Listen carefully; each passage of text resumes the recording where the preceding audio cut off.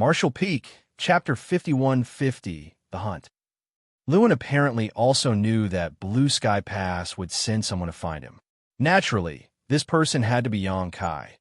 After all, he was the only person who could freely transverse through the turbulent void. Lewin had tried to get out of the void.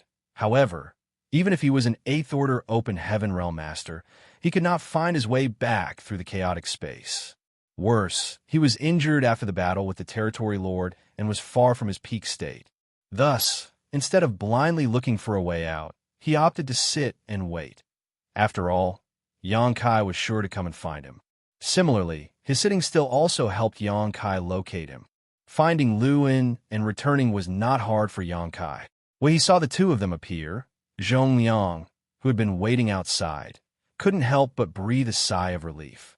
Every 8th Order Open Heaven Realm Master was a pillar in the human race's fight against the Black Ink Clan. Furthermore, since the number of 8th Order Open Heaven Realm Masters in each Great Pass was not large, each of their deaths greatly impacted the human race.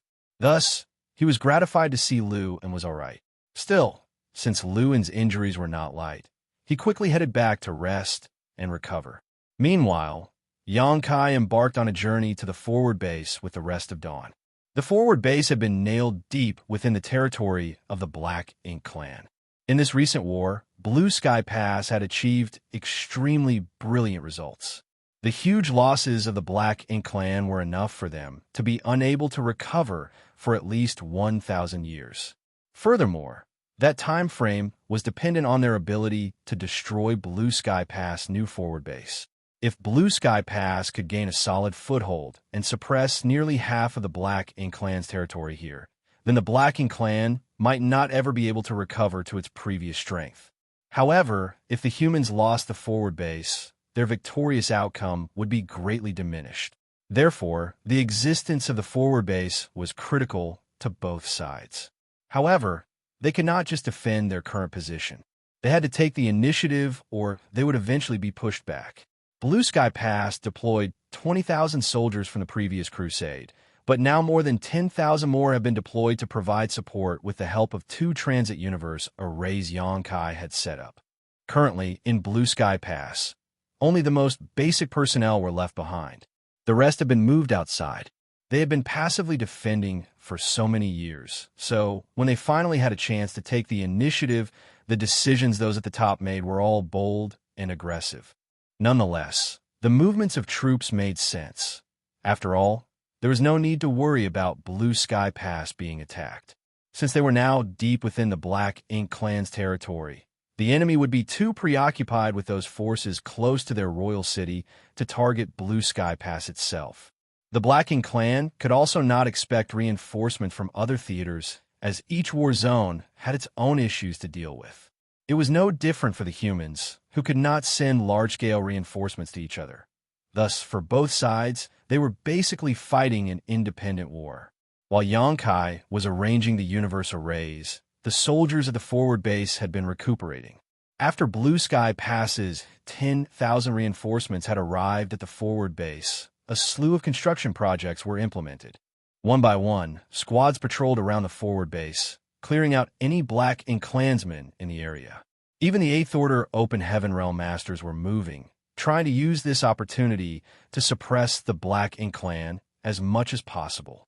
Naturally, the Black Ink Clan would not sit still and get attacked. Though they did not launch any large-scale battles, they continued with small-scale ambushes. In fact, almost every day, squads that ventured even a little far from the forward base would be ambushed by the Black Ink Clan. The humans and the Black Ink Clan have been fighting for hundreds of thousands of years in the space between Blue Sky Pass and the forward base. It was just at this time, the humans had the absolute advantage. Thus, such ambushes were all but meaningless. After all, most of the territory lords here would not dare to move easily. Furthermore, human squads had their warships, which held an absolute advantage when faced against a small number of Black Ink Clansmen. In fact, if a squad found itself dangerously outnumbered or facing a powerful, unbeatable foe, the warships possessed defensive spirit arrays which would protect them. In the worst-case scenario, there was still the universe array aboard the purifying black ink battleships anchored at the forward base, which enabled them to escape the battle if necessary. Thus, as long as they still had some luck and the situation was not that dire, there was no need for them to fear for their lives. In the void, a warship flew back and forth as rays of bright light shot out from its hull. Unable to resist the powerful attack, the black ink clansmen burst into a mist of blood. Around the warship, several figures were moving around, eliminating whatever scattered black ink clansmen were present using their own secret techniques. Within a short time, hundreds of black ink clansmen were killed. Miao Fei Ping flashed and flew back to dawning light, looking indifferent, with no joy or surprise in his eyes. With the baptism of blood and war, he quickly matured and was no longer as helpless and nervous as he had been the first time he fought the Black Ink clan. Under normal circumstances, a Sixth Order Open Heaven Realm Master like him would not leave their warship to kill the enemy directly. He should stay inside the protective spirit arrays on the warship and use its offensive arrays to deal damage. However, today's battle was different from the usual. They encountered some scattered Black Ink clansmen, so there was leeway for the Sixth Order Masters to gain some direct combat experience. The Black Ink clan usually sent out massive armies, with powerful masters leading them. Thus, even a Sixth Order Open Heaven Realm Master, who could not be considered weak, would find it difficult to survive in that chaotic battlefield. As a result, those below the Seventh Order were generally tasked with controlling their warships' arrays. Of the hundreds of Black Ink clansmen Dawn encountered today, though, only one was a feudal lord, and he was swiftly killed by Feng Ying. Meanwhile, the rest scattered like sand. A few Sixth Order Open Heaven Realm Masters couldn't help but rush out of the warship to fight, and Xianxia didn't stop them. Such skirmishes could be found everywhere in the void. The soldiers of the forward base also began to refer to this kind of mission as hunting. Furthermore, these hunts did not only occur with small groups of Black Ink clansmen. Sometimes, bigger hunts were organized where several squads would cooperate to deal large amounts of damage to the scattered Black Ink clansmen. As a result, the Black Ink clan began to worry that if this kept up, the human army would begin advancing towards the royal city again. With their situation being what it was, the Black Ink clan was forced to concentrate the vast majority of its masters into defending the royal city. Naturally, that meant that the space between Blue Sky Pass and the forward base had no powerful Black Ink masters at all. Squad leader, it's time, Feng Ying reminded Xianxia. Xianxia nodded. Let's head back, we've been at it long enough. In order to ensure the combat effectiveness of all soldiers, the forward base also established some rules, including time limits on each squad's hunt and the range of activities that they could operate in. This was done out of fear that the soldiers would get carried away in killing the enemy, which might reveal openings and cause unnecessary tragedies. It had been half a year since Dawn last set out from the forward base, and the area they were active in had always been the outermost reaches allowed by the rules. Naturally, it was because the further out they went, the larger the number of Black Ink clansmen there were. Half a year was the time limit stipulated by the forward base before they had to return. Beyond that, military merits would not be calculated, and there might even be penalties, such as sending them back to Blue Sky Pass. Naturally, such penalties were meant for the safety of the soldiers. After all, establishing a fortified position was a long-term plan. It was impossible to achieve this overnight, so it is necessary to ensure the integrity and combat effectiveness of the soldiers at the forward base. After half a year of battle, they would then rest for the next half a year, maintaining a balance. At Xianxia's command, Dawn's members began using the universal transference law to return. In the end, Xianxia was the only one remaining as he stored dawning light in his small universe. After that, he flickered and disappeared. Back at the forward base, where the universe array was, those from the dawn appeared, one after another.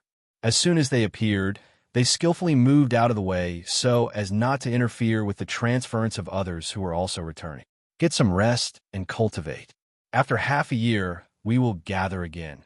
Xianxia gave the order, and the crowd immediately dispersed. He then strolled towards the Merit Hall.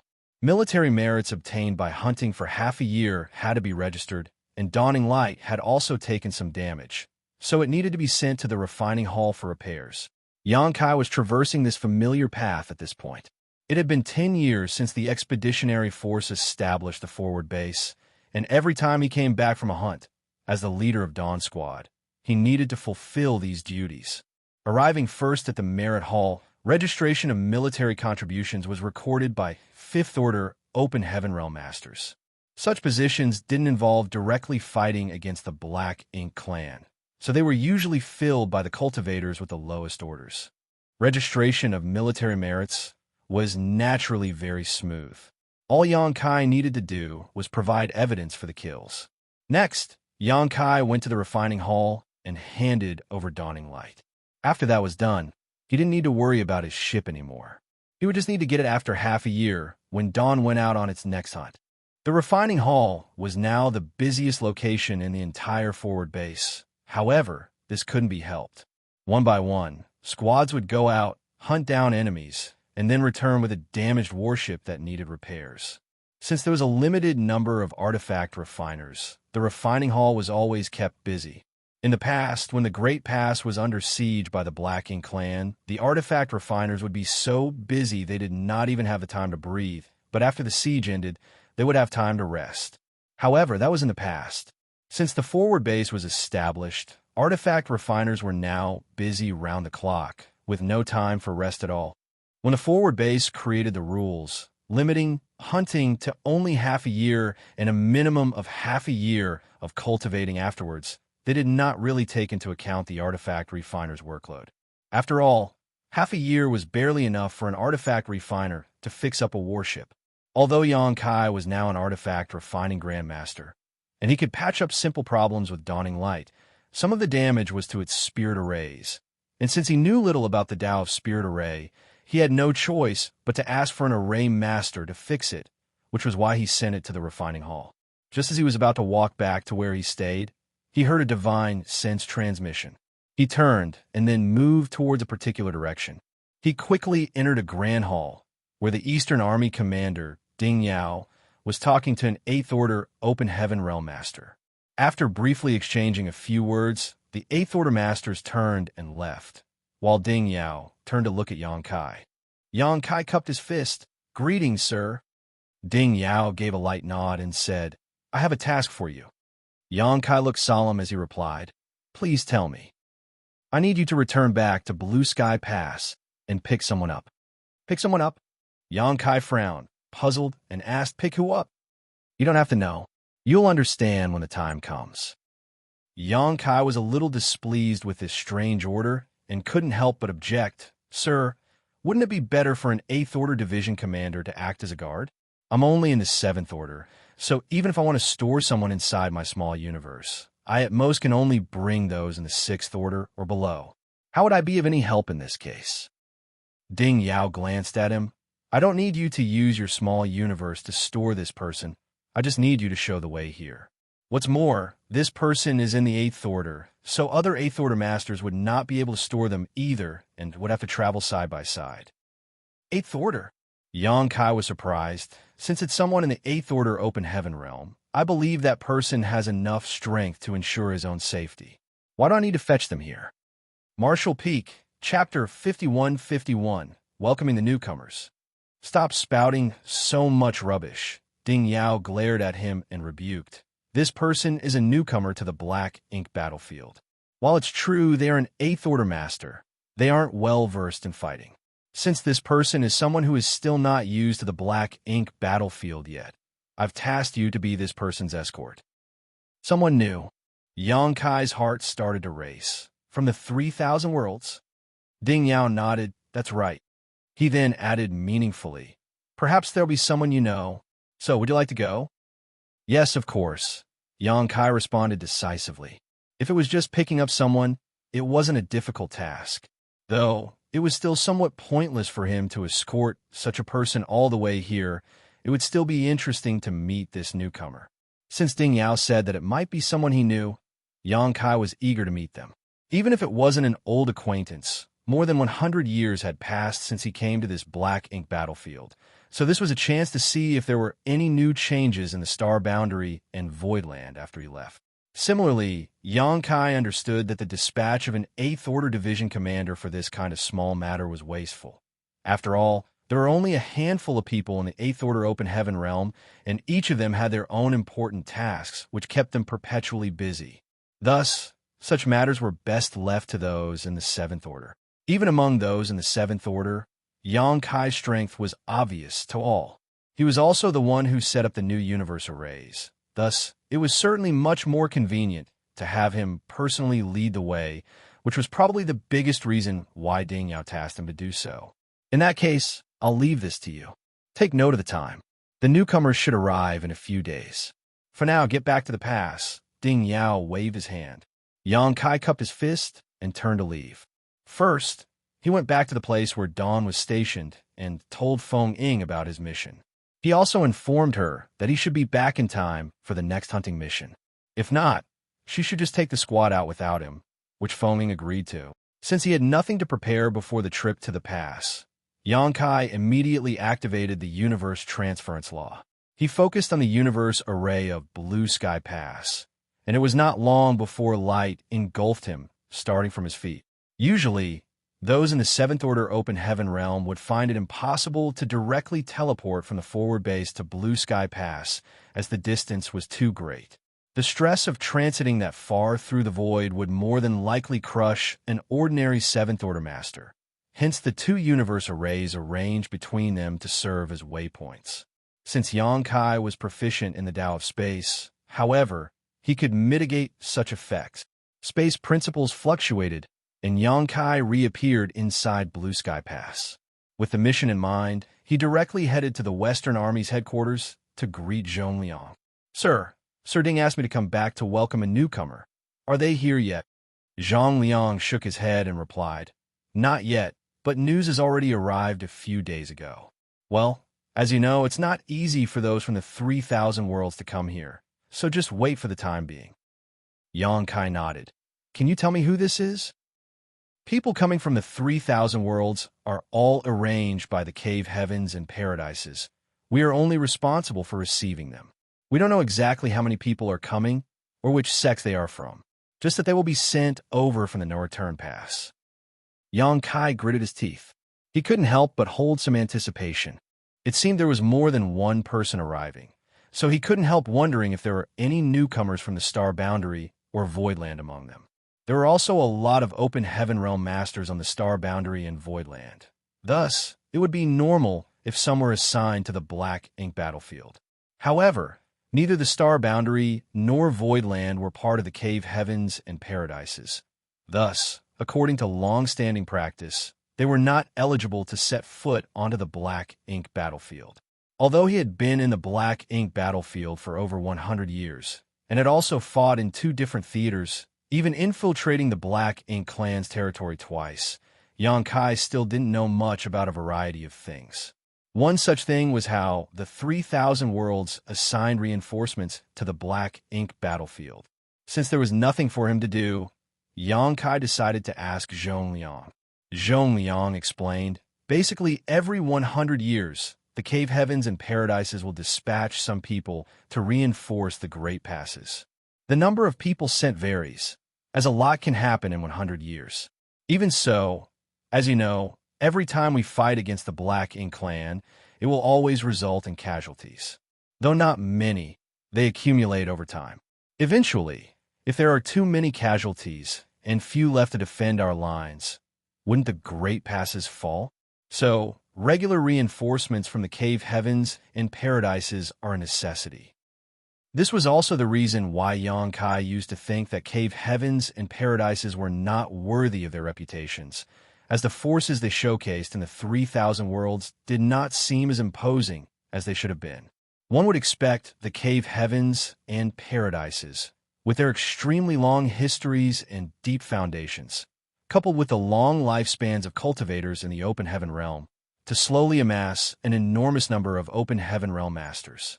However, when Xianxia visited a few of them in the past, the number of open heaven realm masters he saw in the cave heavens and paradises was not as numerous as he had anticipated.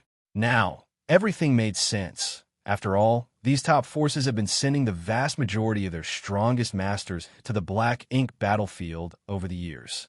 The reinforcements will first be gathered at the no-return pass. Then they will be dispatched from there to the various Great Passes.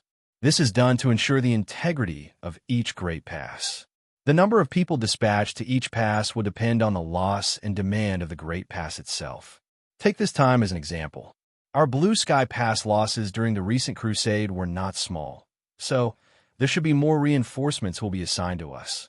Furthermore, because of the forward base, there will be a need for many people with a variety of skill sets. This was the requirement of Blue Sky Pass, which we put forward to 3,000 worlds to meet. Well, I think news of what we have accomplished so far would make them feel gratified. Xianxia nodded in understanding, thought for a while, and then asked, there should still be many 8th Order Open Heaven Realm Masters in each Cave Heaven and Paradise's headquarters. Since the 3,000 worlds are essentially stable, why not transfer more of them to the Black Ink battlefield? That way, we'll be able to overwhelm the territory lords with superior numbers. It should not be that difficult to do, right? Xianxia answered with a smile. It's not difficult, of course. The Cave Heavens and Paradises have strong foundations and heritages, so it certainly won't be a problem to get a few more 8th Order Masters assigned here. But have you thought through what that would mean? Would there be any decisive change if we really did as you said? There is currently no way to completely eradicate the Black Ink clan. So what is the use of this small advantage? Before you brought us the purifying light, the human race was basically powerless to resist the corrosion of Black Ink strength. Many had to sacrifice pieces of their small universes to protect themselves. We have fought against the Black Ink clan for so long, so what we want is not a small advantage to give us a more favorable position, but rather a way to completely eradicate the Black Ink clan. Before we find a way to do that, maintaining the current balance is the best option. Xianxia pondered over what he said before nodding in agreement. Xianxia exhaled lightly. Our crusade this time was not only an experiment, but also a campaign to provide hope. If what we are doing works out well, in the next 100 to 1,000 years, we humans will be able to continue to reduce whatever available territory the Black Ink clan has. Eventually, we will be able to find a way to completely wipe them out. This is definitely a long-term goal, and it might even take several generations to accomplish. Even so, we will do it. Xianxia would have never said these things to other 7th Order Masters, but with Xianxia, it was different. His arrival changed the whole landscape of Black Ink battlefield, and his contributions alone made him qualified to understand the plans of the higher-ups. When the day comes, all the top masters from the Cave Heavens and Paradises will be sent to the no-return pass. At that time, what do you think will happen to the Black Ink clan? Xianxia imagined the scene, where the hidden masters of the Cave Heavens and Paradises all came out in force. The thought drew his imagination as he said, they'll be in for an unpleasant surprise.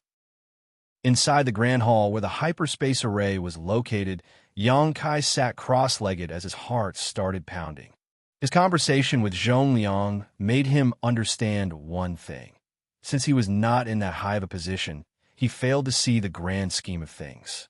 What he was thinking about was how to win the battles in front of him.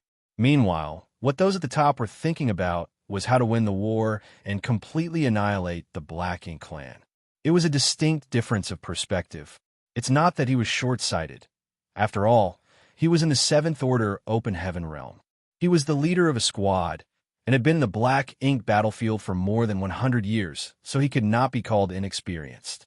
Even so, how could he possibly be compared to people like Xianxia and the others who had been fighting this war for thousands of years? Thus now was made clear, it was not that the Cave Heavens and Paradises could not send more 8th Order Open Heaven Realm Masters to gain an advantage over the Black Ink clan. They were just accumulating strength, preparing to give Black Ink clan a fatal blow when the time came. Blue Sky Pass Expeditionary Force had taken a crucial step in that direction. The crusade was a bold attempt to change the course of the war, and if all went well, one day in the near future, all the great passes would be able to form large-scale expeditionary forces and send them out to crusade. They would finally be able to suppress the Black Ink clan until it was uprooted entirely.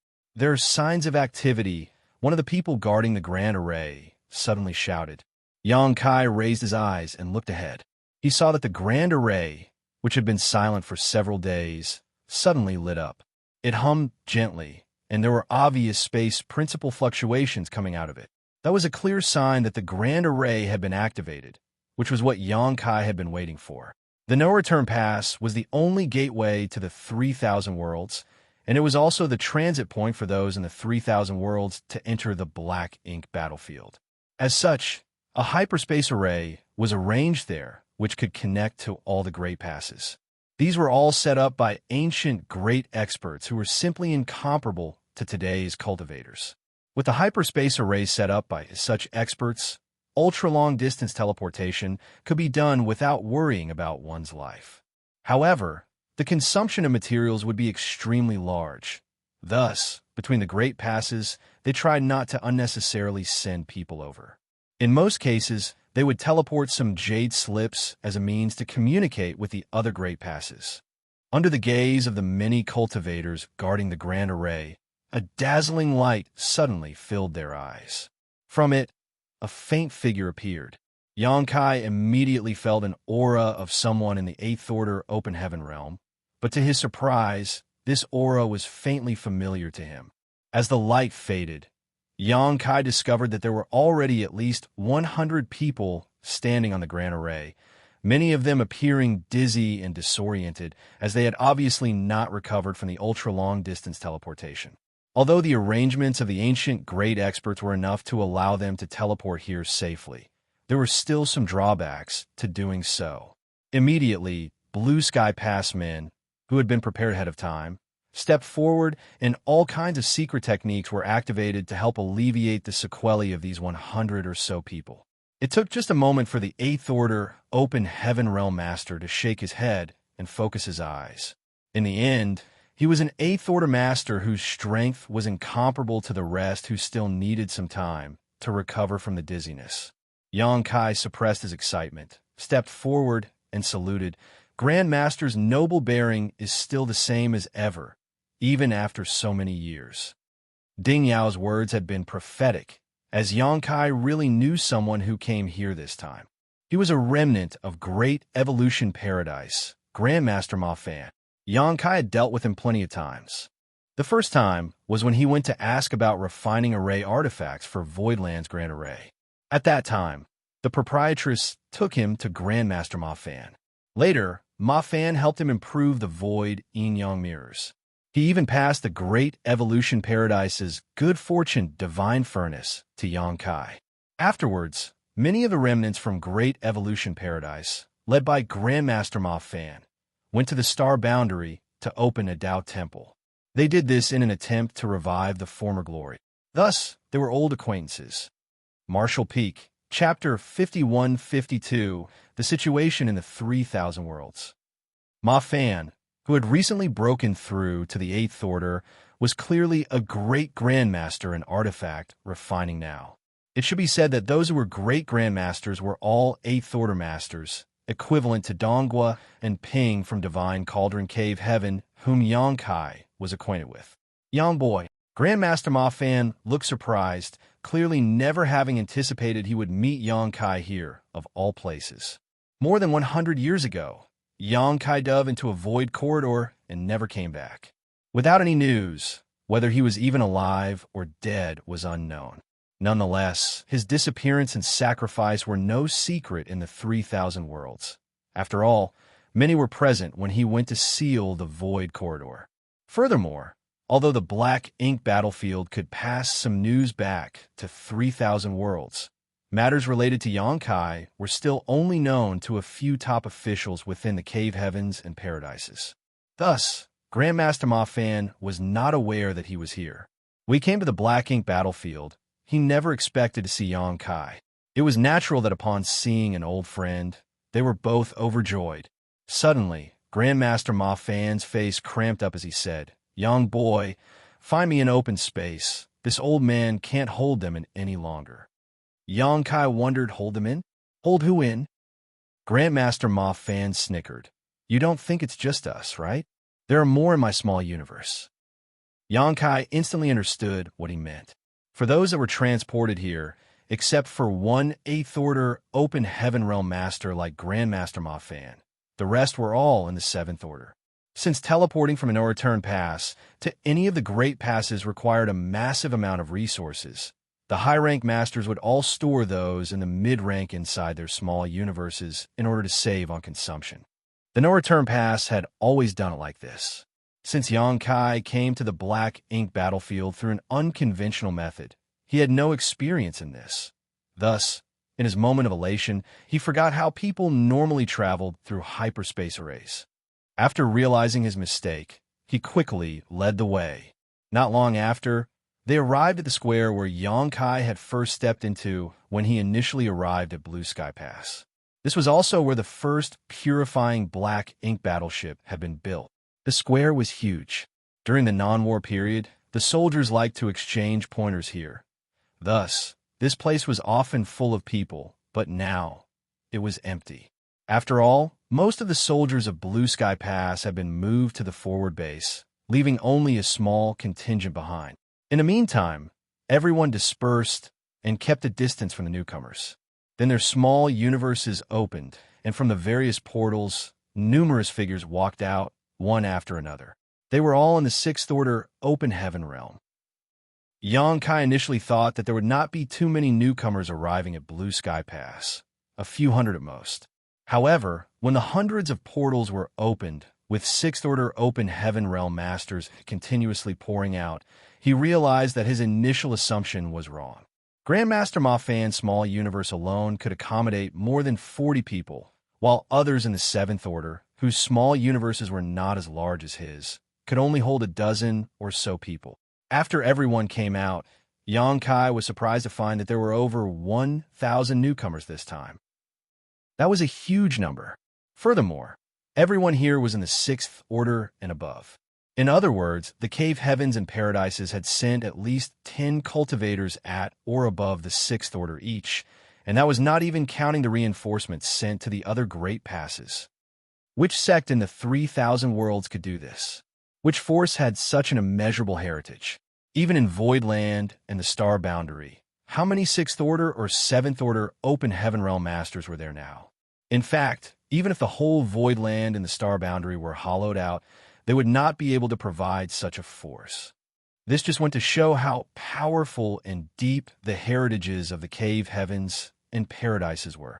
A stream of light suddenly shot over from somewhere in Blue Sky Pass before coming to a hover above the square. It was none other than Xianxia. Everyone looked up, and Xianxia nodded lightly before saying out loud, "You have come from afar. This is Blue Sky Pass, and this Xiong is the Western Army commander." Everyone saluted in unison, and Xianxia returned the salute and continued. "You are from different Cave Heavens and Paradises, and all of you were elites in your respective sects. But the Black Ink battlefield is different from 3,000 worlds.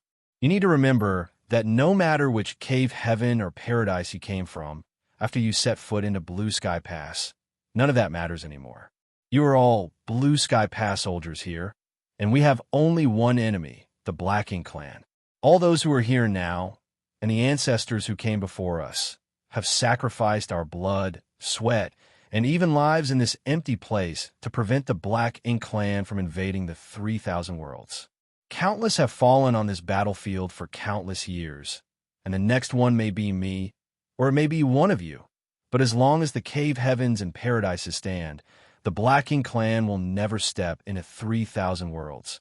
You are all from Cave Heavens and Paradises, so before you left, the elders of your respective sects must have warned you about all of this. Blue Sky Pass and the Black Ink battlefield have many things you will gradually need to become familiar with. This Xiong will give you one piece of advice now, and I hope you will remember in your hearts. Survive. No matter what, do not give up. I say this from the bottom of my heart, and truly hope you will keep it in mind at all times. Now, this Xiong still has responsibilities to attend to, so it is not convenient for me to remain here. Xianxia, take them to register themselves and make preparations. Yes. Xianxia bowed. Zhongliang turned and left. It was not troublesome to register in Blue Sky Pass, but it took some time for over 1,000 people to go through this process. As the only 8th Order Open Heaven Realm Master among the newcomers, Grandmaster Ma Fan was naturally the first to register. After receiving his identity token, he went to Xianxia and handed him a jade slip. This is what your wise had asked me to pass to you. Xianxia reached out and took it solemnly. Many thanks. Grandmaster Ma Fan snorted. It's understandable for someone young to be rather unscrupulous, but brat, you really have gone a little too far. Xianxia smiled awkwardly, without defending himself, as he took the jade slip. He scanned it using his divine sense, and his expression gradually softened. There was nothing really special in the jade slip, just a few words from his loved ones. The first one was written by Yu Rumeng, the charm demon saint. Then it was Xian Ning Chong, Shui Yu, Ji Yao, Chu Huashang, and Tao Ling Wan's turn. They each only wrote a sentence or two at most. Yu Rumeng was as hot-tempered as ever as she snapped. If you dare to die outside, I will take my sisters and have them all remarry. Little senior sister was much gentler. Junior brother, you must take care of yourself when you are outside. The most important thing is to make sure you protect yourself. The seductress from Yinyang Cave Heaven was bold as usual. If you are lonely outside, you can find a senior sister from Yinyang Heaven to discuss the Tao of Yin and Yang. Make sure you don't look for someone else from some other place, okay? All this made Xianxia smile and warm his heart. There were no messages from Su Yin, Zhu Qing, and Shanqing Luo in the jade slip. Obviously, they're still in the divine spirit ancestral land, and did not know much about what was happening in the outside world. After reading the jade slip over and over again, Xianxia held it tightly to his chest and asked, Great Master, how is the situation over in the 3,000 worlds? Grandmaster Ma Fan casually remarked, Things are as usual. Those who are unaware remain the same, calm and stagnant. But those in the know are all aware that there is currently a huge undercurrent surging under the seemingly calm surface. I don't really need to say much about other things. Just the influence of your star boundary alone is huge. It is truly deserving of its reputation as an open heaven realm cradle. Countless geniuses have emerged from the star boundary over the years, and every cave heaven and paradise has gained a lot. In the eyes of those great forces not in the know, the top great forces are just expanding their influence and getting stronger. However, only those of us aware of the truth understand that everything is done in preparation for the war against the Black Ink clan. So, we need to cultivate more people with greater strength. Still, the one that gained the most is not the cave heavens and paradises, but your high heaven palace. Xianxia suddenly became interested. How so? Grandmaster Ma Fan explained, High Heaven Palace is the greatest native sect of the star boundary, and with how the great emperors there have turned the tide and saved the whole world not once, but twice, all natives of the star boundary recognize it.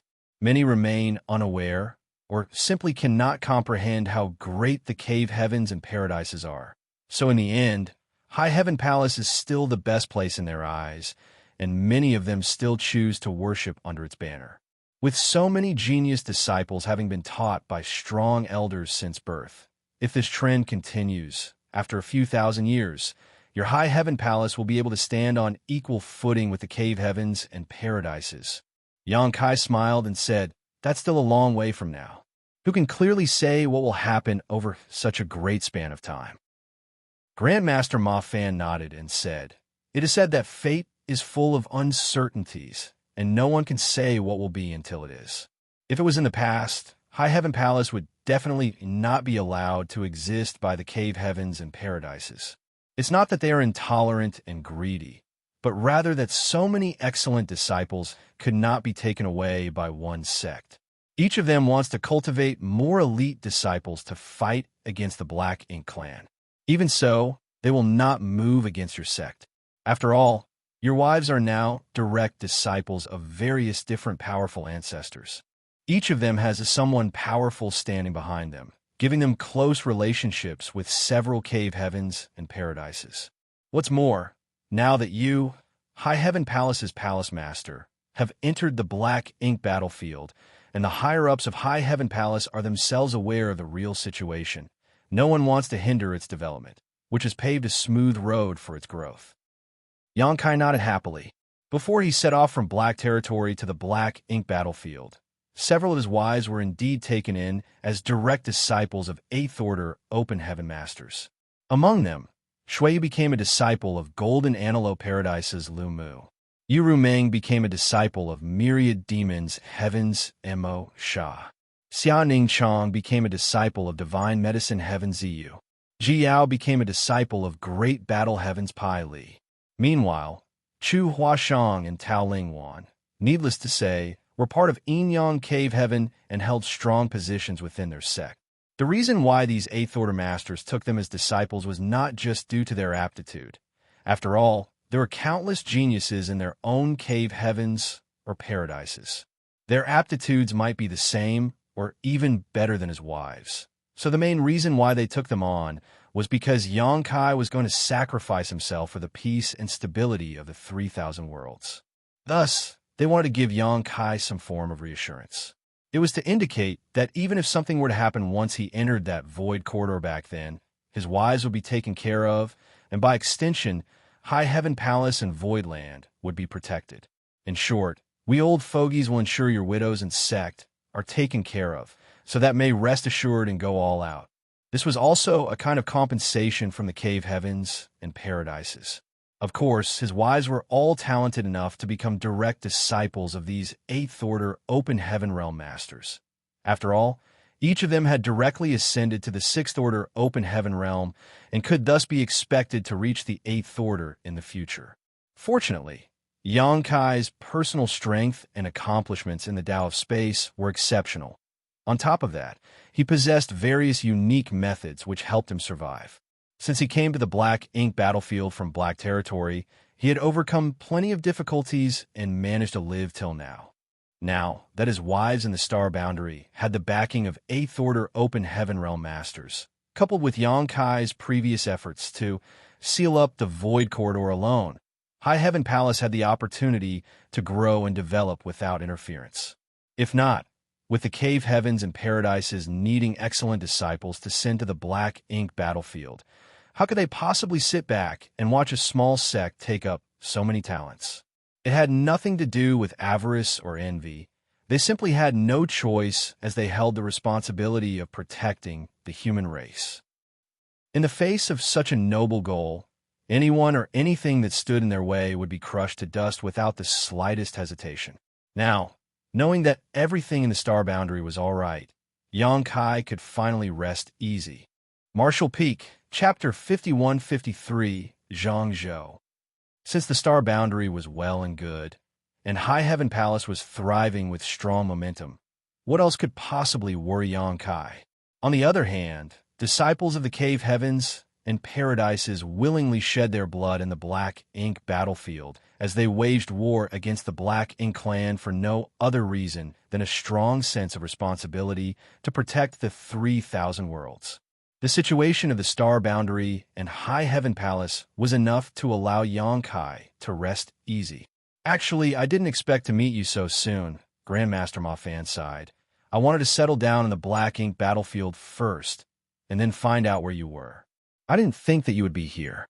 Say, young boy, you're something like a half-disciple of Yin Yang Cave Heaven, so why didn't you go to Yin Yang Pass? Xianxia shook his head and said, I didn't come here through the normal route, so Blue Sky Pass was the first great pass that I encountered. As a result, I settled here. Overall, against the Black Ink clan, it'll be the same no matter which great pass I go to. Grandmaster Ma Fan gave him a fixed look, then nodded. Fair enough. Xianxia suddenly remembered something and curiously asked, Why did you come to the Black Ink battlefield, Grandmaster? You are a remnant of Great Evolution Paradise. So even if you've made it to the Eighth Order Open Heaven Realm, logically speaking, you didn't need to come here. Grandmaster Ma Fan snorted. I don't need to be part of the Cave Heavens and Paradises to fight against the Black Ink clan, right? As long as I have the heart, it is more than enough. Brat, what qualifications do you have to tell an old master like me that I need to be part of the cave heavens and paradises to come here? Xianxia scratched his head and could only laugh bitterly. Grandmaster, please calm yourself. Being asked to calm down only sent Grandmaster Ma Fan into a rage. Just because I was no longer part of the cave heavens and paradises, this old master needed to ask their permission to come here. Great Evolution Paradise used to be one of them, and ever since I advanced to the 7th Order Open Heaven realm, I had repeatedly requested to be assigned to the Black Ink battlefield. But every single time, they rejected me. Bastards! The Black Ink battlefield is not their backyard. So why not just let me come? Xianxia didn't know how to answer. He wouldn't have known about it if Grandmaster Ma Fan hadn't mentioned it himself. However, he guessed that it was probably because of this very fact that Grandmaster Ma Fan always seemed unhappy with the cave heavens and paradises. But from another standpoint, were the cave heavens and paradises not trying to protect Grandmaster Ma Fan? After all, Great Evolution Paradise had fallen, and only this old man was still around, struggling to support it by himself. If he was sent to the Black Ink battlefield, then the whole legacy of Great Evolution Paradise would probably end with him. Even Grandmaster Ma Fan must have known how the cave heavens and paradises felt about this situation. However, anger does not listen to rational explanations. If you weren't allowed to come before, why did they let you come this time? Xianxia asked. Grandmaster Ma Fan explained, isn't Blue Sky Pass in dire need of artifact refiners? This old master may be sloppy, but artifact refining is my specialty. So, this time a few of those old ghosts actually came to me and asked me to come and support this pass.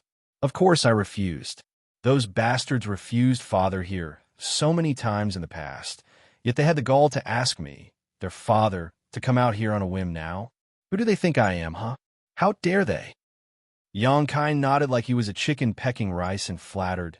Yes, yes, that's how it should be, Grandmaster. It was right for you to refuse. But, Grandmaster, why did you change your mind? Grandmaster Ma Fan snorted and said, this father has a firm will, but I'm still no match for those old bastards when it comes to cunning. They kept using soft and hard tactics to get me to agree, and eventually, after thinking it through, I realized that Great Evolution Paradise now has no lack of worthy successors. So, I decided I should come over to join in on the fun. Xianxia expressed his understanding, but was laughing secretly in his heart. This old man is certainly prideful. He wanted to come all along, but refused out of pure stubbornness. However, now, it seemed that it is not a coincidence that Grandmaster Ma Fan was assigned to Blue Sky Pass. Due to Blue Sky Pass Crusade, they had an urgent need for a large number of artifact refiners. Furthermore, Ma Fan was extremely proficient in the Tao of artifact refining. Thus, it was only natural that he was assigned here. Grandmaster Ma Fan added, half of the 1,500 reinforcements who had came to support Blue Sky Pass this time are proficient in spirit arrays, alchemy, or artifact refining. Those who are proficient in artifact refining actually account for 80% of those numbers. I have to ask what happened in Blue Sky Pass. Did all its artifact refiners die, or something? Why do you need so many to come and support you? Xianxia laughed and said, spirit arrays, alchemy, artifact refining are all specialized professions. No matter which great pass, talents proficient in them are heavily protected and will not easily enter the battlefield. In fact, unless a great pass is destroyed, these masters won't die. No artifact refiners from Blue Sky Pass have died. The reason why we needed your help is because Blue Sky Pass launched a crusade recently, and we have now established a forward base deep within the territory of the Black Ink clan. Of course, it's still a distance away from a royal city, with 3 lord territories between them. Over there, soldiers have been engaging in skirmishes with the Black Ink clan on a daily basis, so warships are constantly being damaged. The original number of artifact refiners wasn't sufficient to keep up. A crusade. Grandmaster Ma Fan's eyes lit up. Not only him, but the other Open Heaven Realm masters who had already been registered were interestedly listening in. They were not specifically trying to eavesdrop, but Yongkai and Grandmaster Ma Fan's conversation was quite open, so it was natural for those nearby to overhear. After all, everyone here was at least in the Sixth Order Open Heaven realm. Before they arrived, the elders of their sects had mentioned the situation of the Black Ink battlefield to them. Thus, they had a general understanding of the status quo. But, as far as they knew, the armies of the Great Passes on the Black Ink battlefield were extremely passive and defensive. Every 100 years or so, the Great Passes would fall under siege. On the other hand, it was extremely difficult for them to go on the offensive. Thus, when they just arrived at Blue Sky Pass and heard a crusade had been made, it made them excited. After all, one would always get more passionate when on the attack than when passively defending. Senior brother, can you share more about this crusade? I'm new here, so although I know a little bit about it, it's just from word of mouth. I haven't seen it nor participated in it, so I'm really curious. A young man asked. Yongkai turned his head to look at the source of the voice. It was from a handsome youth who looked like he came from a wealthy background and had a face as smooth as jade. He had a dignified appearance and wore a spotless white robe. Even amongst all those in the open heaven realm, he stuck out. He seemed so perfect that those around him, be it consciously or unconsciously, seemed to distance themselves, as if afraid of being compared to him if they stood too close. However, this man obviously did not let this bother him. There was even a hint of arrogance in his indifferent expression. Yongkai was now in the Seventh Order Open Heaven realm, and he had cultivated for many years, so his vision was quite sharp. Thus, as soon as he saw this young man, he understood that he didn't just look young, but was young. He was unlike most cultivators in the Open Heaven realm. Because of their long lifespans, it was difficult to judge their age based on their appearance alone. Based on Yongkai's estimation, this youth before him was only 200 or 300 years old. Yongkai's face remained as usual, but his heart was slightly shaken. Seventh Order at 200 or 300 years old. It's not an exaggeration to say this person is a favored son of heaven. For someone at his age to reach the Seventh Order Open Heaven realm, the only possible way is to directly ascend to the Seventh Order. It's impossible for him to directly enter the Sixth Order and then cultivate to the Seventh Order in such a short time. It had to be noted that those who directly entered the Seventh Order Open Heaven realm were basically precious seedlings who had the opportunity to become old ancestors in the future. Yongkai had only met one such person so far, Luo Ting. He met her in Inyang Cave Heaven's Samsara Pavilion. However, at that time, Luo Ting he had already been in the Seventh Order for thousands of years, and she had broken through to the Eighth Order shortly after. So her temperament was naturally very different from this man. At such a young age, to achieve such a cultivation, he certainly had every right to be arrogant.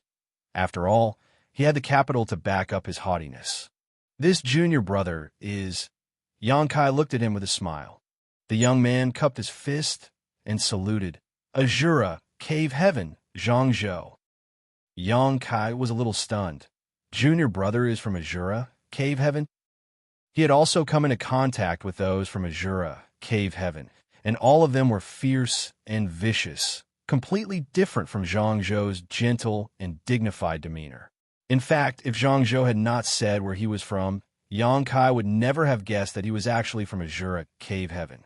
That was just how different he was from the usual militant cultivators from Azura, Cave Heaven. Looking at the 3,000 worlds, out of all the cave heavens and paradises, there were two that stood out when it came to militant behavior. One was Azura Cave Heaven, and the other was Great Battle Heaven.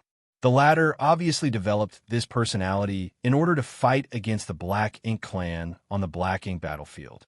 Meanwhile, the former cultivated based on the Tao of battle and slaughter. Thus, Azura, Cave Heaven disciples all fought endlessly to cultivate. If they wanted to get stronger, they just had to risk their lives in life or death battles. Still, in the 3,000 worlds, Azura Cave Heaven was still one of the 36 cave heavens, so it was impossible for their disciples to go around wantonly killing innocents just for the sake of their cultivation. Doing so would damage their prestige too heavily for them to remain stable. Even so, they still needed some way to continue to cultivate. Thus, when their disciples wanted to practice, they just needed to go to the Azura arenas. In the arena, they could battle it out and even kill their opponents. Furthermore, the Azura arenas were extremely popular and existed in every major star city. Even the Void Star City and High Heaven Star City had Azura arenas. These arenas also brought in a hefty profit for Azura Cave Heaven. Thus, it served two purposes at once.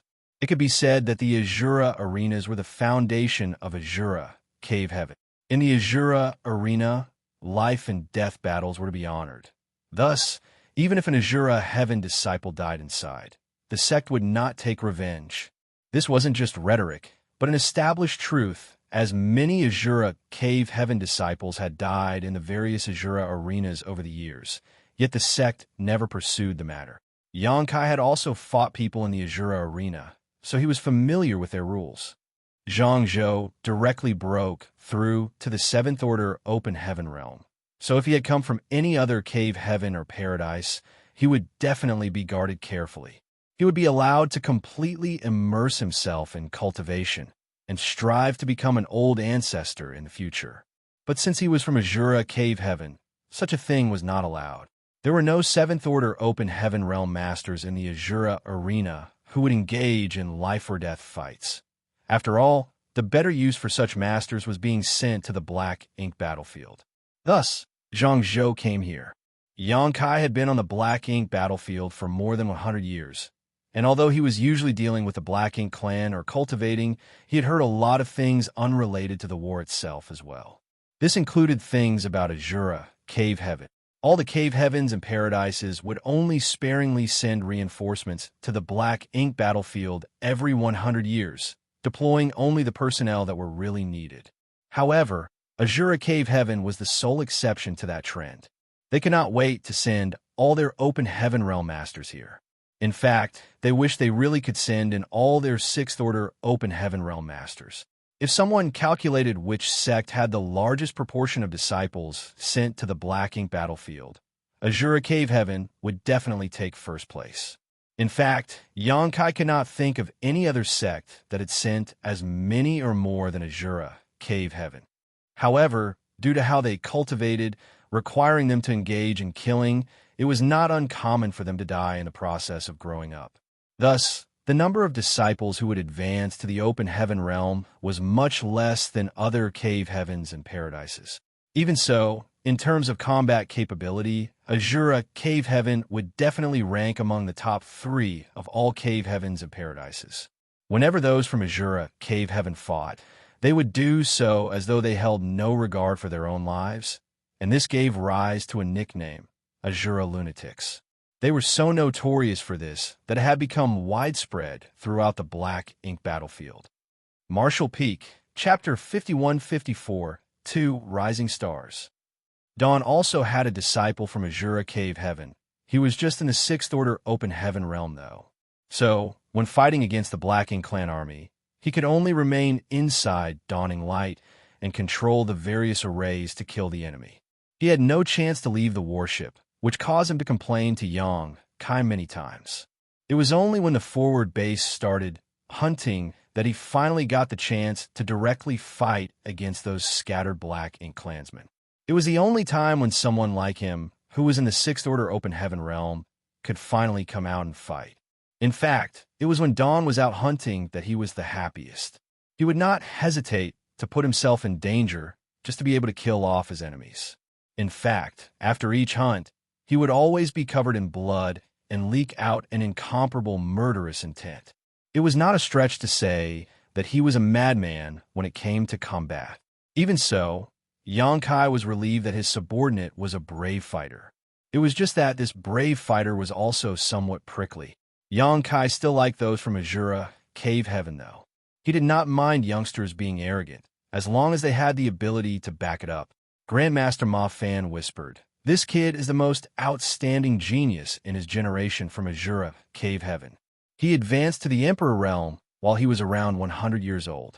He then managed to advance to the 7th Order after less than 20 years. Right now, he should be somewhere around 200. His future is many times better than yours." He's also the first person from the star boundary to advance directly to the 7th Order Open Heaven realm and is known as one of the star boundary's 2 rising stars. The other is your disciple, Xianxia. On the day he advanced to the Open Heaven realm, the top masters of the various cave heavens and paradises stationed in the star boundary all rejoiced and celebrated.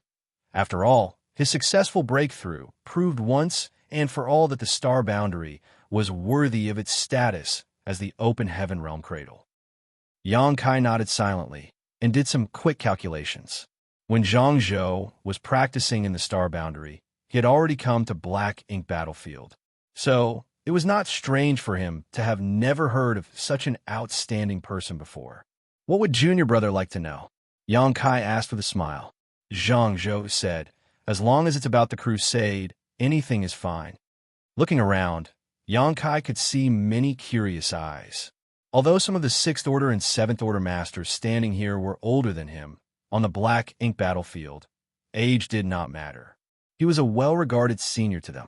Xianxia then began talking about the battle that nearly wiped out the Black Ink clan army and many things about the crusade. As they listened, the newcomers could feel their blood boiling. They could not wait to enter the battlefield and kill tens of millions of Black Ink clansmen, to make it feel like all the time they spent cultivating had been worthwhile. Xianxia looked at them with interest. He didn't want to throw cold water on them, as it was normal for new recruits to be eager to kill the enemy and accomplish meritorious deeds. It was only after one had actually dealt with Black Ink clan a few times that they could appreciate the hardships involved in each battle. There were 1,500 people in this group of reinforcements, so it took almost 2 hours to register everyone. Once they were all registered, Xianxia led them to the universe array of Blue Sky Pass and asked them to leave their imprints on it. This was essential. After all, they might have to use the universe array here to escape in the future. Then, someone from the Pill Hall came and took away several of the alchemists. For alchemists, they did not need to be posted at the forward base, considering spirit pills could be refined in Blue Sky Pass and then sent to the front lines, which would ensure the safety of the alchemists. Currently, the main task of the Pill Hall was to refine more purifying Black Ink pills. The consumption of this pill was extraordinarily high. After all, when each squad went out on a mission, they needed to have at least one such pill on hand to prevent accidents. Previously, the expeditionary force could not go deeper into enemy territory because of 2 reasons. 1, the resistance encountered was too strong, and 2, the logistics could not keep up with the consumption, especially the consumption of the purifying Black Ink pill, which was particularly serious. It could be said that 80% of what the Pill Hall was currently doing now was refining purifying Black Ink pills. After this whole experience with the expeditionary force, it was believed that the Pill Halls in every Great Pass would also shift their focus to refining more purifying Black Ink pills in the future. It was necessary to build up a reserve for any potential expeditionary force and to simply have the capital to push back against the Black Ink clan. After a few days in Blue Sky Pass, the newcomers were all set. In order to successfully send these 1,500 people to the forward base, Zhong Liang specially asked the War Materials Hall to bring out a massive ship. This ship had 10 floors and was over 100 meters tall, while stretching more than 500 meters in length. It was an imposing sight to behold. The only downside was its combat capabilities. It had not yet reached the level of a mobile palace artifact, nor a warship, and was basically useless in a fight against the Black Ink clan. It was only useful as a large-scale transport. Before leaving, Zhong Liang and Shun Tuamo, who stayed behind at Blue Sky Pass, showed up together and explained a few things to the newcomers.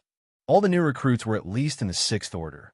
Thus, they moved like the wind, and soon, all of them had boarded the large ship. Zhong Liang turned to look at Xianxia. It's all up to you now. Sir, rest assured, they will all be sent to the forward base without a single one missing. In terms of safety, Xianxia need not worry about that. Although there might still be some scattered Black Ink clansmen along the way, these newcomers were not weak, and all of them were extremely eager to fight, as though they could not wait to encounter the Black Ink clan. They also wanted to see if the so-called Black Ink Clansmen had 3 heads and 6 arms. Even if they did not meet a Black Ink Clansman along the way, though, it would still be fine. In fact, if they did meet one, it just meant that the Black Ink Clansman's luck had run out. With how much combat power was concentrated in this one ship, there was no way a territory lord would have sat back in their domain and let them pass by. However, all territory lords were currently huddled around the royal city to protect it. Furthermore, with the 8th Order Open Heaven Realm Masters watching them, how could they possibly show up so deep within enemy territory? Even so, Xianxia still reminded the newcomers to be cautious and that they must remain vigilant. The large ship set sail, and Xianxia arranged for the newcomers to take turns in managing the grand array to deliver power to the large ship. They would do so while he personally concentrated on controlling the direction the ship was headed. The deck was full of people. All of them were looking around curiously, with their divine senses scanning the surroundings, presumably looking for any hidden enemies nearby. However, to their disappointment, they did not see any Black Ink Clansmen even a month after they left Blue Sky Pass. A little over a month later, they arrived at the first transit universe array. There was an 8th Order Open Heaven Realm Master and a battalion stationed here, guarding the universe array all year round. Naturally, there were also many spirit arrays around the universe array, some for protection, while others were to conceal its presence. In fact, if one did not know its location in advance, they probably would never have been able to find the universe array here, even if they were standing right next to it. After verifying their identities and the intention for their visit, the large ship was allowed to pass through the various barriers. Soon, the newcomers went to the universe array and one by one left their imprints behind before the ship set off again. This location was originally occupied by the Black Ink Clan. In the past, it would have been impossible for the soldiers of Blue Sky Pass to dive this deep into enemy territory. However, after the Crusade, the Black Ink Clan's domain was greatly diminished, and this region now fell under the control of Blue Sky Pass. Currently, this far out from Blue Sky Pass, it was entirely possible to encounter scattered Black Ink Clansmen. The expeditionary force had moved in a straight line, without clearing out all the enemies to the sides of the bridgehead. Although many squads were currently out hunting these remnants with the goal of cleaning up all Black Ink Clansmen in the area, there would always be some fish that slipped through the net. Half a month after they passed by the first transit universe array, the newcomers finally encountered some Black Ink Clansmen. It was just a group of a few dozen enemies without even a feudal lord around. With Xianxia's consent, hundreds of newcomers rushed out and slaughtered the dozens of Black Ink Clansmen. The battle ended as quickly as it broke out. Even the weakest of the newcomers was in the 6th Order Open Heaven realm, and there was no shortage of those in the 7th Order. Thus, how could such a small and weak team of Black Ink Clansmen possibly be their opponent? After a dozen breaths of time, they were all slaughtered. It was so quick that most newcomers only had the time to take a look at what those Black Ink Clansmen looked like without the opportunity to make any moves at all. It was Xianxia who killed the most. He killed 3 Black Ink Clansmen by himself, but he was left very dissatisfied. These Black Ink Clansmen were too weak. They were at most equivalent to cultivators in the 5th Order Open Heaven realm. With him being in the 7th Order, he was basically playing with toddlers. Xianxia had no intention of extending time on the road. After all, the newcomers would be quickly assigned to various squads when they reached the forward base, and they would soon get used to fighting against the Black Ink Clan. Although he did not intend to dally, the Black Ink Clan did take notice of the huge ship they were on. After all, it was too conspicuous to miss. Thus, after passing the first universe array, they would often encounter some scattered Black Ink Clan groups. The largest groups had hundreds of enemies, but without at least one feudal lord. These Black Ink Clan groups were just like the passing wind. Now, the newcomers were all standing on the deck, looking forward to seeing more, to have an opportunity to kill more Black Ink Clansmen. As he approached the second universe array, Xianxia suddenly frowned and looked in a particular direction. At that location, there seemed to be a lot of Black Ink Clansmen gathering. Xianxia even detected a feudal lord among them. They were very close to the universe array, And although there was an 8th Order Open Heaven Realm Master and a battalion assigned to protect this location, due to the importance of this place, they were only responsible for protecting the Spirit Array. They were not tasked to clean up the surrounding Black Ink clansmen. If the large ship of newcomers were to approach the Universe Array, the Black Ink clan might discover its location. With that in mind, Xianxia changed their heading slightly, sailing straight for where the Black Ink clansmen were gathering. Half an hour later, a battle broke out, and the newcomers, as always, rushed out with their blood boiling. There were a lot of Black Ink clansmen gathered, but still fewer than the newcomers themselves. In that chaotic battle, many Black Ink clansmen were wounded, if not killed, and even the feudal lord was killed by Xianxia. Xianxia had advanced to the 7th Order not long ago and still needed to consolidate his cultivation. Even so, the feudal lord was still not his opponent, which went to show how powerful the cultivators from Azura, Cave Heaven were. Xianxia had found out that this guy's polite appearance was just a disguise.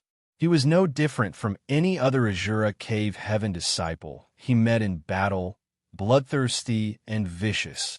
Xianxia was the last to return, covered in fresh black blood with his murderous aura as strong as ever. The others on board looked at him in awe.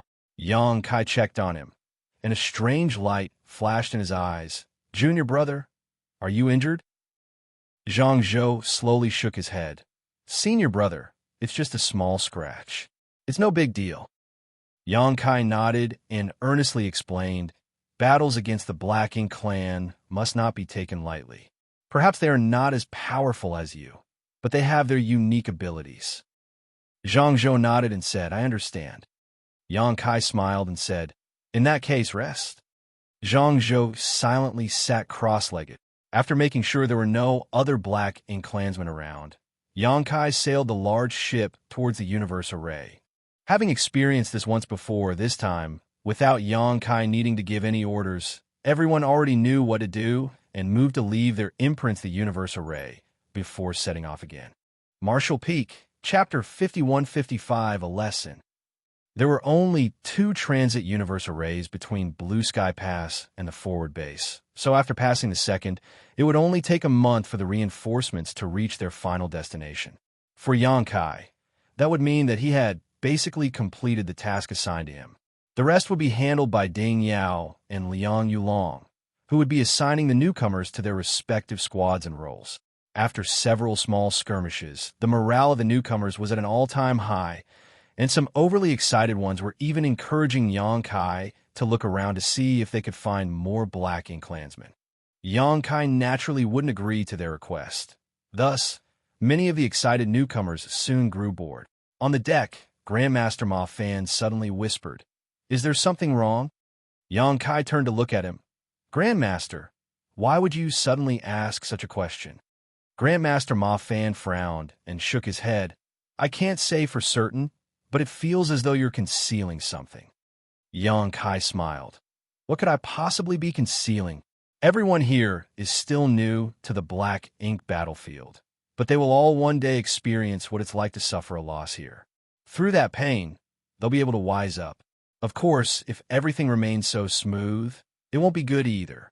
They'll start to get too prideful and arrogant. The Black Ink clansmen we've encountered so far were all not strong, and they were few in number, so they were easy to deal with. But if we come across a large army, like those during the siege, it will be different." Grandmaster Ma Fan looked at him, still suspicious, even though he knew that Xianxia's words were right. At that moment, Xianxia gently clapped his hands, attracting the attention of all the newcomers. "You're all new here, but now that you've seen Black Ink clansmen and even killed some of them, I need to warn you. Don't think that they will always be as weak as this. If you dare to think in this manner, you probably won't be far from your graves. The Black Ink clan is an extremely difficult race to deal with. Their numbers are inexhaustible, and they will stop at nothing till they kill us all. What's more, they have all kinds of strange and insidious abilities. For countless years, the human race has fought against them on this Black Ink battlefield and guarded the tranquility of the 3,000 worlds with only one principle: be cautious and careful. I hope that after you arrive at the forward base and join your respective squads, you can also learn from our predecessors. Only by surviving can you kill more Blacking clansmen. Carelessness will only lead to annihilation. Many newcomers listened openly and nodded lightly, but some did not move and remained silent. After all, they were all in the 6th order and above. None of them could be considered children. They had been cultivating for so many years, so they knew the truth and felt they did not need to be lectured like this. Xianxia took a look around at the crowd for a moment, smiling lightly before he turned to look at a particular individual and asked, "Junior brother Xianxia, do you have anything to add?" Xianxia was startled and slowly shook his head. "No." Xianxia seemed to be anticipating something as he smiled warmly. "Is there really nothing you'd like to say?"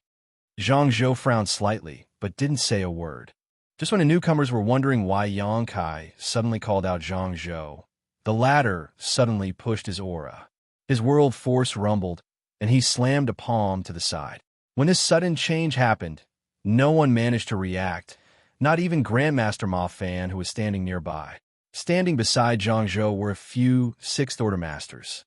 They were caught completely unprepared while Xianxia was merciless with his strike. With the power of this palm, these 6th Order Open Heaven Realm masters would be gravely injured even if they did not die. However, his palm was abruptly stopped. Almost immediately after he made his move, Xianxia had rushed towards Xianxia. When the two palms collided, world force rampaged. The fallout of an exchange between two masters in the 7th Order was extremely violent, and the shockwave was so strong it split the boat in half. Only then did the newcomers realize that something was wrong, and they all spread out. When they looked back, Xianxia was already fighting with Xianxia. Both of them were extremely fast, and neither had any intention of defending at all. They simply continued to attack each other recklessly. Cultivators from Azura, Cave Heaven, were like this. No matter how gentle and elegant they appeared in normal times, once they fought they would change into complete madmen. Even so, the newcomers didn't expect that the genial senior brother, who came to welcome their batch of newcomers, would be even stronger and more ferocious than Xianxia. No one could understand what was happening, except for Grandmaster Ma Fan, who frowned thoughtfully. As the battle continued, many people still could not comprehend what had happened. Nonetheless, they grew more curious about Xianxia's identity. After all cultivators from Azura Cave Heaven were crazy when in battle. Even if they were in the same realm, cultivators from the other cave heavens and paradises were not willing to easily clash with those from Azura Cave Heaven, mainly because they really went for the kill when they fought. Even Xianxia, who was just a newcomer and who had just advanced to the 7th Order, was not weaker than most veterans in the 7th Order who had advanced more than 100 years ago. Even in the face of the most senior 7th Order masters, Xianxia could still put up a fight. Therefore, many newcomers were surprised when they saw that Xianxia had suppressed Xianxia within just a few breaths of time.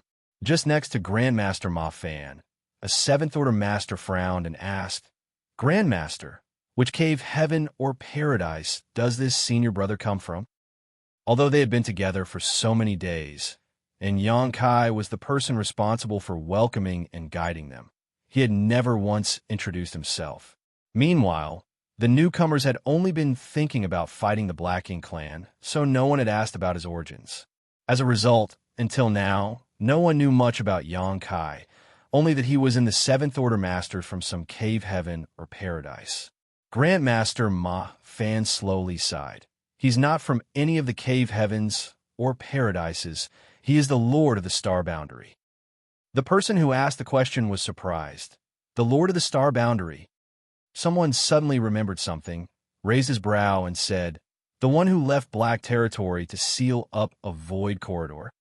Black Territory and the Royal Lord, there was a major event in the 3,000 worlds. During that time, there was a lot of noise inside every cave heaven and paradise, and many had participated in the battle to kill the Royal Lord. All those who were sent to fight were in the 7th Order or above. As for those who did not participate, many had still heard about Xianxia before, as his name was just that famous. However, there were only a handful of people who had met him in person, so it was only natural that they could not recognize him. In him, Grandmaster Ma Fan nodded. So that's why. No wonder senior brother Yang can easily suppress Xianxia. Someone sighed with emotion. Yang Kai's deeds were practically legendary in the 3,000 worlds. When he was still in the Emperor realm, he stirred up the entire 3,000 worlds because he wanted to directly ascend to the 7th Order Open Heaven realm. As a result, it attracted the joint suppression of several cave heavens and paradises. When he was just a 6th Order master, he fought with and killed a master in the 7th Order from Thousand Cranes Paradise. Even so, the event that really made him famous was the war in Black Territory. After fighting in that great battle, he alone dove into a void corridor, using his mastery over the Tao of space to seal it. He had not returned, and there was no news of him since then. Such a legend had actually been standing amongst them, yet none of them knew. However, if they thought about it carefully, he was indeed one of the few people who could possibly set foot in the black ink battlefield without having any cave heaven or paradise behind him. Grandmaster, why did senior brother Xianxia suddenly try to kill me? Someone asked. Grandmaster Ma Fan sighed. Before you came here, you must have been given some information by your elders, right? They must have at least warned you about the dangers of the black ink battlefield. Xianxia is someone from Azura, cave heaven, so there would obviously be no reason for him to suddenly attack his allies if he was still sane. Since he did so, there must be a reason for it, and you all must have your own guesses. So, why bother to ask this old master? Someone immediately exclaimed, Senior brother Xianxia was corrupted by black ink strength. Grandmaster Ma Fan nodded. Besides that, there is no other explanation. Xianxia is now a black ink disciple. But when did he get corrupted by black ink strength? I've been around him this whole time and didn't notice anything strange. Grandmaster Ma Fan thought carefully. Didn't Xianxia dive into a black ink cloud to pursue that feudal lord some time ago? It is most likely when that happened. He must have been invaded by black ink strength at that time. Everyone was busy killing the enemy except for Grandmaster Ma Fan, who did not make a move at the time. Thus, he noticed some finer details that others had missed.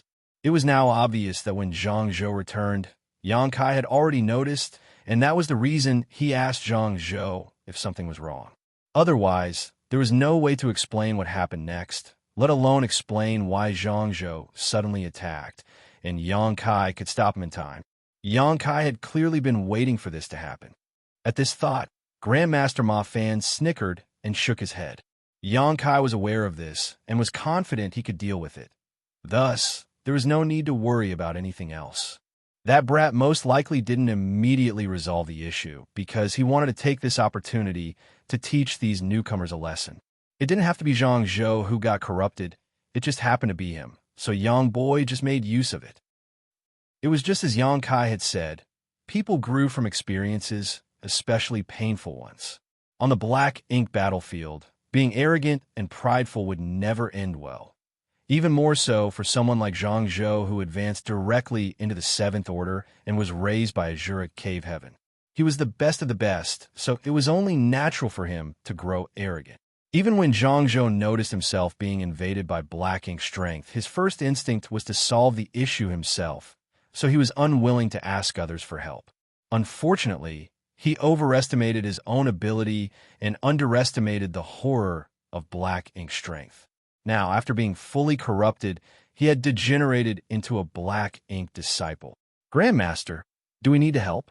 Someone asked, since this was the legendary Yang Kai, who was able to kill someone in the 7th Order when he was only in 6th Order. Now that he was in the 7th Order, he naturally would not face any issues dealing with Xianxia. However, different situations had their own difficulties.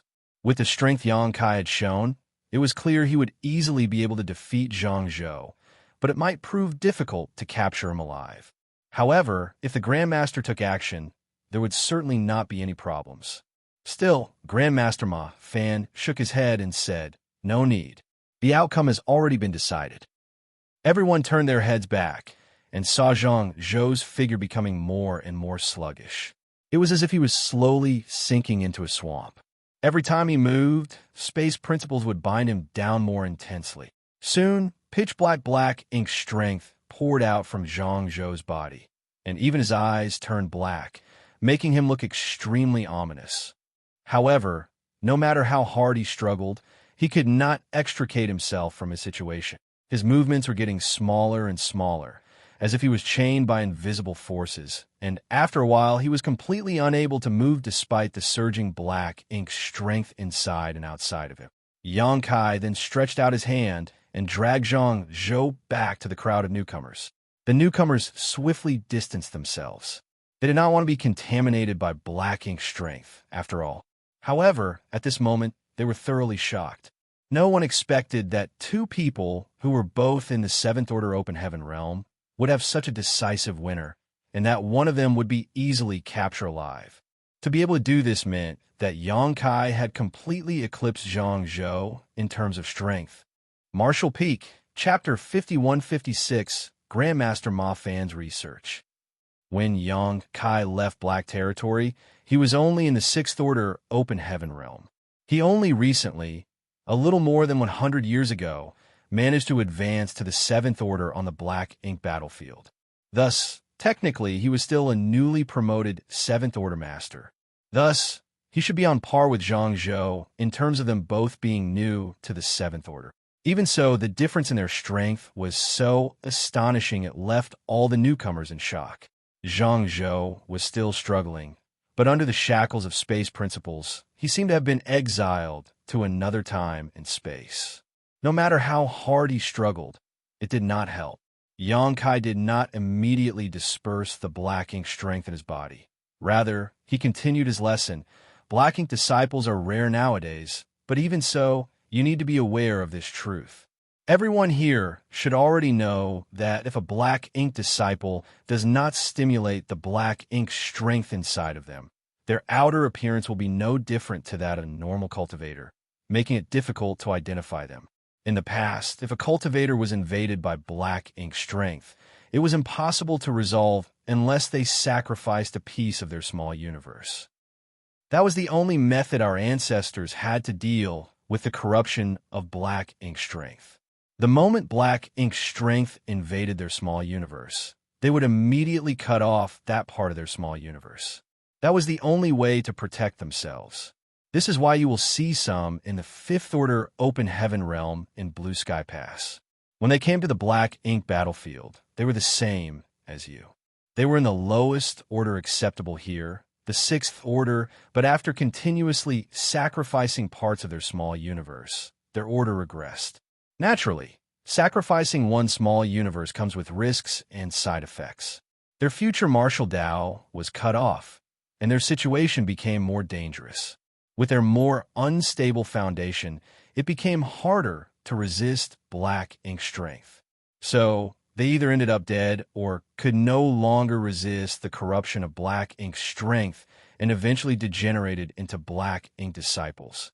For our ancestors, being reduced to becoming black ink disciples was a fate far worse than death. After all, once they became black ink disciples, they would become slaves of the Black Ink clan and would be enemies of the human race. So, most would choose to die rather than become black ink disciples. However, life is full of uncertainties, and after each war, there would be an indefinite number of humans who were corroded by black ink strength and reduced to black ink disciples. Fortunately, we humans now have means to fight back against the invasion of black ink strength. While speaking, Xianxia took out a spirit pill. Blue Sky Pass was fortunate enough to obtain an incomplete ancient pill recipe while exploring a sealed world. Under the leadership of two great Grandmaster alchemists, the pill hall was able to deduce the pill recipe for the purifying black ink pill. This pill in my hand is one such pill. Once taken, you will be able to resist black ink strength for a certain period of time.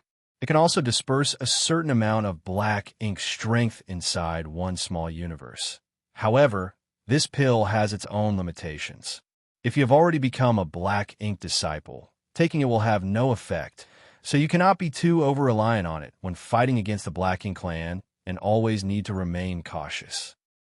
Someone then asked, Senior Brother Yang, according to you, It is useless for senior brother Xianxia to take a purifying black ink pill in this situation. So what should we do?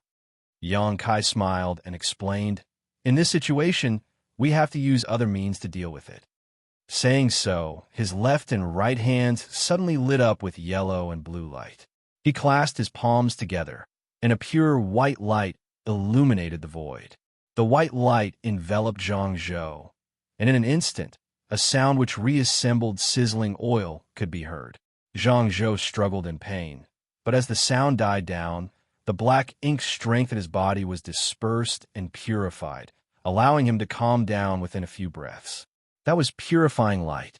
It can be used to dispel and purify black ink strength, and is arguably the greatest nemesis of black ink strength. The newcomers whispered to each other for a while. Many obviously held great interest in the purifying light. After all, if they could learn this secret technique, they would no longer need to fear the black ink strength corruption when they fought on the black ink battlefield. Yang Kai didn't tell them that only he could perform this secret technique. After all, they would stay on the black ink battlefield for a long time and would naturally learn more about it when the time was right. Even he had to learn how it could be used in the black territory. At that time, he had little understanding of purifying light's properties, but eventually he learned and managed to restore most of the black ink disciples to their original states. He then turned his head to look at Xianxia. You should have asked for help as soon as possible. Before the appearance of purifying light and purifying black ink pills, the corruption of black ink strength was an unsolvable problem for the human race. Even those in the Eighth Order were helpless against it and would need to sacrifice part of their small universes just to maintain their sense of self, not to mention someone like you who has just entered the Seventh Order. Xianxia was drenched in a cold sweat as he fearfully said, this junior brother was careless. What senior brother has taught me will forever be engraved in my mind. Yang Kai nodded and said, let's go. The group continued on their way, but because the large ship was destroyed in the conflict between Yang Kai and Xianxia, everyone could only fly the rest of the way to the forward base. Fortunately, this place was not far from their destination. Thus, they only needed to avoid some large black ink cloud on the way. Yang Kai had no intention of making Xianxia understand he was being too arrogant. It was just that as the person tasked to be their escort, he had the obligation and responsibility to teach these newcomers about the dangers of black ink strength. Furthermore, letting them witness these dangers with their own eyes was far more convincing than mere verbal warnings. He believed that after the incident with Xianxia, no one would dare to underestimate the Black Ink clan ever again. Grandmaster Ma Fan flew over to Yang Kai and used his divine sense to send him a message. Brat, who developed the purifying light secret technique. Is it difficult to learn? Yang Kai was a little speechless, as he didn't expect that Grandmaster Ma Fan would be so interested in purifying light. If I could teach you, I would, but this secret technique is unable to be used by anyone besides me. So, I have to apologize. Grandmaster Ma Fan then wondered, if that's the case, why are you able to use it? Yang Kai replied, because of a gift from the sun's burning light and moon's serene glimmer. After some explanation, Grandmaster Ma Fan showed a regretful look. So that's how it is. This secret technique can only be performed by you alone, and others cannot do it. Exactly. Although the number of people in this group was large, all of them were above the Sixth Order Open Heaven realm. Thus, their pace was pretty quick. After another month, the forward base came into view. Along the way, the newcomers' enthusiasm for killing the Black Ink clan was still high, but their initial careless attitude had been thoroughly ground down, and they were now much more wary of the enemy. The arrival of the newcomers did not cause any waves. After all, there were not that many people idle in the forward base. Most of those who were stationed here were either resting or out on hunting missions. Yang Kai went straight to Ding Yao, which marked the completion of his task. He then bid farewell to Grandmaster Ma Fan and returned to where Dawn was stationed. The squad members were all recuperating, and Yang Kai did not want to bother them, so he just went back to his residence to cultivate. There was still a little time left before the next mission, so he took advantage of this time to restore his energy. 2 months later, Dawn was ready to go. Yang Kai picked up the repaired dawning light from the refining hall, and set sail once again. The plan of fortifying the forward base and clearing the area around it had been going smoothly. Now, all conflicts in the Blue Sky Theater would basically only break out around the forward base. As such, for the human race, it was necessary to eliminate the Black Ink clan wandering around and further reduce whatever territory the Black Ink clan controlled.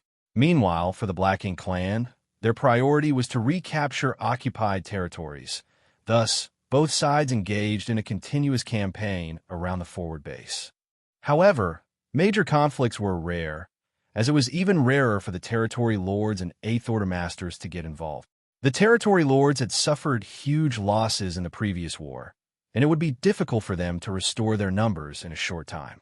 Thus, none wanted to venture out too far from the royal city. On top of that, unless circumstances were special, if they wanted to withdraw from a fight, the Eighth Order humans could do nothing about it. As such, the top masters from both sides preferred to spend their time recuperating. After the newcomers joined the forward base, its strength increased greatly. The arrival of hundreds of artifact refiners alone was enough to ensure the continuous combat capability of each squad. Some years later, the small-scale skirmishes between the two sides only became fiercer. It was especially obvious to the squads who were out hunting. The biggest change was that when they were out of the forward base, they would encounter larger groups of Black Ink clansmen. Enemy groups were sometimes so large that they numbered in the tens of thousands. Thus, the initial plan to clear the surrounding region and build up a solid defensive position got more difficult as time passed. Furthermore, they did not know why the Black Ink clan's resistance suddenly became so strong once again. There were more humans casualties, and even more in the Black Ink clan. Even the territory lords and the Eighth Order masters fought more frequently than before. Anyone with a discerning eye could see that this was basically the Black Ink clan's final stand. After all, as long as they could survive this period, the overall situation would stabilize. If the human race continued to push forward and more territory was taken from them, though, the royal city would be in peril. Not to mention, the flanks between the forward base and Blue Sky Pass would eventually also fall under the control of the human race. If this came to pass, Blue Sky Pass would completely change the landscape of the battlefield and hold a significant advantage. Inside the forward base, in a sealed space, deep underground, a pillar was rooted to the ground. The floor was covered with spirit arrays, and there was a Black Ink clansman bound by the arrays to the pillar. No matter how the Black Ink clansman struggled, he could not break free from his shackles. Judging from the power emanating from this Black Ink clansman, he was obviously a feudal lord. In fact, even among the feudal lords, this one was quite strong. It was unfortunate that even he did not know who had captured him and imprisoned him here. Right in front of that feudal lord, two figures stood side by side. One was Xianxia, and the other was Grandmaster Ma Fan. After showcasing the power of purifying light in front of Grandmaster Ma Fan, the old man became extremely interested in it. Although Xianxia repeatedly reiterated that only he could cast it, he still continued to pester Xianxia with questions, obviously wanting to study it more. However, his research was built on the foundation of torturing Black Ink clansmen. For decades, in his spare time, Ma Fan had been researching and refining an artifact that could exert the power of the purifying light. He was, after all, an artifact refining great grandmaster, someone capable of even refining mobile palace artifacts and warships. Furthermore, Xianxia was not staying somewhere far away. Thus, he would go up to him and get him to help in his research whenever possible. Naturally, Ma Fan was swamped with work most of the time. After all, he was an artifact refiner and needed to repair the damaged warships and fortify the forward base, so his research was somewhat intermittent. Nonetheless, a decade ago, he had a breakthrough in his research. He had developed a spear artifact, which was no more than 3 meters long. He named it the Evil Purging Divine Spear, an extremely rustic name. In fact, Xianxia had expressed his disdain for the name more than once, but the old man ignored him and continued to name it as he pleased. Martial Peak, Chapter 51-57, Evil Purging Diving Spear. Xianxia also did not know who had captured the feudal lord, who was bound here. Nonetheless, it was easy to tell that the one who captured this feudal lord must have been an 8th Order master. Moreover, since the old man's research involved purifying light, which would be of great benefit to the human race if it was successful, he was definitely being supported by Zhong Liang and the other army commanders. Xianxia was also looking forward to it. After all, if Grandmaster Ma Fan's research was successful, the human race would gain a powerful weapon against the Black Ink clan. It might even be able to disrupt the current stalemate. The war on the Black Ink battlefield had raged on for countless years, with neither side having a decisive advantage. The human race relied on their great passes and warships to resist the attacks of the Black Ink clan, making it difficult for them to break through and invade the 3,000 worlds.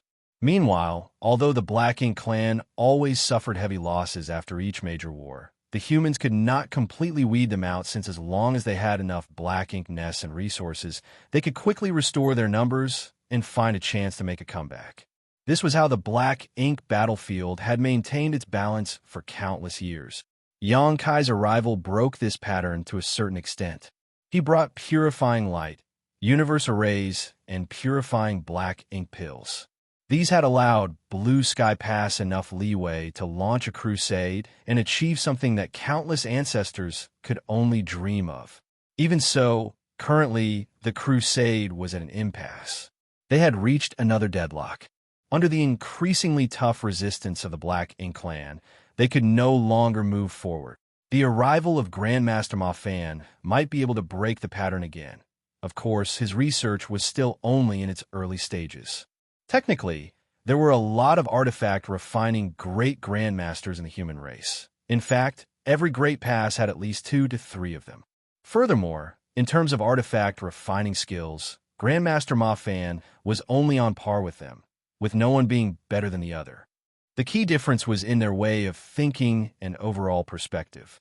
He was given a problem and had a different way of seeing it from the other artifact refining great grandmasters, especially since he had just arrived at the Black Ink battlefield. In the old man's own words, the artifact refining great grandmasters stuck in the Black Ink battlefield have lived far too long following the same pattern, so all they thought about was defense.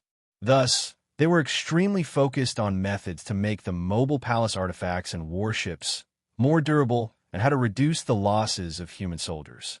He was different, though. Although he was definitely old, he could be said to be a rookie here. Thus, he had the vigor and determination of a newcomer. From his perspective, the best defense was a good offense. After all, no matter how strong or tough the walls were, there was no point if they could not eradicate the Black Ink clan. It was precisely this unique perspective that gave birth to the idea of developing the evil purging divine spear. Of course, it also had something to do with Xianxia showing him purifying light while guiding and teaching the newcomers upon their initial arrival. At that time, Xianxia had said something which he may not have realized had become deeply ingrained in Grandmaster Ma Fan's heart. Purifying light is the greatest nemesis of Black Ink strength. If it was the nemesis of Black Ink strength, why not find ways to further utilize it? Since purifying light could only be cast by Xianxia, Ma Fan wanted to further strengthen it by using an artifact. This would allow it to be used offensively. With this in mind, the evil purging divine spear came into being. This was also strongly supported by Zhong Liang and the others. In fact, the feudal lord imprisoned here was captured by Zhong Liang himself. Furthermore, this was not the first feudal lord that had been captured. Before this, there were plenty of other feudal lords, but they had eventually been killed as the old man continued his research. Come, the same old thing. This version of the evil purging divine spear has been improved by this old master after much careful consideration. Seal some purifying light inside. Grandmaster Ma Fan said, handing the long artifact in his hand to Xianxia. Xianxia took a look at it and nodded in. I hope it won't be like last time. It exploded before I could even use it. The evil purging divine spear was meant to be used against the Black Ink clan, so it needed him to seal purifying light in it, just like how he originally sealed purifying light in the purifying Black Ink battleships. However, The purifying black ink battleships were huge, and they had many spirit arrays, which were all properly arranged for different purposes. Thus, it was not that difficult to seal purifying light inside of them. The evil, purging divine spear was very different. This artifact was only 3 meters long, but it not only had to seal purifying light inside, it also had to increase its lethality. This required great artifact refining skills and was something only an artifact refining great grandmaster like Ma Fan could do. The difficulty of accomplishing this was further proven when he, even after so long, had not succeeded. Every time during the experiment, there would always be some kind of problem, which would lead to the result being unsatisfactory. Last time was the most ridiculous. Xianxia just sealed purifying light inside the spear when it exploded. At that time, all kinds of burnt materials splattered across Xianxia's face, making it black like coal, while all his hair had been sticking up after being blown away. Even the old man could not stop himself from laughing at the comical scene. This time, Xianxia brought up that incident again, and Grandmaster Ma Fan immediately glared at him. "It'll be fine. Why would it not? Brat, you're so long-winded. Look, you already know that if this succeeds, we'll be famous. Our names will go down in history and will last forever. At that time, we can basically take half the credit for eradicating the Black Ink clan." They had been getting along with each other for many years and knew each of their backgrounds and personalities. So, they hardly had any scruples when speaking with each other. Xianxia naturally knew the importance of the evil, purging divine spear, so he stopped talking about it and began casting purifying light while holding the evil, purging divine spear. Under normal circumstances, once purifying light had been cast, unless Xianxia deliberately suppressed it, it would slowly dissipate. After all, strictly speaking, purifying light was just a form of energy that appeared as white light. Under Xianxia's control, though, the dazzling white light slowly poured into the evil, purging divine spear. The spear contained a small storage space, which Grandmaster Ma Fan improved upon after carefully studying the various spirit arrays in the purifying black ink battleship. The feudal lord, who was bound not too far away, suddenly became restless. His eyes were round as he stared at the deadly white light, madly struggling to escape. It was evident that his eyes were filled with horror. Purifying light was the nemesis of black ink strength, so although this feudal lord didn't know what the white light was, he instinctively felt threatened by it. Both Xianxia and Grandmaster Ma Fan were not surprised by this situation, as every feudal lord who had been captured before reacted the same way when they saw purifying light. But their minds were completely focused on the evil, purging divine spear at the moment.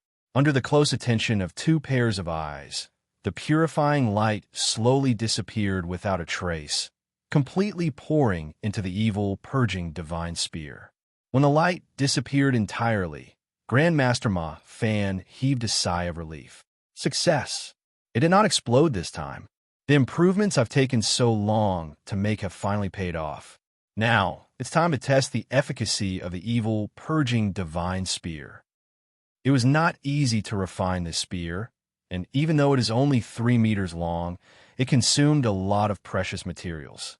It also took Grandmaster Ma Fan a lot of effort to produce.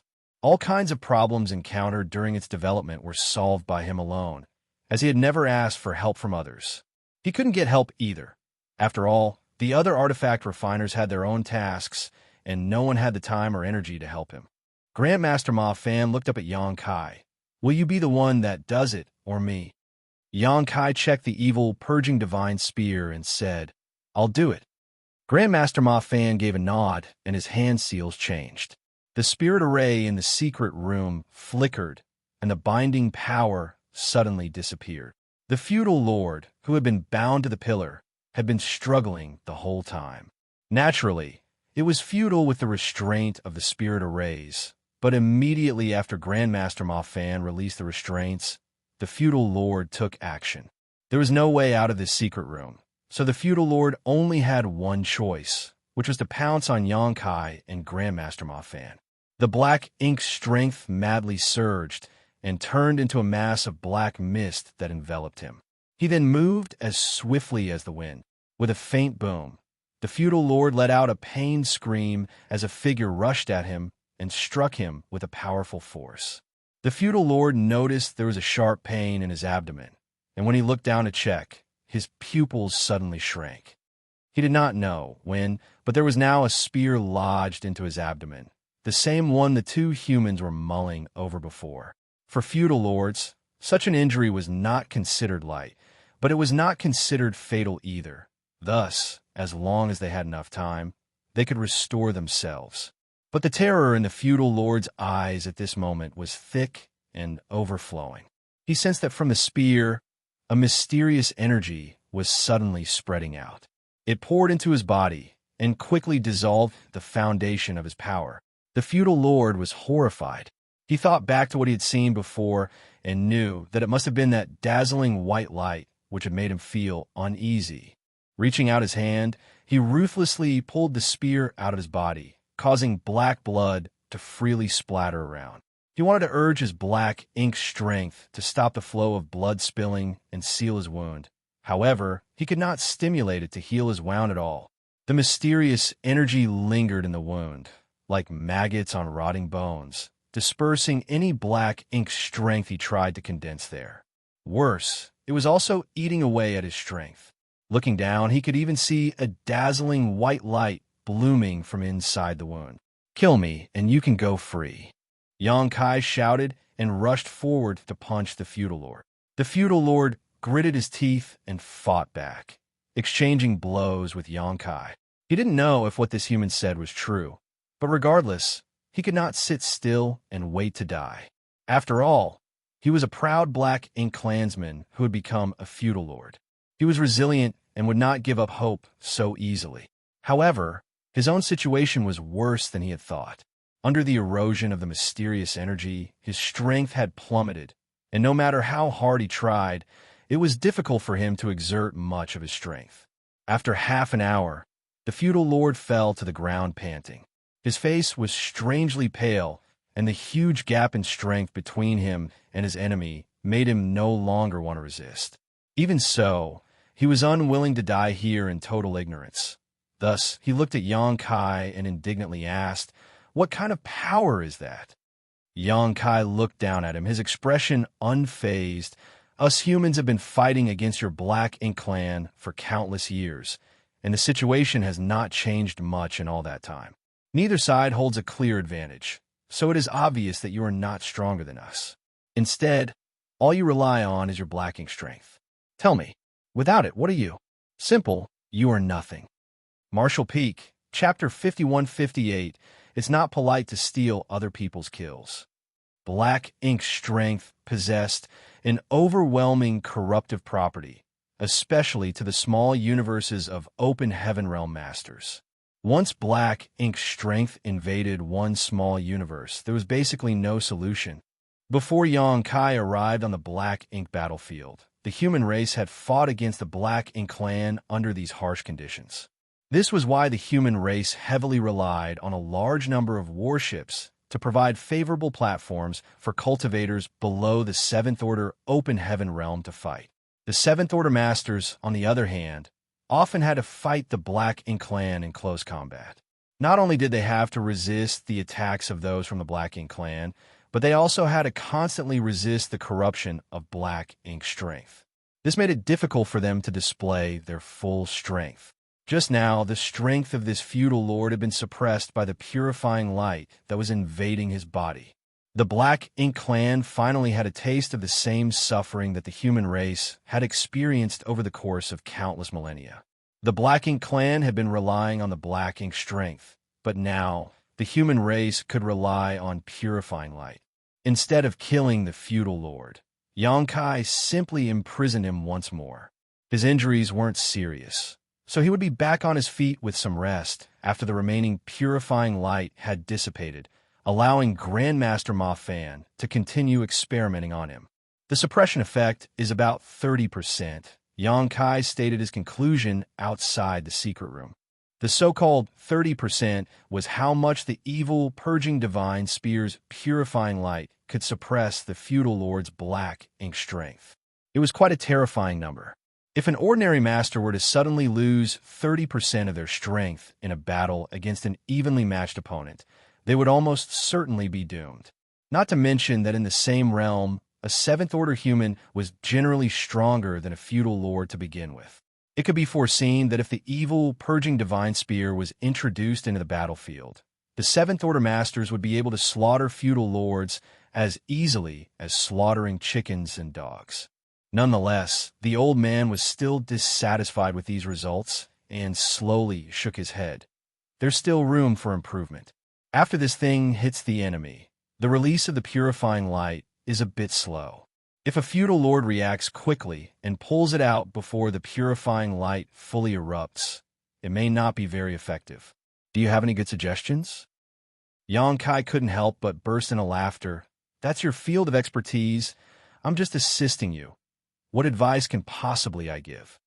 Grandmaster Ma Fan knew he would say this and was just asking for the sake of asking. All right, this old master will come up with something. Saying so, he turned around and left. Xianxia called out from behind, Grandmaster, 2 hands are better than 1. Why don't you have a chat with Grandmaster Donghua and the others? The old man didn't say anything, so it was hard to tell whether he was listening or not. In any case, after this experiment, Xianxia knew that the evil, purging divine spear had basically been successfully completed. It was just that it was far from meeting the criteria for general use on the battlefield. In the Great War between the two races, the people responsible for changing the course of the war were always the small number of top masters, such as those in the Eighth Order Masters or Territory Lords, the Old Ancestors, and Royal Lords.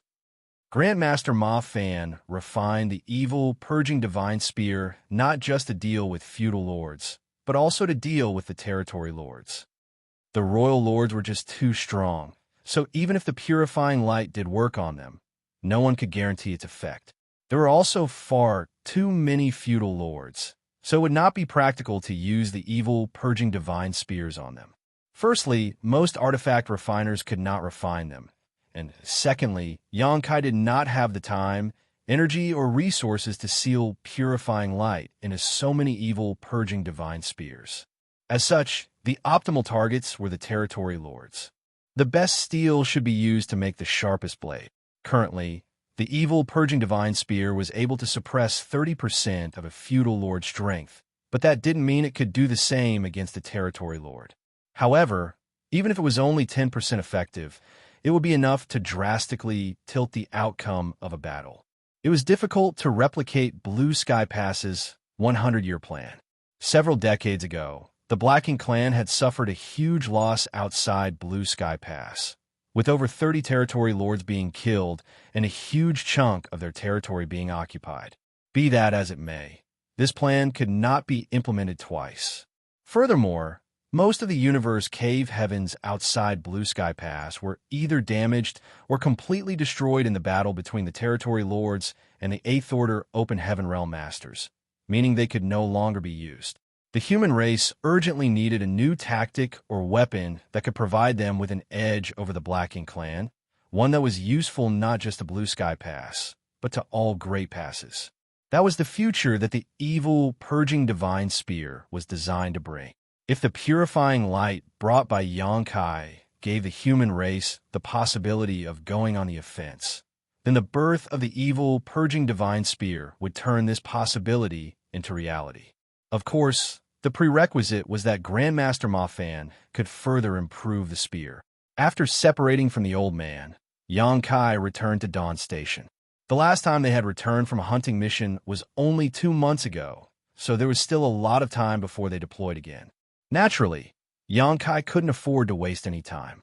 He had never slacked off in his cultivation, but the time required to rise from the beginning of the 7th Order to the 8th Order was measured in millennia, so there was no time to waste. Time quickly passed by, and several months went by in a flash. Dawn's hunting rotation had arrived, so its members exited their retreat and quickly convened. Xianxia then personally went to the army headquarters to report in. This was a necessary process before executing any mission. The forward base could only coordinate everyone's efforts if they were in control of the movements of every squad, so one could not simply leave at will. Entering Zhong Liang's office in the army headquarters, Yang Kai cupped his fist. "Sir, Dawn requests permission to deploy for a hunting mission." Zhong Liang, who was neck-deep in paperwork behind the desk, tossed a jade slip straight to Yang Kai without even raising his head. Catching the jade slip and reading it, Yang Kai was pretty taken aback and asked, "Sir, isn't this place a bit too far?" Recorded in the jade slip was the area that Dawn would be responsible for this time. Every time a squad came to accept a mission, the army headquarters would assign a region of the void to the squad leader. After all, every action executed outside the base needed to have a certain order. Otherwise, if a bunch of squads were acting in one area, no one would be responsible for the other areas. The region Zhong Liang had assigned to the Dawn this time was quite deep into enemy territory, a place Dawn had never been before, and one that was quite close to the Black Ink clan's territory. Such a position meant more military merits, but it also carried corresponding risks. Zhong Liang looked up at him and asked, "What's wrong? Are you afraid?" Yang Kai immediately became stubborn. "Afraid? My Dawn has earned the greatest amount of military merits in the past few decades. We didn't back down even when we were up against tens of thousands of Black Ink clansmen, and even returned in triumph. Well, have we ever been afraid?" Zhong Liang snorted. "Since you're not afraid, why are you being so long-winded?" Yang Kai stated, smiling, "This junior just wants to know if there is any deeper meaning behind the army headquarters deployment. After all, no one has ever been sent to this place before." Zhong Liang snickered. "What kind of deeper meaning could there be? What nonsense have you been thinking all day? Just because no one has been to this place before doesn't mean no one will ever go there. In fact, several squads are carrying out missions there right now. If your Dawn is late, I'm afraid you won't even get a sip of soup." "Which squads are so reckless?" Yang Kai asked in surprise. Zhong Liang impatiently rebuked. "What does that have to do with you? Are you going or not? If not, I'll send another squad." "All right, we'll go." Quickly putting away the jade slip, Yang Kai bowed to Zhong Liang and left. This brat is as sharp as ever. Did he notice something? Other squad leaders didn't even ask any questions. Someone suddenly walked out from the shadows and muttered. It was none other than the Southern Army commander, Liang Yulong. Zhong Liang didn't even bat an eye. What can he notice? It's nothing more than curiosity. Liang Yulong asked, "Are you really not going to explain the deployment to them?" Zhong Liang replied, shaking his head, "No need. To deceive your enemies, you must first deceive your allies. There is no need to tell them the truth. It'll be fine." Liang Yulong couldn't help but worry. That might be the case. The ones deployed there are all elite squads, but if something does happen to them, wouldn't your overall force suffer as a result? Zhong Liang leaned back in his chair and indifferently stated, "What's the point of mourning for them? Life and death are perfectly normal in this damn place. If you can't accept it, this place is not suitable for you. Moreover, it's precisely because they're all elites that we deployed them. Otherwise, how could they possibly succeed?" Liang Yulong lightly sighed. Zhong Liang stood up and continued, "The bait has been cast. It all depends on whether the Black Ink clan takes it or not. I'm afraid a big battle will break out very soon, and only by winning it will the forward base become completely stable. This is a matter of great importance, so we should make all the preparations we can." In the void, dawning light sailed forward towards the hunting region. After half a year of rest, the squad members were all in high spirits and quite enthusiastic for their next mission. Dawning light was extremely fast, but as the region they were deployed to was quite far, it still took them 10 days to arrive after leaving the forward base. There was no fixed requirement for the mission this time, so the squads assigned here would just search around and kill any Black Ink clansmen they ran into. As a result, most of the time, there was nothing much to do. After several dozen years of hunting, the Black Ink clan had suffered a great loss of manpower and no longer dared to easily show their faces. Although they were recently showing signs of rising from the ashes, anyone with a discerning eye could tell that this was going to be the last counterattack the Black Ink clan made. The area where Dawn was deployed for the mission was a place they had never been to before, so there were many enemies here. In fact, they had run into several groups of Black Ink clansmen in the span of a few days, though their numbers weren't high. These scattered enemies were completely powerless before Dawn. Today, while Dawn was searching for more prey, Xianxia, who was standing on the deck, suddenly turned his head, looking in a certain direction. He carefully sensed for a moment before making a gesture towards that direction. The squad member responsible for steering immediately adjusted Dawning Light's course. The squad members also gathered around, performing their respective duties. Feng Ying stood beside Xianxia and gazed ahead. Squad leader, is something wrong? Both might be Seventh-Order Masters, and Feng Ying may be just on the verge of breaking through to the Eighth Order, but when it came to the divine senses, she was still lacking compared to Xianxia. So, while Xianxia might have discovered something, she might not have been able to detect it. Xianxia replied with a slight nod. Some people should be fighting there. Feng Ying understood. Other squads. It should be. Feng Ying's expression became somewhat unusual. Squad leader, it's not polite to steal other people's kills. Xianxia broke into laughter as he gave an excuse. We're just going there to watch. We won't be snatching anything. But if there's an opponent they can't handle, as fellow soldiers of Blue Sky Pass, we should help them, shouldn't we? Feng Ying couldn't help but sigh. Marshall Peak, Chapter 51-59, Gadflies and Old Turtles. Not long after, they spotted swirling black ink clouds ahead. A large number of black ink clansmen happened to be fleeing towards them from these black ink clouds in panic, like stray dogs. They looked as if they were being chased by a tide of ferocious beasts. More importantly, several among them were feudal lords as well. Standing on the deck, Shun Ao broke into joyous laughter when he focused his gaze ahead. Great, there are hundreds of them. There were several hundred black ink clansmen, including a few feudal lords. It was a force to reckon with, and an ordinary squad might not be able to take them down, making fleeing their only option. But at this moment, this fearsome enemy force was being chased and forced to flee. It was obvious that the group pursuing them was quite strong.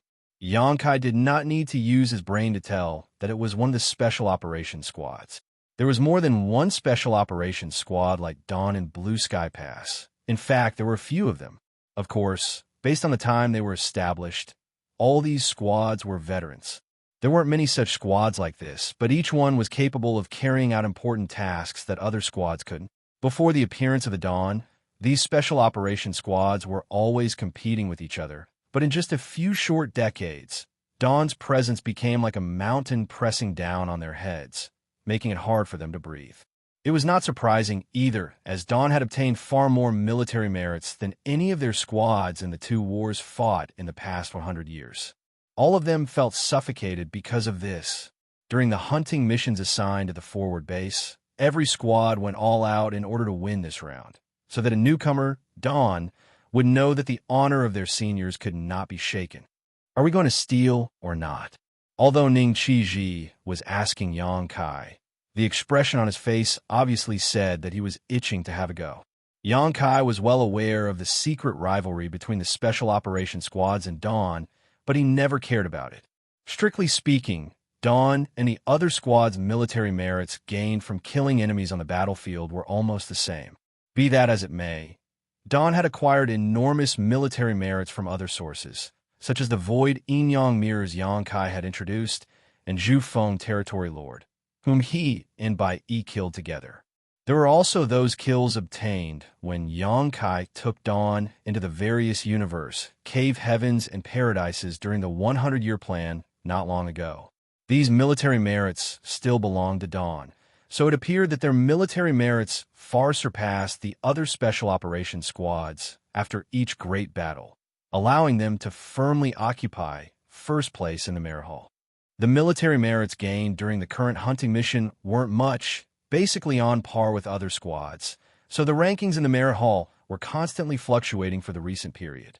The higher-ups were also aware of this rivalry, but they had no intention of stopping them. This kind of contest was not a big deal. In fact, it motivated the soldiers to kill even more enemies. Stealing others' prey was a common occurrence in hunting missions, but it was basically always Dawn doing the stealing. The Black Ink clansmen targeted by Dawn were simply unable to escape from Xianxia's space principles. giving them a distinct edge. That was why Ning Qi asked this question. Xianxia immediately replied, "What's stealing? My Dawn's reputation has been ruined by you. Do you know what those other squads called us? They call us gadflies, insects that specialize in sucking blood, even the blood of our fellow comrades. How disgraceful." Shen Ao silently circulated his strength, reminding squad leader, although Dawning Light has a concealment array around it, it has a distance limit. Any closer, and this group of Black Ink clansmen will likely discover us. Furthermore, you should have already noticed that these Black Ink clansmen are fleeing in a panic. The squad behind them wouldn't be able to catch them, even if they wanted to. What's more, it's highly likely that it's the old turtles. If we ignore them, these Black Ink clansmen may very well escape. Hearing this, Xianxia agreed with a nod. You make a good point. Since that's the case, we can only take action. As soon as he finished speaking, he pointed forward and shouted, "Kill them." The squad members were already prepared, so as soon as Xianxia gave the order, the warship began to hum as a series of spirit arrays were activated one after another, energizing the ship's artifacts. The next moment, beams of light shot straight towards the fleeing Black Ink clansmen, one after another. Many of the Black Ink clansmen turned pale with fright. They had never imagined that there would be another human warship blocking their way, and, in a flash, they suffered heavy casualties. The salvo of attacks instantly destroyed the Black Ink clan formation. After launching the initial attacks, Dawning Light charged straight into the center of the enemy forces like a bolt of lightning before the Seventh Order Masters leapt out of the ship and unleashed their divine abilities. The Black Ink clansmen numbered in hundreds, but in front of the Dawn, they were still not enough. Forget Dawn, Xianxia alone could take care of this many enemies without an issue. In just a few dozen breaths, all of the Black Ink clansmen had breathed their last breath, with not a single one escaping. It was only at this moment that a warship finally flew over from the direction the Black Ink clan had fled. This warship style was quite different from Dawning Light's. Dawning Light had undergone several major modifications, although most of them were at the expense of Xianxia's military merits, as they were still being managed by Feng Ying. As a woman, she had her own sense of aesthetics, so Dawning Light's overall appearance was quite sleek and refined while having various performance upgrades. The warship that had just arrived was quite different. At first glance, it looked rough and crude. Rather than a warship, it looked more like a mobile fortress. There were over a dozen miscellaneous artifacts on the deck, all of which were offensive artifacts. On top of that, there was a thick and solid shielding that looked like a turtle shell on the top of the warship. Just as Feng Ying had her own sense of style, the other special operations squads modified their warships according to their unique tastes. Unlike Dawning Light's performance upgrades, this warship focused more on overwhelming offense and defense.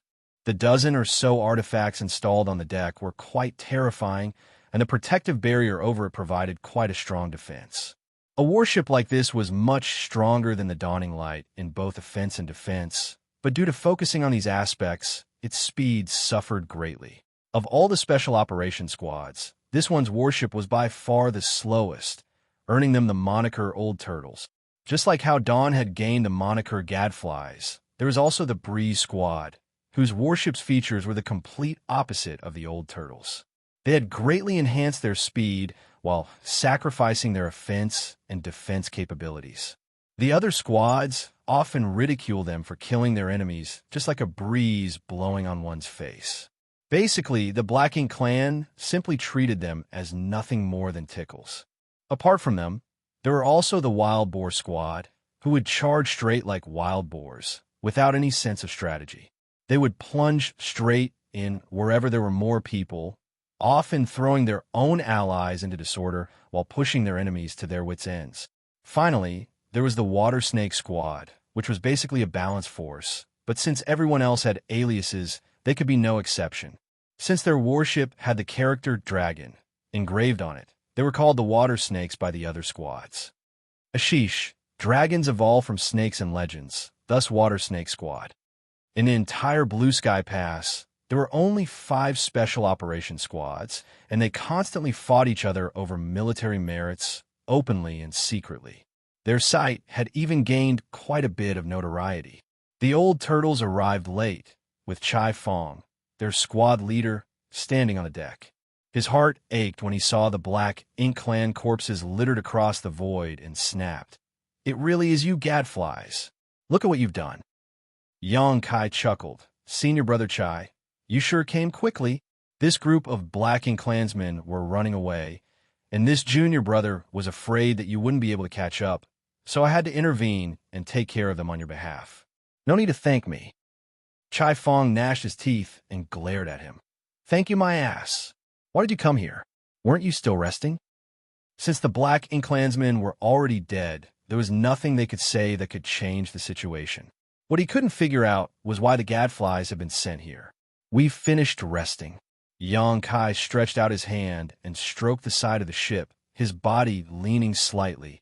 "As for why we're here, it's naturally at the orders of the army commander." "Why? Is senior brother Chai afraid that my dawn will wipe out all the black ink clansmen here, and you won't get any kills? How about we work together then? Dawn will eat the meat, and you can drink the soup." Chai Fong immediately spat in disdain. "Forget it. I'm afraid we won't even be able to get a single sip if I work with you gadflies." He cupped his fist and bid goodbye. "Farewell. I hope we never meet again." Just as he was about to turn around and leave, he suddenly thought of something and turned to Yang Kai. "Where are you going?" A mischievous smile bloomed on Yang Kai's lips. "We have no fixed direction. We are just roaming around here and there." Chai Fong's jaw clenched as he pointed in a certain direction. "We're going this way. Fuck off as far as you can from us." A short while later, the old turtle's warship flew in the direction Chai Fong had pointed and soon disappeared. "I heard that one of their members just advanced to the 7th Order a few years back. I guess the rumors are true. They have 8 7th Order Masters now," Fong Ing suddenly stated. Dawn's roster was quite distinguished compared to ordinary squads, with a total of 37 members, 6 of whom were 7th Order Open Heaven Realm Masters. In fact, there were only 5 of them at first, but later, when Yang Kai brought by Yi back, Zhong Liang assigned her to Dawn, increasing the count to 6. Since even a new special operations squad like Dawn had such a distinguished roster, the other elite squads would naturally be better. After all, they were established many centuries back. The number of members the other 4 special operations squads had was basically 50. Furthermore, the members of these squads would often advance, which was why they had so many 7th Order Masters. 8 7th Order Open Heaven Realm Masters wasn't even the largest number among the special operations squads. The Water Snakes had 10. At first, there were more than 10, but even for a special operations squad, having 10 7th Order Masters was already a bit too much. So, whenever another member of their advanced to the 7th Order, he or she would be assigned to another squad. In terms of the number of 7th Order Masters, Dawn had the least among the 5 special operations squads. Even so, their military merits from hunting missions were not inferior to others. With a combat power like Yang Kai's added to the mix, which couldn't be calculated according to normal standards, their kills were naturally no less than other squads. Not to mention Yang Kai, Fong Ing and Bai Yi were both among the top elites of the 7th Order Masters. In fact, among all the 7th Order Masters in Blue Sky Pass, aside from Yang Kai, Fong Ing could be said to be the strongest. As for Bai Yi, her proficiency in the Tao of archery made her unmatched in long-range combat. Yang Kai smiled and stated, "We should focus on ourselves. Our Dawn does not need to compete with others in terms of the number of 7th Order Masters. On that note, Senior Sister Fong, you should advance when you are ready. You don't need to worry about anything. In this damned place, an 8th Order Open Heaven Realm Master is much more valuable than a 7th Order one." Fong Ing had reached the absolute peak of the 7th Order a long time ago, so her next step would be to break through to the 8th Order. However, no one could help her in this matter. She could only rely on herself. Hearing this, she replied with a nod, "I don't have any worries. Although there is competition between the various squads, that's a good thing. As for me, I still need some time to prepare." Marshall Peak, Chapter 5160. Someone is breaking through? In the matters of cultivation, one's own state of mind was the most important. Since Feng Ying was so meticulous, Yang Kai naturally wouldn't add anything. Following this small event, Dawn continued with its hunting mission in their designated area. According to the past rules, such missions would be carried out for half a year. 2 months later, dawning light was flying across the void. Yang Kai was standing on the deck, using his divine sense to search for the enemy, when Feng Ying suddenly approached him and reported, "Squad leader, there's something wrong." "You also felt so?" Yang Kai looked at her. Feng Ying added, "Obviously, this region has never been explored before, and the Black Ink clan is quite active here.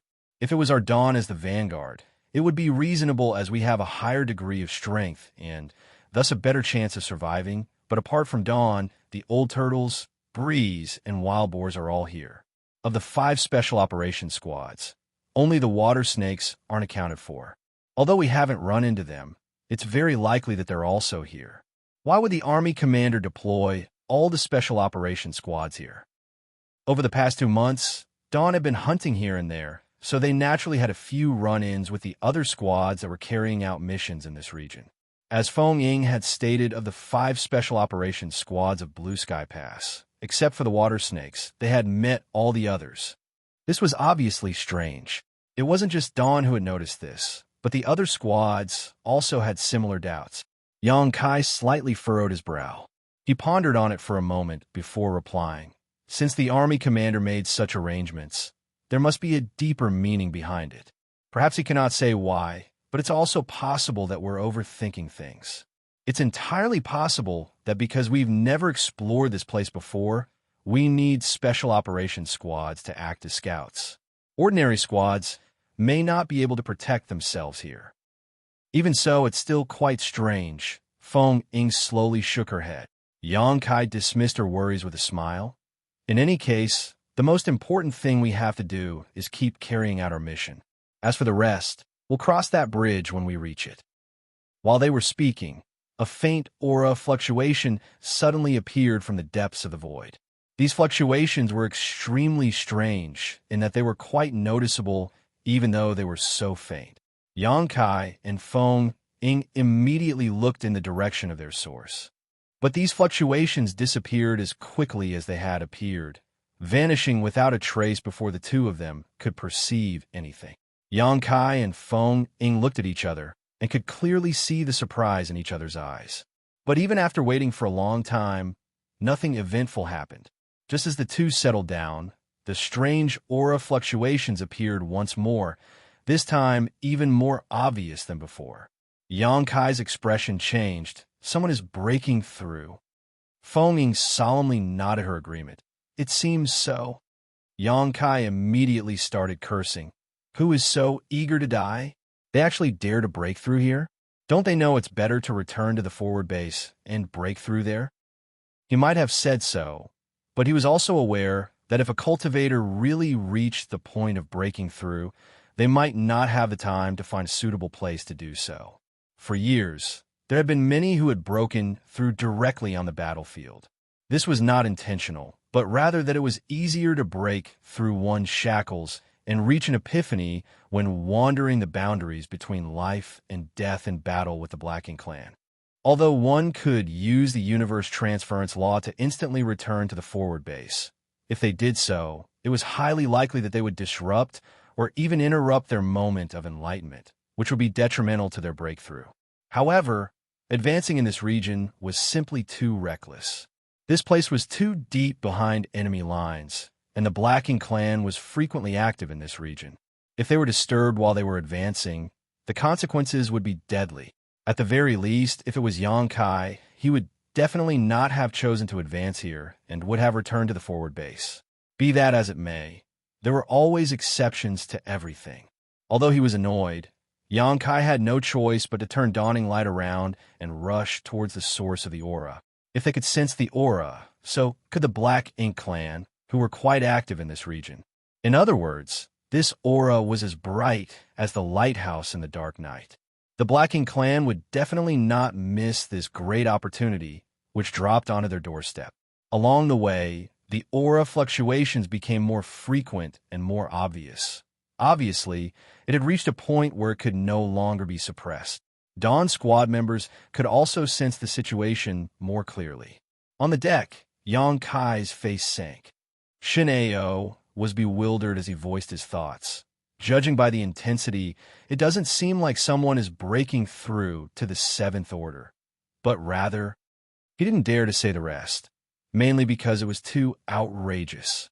Everyone knew that advancing to the seventh order would not produce such strong energy fluctuations, which meant this disturbance had to be caused by someone advancing from the seventh order to the eighth order. Who is it? Yang Kai looked at Feng Ying. In Dawn, Feng Ying had the highest cultivation and most experience.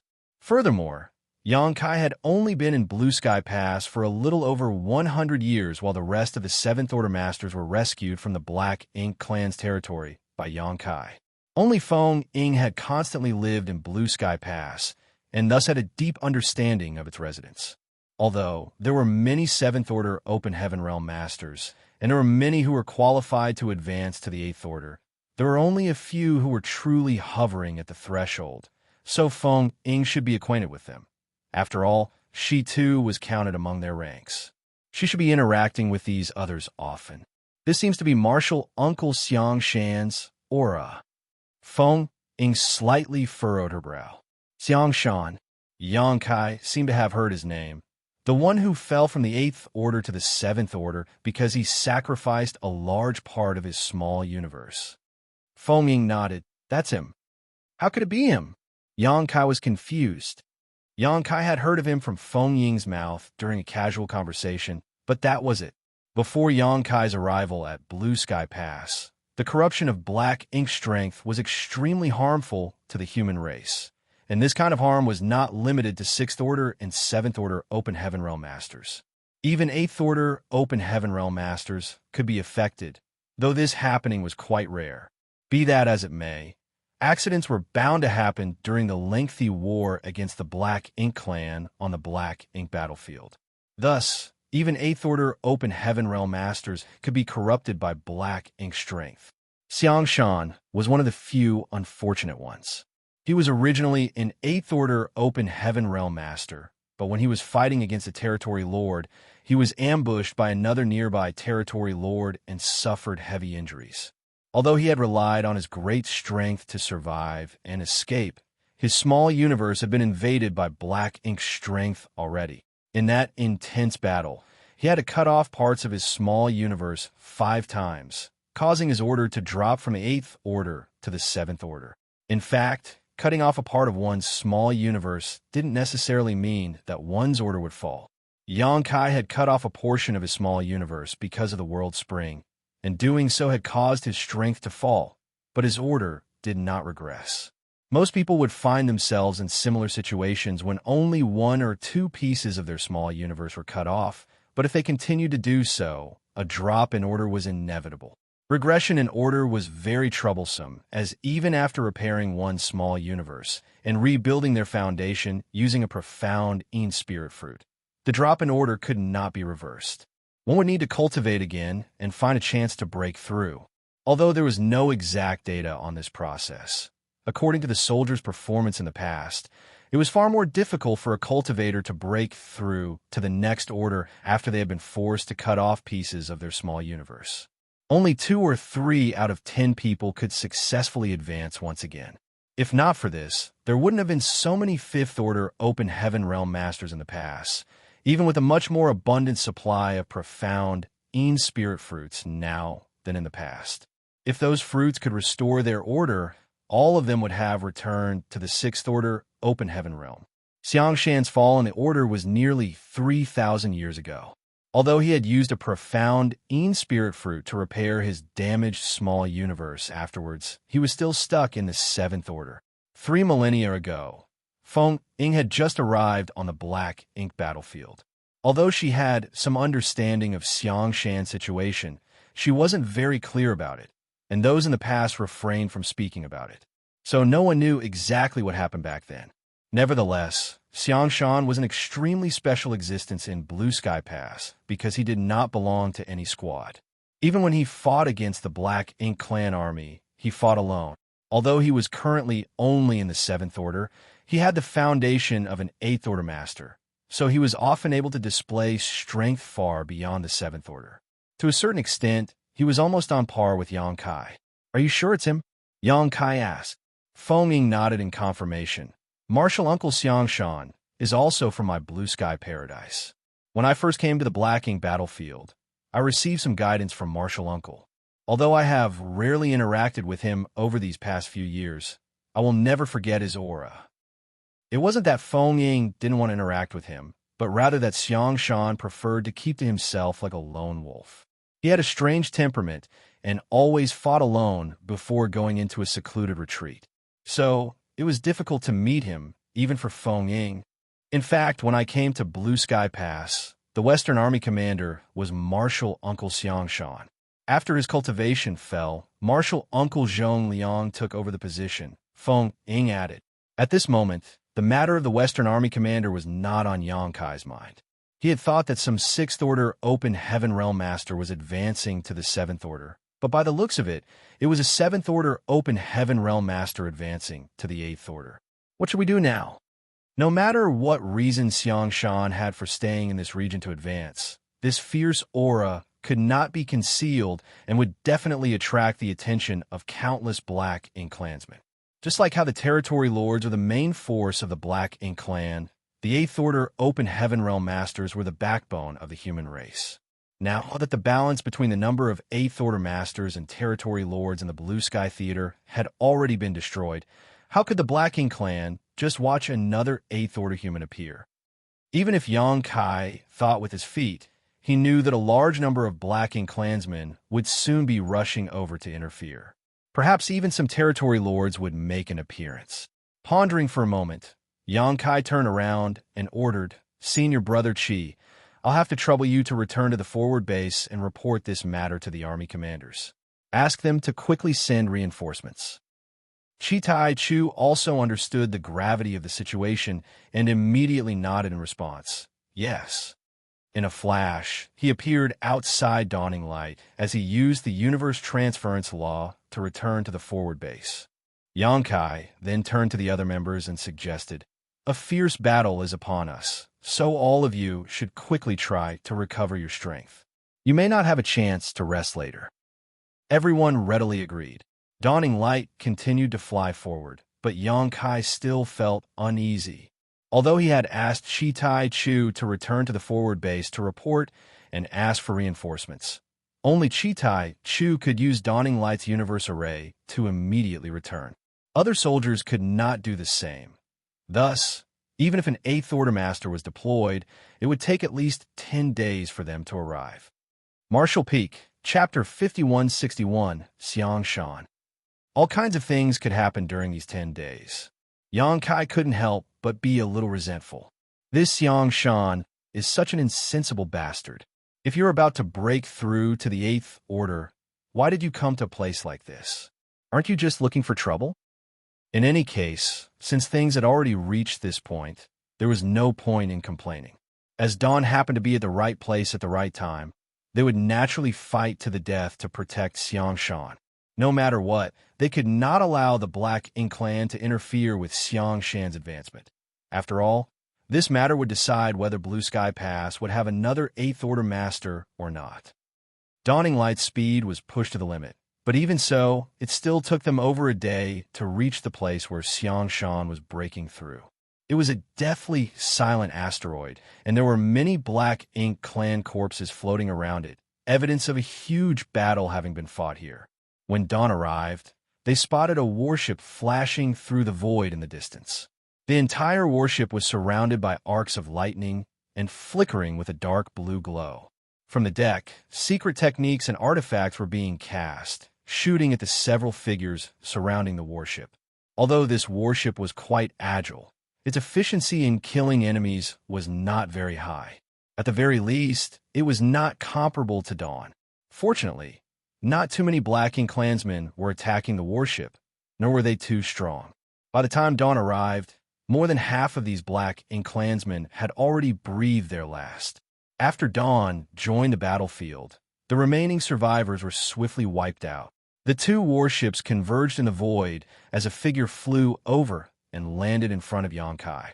Junior brother Yang, you're also here. Yang Kai nodded in response. Senior brother Wan. The newcomer was Wan Xianxia, the squad leader of the Breeze Squad. Yang Kai had many dealings with him, so they could be considered friends. What's the current situation? Looking at the asteroid below, Yang Kai could vaguely see a figure sitting cross-legged. He was the source of the fluctuating aura. Wan Xianxia replied, furrowing his brow. We arrived just half an hour earlier than you, so I've no idea either. Of the 5 special operations squads, Breeze's warship was the fastest, so it was only natural that they would be the first to arrive.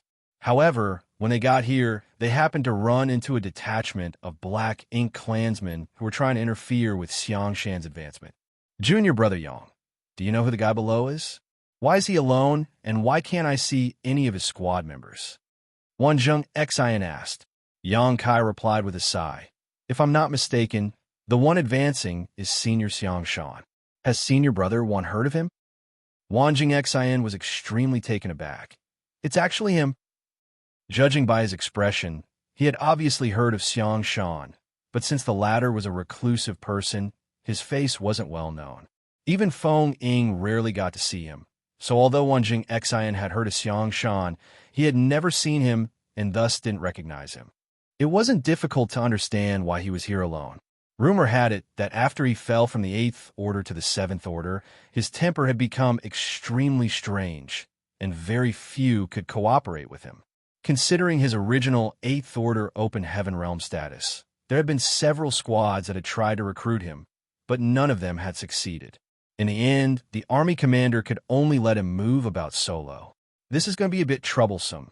Wan Xianxia furrowed his brow. He originally wanted to persuade the person advancing to return to the forward base and break through there. But since it was Xianxia, he couldn't interfere at all. Since his order had already fallen, it would be much more difficult for him to break through than an ordinary 7th Order Open Heaven Realm Master. Now that Xianxia finally managed to grasp an opportunity to break through, he would naturally go all out and could not be disturbed in the slightest. It was probably for this reason that Xianxia immediately chose to go through with it when he sensed the opportunity to break through. Otherwise, he would have used the universe transference law to return to the forward base camp. The old turtles and water snakes are also in this area. They will be arriving to support us soon. It looks like we need to protect him well. Yang Kai glanced at him. The wild boars are also in this area. Wan Xianxia was surprised. All 5 special operations squads are here. Yang Kai earnestly nodded. 5 special operations squads just happen to be hunting in this area while there are no signs of any other squads active here. And now, there is someone breaking through to the 8th Order. Do you think the army commander knows something? Wan Xianxia asked thoughtfully. Yang Kai lowered his head. Looking below, whether the army commander knows something or not is beside the point. Now that things have reached this point, we must stand guard here and wait for reinforcements. I've already sent someone to report back to the forward base. Since the senior is here, we should pay him a visit. At the very least, we should let him know that someone is guarding him so he can safely advance. But of course, Wan Xianxia nodded. The two of them immediately flew down together, but didn't get too close. Xianxia's aura was fluctuating more and more rapidly, so if they got too close, they might disturb him. As such, the two stopped after reaching a certain distance from the asteroid. Yang Kai cupped his fist and introduced in a loud and clear voice, "The members of Dawn and Breeze Squad are here. Senior, please focus on your breakthrough. There is no need to worry about external factors." There was no response from below, but Yang Kai didn't expect one. After all, at this juncture, Xianxia wouldn't be distracted by answering them. After making the announcement, the two returned to Dawning Light. "Senior Brother Wan, is there anyone in Breeze who is proficient in spirit arrays? We can arrange some around the asteroid, just in case." Although true array masters were not allowed to enter the battlefield, every cultivator had a hobby or two which they practiced in their free time. Owing to this, every cultivator had developed various abilities over the course of their long lives. For instance, Yang Kai had mastered a little bit of both the alchemic Tao and the Tao of artifact refining. Although none of the members of the two squads majored in the array Tao, there were still a few who were a little proficient in arranging spirit arrays. Wanjing Xian agreed, nodding. There is, but his attainments aren't high. Furthermore, if he is asked to set up an array in a hurry, its power won't be very high. Xianxia replied, it's still better than nothing. That's true, but setting up a spirit array requires resources, and we don't have any. In a special environment like the Black Ink battlefield, where the cultivators were not sure whether they would be able to make it back alive or not, everyone would not bring anything other than essential healing and restorative items. After all, if they were to die outside, the resources they brought with them would be wasted. Therefore, even if they wanted to set up a spirit array, they had no resources to do it with. Even the cleverest housewife couldn't cook a meal without rice. Xianxia stated as a smile appeared on his lips, I have some on me. I can provide whatever he needs. The Black Ink battlefield had an unspoken rule that didn't allow anyone to carry any extra resources, but Xianxia never followed it, nor had anyone asked him to do so. As such, all of his possessions were stored in his small universe and space ring. Since he had resources, there was nothing else to say. The two of them immediately gathered all those capable from their respective squads and began setting up arrays around the asteroid. None of them had high attainments in the array Tao, so their work was completely worthless compared to a true array grandmaster. None of them could say for sure how effective this arrangement would be, so the main force protecting the asteroid was still them. While they were bustling about, a figure walked out from Dawning Light's cabin. It was none other than Tai Chu, who had been sent back by Xianxia to report this matter. Seeing him return, Xianxia quickly asked, what did the forward base camp say? Tai Chu reported, the army commander told us to stand guard and wait for reinforcements. Division commanders have been dispatched, but as this place is quite far from the forward base, even an 8th Order Master will need at least 10 days to arrive. Xianxia let out a sigh. This was within his expectations. In the end, their position was simply too deep into enemy territory. Many Black Ink clansmen in the vicinity had been alerted to this disturbance and were already swarming around, hiding in clusters of Black Ink clouds and shattered asteroids, watching from afar. Fortunately, due to the deterrence of the two human race warships, none of them dared to approach, but this situation would not last long. Once the Black Ink clan had gathered a certain amount of force, they would definitely launch an attack. Their current situation was like sharks swarming over from all around after smelling blood. During the tortuous wait, many simple and crude spirit arrays were set up around the asteroid. They were not proficient enough to lay profound spirit arrays down, so they could only make do with these. After another 3 days, more Black Ink clansmen had gathered. Some were even daring enough to test the limits of Xianxia and the others' endurance, constantly provoking them from a distance. Wanjing Xian couldn't help but send a voice transmission to Xianxia. Junior brother Yang, you guard this place while I lead some people to kill these bastards. Xianxia persuaded, that's not appropriate. My Dawn only has 37 members. If you leave, we may not be able to protect the entire area by ourselves. If any of them managed to slip through the net and made their way to Senior Xiang and interrupted his breakthrough, everything would be for naught. Wanjing Xian suggested, then why not take your Dawn squad to kill them while we guard this place? It's the same principle. We should just wait and see. Wanjing Xian speechlessly stated, even if we don't take any action, do you think the Black Ink clan won't? The longer we wait, the more Black Ink clansmen will gather. By then, the situation will be very hard to control. We might as well take advantage of this opportunity to kill some of them and reduce the pressure we will face later. Xianxia stated with a smile, the Black Ink clan has reinforcements, but we don't. Wanjing Xian was stunned for a moment before asking thoughtfully, you mean, it's been a few days since we arrived here, but we haven't seen any trace of the other squads. Since they're all in this area, they should have been here by now, no matter how far away they were. Since they haven't appeared yet, it means they're hiding somewhere, waiting for an opportunity to act. We should wait for now, and when the time is right, I'm sure they'll appear and take the Black Ink clan by surprise. There's no need for us to act, since they have not made their moves yet. It's only because there's too little meat to eat. Wanjing Xian thought about it for a moment before cursing. Damn it, we came too early and lost the opportunity to get more kills. If I had known that things would take such a turn, I would have come later and then would have been able to kill to my heart's content. Yang Kai burst into laughter, joking, among all the squads, your Breeze squad is the fastest. Who else could have arrived earlier than you? Wanjing Xian was slightly depressed. I guess you're right. While they were speaking, a powerful energy fluctuation came from a certain place, followed by deafening bangs as a series of secret techniques and divine abilities suddenly lit up the void, hitting the asteroids and dispersing the black ink clouds. The next moment, a wild laughter reverberated through the void as a raucous shout rang out.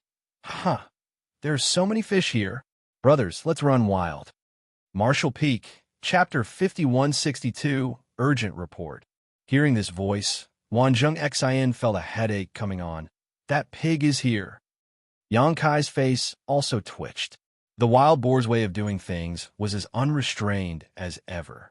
They could have acted stealthily, but no, they had to make a huge scene, like they were afraid that the Black Ink clan wouldn't know of their arrival. It was the wild boar's signature style to always rush forward without a second thought. Under the leadership of their squad leader, Zhu Yuming, the entire squad had taken this as their way of life. From another side, someone immediately started cursing. You freaking pigs, can't you think a bit before you act? Why would you purposely alert the enemy? Arg, you drive this old master crazy. Another cold snort came from another side. If these pigs knew how to think, they wouldn't be pigs. Immediately, chortles of laughter and people cursing in disdain rang out across the void. To the Black Ink clansmen's shock, who were lingering in the vicinity, 3 human warships started attacking from 3 different directions. Fearsome artifacts and secret techniques blasted out from each of these 3 ships, raining down on the Black Ink clansmen. The Black Ink clansmen were dumbstruck for a moment. Without their knowledge, they had been surrounded. Originally, all of their attention had been focused on the human breaking through on the asteroid and the 2 human squads guarding him. The sudden appearance of the other 3 squads had thrown their thoughts into chaos. Although they put up a brave fight under the coordination of some of the feudal lords, these suddenly appearing human squads were clearly different from the ordinary. Not only were they much bigger, but the proportion of 7th Order Masters in them was also extremely terrifying. Furthermore, the power each warship could display was far more fearsome than what average human warships could. These were the Special Operations Squads of the human race. Having fought with the humans for so many years, the Black Ink clan naturally had some understanding of the Special Operations Squads. They knew that there weren't many Special Operations Squads on the human race's side, just 5 in the Blue Sky Theater, but each one was capable of defeating a feudal lord army. The Black Ink clan came to the conclusion that if they wanted to take care of such a squad, they would need the territory lord to personally act, or at least 20 feudal lords. This was for 1 squad, and right now there were 5 such squads here. Although there were many Black Ink clansmen, they were mostly weaker low-rank and high-rank clansmen. They were simply unable to contend with these special operations squads. Under the leadership of their respective squad leaders, the 3 squads rampaged through the void, with the wild boars acting the fiercest. In just a short time, all the Black Ink clansmen present in the vicinity had been slaughtered, leaving mangled corpses floating about everywhere. The outcome was decided. Wanjing Xian heaved a sigh.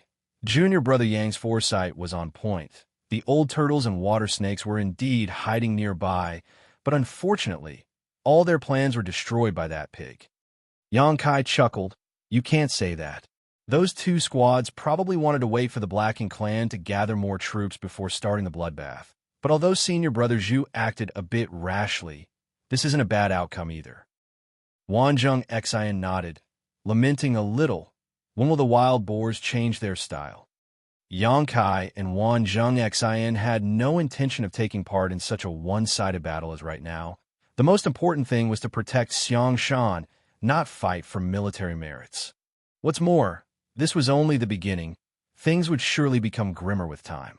Whether it was Yang Kai or Wan Xian, after being squad leaders for so many years, they both understood the principle of conserving their strength before the battle.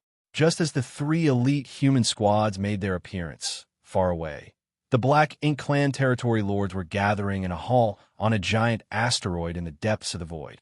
The Black Ink Clan had suffered heavy losses in the last large-scale war, especially in regard to territory lords, of whom several dozen had been killed. It could be said that they had lost an arm and a leg, infuriating the royal lord. Immediately after, the human race army stormed out of the Great Pass to launch a crusade. With morale at a record low, the Black Ink Clan lost vast swaths of territory to the human expeditionary force, only halting their advance 3 territory lord territories away from the royal city. This was something that had never happened before. The human race and Black Ink Clan had been fighting on the Black Ink battlefield for countless years, but the Black Ink Clan had never suffered such a great loss before. It had always been the Black Ink Clan who attacked the human race Great Passes, whereas the human race were always passive. The humans might launch a raid every now and then, but this time it was completely different. What was even more frustrating to the Black Ink Clan was that the human race had actually built a forward base camp at the very front of the territory they had conquered. By the looks of it, they were planning to completely settle in there. How could the Black Ink Clan tolerate this? If the human race succeeded, the entire Black Ink Clan of the Blue Sky Theater would lose all face. In the future, they wouldn't be able to hold their heads up high in front of their fellow clansmen in other theaters. Over the past few decades, the Black Ink Clan had also mounted counterattacks, but their efforts have been fruitless. With so many of their territory lords dead, it was difficult for them to suppress the Eighth Order humans. Although the Black Ink Clan held the advantage in terms of overall numbers, that was only among the weaker realms, while their top masters were now completely outnumbered. The majority of the Black Ink clansmen were far too weak. If the troops they sent out were too small in number, any human squad would be able to wipe them out, and if they deployed a bigger army, they would be met by a fierce assault from the human race's forward base. Thus, the Black Ink Clan was caught in a dilemma. The lack of action by the higher-ups caused the lower-ranked Black Ink clansmen to bitterly grieve and spontaneously gather their forces to fight against the human race. On the other hand, the humans have been hunting down these scattered groups over the past few decades. How could the Black Ink Clan not try hunting them down in return? This kind of scatter battle had basically become a kind of tacit agreement between the masters on both sides. No one knew how long this situation would last, and no one knew what kind of variables would appear in the future. The human race forward base had many Eighth Order Open Heaven Realm masters gathered, forcing the territory lords to form a coalition in order to prevent the human army from continuing their conquest or simply picking them off one by one. This asteroid was originally a feudal lord's fief and was only a few million kilometers away from the human race's forward base. In the vastness of the void, such distance was quite short, almost within fighting distance. If one stood at the edge of this asteroid, they could even vaguely see the human outpost. Because it was quite close to the human race's forward base, this place had become the front line for the Black Ink Clan's resistance.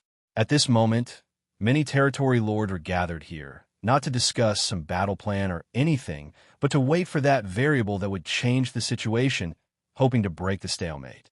The territory lords had already been waiting here for several decades, but that was nothing more than a snap of the fingers to them. Suddenly, a feudal lord rushed out from the fief's low-grade Black Ink nest and hurried into the main hall. He put his fist before his chest and respectfully reported, "Sir, I bear an urgent report." One of the territory lords opened his eyes and asked, "Is there any movement at the humans' forward base?"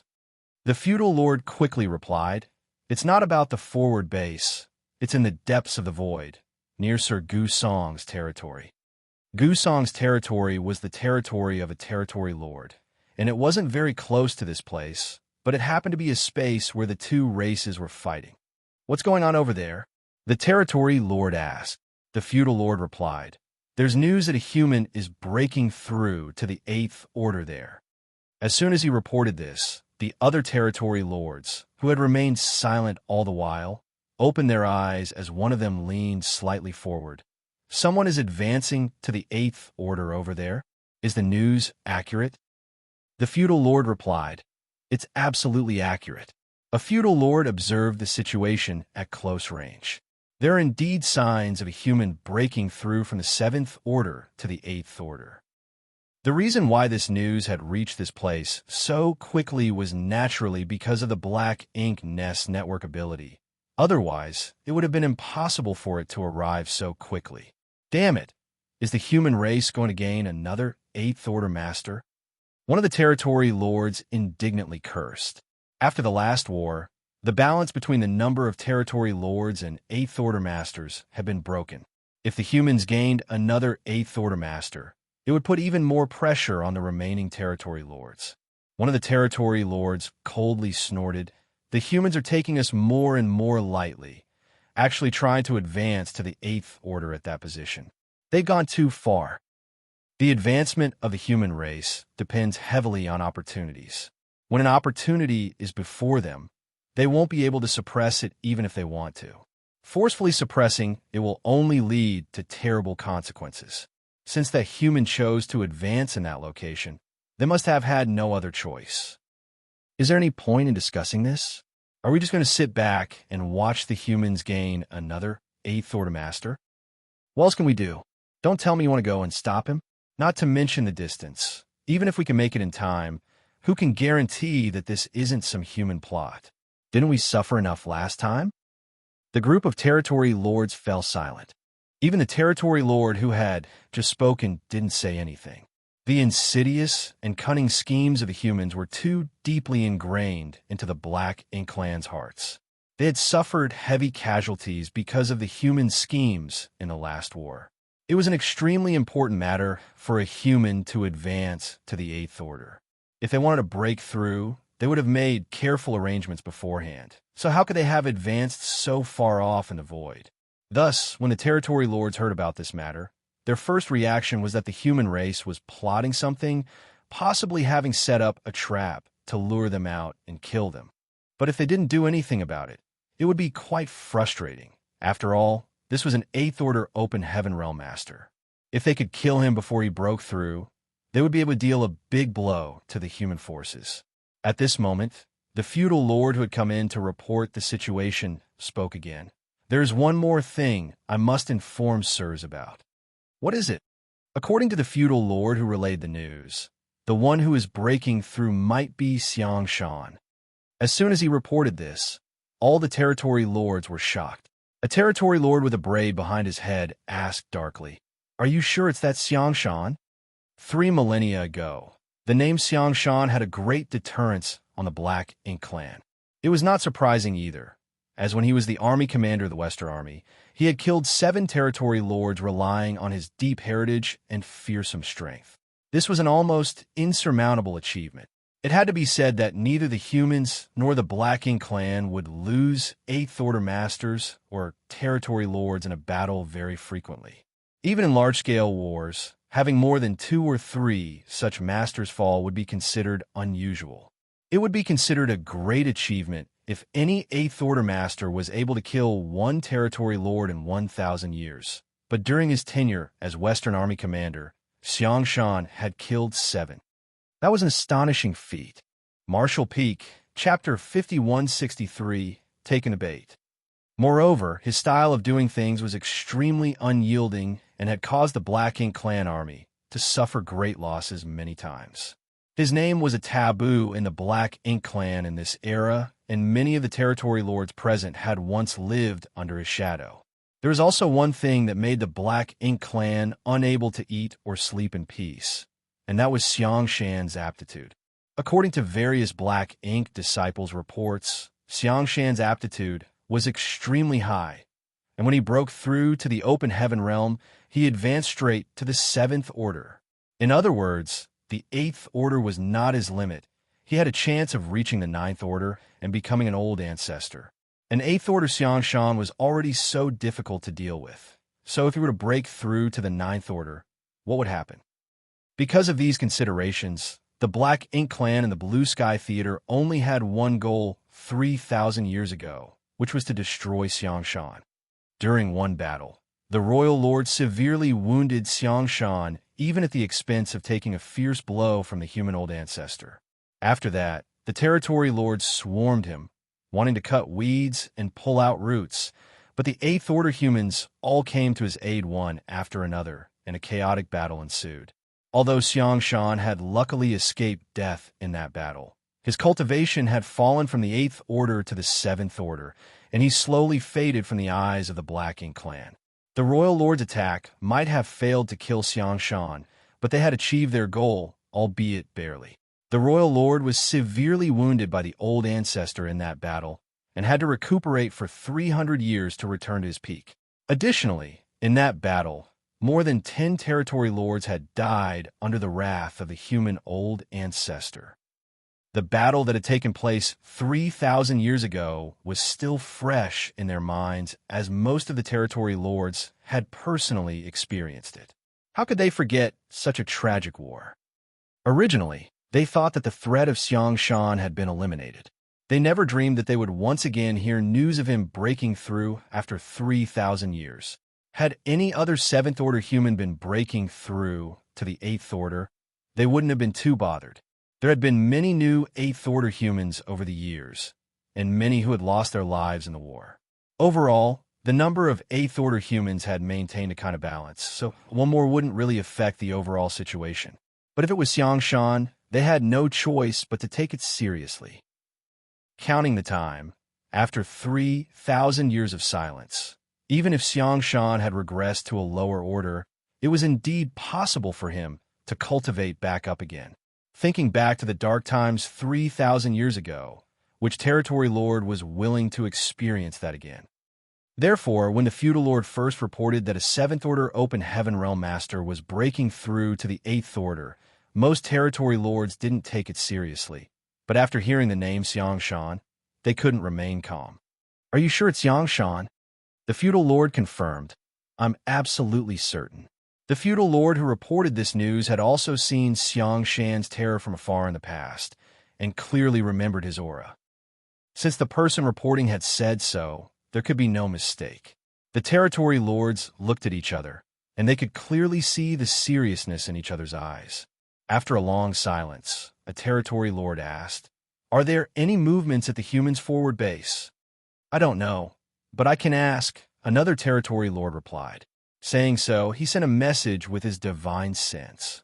A moment later, the territory lord reported, "Just half a day ago, 2 Eighth Order masters emerged from the forward base, making a beeline towards Gusong's territory. It seems that news of Xianxia's breakthrough has been reported back to them. Those division commanders must be heading there to guard him." In other words, Xianxia's breakthrough should have been an accident. Otherwise, the humans wouldn't be scrambling to make arrangements now. It's still hard to say if this is another of those human schemes. Whether it's a scheme or not, we can't ignore Xianxia's advancement. If he returns to the Eighth Order, he will be the most difficult enemy we have to deal with. None of the territory lords can resist him. Yes, we must stop Xianxia from breaking through, no matter what. Even if the humans are plotting something, they won't be able to do anything with Xianxia's position being so far away. In fact, we might as well beat them at their own game. "What do you mean?" Wu Jiang, Mao Qi, Zhong Ning, and Hong Ho are not here. Send a message to any 2 of them to intercept those 2 Eighth Order humans and stop them from assisting Xianxia. Then send a message to the other 2 to investigate Xianxia's advancement. If the humans have not planned any ambushes, they can take action, and everything will be solved. If there is an ambush waiting for them, they should still be able to escape if they work together. As soon as he suggested this, the territory lords pondered for a moment before one of them nodded in agreement. "Good. We'll go with that." One of the territory lords also questioned, "Although that's the case, we still don't know where all the Eighth Order humans are. If they're all lying in ambush near Xianxia, wouldn't we be walking right into a trap if we send fewer people?" The territory lords suffered heavy casualties in the last war, so we can't afford to lose any more. The territory lord who had made the proposal first suggested once more. That's why we should launch an attack on their forward base. We don't need to achieve anything decisive, just cause a big enough disturbance to figure out the situation at their base. If we can determine the number of 8th Order Masters there, we can basically determine the situation on Xianxia's side. At that time, we can inform Wu Jiang and the others, so that they can act appropriately. Attack the forward base. One of the territory lords furrowed his brow. If a war breaks out, it won't be so easy to quell, and we will have to pay a certain price. If we win, it's fine, but if we lose, the Black Ink clan will completely lose the territory occupied by the humans. We won't have enough troops to continue fighting. Compared to Xianxia's breakthrough, it is worth it, no matter what the price is. Since we have different opinions, we might as well vote. Those who agree to attack the forward base, please rise. After a moment, more than a dozen territory lords stood up. Basically, all of the territory lords who were standing had lived during Xianxia's era, and most of the sitting territory lords had just recently advanced. From this, it was obvious that the old territory lords were all extremely wary of Xianxia. They were willing to pay any price in order to kill him. Compared to these territory lords, the new territory lords of the last 3 millennia didn't fear Xianxia so much. They were satisfied with their current state and didn't think that a large-scale war with the human race was a good idea at this point. However, most of the territory lords had already agreed to fight, so they couldn't influence the overall situation. A storm was brewing, and war was about to break out. Over the past few years, the Black Ink clan's various reinforcements had gathered around this feudal lord's fief, forming a stalemate with the forward base. The Black Ink clan didn't dare act rashly, and the human soldiers in the forward base didn't have any intention of getting themselves into a large-scale battle. But today, because of a single person's breakthrough, this stalemate was about to be broken. The Black Ink clan began to mobilize their troops and advance towards the forward base. Although their actions were extremely well hidden, how could such a large deployment possibly be hidden from the vigilant humans? Inside the temporary army headquarters of the forward base, a group of 8th Order Masters was waiting with Zhong Liang and Liang Yulong in the lead. Suddenly, a 7th Order Master entered, cupped his fist, and reported, "The Black Ink clan has started moving." Zhong Liang's eyes flickered with a sharp gleam. They took the bait. The group of 8th Order Masters were all excited. They had been worried that the Black Ink clan would not act, and only once they did, it would mean that their plan could be implemented. This wasn't surprising, though, as the bait they had thrown out was no small matter to the Black Ink clan. Be that as it may, no one was certain what the Black Ink clan's choice would be without a concrete report, so they had been waiting here on tenterhooks. A worried look appeared on Liang Yulong's face. "I wonder if Senior Brother Xiang's situation is going well." Zhong Liang said, "Since Senior Brother Xiang has agreed to this plan, he must have made some preparations. There's no need to worry about him. We just need to do our own thing. Send a message to Blue Sky Pass and tell Ding Yao that they can start." Good. Someone immediately complied. 2 figures shot through the void, both of them in the 8th Order Open Heaven realm. They were flying quite fast, making a beeline towards a certain direction. While flying, one of them sent a voice transmission. "Brother Zhang, do you think the Black Ink clan will take the bait this time?" Hearing this, the 8th Order Master, surnamed Zhang, smiled. "We'll know if there is any obstruction along the way. However, I'm sure that the Black Ink clan will not be able to resist. After all, this concerns Senior Brother Xiang. If I were a territory lord, I would definitely not allow him to advance peacefully. They finally made him fall to the 7th Order. So how could they allow him to advance back to the 8th Order?" The other 8th Order asked curiously, "Does Senior Brother Xiang hold such a great deterrence to the Black Ink clan?" The 8th Order, surnamed Zhang, answered, "Brother Sun, you haven't been on the Black Ink battlefield for long, so you haven't seen Senior Brother Xiang's power with your own eyes. When he was commanding the Western Army, he tossed around the territory lords like they were chickens. It could even be said that their faces would be filled with dread at the mere mention of his name." The cultivator, surnamed Sun, sighed. "Alas, I didn't get to see Senior Brother Xiang's divine might. I hope his breakthrough this time goes smoothly." Xianxia added. Although it will be much more difficult to break through after a drop in one's order, it shouldn't be a problem for senior brother Xiang with his aptitude. All we need to do is wait for good news. It just so happens that Blue Sky Pass needs someone to play the opening act, and senior brother Xiang was about to break through. After learning of the plan, I volunteered for this duty. After chatting for a while, the two of them stopped talking and continued on their way. 2 days later, the two masters who were speeding forward suddenly came to a stop at the sight of two black ink clouds approaching from the opposite side. The next moment, two huge figures appeared from the black ink clouds, attacking them without saying a word. The two Eighth Order masters naturally wouldn't just sit back and wait for their deaths. Each cast their own divine abilities to fend off the attackers descending from the darkness. Shortly after, the four figures separated and faced off against one another. The Eighth Order, surnamed Zhang, coldly glanced over and snorted, "Mao Qi, Zhongyan." Having fought with each other for so many years, this man, surnamed Zhang, naturally recognized who these two territory lords were. After exchanging a glance with the cultivator, surnamed Sun, both of them calmed down. As these two fellows had suddenly appeared and blocked their path, it was apparent that the Blacking clan had taken the bait. Otherwise, there was no reason for these two to come here and stop them. Everything was going according to the plan. It was laughable that the two territory lords didn't even notice. Mao Qi was even more valiant and spirited as he coldly shouted with a look of disdain on his face, "This road is blocked." The Eighth Order master, surnamed Zhang, sneered, shamelessly boasting. Without wasting another moment, he summoned his sword with a wave of his hand, sending out a flurry of sword lights towards Mao Qi on the other side. The cultivator, surnamed Sun, and Zhong Ning engaged in a one-on-one battle. Neither side held a decisive advantage. Be that as it may, as far as the two territory lords were concerned, so long as they could stop these two Eighth Order masters here, that was enough. They really did not care if they could do anything to them or not. The two of them had also learned the seriousness of the situation from the message sent via the black ink nest. If not for this, they wouldn't have been lying in ambush here, waiting to intercept the Eighth Order Division commanders. Marshall Peak, Chapter 5164, Someone as High as a Territory Lord. The two Eighth Order Open Heaven Realm Masters were intercepted by Mao Qi and Zhong Yin along the way and were now locked in a fierce battle.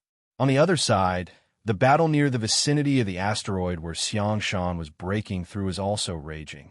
The wild boars, water snakes, and old turtles, these three special operations squads, were rampaging through the void, killing the Black Ink clan to the point that they were unable to fight back.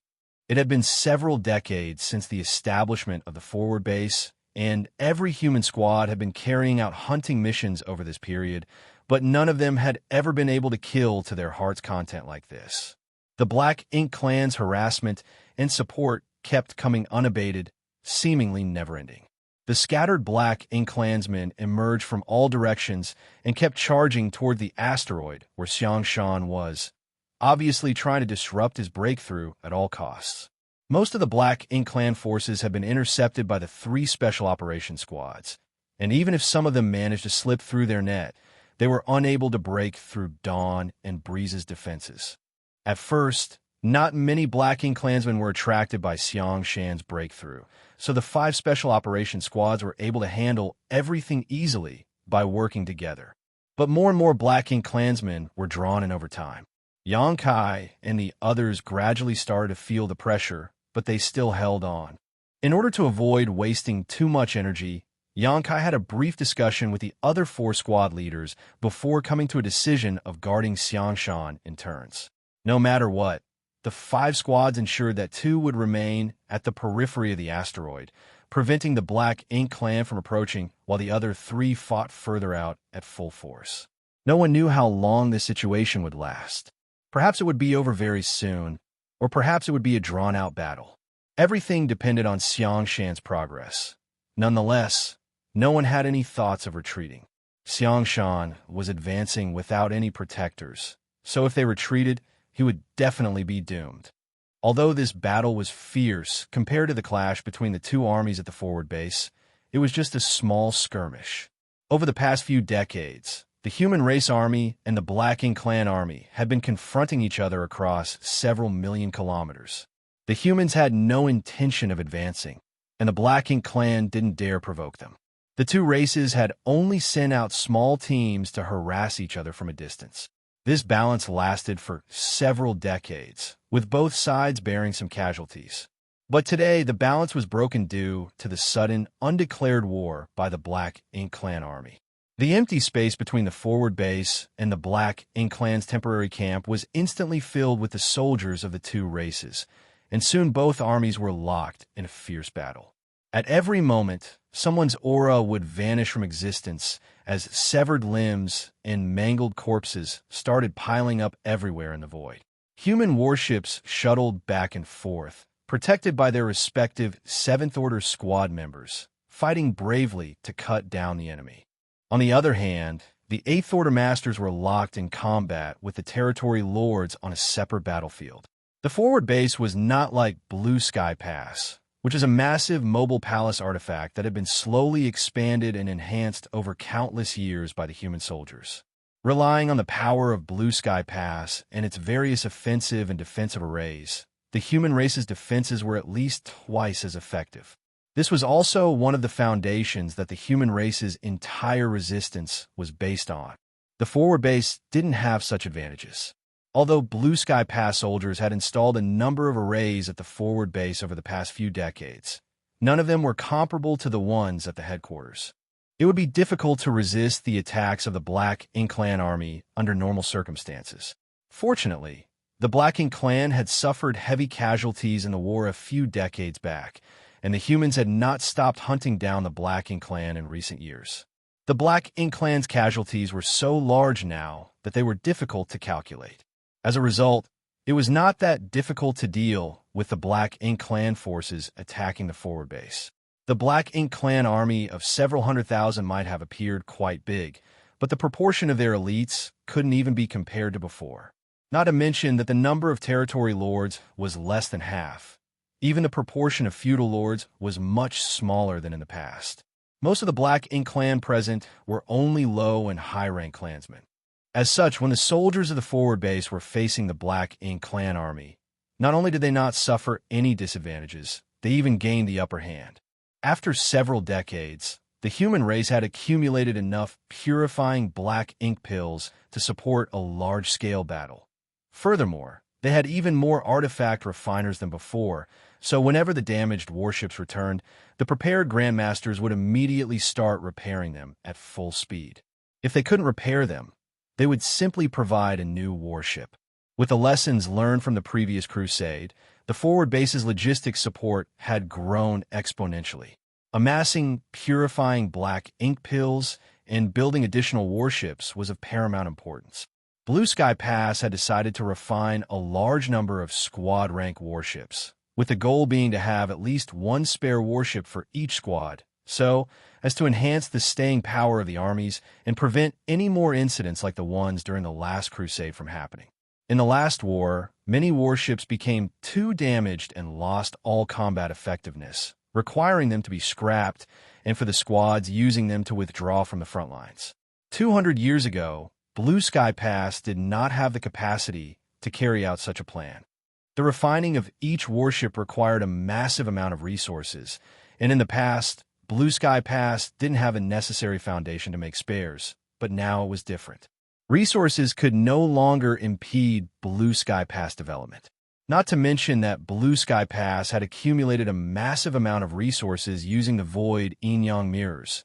If they were to win this most recent war, they would be able to completely occupy a large portion of the Black Ink Clan's former territory. At that time, it would be an easy task to mine all the resources they needed. There were so many dead universe worlds in the void that the resources could essentially be considered endless. Any war between two large armies would take time, and victory and defeat could not be determined in a short period. It would be a long while before a conclusion was reached. A few days later, two warships stood side by side in the periphery of the asteroid where Xianxia was breaking through, with more than 10 Seventh Order open heaven realms scattered around, vigilantly observing their surroundings. Everyone, Whether it was the scattered 7th Order Masters or the 5th and 6th Order humans aboard the warships, was taking advantage of this short respite to swallow spirit pills and recover some strength. After several days of fierce fighting, the several hundred members of the 5 elite squads had all consumed a great deal of energy. In the face of Black Ink Clan's continuous assault, they had to use every opportunity they received to recover. Xianxia was among these people. Dawn had already finished their 3rd combat rotation, so this time they had returned along with the Water Snake squad for guard duty. While adjusting his breathing, the Water Snake squad leader, Dongfang Wenbing, suddenly asked via voice divine sense, "Brother Yang, did you notice?" Xianxia's expression remained unchanged as he replied, "The Black Ink Clan's attack seems to be employing some sort of strategy." So Brother Yang has noticed too. Indeed.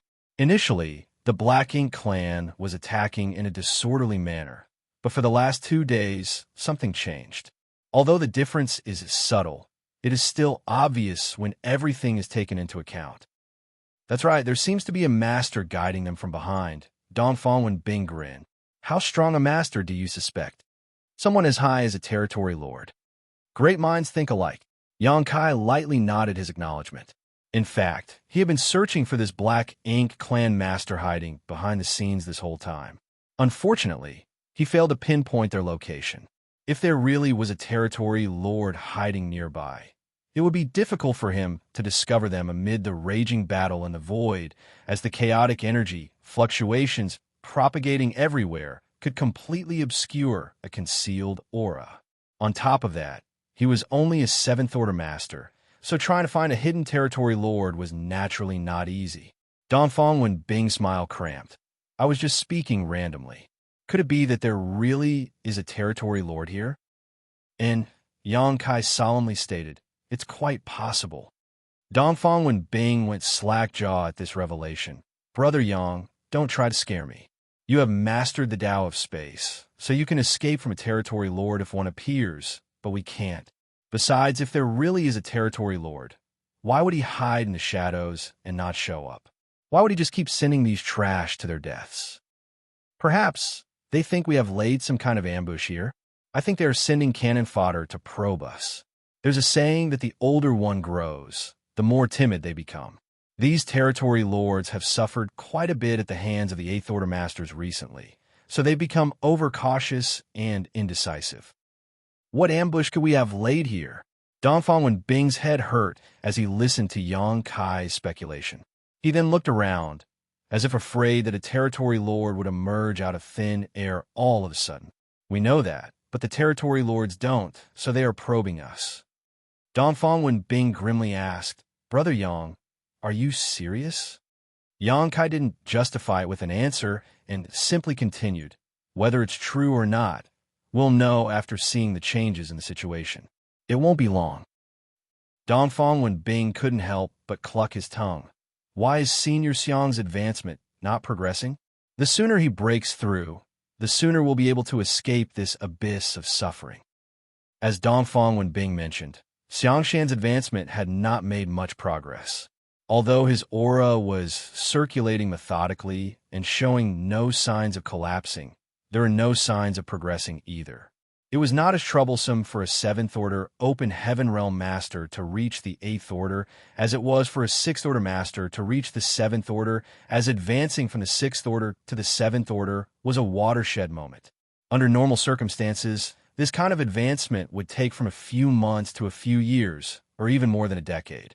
The time one would take would depend on various conditions. This was also why Zhongliang and the others were so shocked when Xianxia broke through to the 7th Order in a matter of days. However, Xianxia was an exception, as a small universe had already fully materialized when he was in the 6th Order, so he did not need to go through this transformation.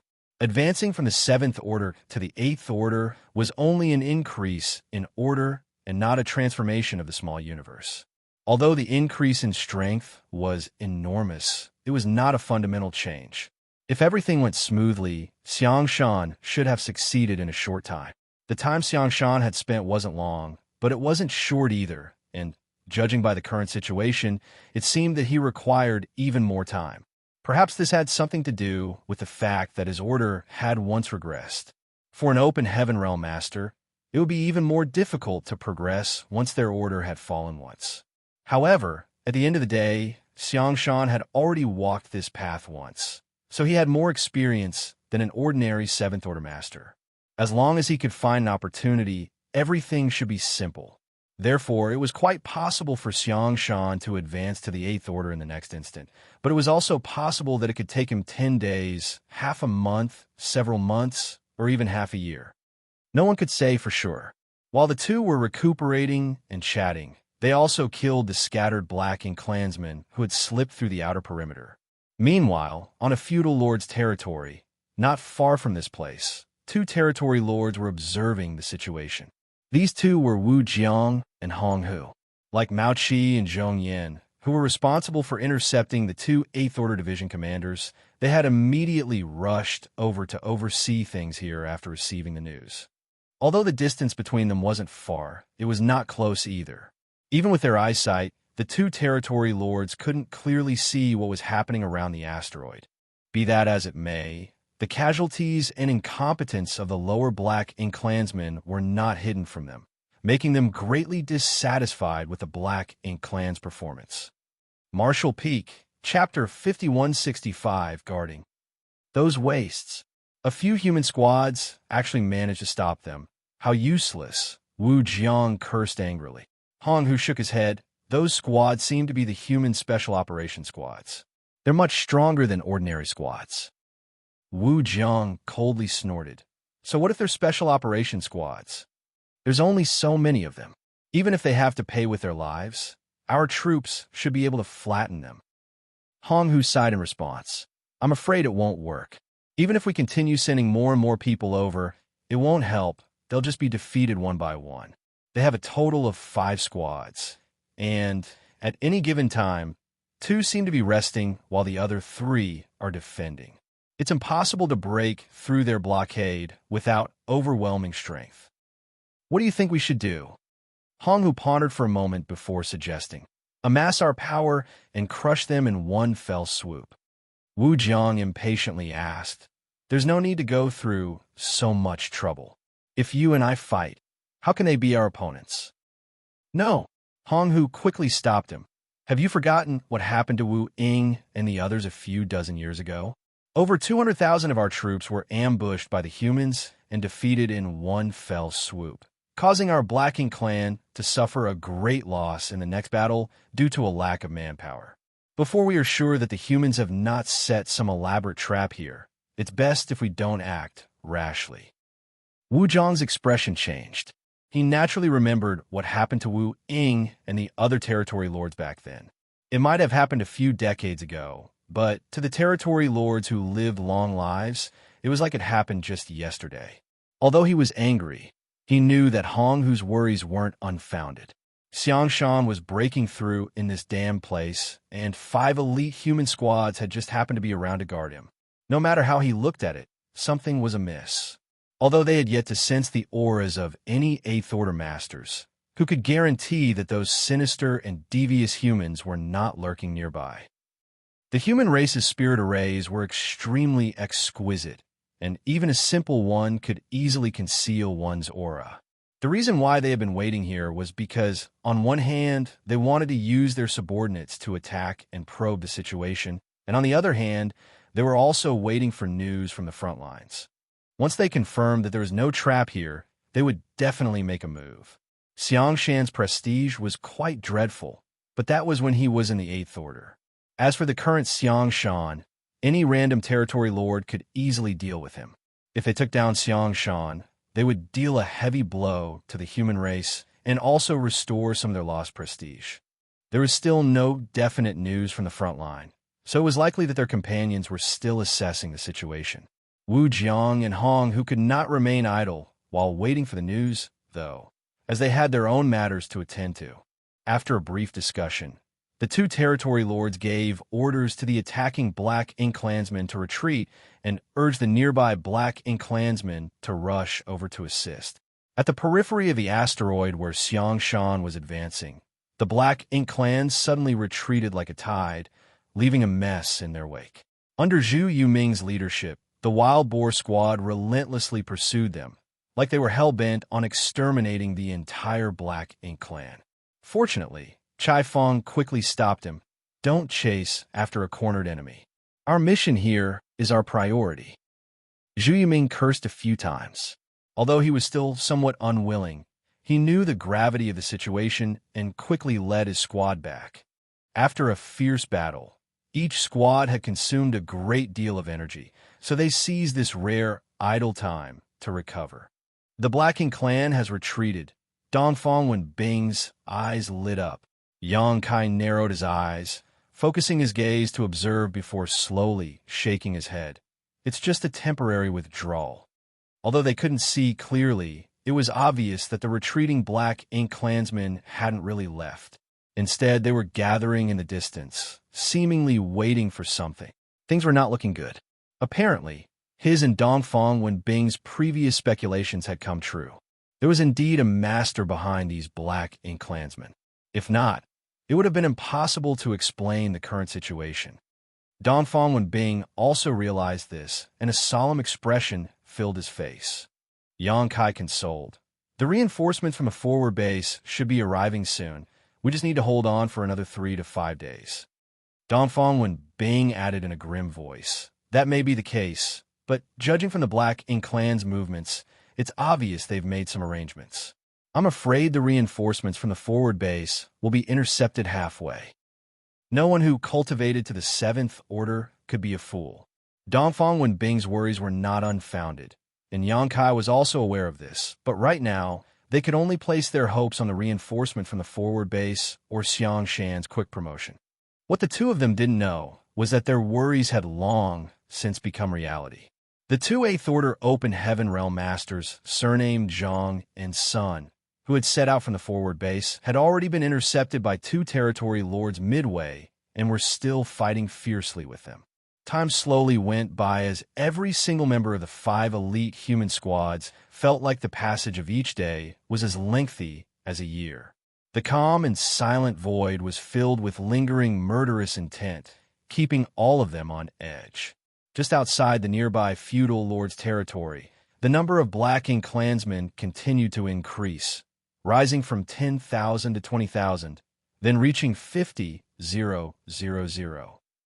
Wu Jiang and Hong who stare at these tens of thousands of unappealing goods with great dissatisfaction. Although they had urgently summoned the nearby Black Ink clan forces to this place, the number of troops they could muster was still extremely small. This couldn't be helped, though, as most of the Black Ink clan forces had been transferred to the front lines to confront the forward base over the past few decades. Currently, the Black Ink clan forces remaining behind were extremely few in number. Furthermore, 80 to 90% of the Black Ink clansmen they had gathered here were nothing more than cannon fodder. Many of them weren't even low-rank clansmen yet. It was quite an awkward situation. It wasn't that the 2 territory lords were incompetent, but rather that even a clever housewife couldn't cook without rice. There weren't any powerful forces nearby for them to deploy, so their hands were tied. If the quality wasn't good enough, then they could only make up for it with quantity. They didn't hold out any hope that these Black Ink clansmen would be able to accomplish anything, but they could still be used for attacking and probing. 2 days later, they barely managed to gather 80,000 troops, which seemed to be the upper limit. They couldn't mobilize anymore.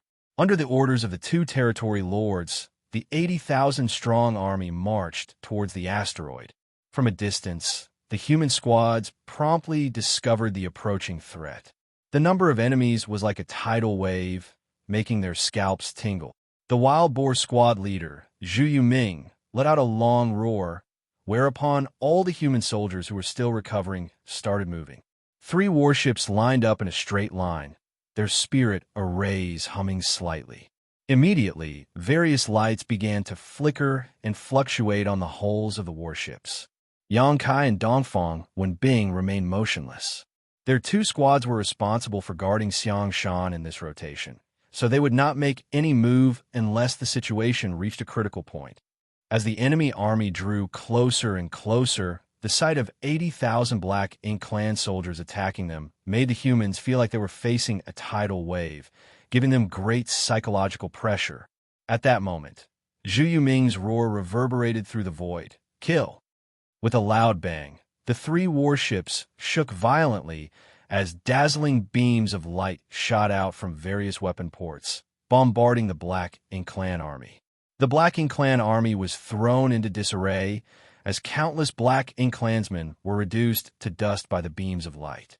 A few beams even cut right through the approaching Black Ink Clan army. Thousands of Black Ink Clansmen had fallen from just the opening salvo of attack. Everyone was stunned at the sight of this, but they quickly understood. Although there were many Black Ink Clansmen attacking, they were not invincible. Most of them were weak cannon fodder. Otherwise, so many of them would not have died just like that. The soldiers in charge of controlling the warship's artifacts didn't need to be told what to do. They once again channeled their world force into their artifacts and launched another barrage of attacks, further increasing the casualties suffered by the Black Ink Clan. After 3 rounds of bombardment, the Black Ink Clan army was already upon them. Immediately, the Seventh Order Masters leapt off their warships, holding their own artifacts and circulating their world force as they lined up and started attacking the oncoming enemies. The next instant, black blood and pieces of flesh flew here and there as the Black Ink Clansmen's auras began to wane. The vicinity of the 3 warships was densely packed with Black Ink Clan forces. It was almost impossible to spot the figures of the 3 warships and the Seventh Order Masters protecting them. Only the energy fluctuations constantly spreading into the void gave the assurance that they were still alive. The entire picture looked like black ants swarming towards 3 candies fallen on the ground, wrapping them up entirely. A large number of Black Ink Clansmen suddenly bypassed the 3 entangled warships and rushed towards the asteroid. Dawn and the water snakes had already made their preparations. The warships immediately opened fire, unleashing all of their might as the Seventh Order Masters circulated their world force madly to unleash their strongest divine abilities towards the places where the most Black Ink Clansmen were gathered. Xianxia had pushed his space principles to the limit. All the Black Ink Clansmen who tried to approach the asteroid immediately felt as if they had fallen into a swamp. Their movements became sluggish, giving the 2 squads a chance to kill them at a distance. All thanks to his space principles, just 2 squads were somehow able to stop the enemy's thrust. Most of the Black Ink Clansmen were nothing more than serfs, so their strength wasn't even worth mentioning. Any of the humans present here could easily kill a large number of them, but there were simply too many of them. Xianxia could not be disturbed while he was breaking through. So if any Black Ink Clansmen broke through the defensive line, no matter how weak they were, it could cause a huge disaster. For the time being, the battle was still under control, but it was hard to say how long the human squads could keep things that way. No one would be able to endure such a high-intensity battle forever. 1 hour, 2 hours. Half a day later, the 5 squads had all consumed a great deal of energy, which was reflected most obviously in their greatly decreased rate of killing. Although Xianxia was still able to hold on and use his space principles to delay the attacks of the Black Ink Clansmen, Dawn and the water snakes were unable to keep up. There were more Black Ink Clansmen on the periphery of the asteroid, so it wouldn't be long before even Xianxia was unable to stop them all. It's time! Thinking so, Xianxia shouted, "Senior Brother Chai." Somewhere in the void in front of them, Chai Feng's voice rang out from a warship surrounded by countless Black Ink Clans. "Ha ha, it's really pleasant to hear. What's wrong, Brother Yang? Are you unable to hold on?" Dongfeng Wenbing smiled and scolded, "Old Chai, hurry up. Don't waste time." Coming. Chai Feng replied. As soon as his voice fell, a seemingly solid halo suddenly erupted. This halo didn't cause much damage, but it had an extremely strong repelling force. In an instant, countless Black Ink Clansmen surrounding the Old Turtle's warship were all pushed away. Marshall Peak, Chapter 5166, Turtle Shell. The next moment, the vicinity of Old Turtle Squad's warship was all cleared up. The Black Ink Clansmen who pushed away had not suffered any casualties and resumed their offense on the Old Turtle Squad once more after a brief pause. But why would the Old Turtle Squad take them seriously? The giant warship turned around and rushed towards the asteroid, smashing all of the Black Ink clansmen who tried to stop it to pieces. In the blink of an eye, the Old Turtle Squad's warship flew past Dawn and the water snakes and stopped near the asteroid.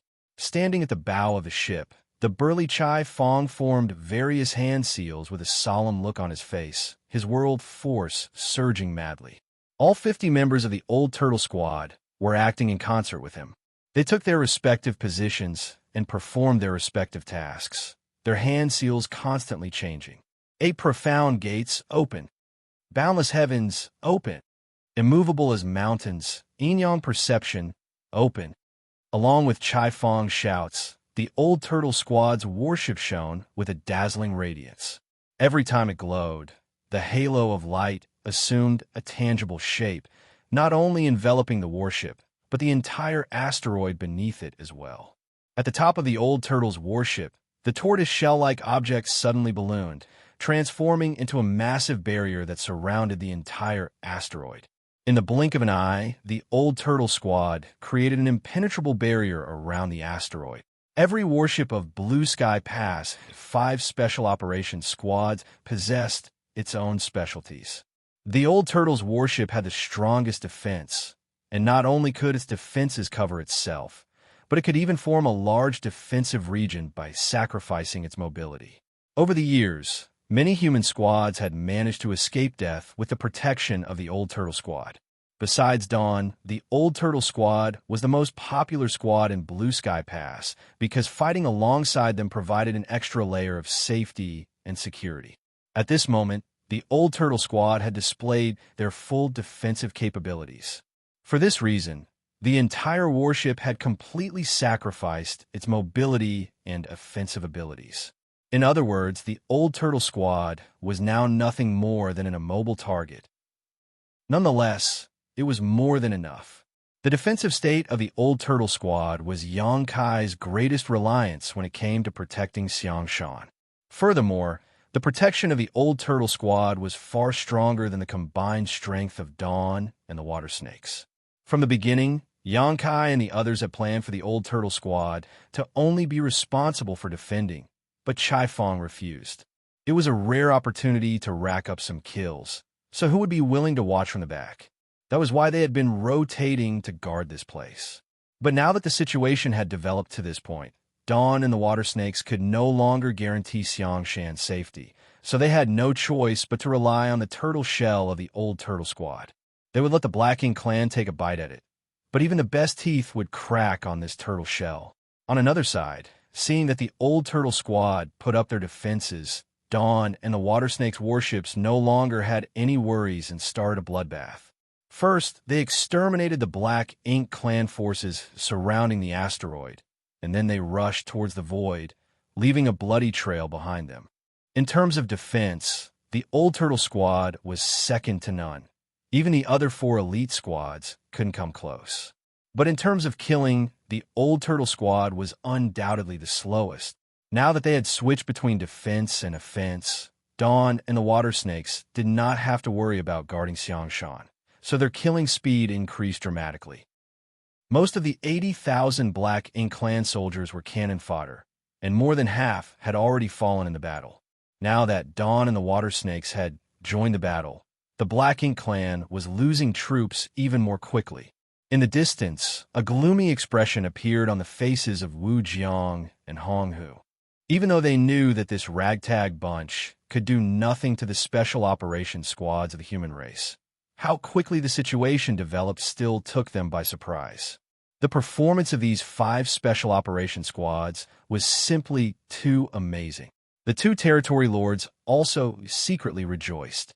Fortunately, there were only 5 special operations squads in Blue Sky Pass. If every human squad was so difficult to deal with, there would be no room for the ordinary Black Ink clansmen to survive. Although they hadn't achieved their goal, the 2 territory lords were able to determine something from the current situation. There really weren't any 8th Order masters lying in ambush here, or else they would not have sat still when things got serious. After all, there had been several times when the human situation had gotten quite dangerous. They might have resolved it in time, but that was mostly due to luck. Although the two territory lords had made their own conclusion, they still patiently waited for news from the front lines. Only when they got confirmation would they act. It should be about time. As expected, after another half a day, just when the Black Ink clan army they had gathered was about to be completely wiped out, a feudal lord rushed to them and reported, "The Eighth Order humans stationed at the enemy forward base have all appeared. None of them is missing." Wu Jiang raised his brow. Good. After decades of confrontation, it wasn't as if the Eighth Order Open Heaven Realm Masters and Territory Lords hadn't fought each other before. They might not have fought many times, but they were already well aware of each other's ins and outs. The Eighth Order humans were divided into two groups. One group was stationed at their new forward base, occupying about 80% of their numbers, while the other group was still nowhere to be seen.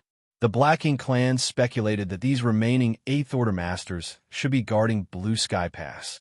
After all, the humans attached great importance to Blue Sky Pass, so it was impossible for there to be no Masters guarding it. Blue Sky Pass was situated too far from here, so as long as they could determine the location of the Eighth Order Masters they knew to be stationed at the forward base, they could determine if there was any ambush here or not. Now that it had been verified that the Eighth Order Masters of the forward base were all fighting on the front lines, they no longer had any concerns. Han, who was obviously more on the cautious side though, and asked, "What about their old ancestor?" The feudal lord reported, "I don't know, but there's no news from the royal city. I guess that the royal lord and the old ancestor are still locked in a confrontation." Several decades ago, when the humans began their crusade, the old ancestor left Blue Sky Pass and entered the heart of the Black Ink clan territory. He didn't do anything, he just stared down the royal lord, preventing him from doing anything rash. The Black Ink clan also had no idea where the old ancestor was hiding. The royal lord surely knew, but he never informed his subordinates.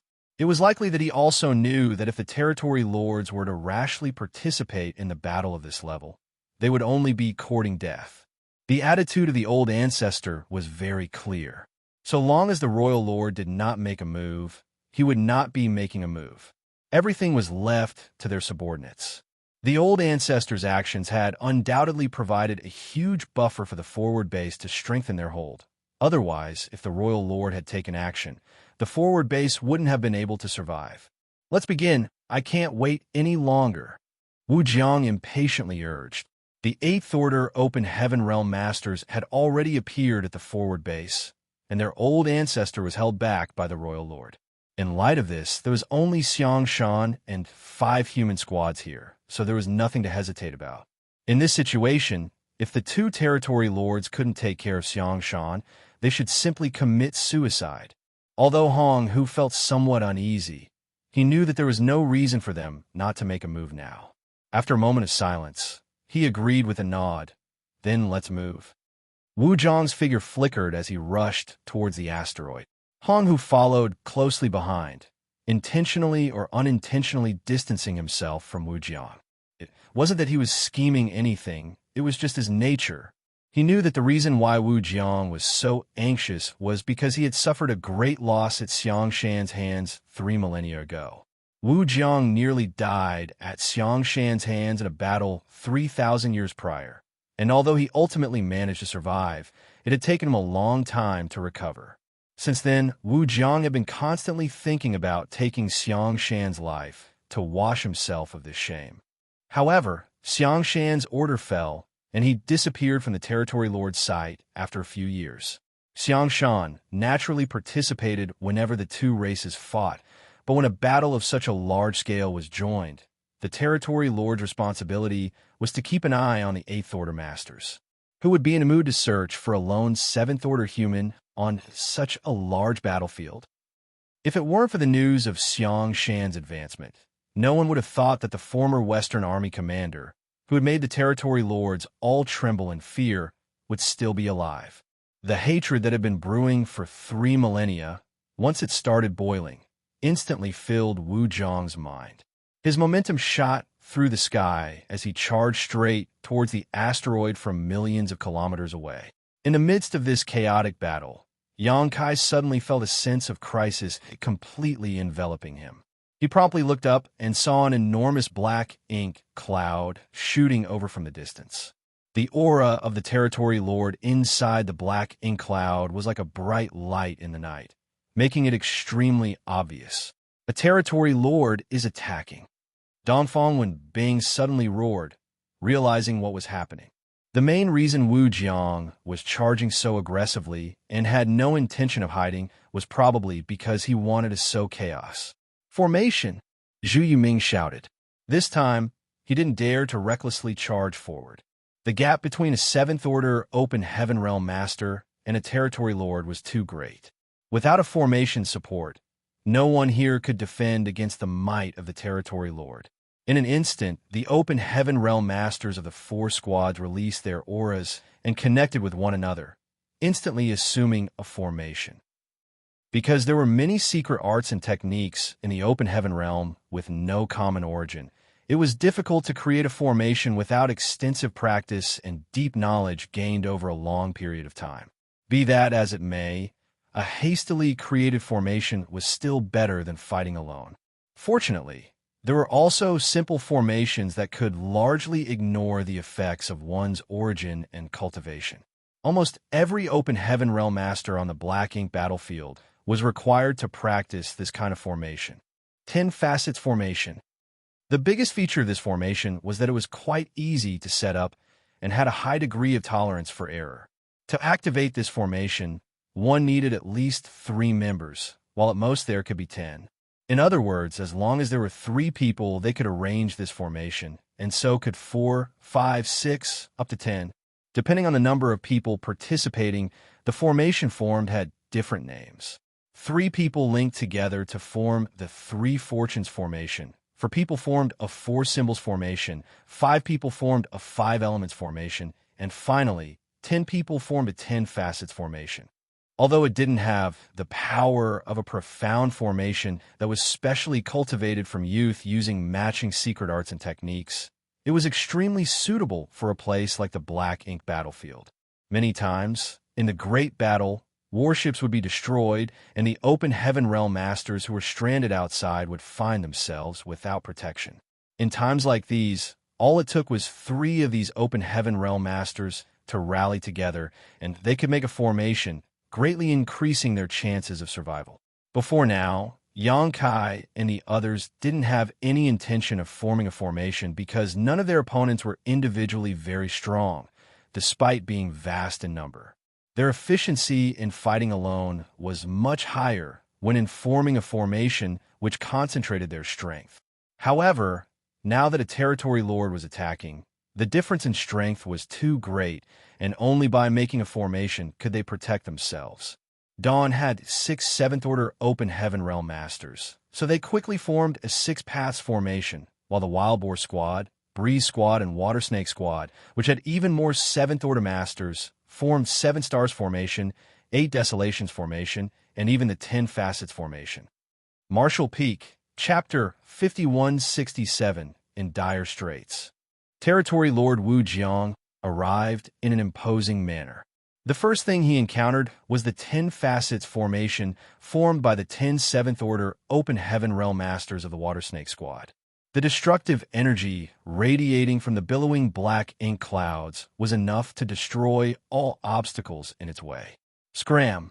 Wu Jiang was completely focused on killing Xianxia and was in no mood to pay attention to others. He wanted to break through the blockade of the human squads right away, and, as such, in the face of the incoming Water Snake Squad, he promptly channeled his power into his palm and ruthlessly smacked it down. The moment the Water Snake Squad came in contact with Wu Jiang's attack, the 10 7th-order open heaven realm masters of the Water Snake Squad jolted, and their faces went pale as an overwhelming power swept over them. 2 or 3 of the 7th-order open heaven realm masters with the weakest foundation even spat out mouthfuls of blood and could see stars circling before their eyes. Fortunately, everyone had taken a purifying black ink pill in advance. Otherwise, they would have been easily invaded by black ink strength, as their small universes were in turmoil right now. Once they had been corrupted by black ink strength, they would have been in big trouble. But with this exchange, the Water Snake squad immediately realized the huge gap between them and their opponent. Not every 7th Order Open Heaven Realm Master got to fight territory lords multiple times in a short span of 100 years like Xianxia, who even had the unique experience of killing territory lords. In their long, lengthy career of fighting on the Black Ink battlefield, their opponents had basically been the feudal lords under the territory lords. Very few people had the chance and experience of fighting against the territory lords. Their lack of experience had caused them to suffer quite a bit. Fortunately, there were more than one squad. Right behind them were the Wild Boars, who were best at charging in and running amok, and the Agile Breeze squad. More than a dozen 7th Order Open Heaven Realm Masters of the two squads assumed two battle formations. When the Water Snake squad was repelled, the others attacked Wuxia from the left and right, with the leaders of both squads taking point. All the 7th Order Masters gathered their entire strength and unleashed their strongest divine abilities. Immediately after, their fearsome energy left dazzling trails as they slashed towards Wuxia from either side like a giant pair of scissors. Wuxia was enraged. The black ink clouds started billowing as the might of the territory lord was fully displayed.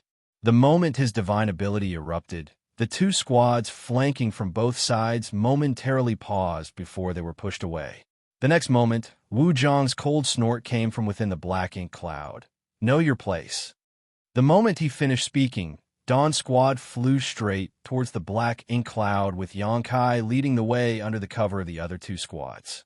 In the Six Paths formation, Xianxia held the core position, and his aura was closely linked with Feng Ying's and the others.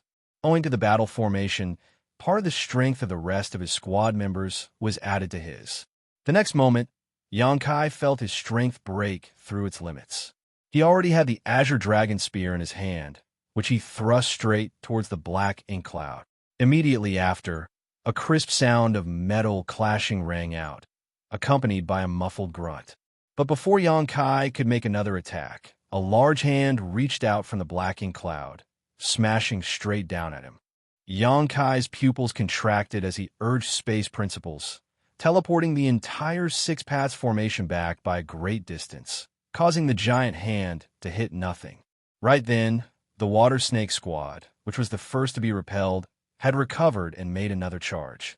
The Wild Boar squad and Breeze squad also attacked from the left and right. Noticing this, Xianxia led Feng Ying and the others to press the attack. The long spear in his hand left shadows covering the entire sky, enveloping the black ink cloud.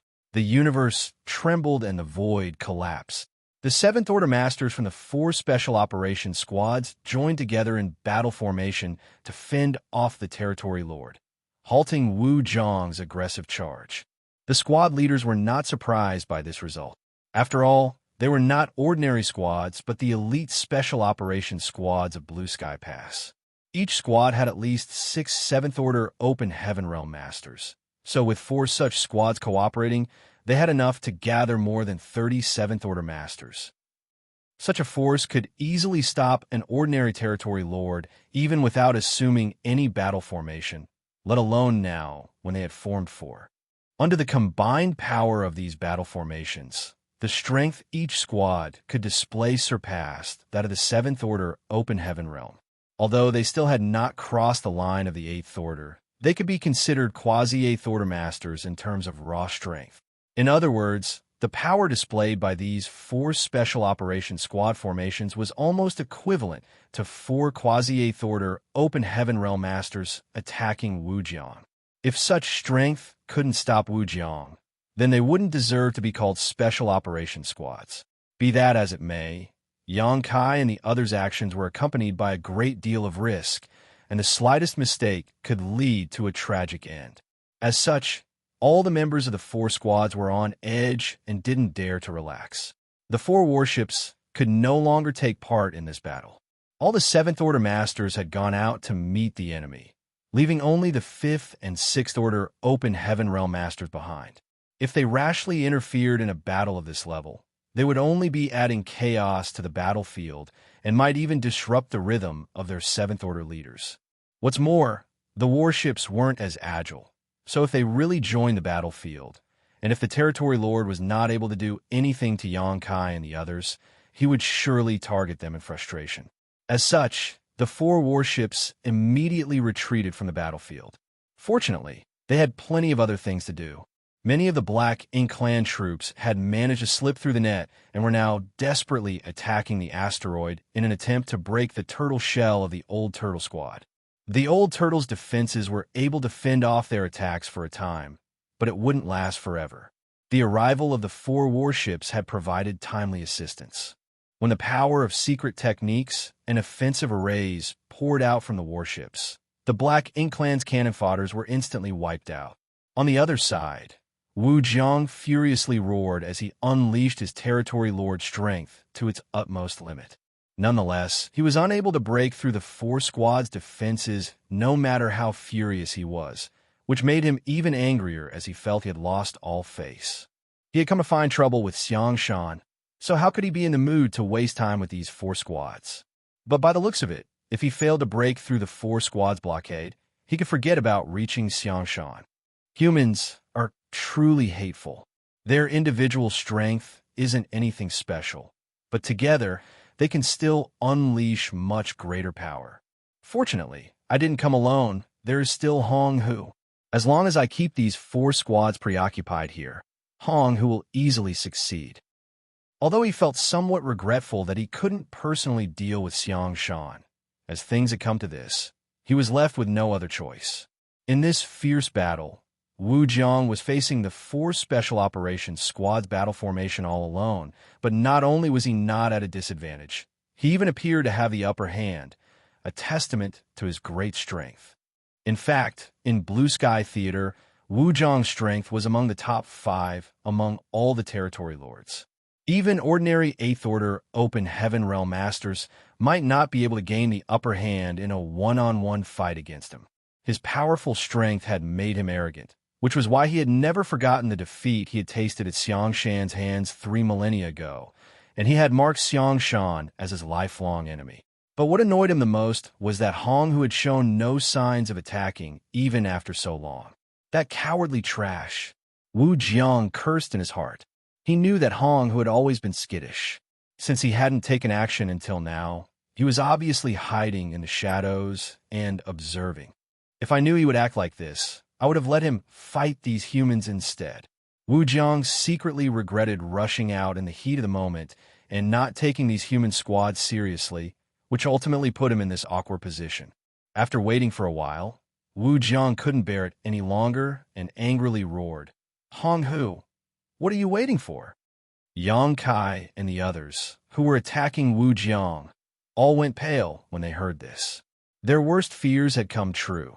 There was not just 1 Territory Lord here, but 2. Where is he? In the midst of the fierce battle, Yang Kai spread his divine sense to investigate, but it was to no avail. If a Territory Lord wanted to hide himself, it would indeed be difficult for Yang Kai to find him in this chaos. Fortunately, he did not need to investigate for long. After Wu Jiang's roar, a faint sigh came from somewhere and a figure soon appeared. It was none other than Hong Hu, Territory Lord, who had been hiding in the shadows. Hong Hu felt a headache coming on. Among all the Territory Lords, he hated working with Wu Jiang the most because his companion's recklessness would often lead him into trouble. Unfortunately, he didn't have a choice this time because he and Wu Jiang were the only ones nearby, so he had no choice but to move with him.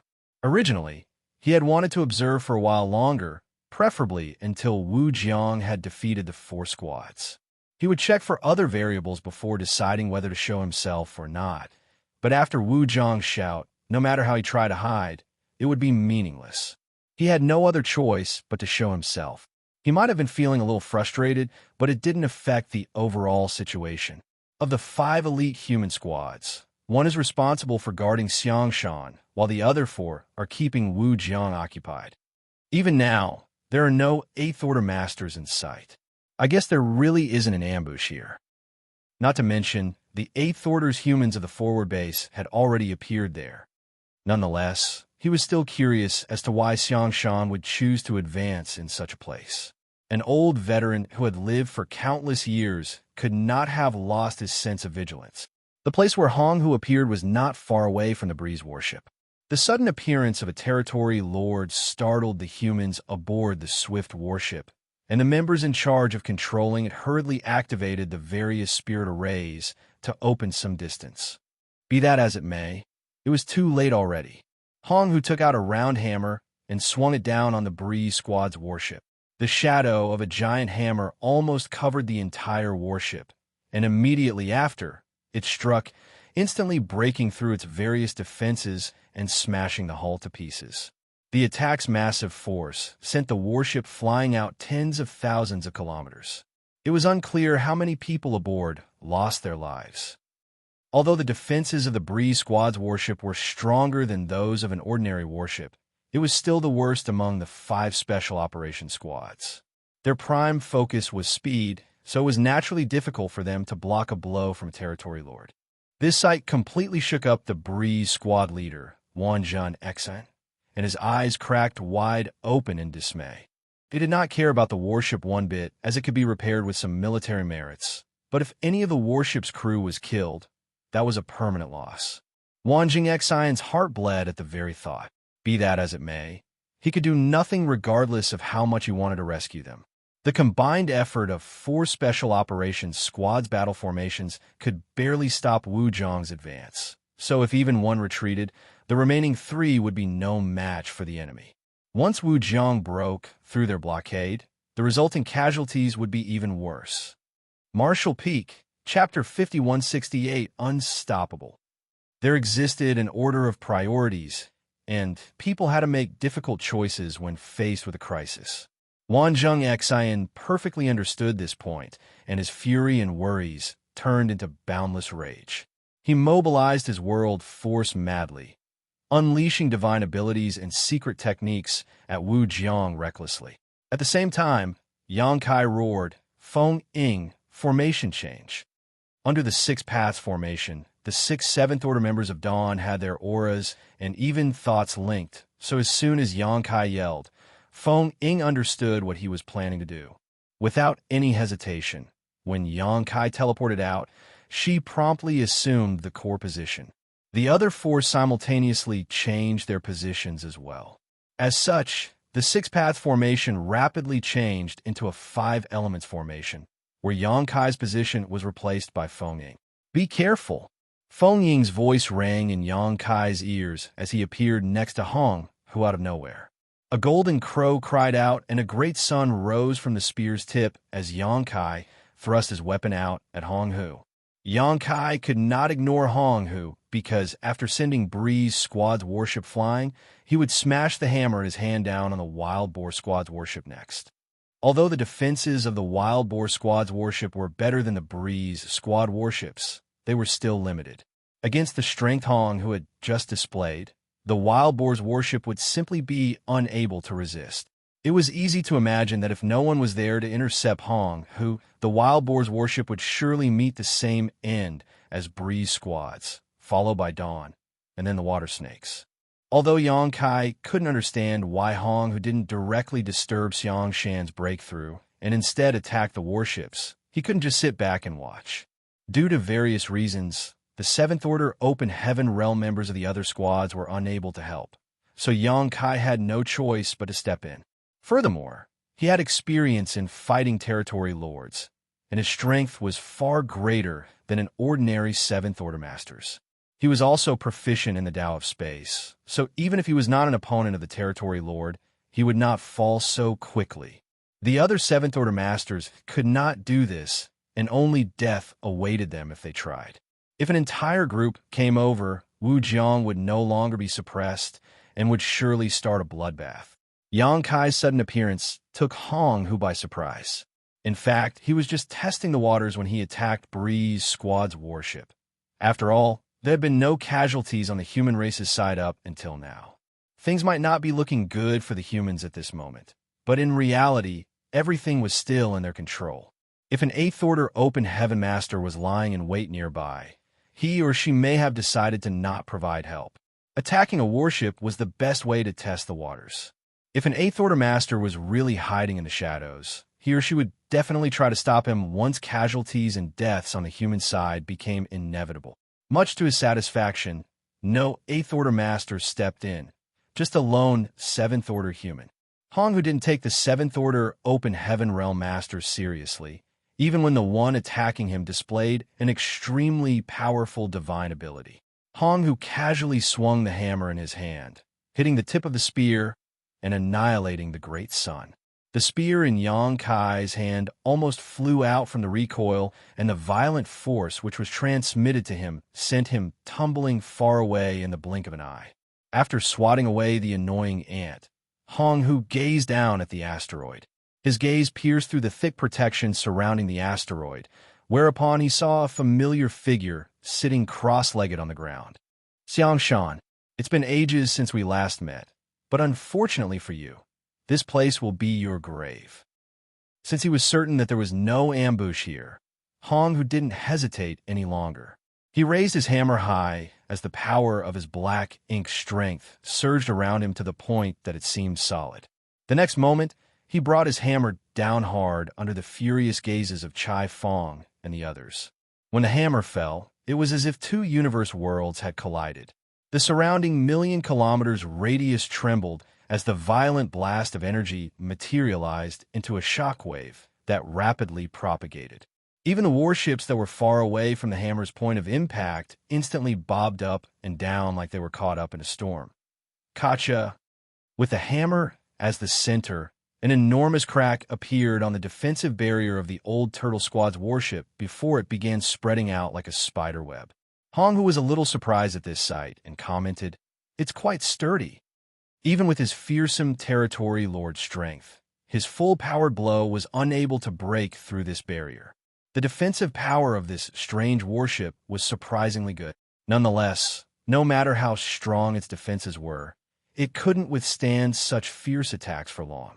With just one strike, Hong Hu came to the conclusion that he only needed 3 strikes to completely break this barrier. With another blow, the cracks became wider. Even the old Turtle Squad's warship flickered, and cracking sounds came from its hull as it was unable to bear the attack. "Hold fast. Channel all your power into the defenses." Chai Fong furiously roared as he ground his teeth. With him as the leader, the entire 50 members of the old Turtle Squad pushed their strength madly. Nonetheless, whether it was Chai Fong or his squad members, they all knew that when the Territory Lord's next attack landed, their shields would be broken. The gap in strength between the two sides was not something they could make up for with their efforts. Hong Hu raised his hammer once more as a giant shadow appeared. Just when it was about to fall, though, Hong Hu turned his head and looked back. In the distant void, a great sun was slowly rising, followed by a full moon. Under the combined brilliance of this sun and moon, a strange power started surging. This power was hard to describe and difficult to understand, seemingly containing various kinds of mysteries. Hong Hu had never felt this kind of power before, but a sense of unease gripped his heart once he did. This strange power actually posed a certain threat to him. As the sun and moon intertwined with each other, this mysterious power became more and more sublime. At first, it was still quite some distance away, but in the next instant, it was somehow right in front of him. Behind this swirl of light was the 7th Order human he had sent flying not too long ago, wearing a stoic look on his face. In the end, Hong Hu's third strike never happened. He had always been cautious, so when facing this unknown threat, his choice was always to take care of it first. Black ink strength rapidly surged as a large black ink cloud emerged, enveloping Hong Hu and allowing him to disappear from everyone's sight. The sun and moon divine wheel struck the black ink clouds, and in that instant, space-time's strength spread out into the surroundings. For that moment, everyone had the illusion that time was frozen and space had solidified. Everything happened in the blink of an eye, but it felt like hundreds of thousands of years had passed.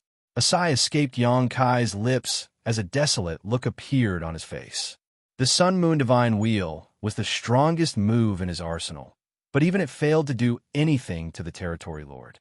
It simply lacked the strength to kill its target while the latter was on guard. On the old Turtle Squad's warship, Chai Fong and the others were staring in Hong Hu's direction with widened eyes, but when the solid black ink cloud dispersed, they didn't see the scene they were expecting. Much to their surprise, there was an enormous black shell inside the black ink cloud, like a cocoon that had been enlarged countless times. The cocoon was congealed from extremely dense black ink strength.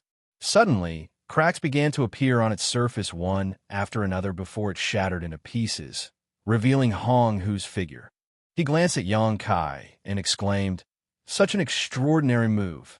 In fact, if he hadn't promptly circulated his strength to condense the black cocoon, encasing himself and devoting his full attention to his defense, he would have been seriously injured by the last attack. A mere seventh-order human actually had the ability to injure him. If this was a moment ago, he would never have believed it possible, but having experienced it personally, he could not deny it. Fortunately for him, he had responded in a timely and appropriate fashion. Although he had consumed a lot of energy, he was not injured. This seventh-order human is probably another elite not inferior to Xianxia. Hong Hu's spirits were immediately lifted. Not only could he kill Xianxia today, but he could also destroy another promising seedling of a human race. While he was in a great mood, Yang Kai's heart sank into the abyss. Even his strongest attack failed to do anything to Hong Hu. So right now, apart from defending the old turtle squad with his life, he could do nothing else. The reinforcements from a forward base were nowhere in sight, most likely intercepted by the Black Ink clan. Furthermore, in the absence of his powerful combat strength, things were not looking good for Feng Ying and the other Seventh Order Masters. When Yang Kai was there, the four squads in battle formations were able to put up a good fight against Wuxia. Even if they were at a disadvantage, they would not have been defeated in short order. But as soon as he left, although the masters from the four squads were still in formation, Dawn's overall strength had decreased sharply, increasing Wu Zhang's advantage. By the looks of it, the four formations would be defeated by Wu Jiang in less than an hour, at which point they would suffer heavy casualties. Yang Kai couldn't see any hope. Although he still had a trump card he had yet to use, it was hard to say how effective it would be. Nonetheless, he couldn't back down even in this situation. Raising his hand, Yang Kai summoned the Azure Dragon Spear as he threw a spirit pill into his mouth. Yang Kai pointed his weapon towards Hong Hu and mobilized his space principles, instantly disappearing from sight. The next time he appeared, he was standing right before Hong Hu, the Azure Dragon Spear rapidly expanding in Hong Hu's eyes. Impudence! Hong Hu coldly snorted as he brought his hammer down to meet the Azure Dragon Spear. Yang Kai staggered from the impact, but before he could even regain his footing, a mass of black ink strength flew towards his face, enveloping his head and disturbing his five senses. It became impossible for him to see or hear anything. Even his divine sense was greatly suppressed. He instinctively blocked an incoming attack with his spear, but he was sent flying as a result of his hasty defense. His chest caved in, and several of his ribs broke. Hong Hu exclaimed in surprise. He hadn't held back in his last attack. Under normal circumstances, a seventh-order human would have not been able to block such a blow and would have lost his life on the spot. But much to his surprise, the human before his eyes survived, albeit with heavy injuries. As expected of an elite seedling, such a person cannot be allowed to grow. Hong Hu became even more determined to kill Yang Kai. Nonetheless, he didn't immediately chase after him. He wanted to finish off Xianxia first. In comparison, he was more wary of Xianxia. The hammer in his hand fell once more, and the already cracked barrier finally couldn't bear the brunt and shattered into pieces. Even the old turtle squad's warship suffered great damage. Many of the members who had been linked to the warship to provide it with power spurted a mouthful of blood as their auras weakened. With the protective barrier broken, there was nothing stopping Hong Hu, who now coldly stared at Xianxia before he raised his hammer high and swung it down hard. Chai Fong and the others helplessly stared at the oncoming attack in horror. At this moment, none of them had the strength to stop this blow. Not only would Xianxia die, but even the asteroid below would probably be blown to pieces. This did not escape the eyes of the masters near Wujiang. All of them wanted to help, but they were unable to interfere. Before, they were the ones who had been pestering Wu Jiang, but now Wu Jiang was the one who was tying them down. Just as despair filled everyone's face, a beam of light came shooting out from below. Martial Peak, Chapter 5169, Ultimate 5 Elements Formation. This attack was extremely sudden and came without any warning. Hong Hu only noticed it when it was practically on top of him, causing him to jump in fright and hastily defend himself. Even a territory lord like him was forced back by this blow. Looking down, he noticed that Xianxia, who had been sitting cross-legged on the asteroid, happened to have opened his eyes at some point and was staring at him with a smile. Hong Hu was terrified. This is a trap. This is definitely a trap. Although Hong Hu didn't notice any traces of any 8th Order Open Heaven Realm Masters, when he met Xianxia's mocking gaze, he knew that his worries had come true. The human race had once again set up a sinister trap here to lure him and Wu Jiang out. It was laughable that even with all his caution, he had failed to see through this. Although he might not have an idea of what the human race's goal was or where the trap was, Hong, who was a decisive person, after realizing that things were not good, he immediately tried to escape. But it was already too late. Before Hong, who could make any move, Xianxia was already flying towards him like a bolt of lightning. When Xianxia moved, it appeared as if he had summoned something, and while he was charging, his aura steadily rose. In just 3 breaths of time, his cultivation had risen from the 7th Order to the 8th. As the two clashed in the void, their black ink strength and world force clashed to form a violent storm. On the Old Turtle Squad's broken warship, squad leader Chai Fong and his squad members were all dumbfounded. It never occurred to them that something like this would happen at this desperate moment, and came as a pleasant surprise to them. After giving it another thought, though, Chai Fong came to realize that the reason Xianxia was able to advance to the 8th Order Open Heaven Realm at just the right moment could not be a coincidence. Rather, it had to be intentional. In other words, Senior Xianxia had always been able to break through at any moment, but he had been holding his advancement back for some purpose. Naturally, it was impossible for an ordinary 7th Order Master to break through to the 8th Order like this, but it was different for Xianxia. He was originally an 8th Order Master, and the reason his order had dropped was only because he had cut off too much of his small universe in the past. He had the base of an 8th Order Master from the start, and after painstakingly cultivating for 3 millennia, he had already regained and strengthened his incomplete foundation. After 3 millennia, as far as he was concerned, it was just a matter of course to return to 8th Order so long as the opportunity appeared. Chai Fong even suspected that Xianxia had advanced to the 8th Order already, but for some reason had been acting like he was in the 7th Order Open Heaven Realm. As for what this reason was, he was temporarily unable to guess. Squad leader, is that a purifying black ink battleship? A pale-faced squad member suddenly asked. The Old Turtle Squad's defensive barrier had been destroyed by Hong Hu's 3 hammer strikes, and the entire squad had suffered varying degrees of injuries while even their warship had been damaged. Nonetheless, when compared to having been killed by Hong Hu, this result was still acceptable. After hearing this squad member's question, Chai Fong turned his gaze towards the asteroid, and indeed, he saw a warship there. This warship was far more magnificent than an ordinary squad-rank warships, or even a battalion-rank warship. In the entire Blue Sky Pass, a warship of this scale could only be a purifying black ink battleship. Why is a purifying black ink battleship here? He vaguely remembered that when Xianxia moved just now, he seemed to have summoned something and tossed it out. Apparently, what he had summoned was this purifying black ink battleship. Although the warship was large, a 7th Order Open Heaven Realm Master could still easily store it in his or her small universe. In a flash, Chai Fong understood the various arrangements of the higher-ups and was shocked at the revelation. At a certain moment before Xianxia summoned the purifying black ink battleship, 7 or 8 8th Order Open Heaven Realm Masters, led by Ding Yao, had gathered together in Blue Sky Pass. Their hands were rapidly forming different seals one after another, but strangely, no matter what seals these 8th Order Open Heaven Realm Masters made, nothing happened. Furthermore, It had already been 2 days since they had begun doing this. Even an 8th Order Open Heaven Realm Master would find it quite tiring to repeat such a boring task for a long time. Lewin couldn't help but grumble. Has Senior Brother Xiang not made his move yet? An 8th Order Master asked with a smile. Brother Liu, are you getting frustrated from all the waiting? Lewin corrected. I'm just worried that those brats won't be able to hold on.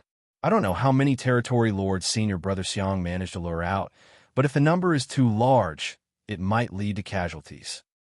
The 8th Order Master stated, Senior Brother Xiang is a meticulous person. Since he hasn't made a move yet, it means that the situation is still under control. We should keep waiting until Senior Brother Xiang has made his move, in any case. Before the 8th Order Master could finish his sentence, the light of a universe array appeared beneath his feet after he finished a set of hand seals. Ding Yao raised his brow and shouted, It's time. Everyone held their breaths and focused as the speed at which they formed hand seals sharply increased. In an instant, the light universe arrays appeared beneath their respective feet. After a few breaths, the light faded as the 8th Order Open Heaven Realm Masters gathered here vanished. The next moment, all the 8th Order Open Heaven Realm Masters stepped out of the purifying black ink battleship on an asteroid billion of kilometers away, with Ding Yao in the lead. After looking around, Ding Yao immediately understood the situation and shouted, Act according to the plan.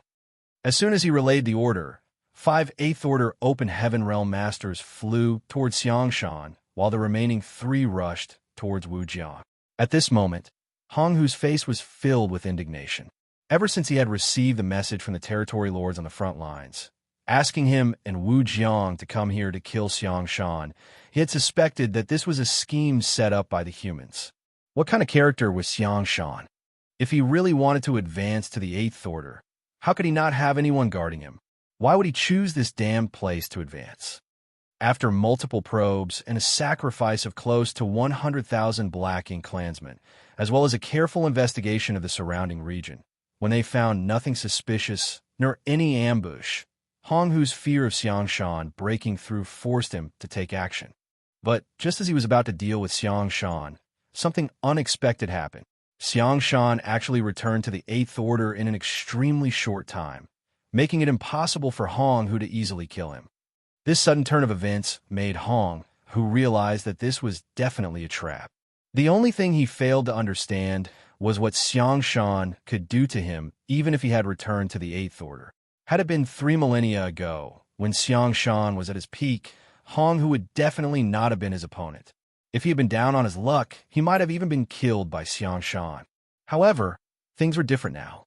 Xianxia had just returned to the 8th Order, and after exchanging a few blows with him, Hong Hu discovered that the former's current strength was only on par with his, perhaps even slightly inferior. In his current state, he couldn't kill Xianxia, nor could Xianxia kill him. So what was the purpose of this trap? Just as he was feeling puzzled, powerful auras suddenly emerged from the nearby asteroid out of nowhere. Naturally, they were the auras of 8th Order Open Heaven Realm Masters. 8 of them. The moment he noticed these auras, Hong Hu noticed 5 figures rushing in his direction from the asteroid from the corner of his eye. Hong Hu was filled with grief and unwillingness. No matter how he racked his brain, he couldn't figure out where these 8th Order Masters popped out from and why he failed to notice them until now. He couldn't figure it out, but he knew that if he didn't escape now, he would never be able to. Xianxia alone might not be able to do anything to him, but if 5 more 8th Order humans were added to the mix, it would be another matter. He was no match for those kinds of odds. But how could Xianxia allow him to escape? Immediately, all kinds of divine abilities and secret techniques were shot out, but they were not intended to injure the enemy, but rather just to obstruct Hong Hu's escape. This was why Xianxia had specially summoned a net-like artifact. This artifact instantly fell over Hong Hu's head and transformed into an invisible binding force, preventing him from escaping. Although Hong Hu had quickly destroyed this artifact, the 5 8th Order Open Heaven Realm Masters had already arrived. Ding Yao, Hong Hu was shocked at the sight of the person leading the team. Naturally, he was well aware of the army commander of Blue Sky Pass Eastern Army. Not just Ding Yao. All army commanders were the strongest of the Eighth Order humans. Every territory lord knew them well. But shouldn't Ding Yao be guarding Blue Sky Pass? What's he doing here? Also, the other Eighth Order masters here have never appeared at the forward base before. They should all be guarding Blue Sky Pass. While he was reeling from shock, the 5 Eighth Order masters stood in a pentagonal position around him under Ding Yao's lead. Each of them stood tens of thousands of meters apart, but their auras were closely linked together, forming a battle formation. 5 elements formation. Different from the 5 elements formation formed by the 5 Seventh Order Masters of Dawn. This one was powered by 5 Eighth Order Masters. The world force of the connected Eighth Order Masters instantly filled the entire void, turning it into a quagmire that could swallow all things. Trapped in this battle formation, Hong Hu's strength was instantly suppressed by 30%. He felt as if every inch of his body had grown heavier, as if a mountain was pressing down on him. He wanted to escape, but no matter how he moved, Ding Yao and the others followed him like shadows, maintaining a distance of a few tens of thousands of meters between them and trapping him between them. Hong Hu's face was filled with despair. By the time the 5 elements formation was complete, Xianxia had already withdrawn as there was no need for him here. He didn't remain idle, though, and headed straight towards Wuxia. Just a moment ago, the 3 Eighth Order Masters led by Lu and had arrived at Wuxia and the 4 Special Operations Squad's location. In fact, when the auras of these Eighth Order Open Heaven Realm Masters appeared, not only did Hong Hu and Wuxia sense them, but their appearance was also noticed by the 7th Order Masters of the 4 squads. Similar to Hong Hu, Wuxia immediately realized that things were not looking good for them, and he tried to shake off these squads to escape. He was no match for so many Eighth Order Open Heaven Realm Masters. As for whether Hong Hu could escape or not, he couldn't care less about it at this point. However, the 4 Special Operations Squads knew that their reinforcements had arrived, so how could they let the enemy escape so easily? A single squad couldn't stop Wuxia, and even if all 4 of them joined forces, it would still be difficult, but at least they were able to delay him. Brats, move aside.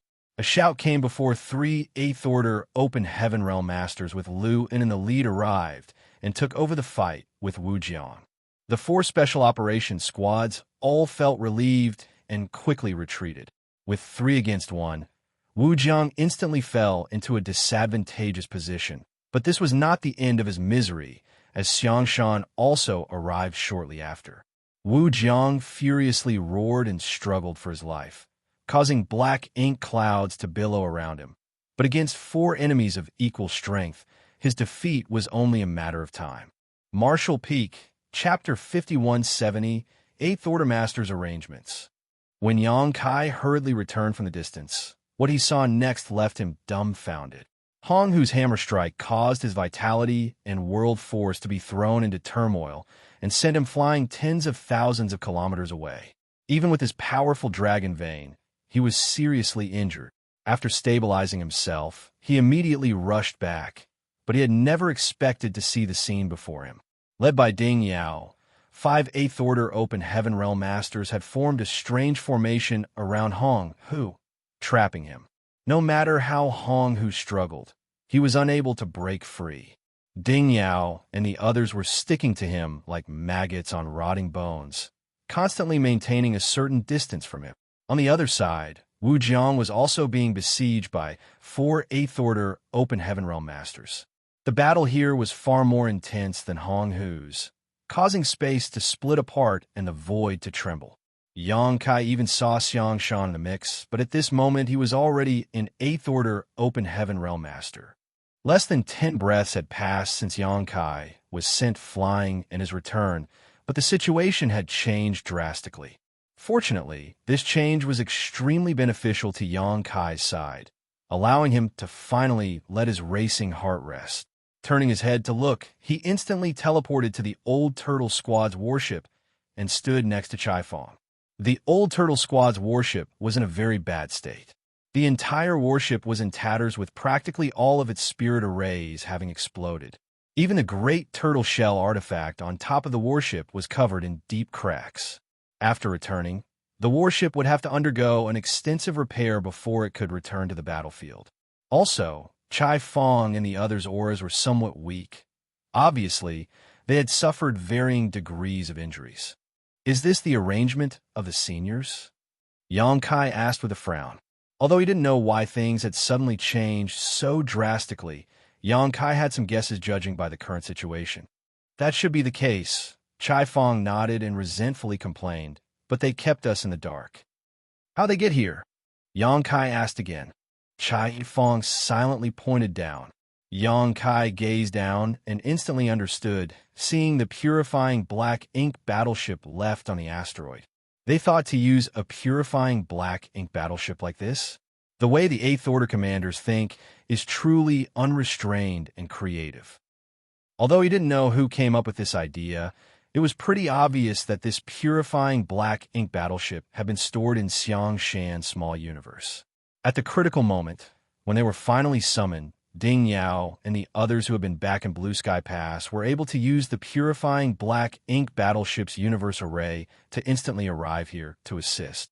Although this place was far from Blue Sky Pass, 8th Order Open Heaven Realm Masters were strong enough to withstand the pressures of transferring across such distance through the void.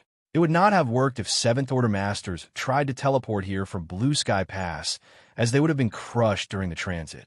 Of the two battlefields, one was 5-on-1, while the other was 4-against-1. Regardless of which one it was, the humans had the absolute advantage.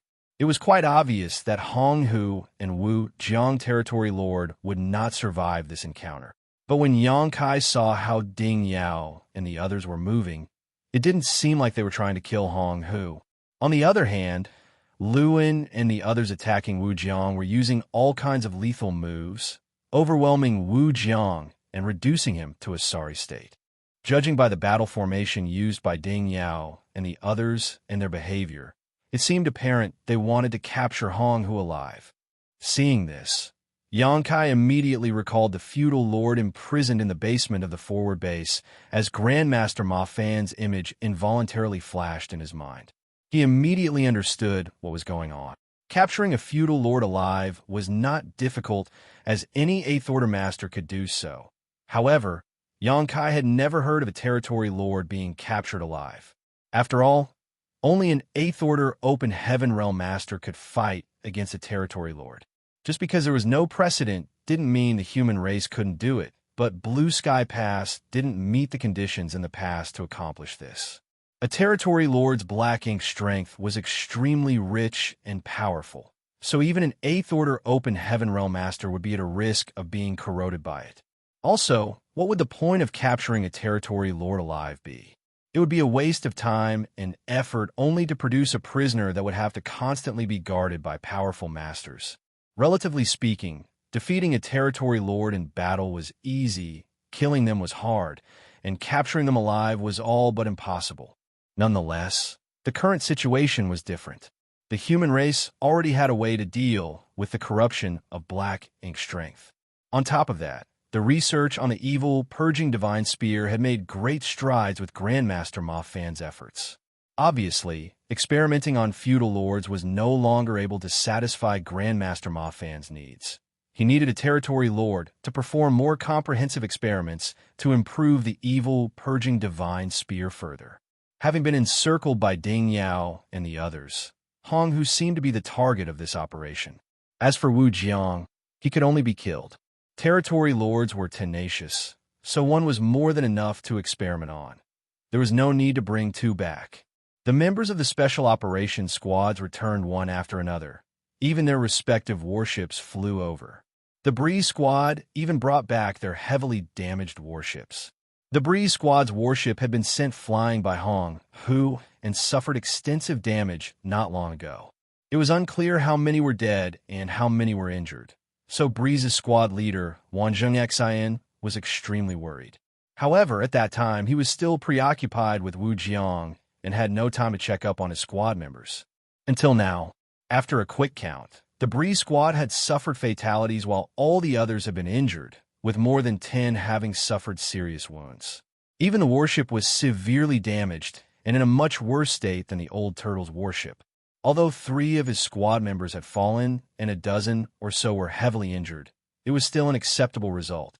They were already extremely fortunate that they had only suffered such a small loss after taking the full-powered sneak attack of a territory lord.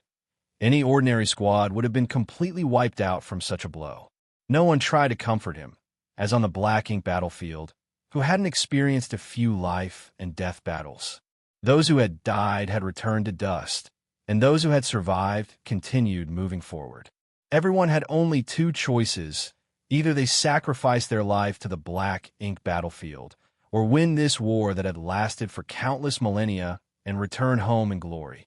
Everyone was silently adjusting their breathing as they observed the battle between the 2 groups of great experts.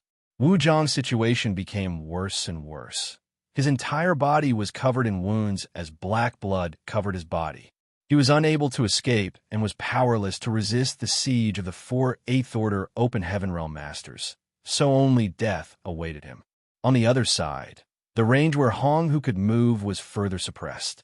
Ding Yao and the others were originally tens of thousands of meters away from him, but now they were only a few thousand meters away. It was obvious that once the distance between them shrank to a certain extent, he would lose all ability to resist. Hong Hu obviously knew this as well and had been desperately struggling, but it was clear he was on his last leg. There weren't many opportunities to witness a battle between Eighth Order Open Heaven Realm Masters and Territory Lords without any other worries, so all the members of the various elite squads were watching intently, hoping to gain some insights. An hour later, a blade of light cut into Wu Zhang's body as a roar of unwillingness escaped his lips and his eyes bulged in fury. A small crack soon appeared on his forehead as Xianxia's figure brushed past him before his body split in twain. An invisible wave of aura silently spread out into the depths of the void from the fall of a territory lord. Luin, Xianxia, and the other Eighth Order Open Heaven Realm Masters all let out a sigh of relief. Fighting a territory lord who knew he was going to die was really exhausting. After Wu Zhang realized that he had no hope of escaping alive today, he had desperately lashed out in an attempt to drag at least one of them down with him. And it wasn't like he didn't have a chance to succeed. Any negligence on the Eighth Order Open Heaven Realm Master's part during the battle would give him that very chance. Fortunately, the 4 Eighth Order Open Heaven Realm Masters were all extremely cautious and didn't give Wu Zhang any chance to take one of them down with him. As such, the price they paid was marginal. The moment Wu Zhang died, Mao Qi and Zhong Yin, who were fighting with the 2 Eighth Order Open Heaven Realm Masters, surnamed Zhang and Sun in the depths of the void far away from this place, felt something and exchanged a look of surprise. They couldn't understand how Wu Zhang had perished. Hong Hu and Wu Zhang should be together. Wu Zhang had fallen, so where is Hong Hu? Those 2 went to kill Xianxia. So did they fail? Did the humans ambush them? Mao Qi and Zhong Yin had no idea what was happening on the other side, but their task was only to tie down these 2 Eighth Order Division commanders and prevent them from assisting Xianxia. Now that Wu Zhang had fallen and Hong, whose situation remained unclear, there was no need for them to continue fighting with these 2 Eighth Order humans.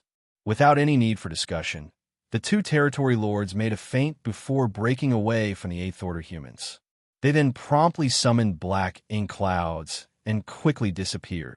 The 2 Eighth Order Masters, surnamed Zhang and Sun, didn't have any intention of giving chase. Although they had the upper hand in this battle, it was impossible for them to kill their opponents. Even without a full force deployment, it was easy to determine victory or defeat when both sides' numbers were equal, but it was difficult to kill their foes. The Eighth Order Master, surnamed Zhang, turned his head in a certain direction and thoughtfully made a guess. They should have succeeded. The Eighth Order Master, surnamed Sun, nodded in agreement. The shockwave from the death of a territory lord was very weak, almost undetectable, but it was definitely there. Let's head back. The 2 of them had originally been bait and had not intended to assist Xianxia from the start. They had simply come out from the forward base to draw the attention of the territory lords. Otherwise, it would really be unreasonable for the forward base to show no response at all when Xianxia was breaking through. Now that Xianxia's side had succeeded and the territory lords fighting them had also escaped, there was no need for them to remain any longer. A battle should still be raging at the front lines, so if they rush back now, they might be able to end things there. The two left dazzling streaks of light as they flew towards the forward base. Elsewhere in the royal city, the dormant royal lord's aura suddenly awakened as a majestic will spread into the void for millions of kilometers in the blink of an eye with the royal city as its center. But the next moment, another majestic will spread out from a certain place in the void. This invisible will transformed into a tangible force as it ruthlessly clashed with the previous will. The violent burst of energy only lasted for a moment before everything returned to calm. Only a certain part of the void suddenly became fragmented and chaotic. It was the spot where the two wills clashed. Sooner or later, I will exterminate your human race. The will of the royal lord in the royal city flared with thick, malicious intent. The old ancestor remained in a lotus position in the void and indifferently responded, "Try it." The royal lords will no longer responded and slowly fell dormant while the old ancestor also closed his eyes and his will was withdrawn. Martial Peak, Chapter 5171, Capturing a Territory Lord Alive. Wu Zhang's death was a huge blow to Hong Hu, which led to him losing focus while still under the combined assault of the 5 Eighth Order Open Heaven Realm Masters. How could Ding Yao and the others miss this opportunity? Their figures flickered as they instantly closed the distance between Hong Hu and them. The distance between both sides had shortened to only a few hundred meters. They were now so close that it was almost as if they were face to face. The connected auras of the 5 Eighth Order Masters formed a battle formation which acted to suppress the enemy in the center. The closer the 5 of them got, the stronger this suppression became. With the formation shrunk to this extent, Hong Hu found it difficult to even move. His black ink strength was not flowing smoothly, and his strength had decreased by nearly 50%. When the 5 Eighth Order Open Heaven Realm Masters closed the battle formation even further, Hong Hu was completely rooted to the spot. Although he struggled with all his might, trying to escape, his movements were countless times slower now. At this moment, let alone 5 Eighth Order Masters, even a 7th Order human could easily kill him. Knowing that he could not escape this disaster, Hong Hu laughed in anguish before completely giving up struggling. He stared at Ding Yao and asked, "What do you want to do?" Ding Yao simply ignored him altogether and took out a strange box from his space ring. The box was a perfect cube and made of some unidentifiable material. The moment this box appeared, not just Ding Yao, but even the other 4 Eighth Order Masters looked cautious and solemn with a slight trace of fear visible on their faces. Obviously, the contents of this box were something extraordinary and could even pose a threat to 8th Order Open Heaven Realm Masters like them. In fact, that was indeed the case. After all, it was meant to be used to deal with territory lords. Something that posed no threat to 8th Order Masters would naturally be useless against a territory lord. Their attitude made Hong Hu feel even more uneasy. Under nervous gazes, Ding Yao formed a hand seal and opened the box before gathering world energy in his mouth and gently blowing into it. Immediately after, a white mist-like object flew out from the box and enveloped Hong Hu. The next moment, Hong Hu's entire body was covered in frost, which quickly spread outward and enveloped him, turning him into a giant block of ice. The block of ice was crystal clear. Even looking from afar, Yang Kai and the others found the frozen Hong Hu looked alive. He still maintained the state before he was frozen. Even the fear in his eyes was clearly visible. But this wasn't the end. Ding Yao raised his hand and took out something resembling coffin. However, it was massive and obviously not something made for humans, but rather was specially made for the Black Ink clan. Ding Yao formed hand seals, and the frozen Hong Hu was sent into the giant coffin under his guidance before the lid closed. Ding Yao then formed another set of hand seals as dazzling streaks of light shot straight towards the coffin. Soon, the coffin's lid was spotted with faintly glowing runes. The runes formed a chain, wrapping around the giant coffin before slowly disappearing. Success! Ding Yao and the others glanced at each other before slightly nodding. It was the first time the Eighth Order Open Heaven Realm Masters attempted to capture a territory lord alive. Fortunately, everything went smoothly and there were no major mistakes. With a territory lord in their hands, the weapon to deal with the Black Ink clan would be developed even faster. Good job. Just as Xianxia and the others were watching everything with rapt attention, a voice suddenly rang in their ears. Everyone turned their heads and saw Xianxia wearing a green robe, calmly floating over. Everyone might have been exhausted after the battle, but the fact that Xianxia was able to approach them without anyone noticing was still a great testament to his strength. Greetings, Senior Xiang. Everyone respectfully bowed and cupped their fists. Xianxia waved his hand as Xianxia and the others involuntarily straightened up. Ong, who isn't the strongest amongst all the territory lords, only somewhere around the middle of the ranks, but in terms of caution, he is second to none. Your efforts lowered his guard and successfully lured him out. Although I could have advanced to the Eighth Order at any time, the timing of my initial attack had to be perfect. If I acted too early, it would only alert the enemy, and if he sensed that something wasn't right, he would have immediately fled.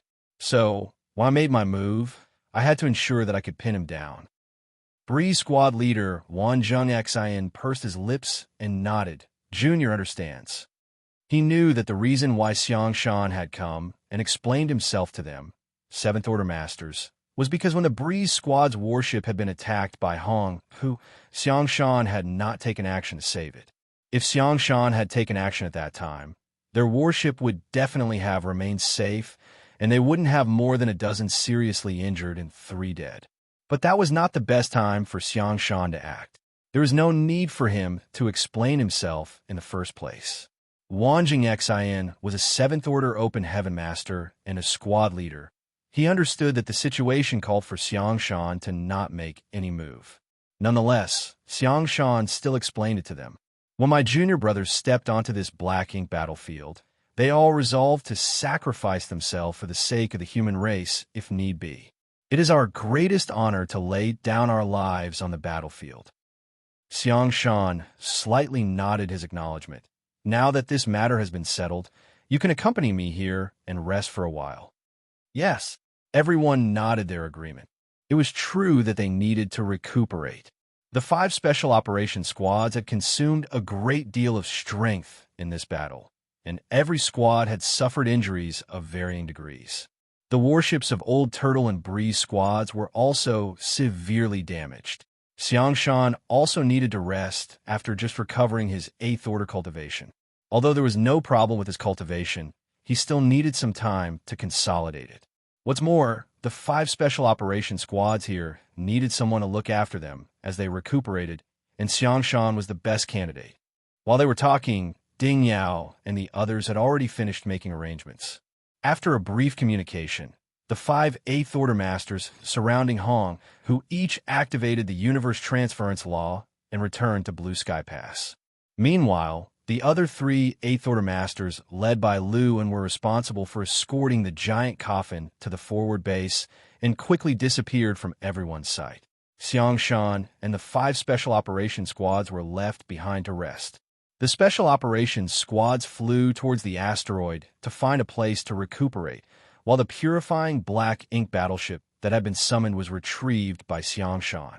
In fact, when they had planned to use this purifying Black Ink battleship, the Eighth Order Open Heaven Realm Masters had already been mentally prepared for it to be destroyed by the Territory Lords. But Hong, who was too skittish, so after discovering that Xianxia had returned to the Eighth Order Open Heaven Realm, he immediately made a run for it, completely ignoring the giant warship. Of course, even if he really did attack the purifying Black Ink battleship, Xianxia would not let him succeed so easily.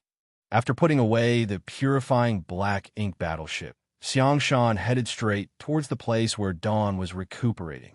Seeing him arrive, Xianxia swiftly got up, but was just as quickly made to sit back down by Xianxia. Xianxia sat cross-legged across from him. Looking at him with a smile, I heard that the purifying Black Ink battleship was built by you. Xianxia blushed with shame and stated, Junior simply provided the idea. The one who really refined it was someone else. He found it a bit strange. It had been over a century since he had arrived on the Black Ink battlefield, and a lot of time had passed since the purifying Black Ink battleships entered service. So why was Xianxia acting like he didn't know about it? As if he could see through what was going on in Yang Kai's mind, Xianxia explained, "I've been in a retreat for the last 3 centuries. When I came out, everything had changed quite a bit." Yang Kai understood. Since Xianxia had been in seclusion for 300 years, it was natural for him to be unaware of the existence of the purifying Black Ink battleships. How could ordinary people have the privilege to be in a retreat for so long? Only someone like Xianxia, who had once been an 8th Order master, would be permitted to enter seclusion for several hundred years. It's good to have some changes. I'd be more concerned if nothing had changed during that time. Xianxia stared into the depths of the void, his gaze deep and profound. Too much time has passed, yet we humans haven't made any progress on the Black Ink battlefield. Generation after generation of sacrifices have only brought about a temporary peace. But how long can this status quo last? So, humans need a change. Some of the new things you've brought with you will be of great advantage to us. Changing the topic, Xianxia asked, "Judging by your previous fight with Hong Hu, it seems you still have some trump cards you haven't used." Yang Kai agreed, nodding. "Indeed, but their strength is limited. Even if I use them, it may not have made much difference."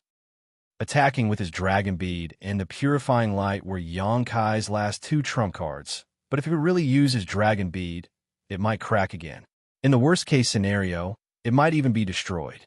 Then, it would take him uncountable years to recover. As for Purifying Light, it was definitely a powerful weapon against the Black Ink clan, but if Yang Kai used it, at most he would be able to catch Hong Hu off guard and injure him, but it wouldn't be able to achieve a decisive effect. At that time, the secret of the Purifying Light would also be exposed. Aside from the fact that he might attract the attention of the Black Ink clan, even Grandmaster Ma Fan's research would be threatened. As such, Yang Kai had been holding himself back from using these 2 trump cards. Fortunately, Xianxia had taken action at the right time, so there was no need to play those cards. Among the 7th Order Open Heaven Realm Masters, I've seen many elites and geniuses, but you are the only one I know of who dares to challenge territory lords alone and yet is able to escape unscathed. Yang Kai stated, embarrassed. "Junior is seriously injured and my entire body is in excruciating pain." Xianxia smiled. "At the very least, you're still alive. Surviving is the most important. If you survive, you can break through to the 8th Order. And when you become stronger, you'll be able to suppress those territory lords." Just like when he was the invincible Western Army commander, no one was his match. Xianxia had seen too many elites fall on the Black Ink battlefield in his life. All of them would have become pillars for the human race in the future. Even he himself had almost died in the Great Battle back then, but now most of these pillars had fallen, with few surviving till today. Therefore, no matter what, only by surviving could one have hope. "Senior, was this a plan to capture a territory lord alive?" Yang Kai asked. Xianxia replied, shaking his head, "The plan here is just a smokescreen. The real plan is being carried out at the forward base." "The forward base?" Yang Kai asked in surprise. "Has a fight broken out?" The 2 races have been confronting each other on the front lines for decades now, engaging in small skirmishes over a wide range. But there had been no major battles. When Dawn left the forward base, there were no signs of a war breaking out, but judging from Xianxia's words, something was happening there now. Xianxia coldly snorted. "The Black Ink clan wanted to stop me from breaking through to the 8th Order, so they couldn't allow the forward base to send reinforcements. The best way to do so was to start a war and restrain the 8th Order Open Heaven Realm Masters there. So, a large-scale conflict should have broken out over there." Martial Peak, Chapter 5172, Gathering Strength. Yang Kai was dumbfounded after hearing this. Just to prevent one man from advancing to the 8th Order, the Black Ink clan was willing to break the status quo that had been maintained for decades. It would undoubtedly have been arrogant if anyone else had said this, but since it was Xianxia, it was not far-fetched. Xianxia turned in the direction of the forward base, wondering how the battle was going, but with the current state of dawn, it was impossible for them to participate right now. Xianxia reassured with a smile, "Rest for now. If we hurry back in a few days, we might be able to finish the job." The void became calm and peaceful. After a few days, everyone's condition had significantly improved. Every squad leader gathered their men and put away their respective warships before activating the universe transference law under Xianxia's leadership and returning to the forward base. By now, the battle at the front lines had come to an end, and as before, the Black Ink clan had once again suffered a great loss. Although the Black Ink clan had the absolute advantage in numbers, the human masters had long been accustomed to facing enemies that outnumbered them. Be that as it may, the reason why this battle had ended so quickly was because the Black Ink clan no longer wanted to continue fighting. In fact, when the territory lords sensed the death of Wuxia, they knew that their plan had failed. Although they didn't know what had happened to Wuxia and Honghu, they had clearly fallen into the human race's trap once more, which resulted in the demise of yet another territory lord. The reason they quickly pushed this war was to occupy the Eighth Order Open Heaven Realm Masters, so that Wuxia and Hong who could succeed in their task. Now that they had failed, there was no point in continuing to fight. Without knowing what other tricks the humans were hiding up their sleeves, the territory lords didn't want to take any more risks. As such, they decisively retreated over 10 million kilometers. The soldiers of the forward base chased for a while and managed to eliminate quite a lot of Black Ink clansmen, but under the Eighth Order Open Heaven Realm Master's command, the human army did not go too far and returned after just a couple of days. By the time Xianxia and the others returned, they were facing a situation where they didn't have a chance to participate. According to post-war statistics, some 200,000 Black Ink clansmen were killed in this war, several hundred of whom were feudal lords, but no additional territory lords had been eliminated. It wasn't a particularly good result, but considering that the humans were fighting the Black Ink clan at the forward base and not the Great Pass, it was still acceptable. After this battle, the situation calmed down. The Black Ink clan had completely given up over half of their territory. In fact, if the humans were to travel between Blue Sky Pass and the forward base, they would no longer see any traces of the Black Ink clan, nor would they see the Black Ink clansmen and humans hunting each other anymore. Blue Sky Pass had achieved great success in their campaign against the Black Ink clan. When the news spread to other passes, it immediately caused morale and envy to soar. Nonetheless, everyone knew that Blue Sky Pass success could not be repeated. The basis for this victory was the battle outside Blue Sky Pass, fought a few decades ago. In that battle, Blue Sky Pass had used a century-long plan to kill over 30 territory lords at once, dealing a heavy blow to the Black Ink clan. Blue Sky Pass had Xianxia find and open portals to the Universe Paradises and Universe Cave Heavens, where these traps were set up, but other passes had no such person with similar skills. On top of that, the crusade and establishing a functional forward base in the Black Ink clan's territory required 2 universe arrays to act as transit points, allowing the humans to rapidly attack the Black Ink clan, as well as retreat to Blue Sky Pass. If the expeditionary force advanced deeper without these transit points, the Black Ink clan would eventually exhaust their strength, resulting in mass casualties.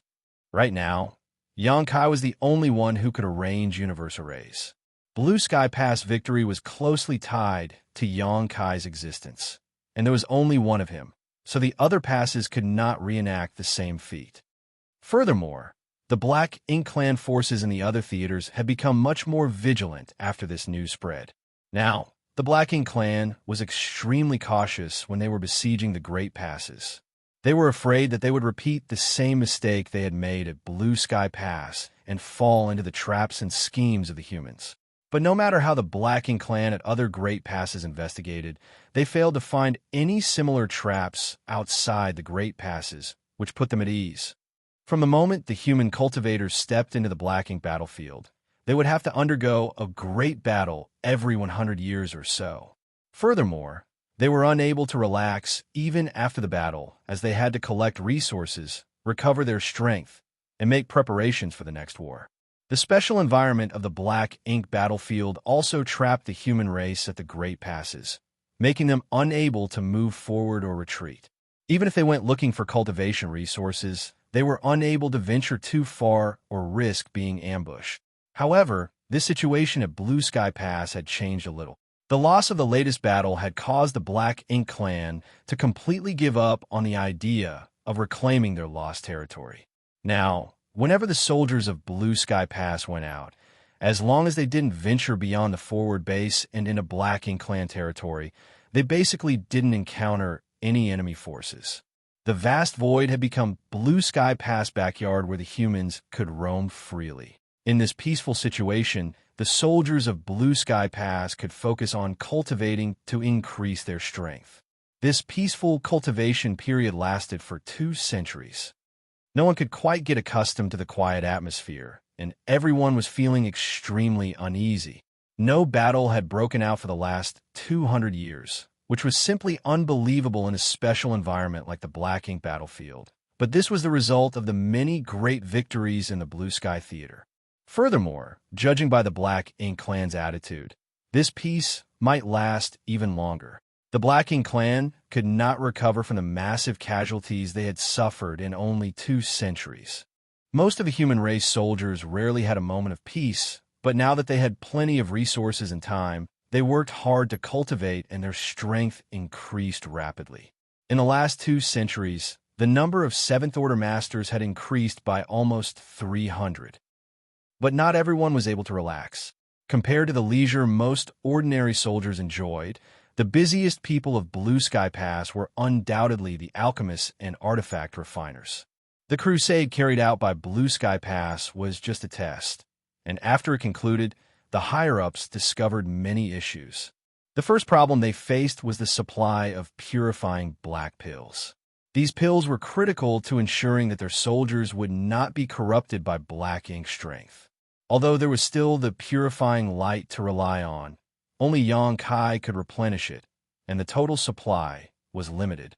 As such, once a large-scale crusade began, purifying Black Ink pills would be the best weapon to deal with Black Ink strength. These pills were needed in massive quantities, enough so that each soldier had at least a few dozen of them. Therefore, over the past 200 years, Blue Sky Pass alchemists have been refining purifying Black Ink pills day and night.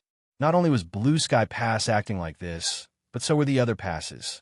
Besides the purifying Black Ink pills, there was also the problem of warships.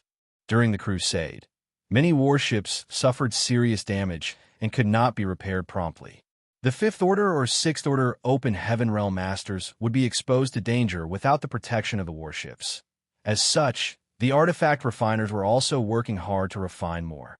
The goal was to at least ensure that every squad had a backup warship, so that when the first was inevitably disabled or destroyed, they would have a spare. The entire Blue Sky Pass had nearly 40,000 soldiers, and each squad had 12 to 15 members or so. The artifact refiners thus had to refine some 3,000 extra warships to meet the requirements. This was a huge project. Compared to the alchemists, the artifact refiners had to work even harder.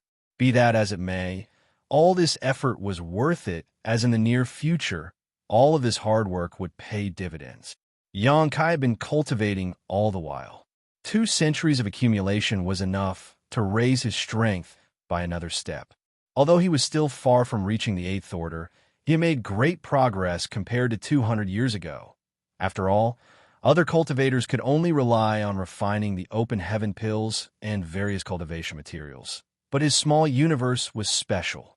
Even if he didn't refine any resources, his foundation would still continue to grow.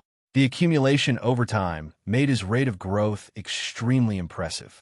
Coupled with the World Tree clone in his small universe, Xianxia's refining speed was much faster than an ordinary 7th Order Open Heaven Realm Master, and his world force was both purer and denser than ordinary.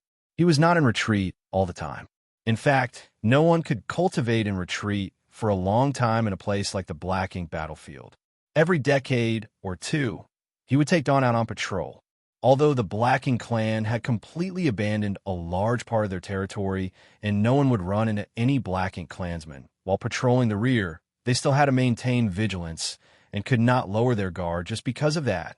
Every squad had to take turns patrolling, so Dawn was no exception.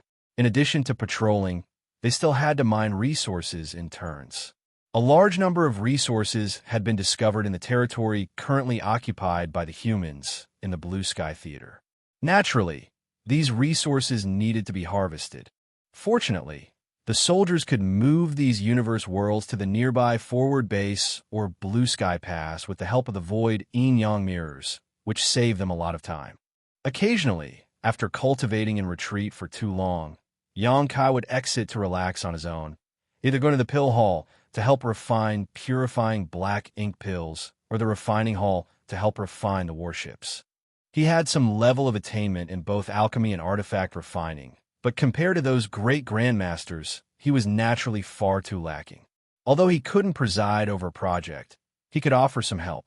He even took some time to visit Myriad Demons Pass. After spending a massive amount of military merits, Xianxia was able to obtain private tutelage from Myriad Demons Heaven's old ancestor on the mysteries of the Demon Eye of Annihilation and Black Purgatory Eye. After his last battle with Hong Hu, Xianxia realized that he still had too few trump cards. Although he was strong and could easily crush a feudal lord, facing a territory lord was a bit difficult. The Sun and Moon Divine Wheel's power was extraordinary, but territory lords had methods to deal with it. He could not summon his dragon bead right off the bat either, while purifying light was related to too many secret projects, so he could not use it whenever he wished. After thinking about it for a while, Xianxia still felt that he should put more effort into the Myriad Demons Cave Heavens 2 secret techniques. The various opportunities he had obtained from these two secret techniques had not been a result of his own cultivation. Although he had received some guidance from an 8th Order Open Heaven Realm Master from Myriad Demons Heaven before coming to the Black Ink battlefield, he had made minimal progress. He could not tap into the full power of these two secret techniques. Under such circumstances, the guidance of the old ancestor of Myriad Demons Heaven was extremely valuable to him. Although it cost a lot of military merits, Xianxia didn't regret it.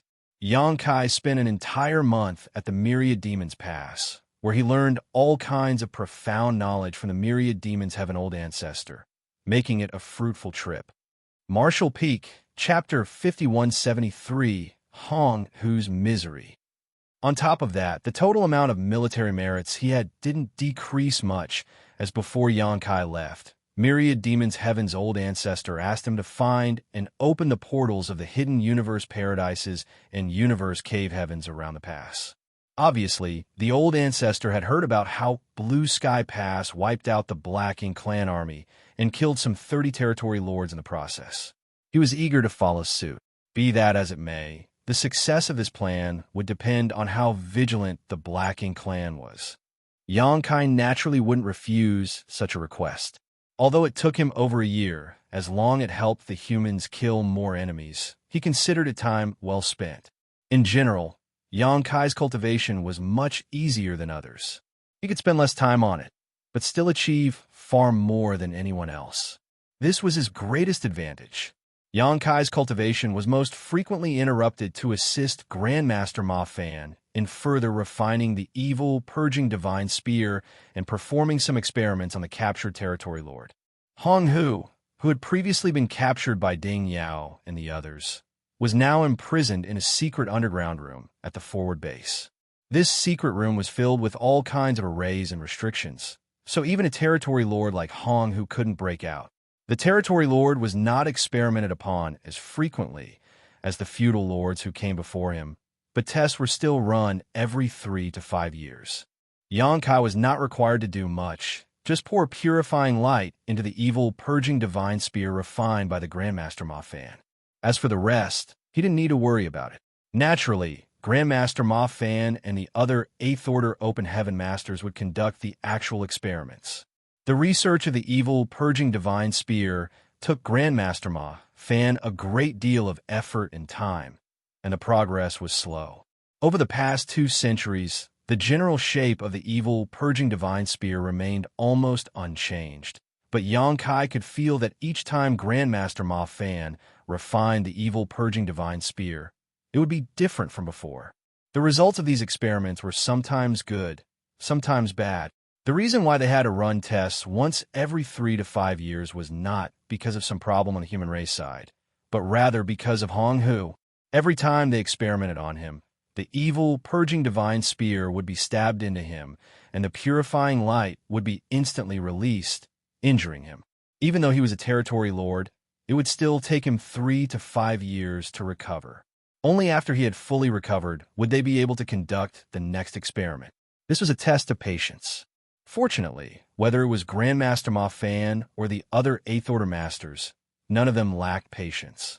As for Hong Hu, who had been captured alive, he had spent 2 centuries of imprisonment in this hellish torture. Compared to Wu Jiang, who had fallen in the last battle, Hong Hu once felt that his luck was quite good. The 8th Order Open Heaven Realm Masters did not want to kill him, and instead focused on capturing him alive from the very beginning. Otherwise, the one who had died that day would not have been Wu Jiang, but him. He believed that the 8th Order humans didn't have a specific goal, but randomly chose one between Wu Jiang and him. For any sentient being, survival was a basic instinct. Only if one was alive could there be hope. However, after 2 centuries of imprisonment and torture, Hong Hu finally realized that sometimes it was better to be dead than alive. A life worse than death was the best description of his current situation. As a territory lord, his strength and willpower were naturally second to none, but every time an 8th Order Open Heaven Realm Master stabbed that damnable spear into his body and that dazzling white light erupted, Hong Hu felt like he was being boiled alive. He didn't know what kind of secret technique this light was, but he knew that it contained a kind of power that perfectly countered black ink strength. His black ink strength rapidly melted under this power. This was simply the nemesis of black ink strength, the natural enemy of the entire Black Ink clan. The fact that the human race had actually mastered this kind of secret technique caused Hong Hu to greatly panic. In fact, when he first saw this dazzling white light, Hong Hu remembered a certain event. 3 centuries prior, when the Black Ink Clan army attacked Blue Sky Pass, there was a moment when a similar dazzling light erupted at a certain spot on the battlefield. At that time, Hong Hu was quite far away from that location, so he was not able to see it clearly and only caught a glimpse of that pure light before it faded away. It was not long after that the aura of a territory lord was extinguished. At that time, the territory lord had been fighting Zhongliang, so Hong Hu subconsciously thought that Zhongliang had used some kind of secret technique. Although he didn't see it clearly, the white light gave him a very dangerous feeling. After that, Hong Hu paid close attention to the battlefield, but he never sensed any signs of that secret technique being used again. After discussing it with the other territory lords, all of those who had sensed the white light felt the same sense of unease. The territory lords secretly paid attention to this and tried to find out the mysteries of this white light to no avail. Furthermore, that white light never appeared again after that incident. So the Black Ink clan gradually forgot about it. Only after Hong Hu was captured did he personally witness how this white light came into being, and he finally understood that this secret technique had always been in the hands of the humans. It was only that after the first time, it had never been used on the battlefield again. It was a power that could suppress black ink strength, but the human race had not used it. What this meant was already self-evident, and coupled with the hellish experiments the humans had been conducting on him over the years, how could Hong Hu not understand the intentions of the humans? This secret technique had great limitations. Probably only very few humans could master it, so it was impossible to disseminate it broadly. That was why the humans wanted to refine this spear so they could distribute this secret technique in the form of an artifact. Once the humans succeeded, the defenseless Black Ink clan would face a huge disaster, and the first to bear the brunt of this crisis would undoubtedly be the territory lords. Because the humans were experimenting on a territory lord like him, they were definitely targeting the territory lords. Once too many territory lords died, the foundation of the Black Ink clan would be shaken and the entire race would be in danger. Hong Hu wanted to spread this news, but how could he do that? Right now, all he could do was endure the torment and torture. Since even someone from the Black Ink clan could realize this, how could Yang Kai fail to notice it? The evil, purging divine spear affected a lot of things. So before it was distributed everywhere and to everyone, the secret of the purifying light must not be exposed. Otherwise, it would make the Black Ink Clan vigilant, making it difficult to achieve the maximum effect. That was why Yang Kai held himself back from using purifying light when he was facing Hong Hu that day. 3 centuries ago, when he, Feng Ying, and the others returned to Blue Sky Pass, Yang Kai had used purifying light amidst the Black Ink Clan army. It could even be said that it was an accident. Although this event had made the Black Ink Clan somewhat vigilant, they did not take it too seriously. Every once in a while, they would encounter some methods of the human race that they did not know about, but if it was essentially a one-off, it wouldn't arouse much suspicion. However, if purifying light appeared again and again, the Black Ink Clan would definitely take precautions. After 2 centuries and dozens of experiments and improvements, the development of the evil, purging divine spear finally reached its final stage. Today, Yang Kai was awakened from his cultivation and followed Zhong Liang and Grandmaster Ma Fan into the underground chamber. Hearing footsteps, Hong Hu, who had been resting in the secret room, opened his eyes. When he saw the 3 of them arrive, a trace of pain and helplessness flashed across his eyes. For the past 2 centuries, every time these 3 came together, they would torment him to the point where he was unable to resist. After having gone through these hellish experiments a couple dozen times already, Hong had become a little numb to the whole ordeal. So, when he saw these 3 arrive again, he understood what he would be going through once more. Under his cold gaze, Grandmaster Ma Fan took out the reforged, evil, purging divine spear from his space ring and handed it to Yang Kai. Yang Kai reached out and took it. He carefully examined it before raising his brow. It's a finger length shorter than last time. It seems the materials are also different. Grandmaster Ma Fan explained with a nod, I have made some changes. In the past, the refinement of the evil, purging divine spear required quite a lot of skill and rare materials. This time, the skill required to refine it has been lowered and the materials used have also been reduced. This was going to be mass-produced, so the requirements for artifact refining skills and materials had to be reduced as much as possible. For example, the previous evil purging divine spear that had been refined by Grandmaster Ma Fan was powerful and sufficient for battle, but only artifact refining great grandmasters could refine it, which hindered its production on a large scale. Things that couldn't be supplied in large quantities couldn't play much role in a war waged by millions upon millions of people. At most, they could only be used by elite soldiers in individual duels. On top of that, they also had to consider the consumption of materials. In short, the easier and cheaper to refine, the better. Currently, the evil purging divine spear's research was no longer conducted by Grandmaster Ma Fan alone, but rather led by him and included Dongguan Ping and another artifact refining great grandmaster. The evil purging divine spear was the result of their brainstorming. The 3 artifact refining great grandmasters were extremely concerned about it and spent basically all of their time when they were not refining warships on it. Now was the time to verify the results. Yang Kai cast purifying light and enveloped the evil purging divine spear in his grip. Under the effect of the arrays engraved in the artifact, the purifying light flowed into the spear like water and was quickly sealed inside. Yang Kai took a look at the evil, purging divine spear in his hand before turning to Zhong Liang. Shall we start? Zhong Liang nodded his agreement, and let's begin. Saying so, Zhong Liang quickly formed a set of hand seals as the faint buzzing of spirit arrays echoed across the room.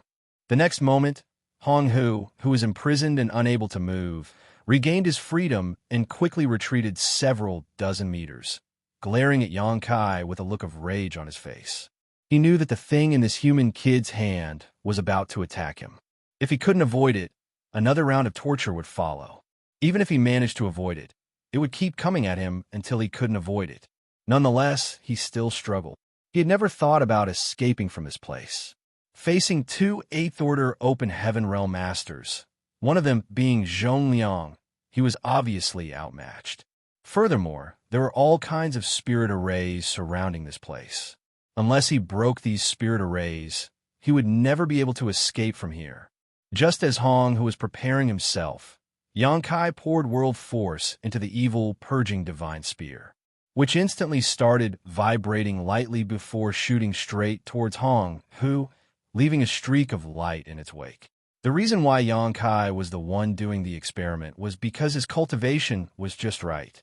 If Zhongliang had personally taken action in this sealed environment, Hong, who wouldn't have been able to avoid this attack no matter what, and there would have been no point in experimenting. On the battlefield, one had to consider the unexpected situation where a 7th Order Open Heaven Realm Master would run into a Territory Lord. The results of this experiment would determine whether or not the evil, purging divine spear could guarantee the lives of the 7th Order Masters under such dire circumstances. Martial Peak, Chapter 5174. Is there another batch of good seedlings? When he used the evil, purging divine spear, Yangkai felt that its speed was slightly faster than before. This was clearly because of a change in artifact refining process. The evil, purging divine spear was fast, but Hong, who was faster. By the time the streak of light shot towards him, Hong, who was already prepared to react appropriately. His figure flickered about the room, dodging the oncoming streak of light. Yangkai didn't care about his attack. Missing its target for this had happened dozens of times in the past 2 centuries.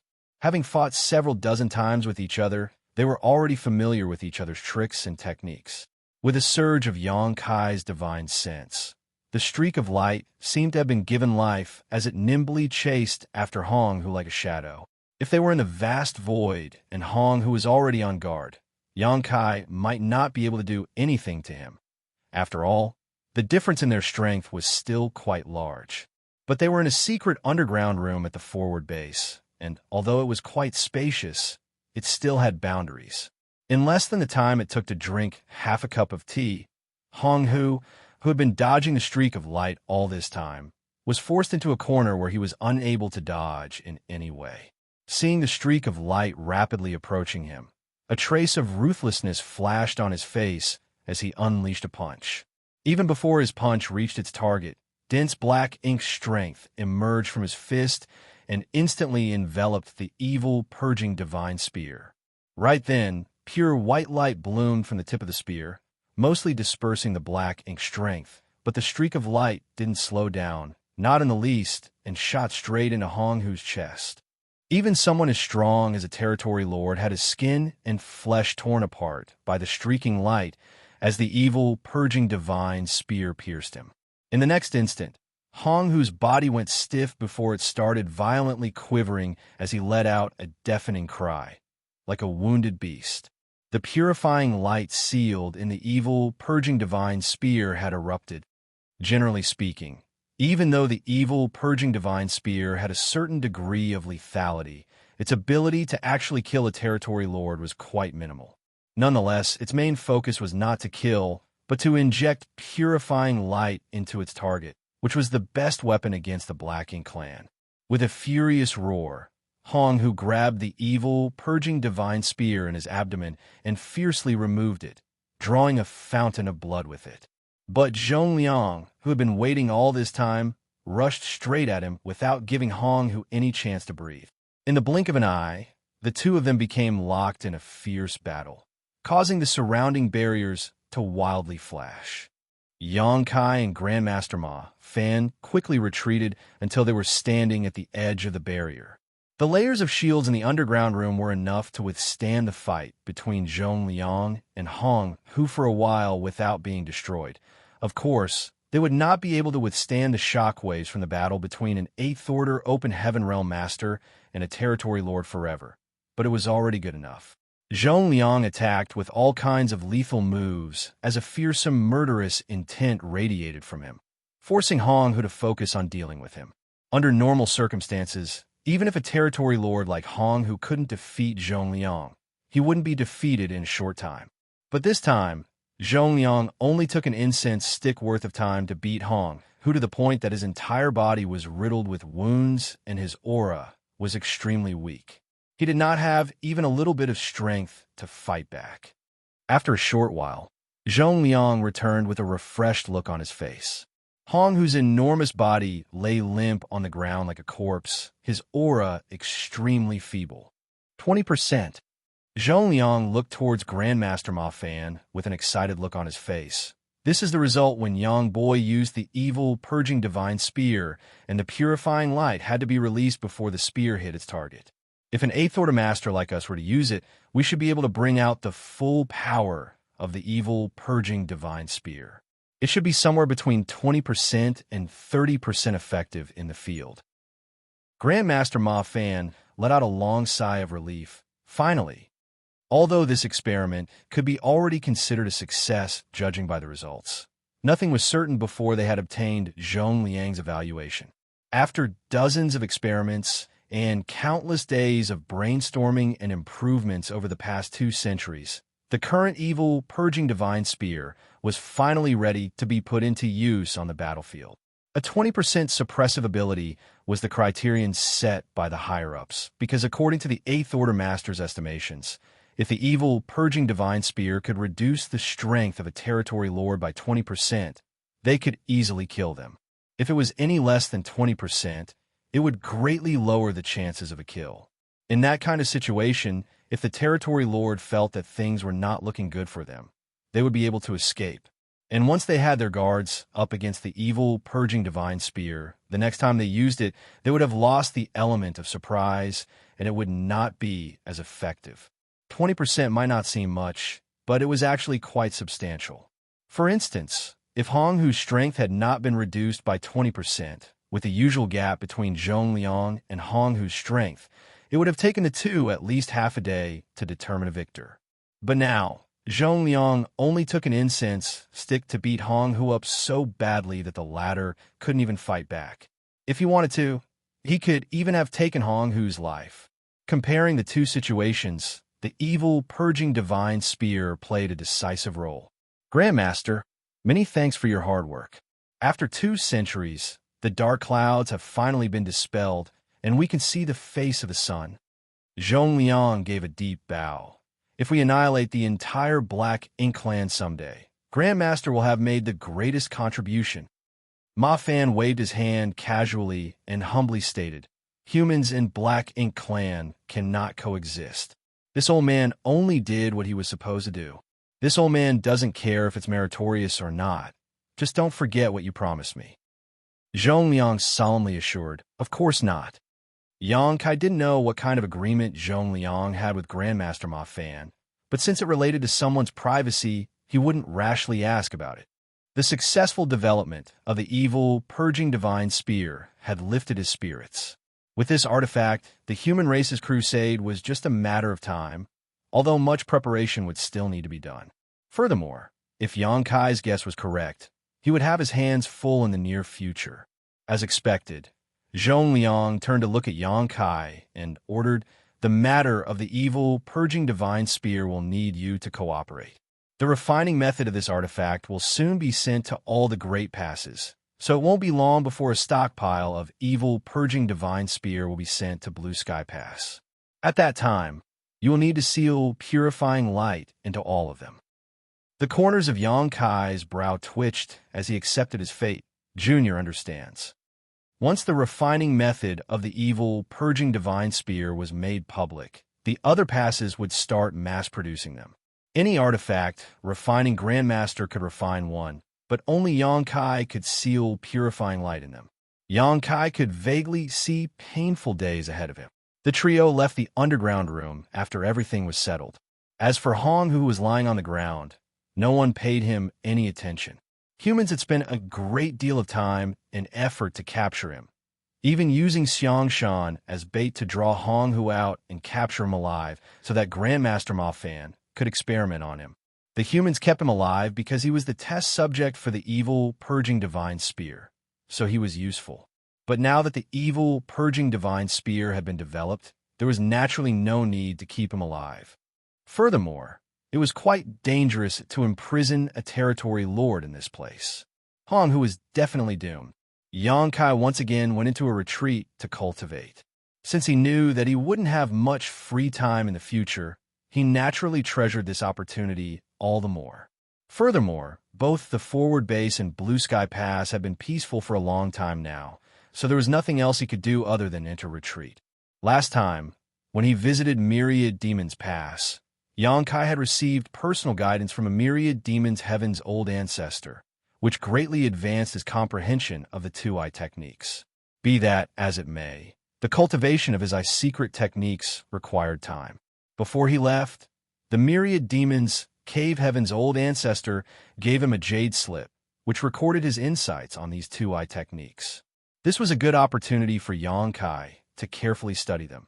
In addition, cultivating the eye techniques would not interfere with refining cultivation materials and increasing his small universe's heritage.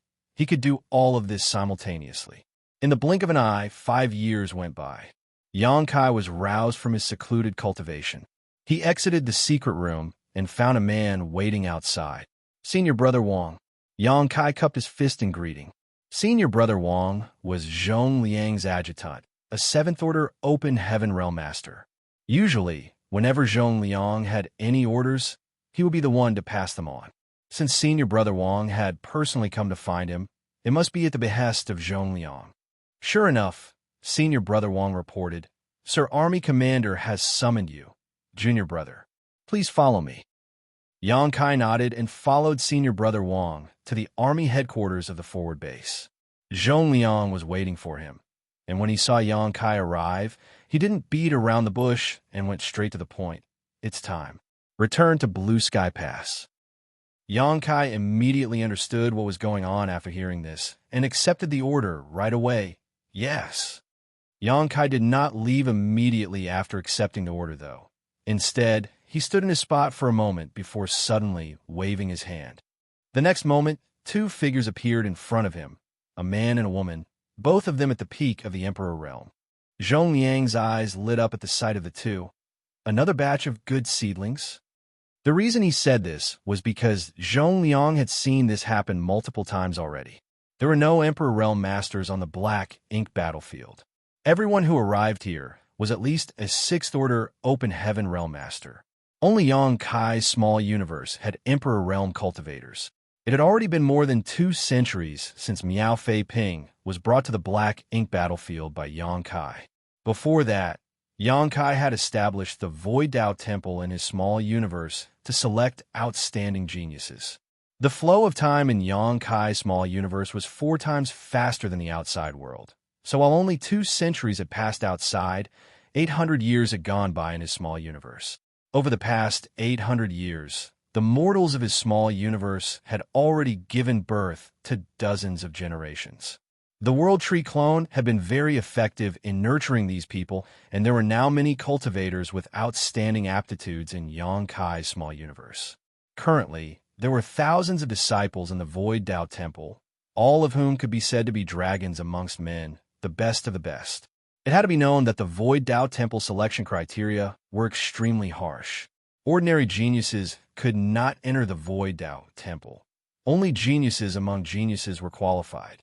Those cultivating in the Void Dao Temple didn't have to worry about food or clothing, nor did they lack cultivation resources, so their rate of growth was extremely fast. When they reached the peak of the Emperor Realm, the Void Dao Temple Master would explain to them the mysteries of the Open Heaven Realm and the outside world. If they wanted to improve further, Xianxia would bring them out and allow them to advance to the Open Heaven Realm on the Black Ink battlefield, becoming a part of Blue Sky Pass. Over the past 2 centuries, over 100 cultivators had left Xianxia's small universe. On average, one would appear every 2 or 3 years. Each of them would advance straight to 6th Order. There had been 2 who had even broken through directly to the 7th Order. Directly to the 7th Order. In other words, these 2 had a chance of reaching the 9th Order Open Heaven Realm in the future. Who wouldn't be jealous of such talent? In comparison, although those that directly advanced to the 6th Order Open Heaven Realm would only be capable of reaching the 8th Order, these kinds of geniuses would still be core disciples in the various cave heavens and paradises in the 3,000 worlds. Every single one of them would enjoy the same kind of treatment as Chu Huashang and Gupan. Basically, geniuses like them would only appear once every century, but they actually appeared in batches from Xianxia's small universe. Martial Peak, Chapter 5175. Who here isn't an 8-order open heaven realm master? The World Tree clone's feedback was extremely potent. And this situation was when it was Xianxia's small universe, which had a very low population. It was difficult to imagine what kind of grand effect it would have in the star boundary, which had a far larger one. Of course, his small universe's population might not be as huge as that of the star boundary, but because of the difference in time flow, he also had his own advantages. The star boundary could not compare with his small universe in this regard.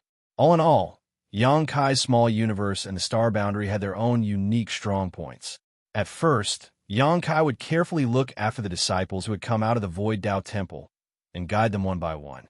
Before they had ascended to the open heaven realm, Xianxia had carefully prepared everything for them and even personally guarded them when they were breaking through. However, as the number of people increased, Xianxia found that it was too time-consuming and exhausting to do this by himself. On average, one person would leave his small universe every 2 or 3 years. It took months or even half a year to prepare everything for them and ensure that their breakthroughs would be smooth and successful. Once or twice would be nothing, but doing it a few dozen times or even 100 times was not something Xianxia could take anymore. So, Xianxia had left this matter to Blue Sky Pass a long time ago. The disciples, who came out of the Void Dao Temple, were handed over to the higher-ups of Blue Sky Pass, leaving the rest to them. This was mainly due to his own indolence, but much to Xianxia's surprise, it was welcomed by the 8th Order Open Heaven Realm Masters. It was not surprising when he thought about it, though, because the aptitude of these disciples was quite outstanding. Any one of them would have a chance of advancing to the 8th Order in the future. Every cave, heaven, and paradise would be ready to snatch up such geniuses. Unknowingly, these disciples from the Void Dao Temple had attracted the attention of the 8th Order Open Heaven Realm Masters. The reason they had fought over these disciples wasn't because they wanted to take them in as legacy disciples. They were on the black ink battlefield where they could lose their lives at any moment. So taking them in as disciples didn't hold much meaning because no one knew how long they could live or how long their disciples would live. The reason why they were fighting over it was mainly because they had gotten bored over these past few years. Most of the 8th Order Open Heaven Realm Masters had already cultivated to the utmost peak of their martial Dao and could not advance any further. Xianxia still needed to cultivate and retreat to improve his own foundation, but they did not have to. It could be said that in a situation where there was no battle, most of the 8th Order Open Heaven Realm Masters were idle. At times like these, anything could spark their interest, such as these newcomers who had just come from the Void Dao Temple. Particularly when all these newcomers had outstanding aptitudes and were only in the Emperor realm. They had extremely high potential, and as a result, every single one of the cultivators who had come from Xianxia's small universe was extremely popular in Blue Sky Pass. Xianxia was quite happy to see this. There were over 60 8th Order Masters gathered in Blue Sky Pass, so no matter what field these disciples liked or what talents they had, they would be able to find a suitable master. So now, when any disciple wanted to leave the small universe, Xianxia would leave them to Zhongliang. At this moment, the 2 Emperor Realm Masters, one male and one female, were slightly taken aback by Xianxia's appearance.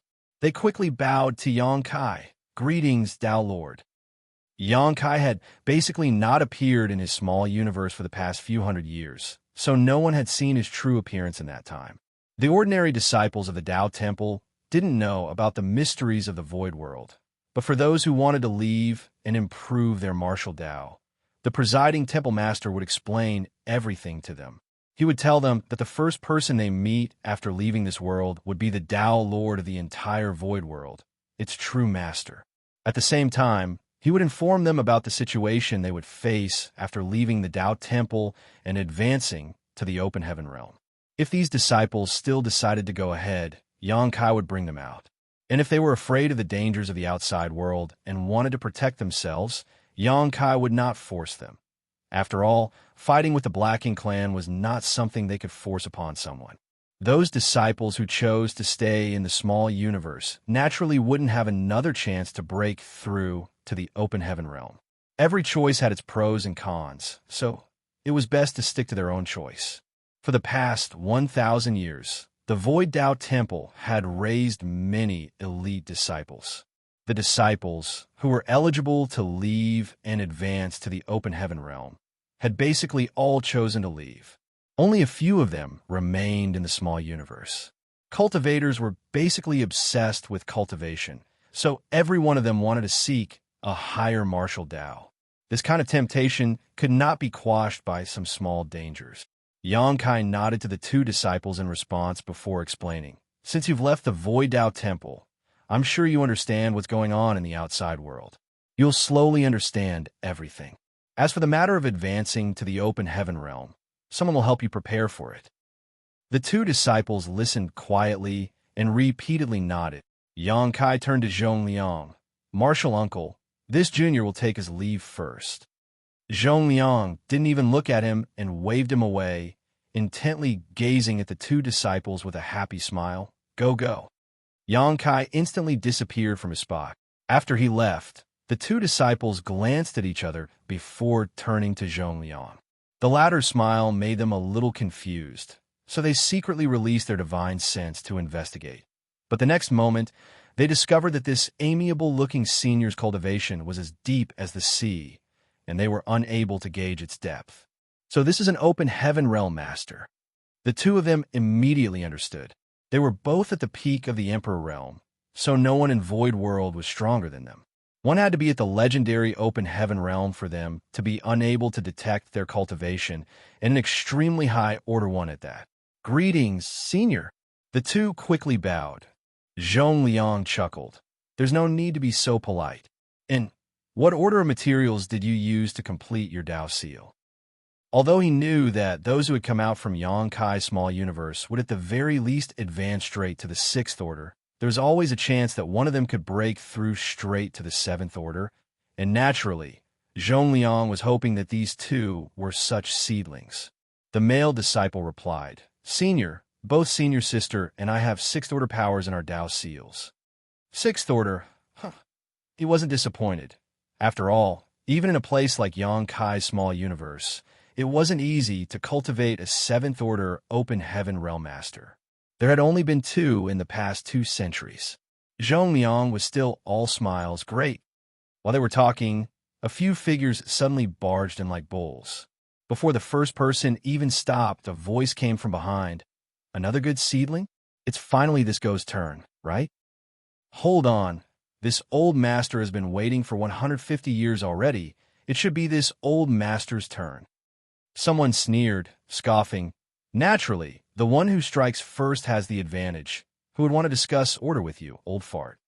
What kind of nonsense are you spouting in front of the juniors? It's not like we're fighting or killing enemies, so why does it come down to who strikes first? It should be all about fate. The one who spoke suddenly turned to look at the female disciple and put on an amiable smile. Little girl, this king thinks you and I are fated, so why don't you join this king? This king is an 8th order open heaven realm master. With this king's guidance, killing the Black Ink clan in the future will be as easy as flipping your hand. Who isn't an 8th order open heaven realm master here? Immediately, some people became unhappy and released their 8th order open heaven realm aura. Before the two void disciples could figure out what was going on, a group of people suddenly rushed in and started shouting at each other.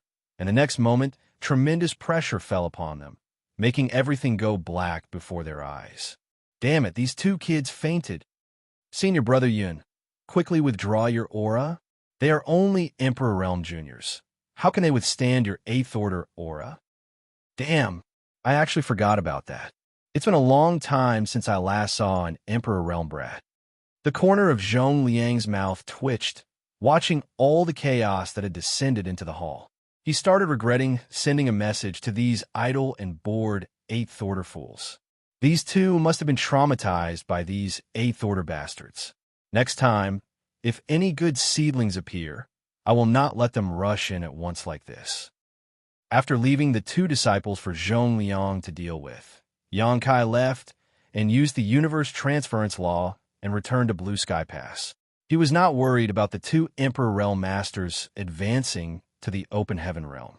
They would be personally guided by an 8th Order Open Heaven Realm Master during their breakthrough, which would be more useful than his guidance. Not to mention, he had personally refined a batch of Heavenly Yuan Seal stabilizing pills and left them with Zhong Liang. Every single one of these disciples who had come out of the Void Dao Temple had an outstanding aptitude to begin with, and they had reached their current cultivation with slow and steady steps. So, with the help of a Heavenly Yuan Seal stabilizing pill, it would be a snap for them to advance to the Open Heaven Realm. In fact, none of the Void Dao Temple's disciples had failed to break through to the Open Heaven Realm. This was partly because of their solid foundations, and partly because the Heavenly Yuan Seal stabilizing pill could increase the success rate of their breakthroughs. So how could they fail? In comparison, the future prospects of these disciples far exceeded that of ordinary cave heaven and paradise disciples because their starting point was extremely high. Nonetheless, cultivating in a special environment like the Void Dao Temple also had its drawbacks, which was their lack of real battle experience. There weren't many disputes in Void World right now, and even if there were some, they were minor and happened only between sects. The status of the Void Dao Temple was special. Besides sparring with fellow disciples, most of these kids had never seen blood, much less death. Growing up in such a sheltered greenhouse was perhaps their greatest shortcoming, which might cause them to act poorly in a life-and-death situation. Nonetheless, the Blue Sky Theater had been peaceful for a long time, so even if they wanted to find some black ink clansmen to practice with after they had broken through to the Open Heaven Realm, it was impossible. Xianxia had always wanted to set up a black ink nest in his small universe and use the subnest to nurture some weak black ink clansmen, allowing the disciples of the Dao Temple to familiarize themselves with how to fight with this enemy. Unfortunately, his attempts had all failed. If he wanted to place the subnest, he would need to ensure a mid-rank black ink nest was permanently under human control, and Xianxia could not do something about that. Therefore, one could not judge these disciples based on their smooth and unhindered cultivation, because it remained unclear how much strength they could display during battle. Everything depended on their future performance. However, there was something else that made Xianxia quite happy. This was these disciples' compatibility with the Tao of Space, Tao of Time, and Spear Tao. These three great Taos were Xianxia's foundation, especially the Tao of Space. Xianxia had mastered it the most, followed by the Tao of Time. In his small universe, there were quite a lot of Tao essences of these three grand Taos. Tao essence could not ordinarily be seen or touched, but could be comprehended. Perhaps it was because they had grown up in Void World since birth that their compatibility with these three grand Taos were very high. Martial Peak, Chapter 5176, Two Kinds of Evil Purging Divine Spears. Of over 100 Open Heaven Realm Masters who had come from his small universe, 4 of them could cultivate the Tao of Space, 3 could cultivate the Tao of Time, and as many as 20 could cultivate the Spear Tao. Some people also displayed extraordinary talent in alchemy and artifact refining, which was definitely related to Xianxia's attainments in the 2 Grand Taos. Although the Tao essences of alchemy and artifact refining were not as rich as his 3 main Grand Taos, they were still plentiful. If a cultivator who lived and grew up in Xianxia's small universe was naturally gifted in these Taos, it would be very easy for him or her to comprehend the mysteries contained within these Tao essences. Overall, the future cultivation path of the disciples of his small universe was somewhat related to the grand Taos he himself dabbled in. Such a proportion was already quite impressive. Xianxia had no intention of accepting any more disciples. To him, Zhao Yibai, Xiaoya, and Su Yi were more than enough. Not to mention, the Tao of Space and Tao of Time were both extremely unorthodox grand Taos. Ordinary cultivators would find them extremely difficult to even gain a basic understanding of them, let alone cultivate them. Even the Spear Tao was not the easiest to master. However, many of the cultivators from Xianxia's small universe were inherently able to cultivate these 2 grand Taos. This was one of the reasons why the Eighth Order Open Heaven Realm Masters valued these disciples. During Blue Sky Pass Crusade, Xianxia's universe arrays played a huge role, but Xianxia was just one person. So Blue Sky Pass success was difficult to replicate in other theaters. Be that as it may, if these talented disciples succeeded in cultivating the Grand Tao of space, they would definitely be able to play a great role in the future. Whether it was the Tao of space or the Tao of time, basically no one in the entire Blue Sky Pass could teach them besides Xianxia, but Xianxia had no time to give these disciples personal guidance at all times.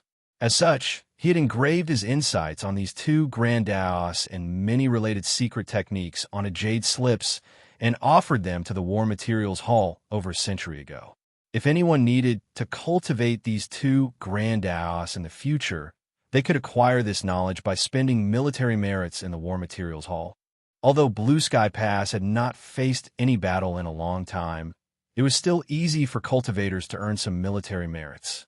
They could obtain them by mining resources, going out on patrol, or assisting in alchemy and artifact refining, so there was no need to worry about their future cultivation. Of course, if Xianxia had free time on his hands and was in a good mood, he would summon these disciples to teach them. In the past 2 centuries, Xianxia had given 2 lectures, one on the Tao of space and one on the Tao of time, allowing these disciples to reap great benefits. All in all, since Xianxia had already arranged things for the disciples coming out of his small universe, he did not need to rack his brain and waste any more effort. After returning to Blue Sky Pass through the universe array, Xianxia immediately went to report to the Eastern Army headquarters. Ding Yao didn't say anything to him and simply asked his adjutant to lead him to a storage room. Although he already knew what to expect, Xianxia still could not help but gasp in shock at the sight before him. There was nothing else in the secret room but piles and piles of evil, purging divine spears. By a rough count, there were at least a few dozen piles in here, and if there were a few hundred evil, purging divine spears in each pile, that would mean there were at least 10 or 20,000 in total. Xianxia felt his face twitch as he muttered, "So many." The adjutant smiled and stated, "Junior brother, sorry to trouble you, but this matter can only be handled by you. No one else can do this." Xianxia nodded. "I understand." He then asked, "Is everything here?" The adjutant replied, shaking his head, "Most of them are here, but some passes still haven't sent their batch yet. They should be coming soon." And Xianxia resigned to his fate. The adjutant bid his leave. Then, "I'll take my leave first." After he left, Xianxia began examining these evil, purging divine spears. Very soon, he discovered the number of evil, purging divine spears in each pile differed, ranging from 200 to 300. Furthermore, there was an empty space ring in front of each pile, marked with a specific Great Pass name. Seeing this, Xianxia understood that each pile of evil, purging divine spear corresponded to a different pass. After sealing the purifying light into the evil, purging divine spears, he still had to store them back into the space ring and send them back through the hyperspace array. Refining the evil, purging divine spear apparently wasn't easy. It had been 5 years since the evil, purging divine spear was successfully tested on Honghu. In 5 years, even after mobilizing every artifact refiner in an entire Great Pass, they had only managed to refine 200 to 300 evil, purging divine spears.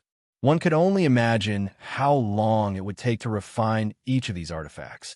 Grandmaster Ma Fan had once mentioned casually that it would take at least a year for an artifact refining Great Grandmaster to refine an evil, purging divine spear. After all, this was a weapon that would be used to deal with Black Ink Clan territory lords, so its requirements for artifact refining were extremely harsh. The slightest mistake would cause the entire refining to fail. In other words, an artifact refining Great Grandmaster could only refine one artifact a year at most, and this was under the premise that everything went smoothly. If he failed once or twice, it would be normal for him to refine only one in a few years. How many artifact refining Grandmasters could a Great Pass have? Blue Sky Pass had 3, so it was reasonable to assume that most other passes had a similar number. Under the presumption that there was no failure in refining, The number of evil, purging divine spear a pass could refine in 5 years was still only 10 to 15. In fact, it might be even less than half of it. After all, the chances of failure were high when refining an unfamiliar artifact. Ergo, Xianxia was puzzled how each pass was able to refine between 200 and 300 in just half a decade. Their quantity did not match his estimates and far exceeded his calculations. But after he took a closer look, realization dawned upon Xianxia. These evil, purging divine spears were divided into 2 categories. One matched the specs that had been successfully tested on Honghu. These were the evil, purging divine spear that could reduce a territory lord's strength by more than 20%, while the other had the specs that had been tested on the feudal lord a long time ago and could reduce such a master's strength by around 30%, while having minimal effect on territory lords. The latter was slightly longer than the former, and their refining technique was obviously cruder. According to Xianxia's estimations, the latter didn't require an artifact refining great grandmaster to refine. As long as one's skills had reached the artifact refining grandmaster level, they could make one. By the looks of it, Blue Sky Pass had shared the methods of refining both evil, purging divine spears with the other passes, who subsequently refined both types. Obviously, there was a deeper consideration for doing this. Territory lords were equivalent to 8th Order Open Heaven Realm Masters, who were the cornerstones of their respective race. The humans would need to use the evil, purging divine spears refined by the great grandmasters in order to deal with territory lords, but it was quite difficult to refine such evil, purging divine spears, so the output was not high. Furthermore, it would be an overkill to use such a weapon against a feudal lord. And so, the evil, purging divine spear refined by the artifact refining grandmasters would come in handy. These evil, purging divine spears weren't as powerful as the territory lord version, but their production rate was much higher. They were perfect for using it against feudal lords, who were much larger in number. Xianxia had no idea how the higher-ups of the human race categorized these evil, purging divine spears. So for the time being, Xianxia categorized the smaller number of evil, purging divine spears refined by the great grandmasters as heaven grade, while the lower-grade evil, purging divine spears refined by the grandmaster were earth grade. Overall, the ratio of earth to heaven grade evil, purging divine spears was about 12 to 1. What he needed to do now was infuse the purifying light into all these evil, purging divine spears. Looking at the piles before him, Xianxia once again realized he had a long and toilsome task ahead of him. Xianxia sat down cross-legged before casually picking up an evil, purging divine spear from the closest pile. After discerning its grade, he enveloped it in purifying light. Just like before, the purifying light flowed into the evil, purging divine spear like water under its influence and soon disappeared, because he had to take the grade of the evil, purging divine spears into consideration. When he infused the purifying light into the heaven-grade evil, purging divine spear, Xianxia chose higher quality yellow and blue crystals. This way, the strength of the purifying light infused into it would be even greater, allowing the 8th Order Open Heaven Realm Masters to deal with the territory lords more easily. As for the Earth-grade spears, the quality of the yellow and blue crystals he chose was slightly worse. In any case, they would only be used to deal with the feudal lords, so even if they were slightly weaker, it wouldn't matter either. Although Xianxia wasn't slow, he was unable to stand the sheer number of evil, purging divine spears. It took him a few days to finish the pile closest to him, after which he picked up the space ring that was originally placed before the evil, purging divine spears and stowed them into it. Soon after, Blue Sky Pass sent these items back to the Great Pass corresponding to the space ring. Days went by, and just when he was finished with a few dozen piles of evil, purging divine spears, a few dozen rings carrying more evil, purging divine spears were delivered to him. Xianxia kept toiling away, but considering that each evil, purging divine spear could take the life of a feudal lord or even a territory lord, all the effort was well worth it. By the time he was finished with the evil, purging divine spears sent by all the passes, over half a year had already gone by. Afterwards, Xianxia exited the secret room and went to report to the Eastern Army headquarters. Ding Yao didn't say anything and just nodded slightly. This junior has finished arming the evil, purging divine spears. I will be returning to the forward base now, Xianxia reported. The forward base might not have faced any enemies for a long time, but they still needed to patrol occasionally. You don't need to return to the forward base. Remain at Blue Sky Pass for now. Xianxia was slightly taken aback. Is there a new mission? Ding Yao shot a glance at him. Are you hoping for a new mission? Xianxia clucked his tongue as he defended himself. No, nothing like that. Peace is best. Ding Yao waved him off impatiently as Xianxia quickly excused himself. Walking out of the army headquarters, a slight furrow appeared on Xianxia's brow. Ding Yao's sudden order to stay at Blue Sky Pass was a bit confusing, but since it was an order, he could only comply. Xianxia returned to his residence, deactivated the restrictions, and walked into the small courtyard. Just as he was about to use this opportunity to go into a retreat, he felt something amiss. He looked around and noticed life auras coming from the rooms on either side of the courtyard. Someone is here? Xianxia was confused, but after carefully sensing it, he discovered that the auras belonged to Feng Ying and Bai. Wait, why are they back? Martial Peak, Chapter 5177, Pyrrhic Victory.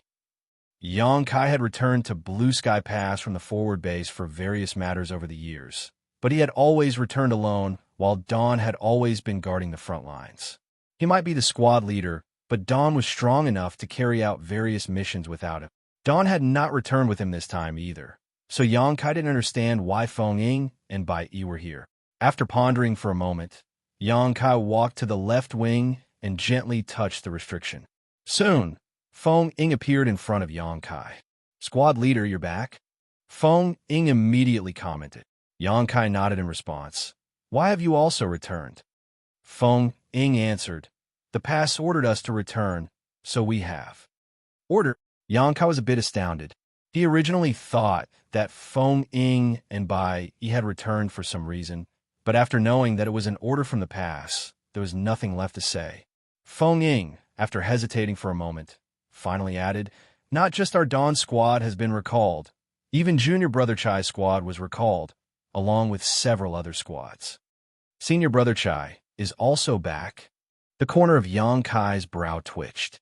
The so-called Senior Brother Chai was none other than the Old Turtle's squad leader Chai Fong. Feng Ying pursed her lips as a smile bloomed on her face.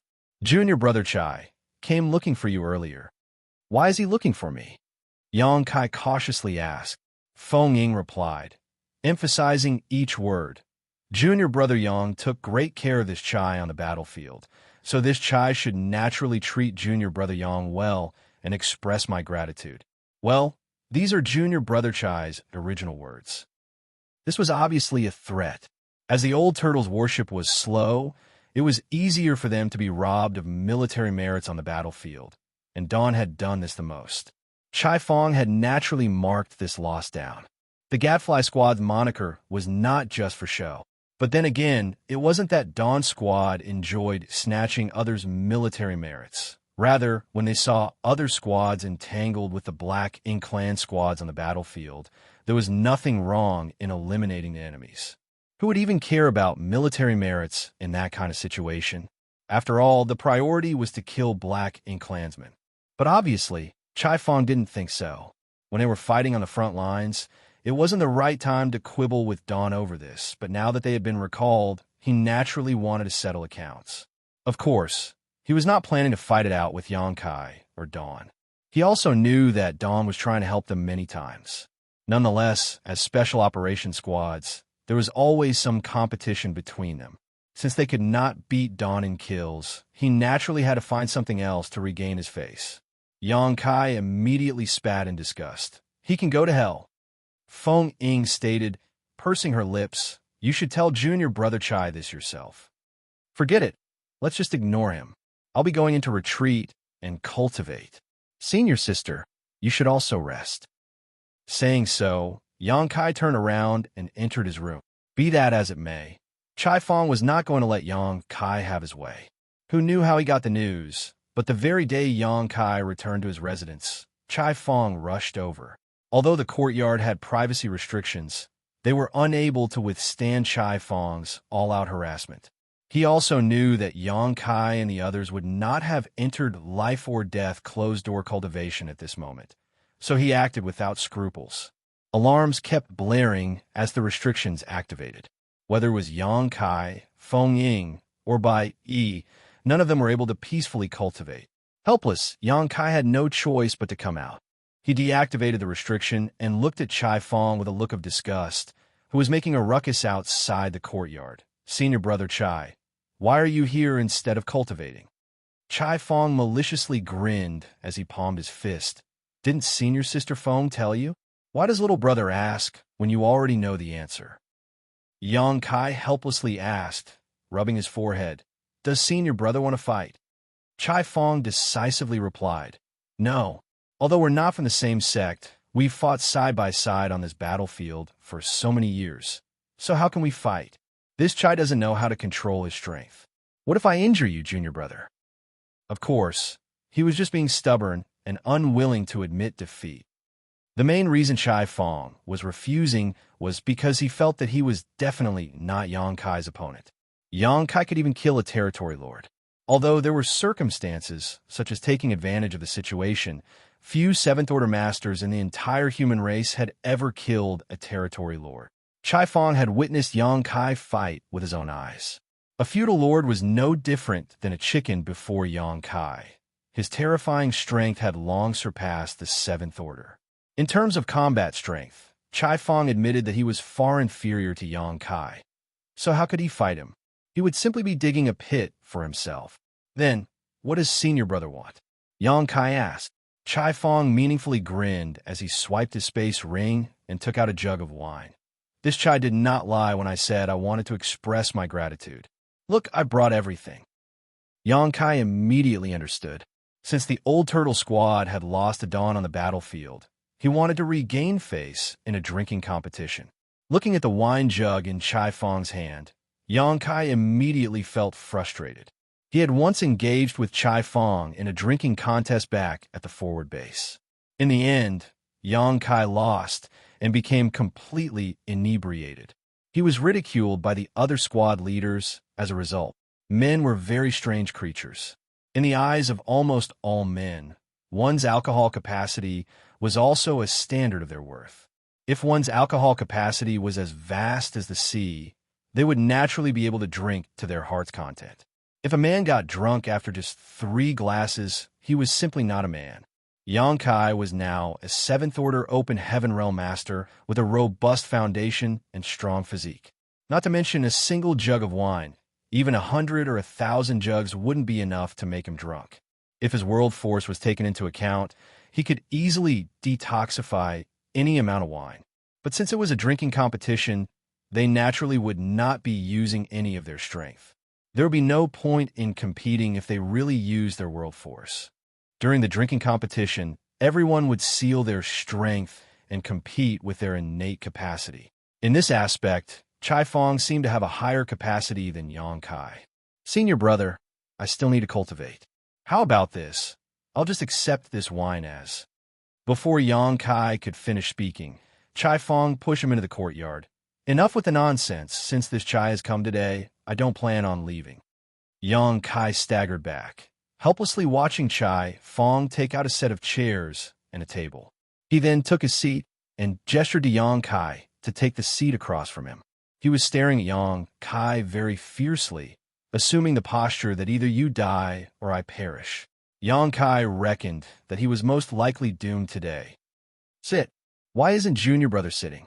If you don't sit, I'll think that you're looking down on this Chai." Chai Fong glared angrily. Yang Kai forced a laugh. "Senior brother, there's no need to go this far." Helpless, he sat down opposite Chai Fong. The moment he sat down, Chai Fong instantly pushed the jug of wine to Yang Kai.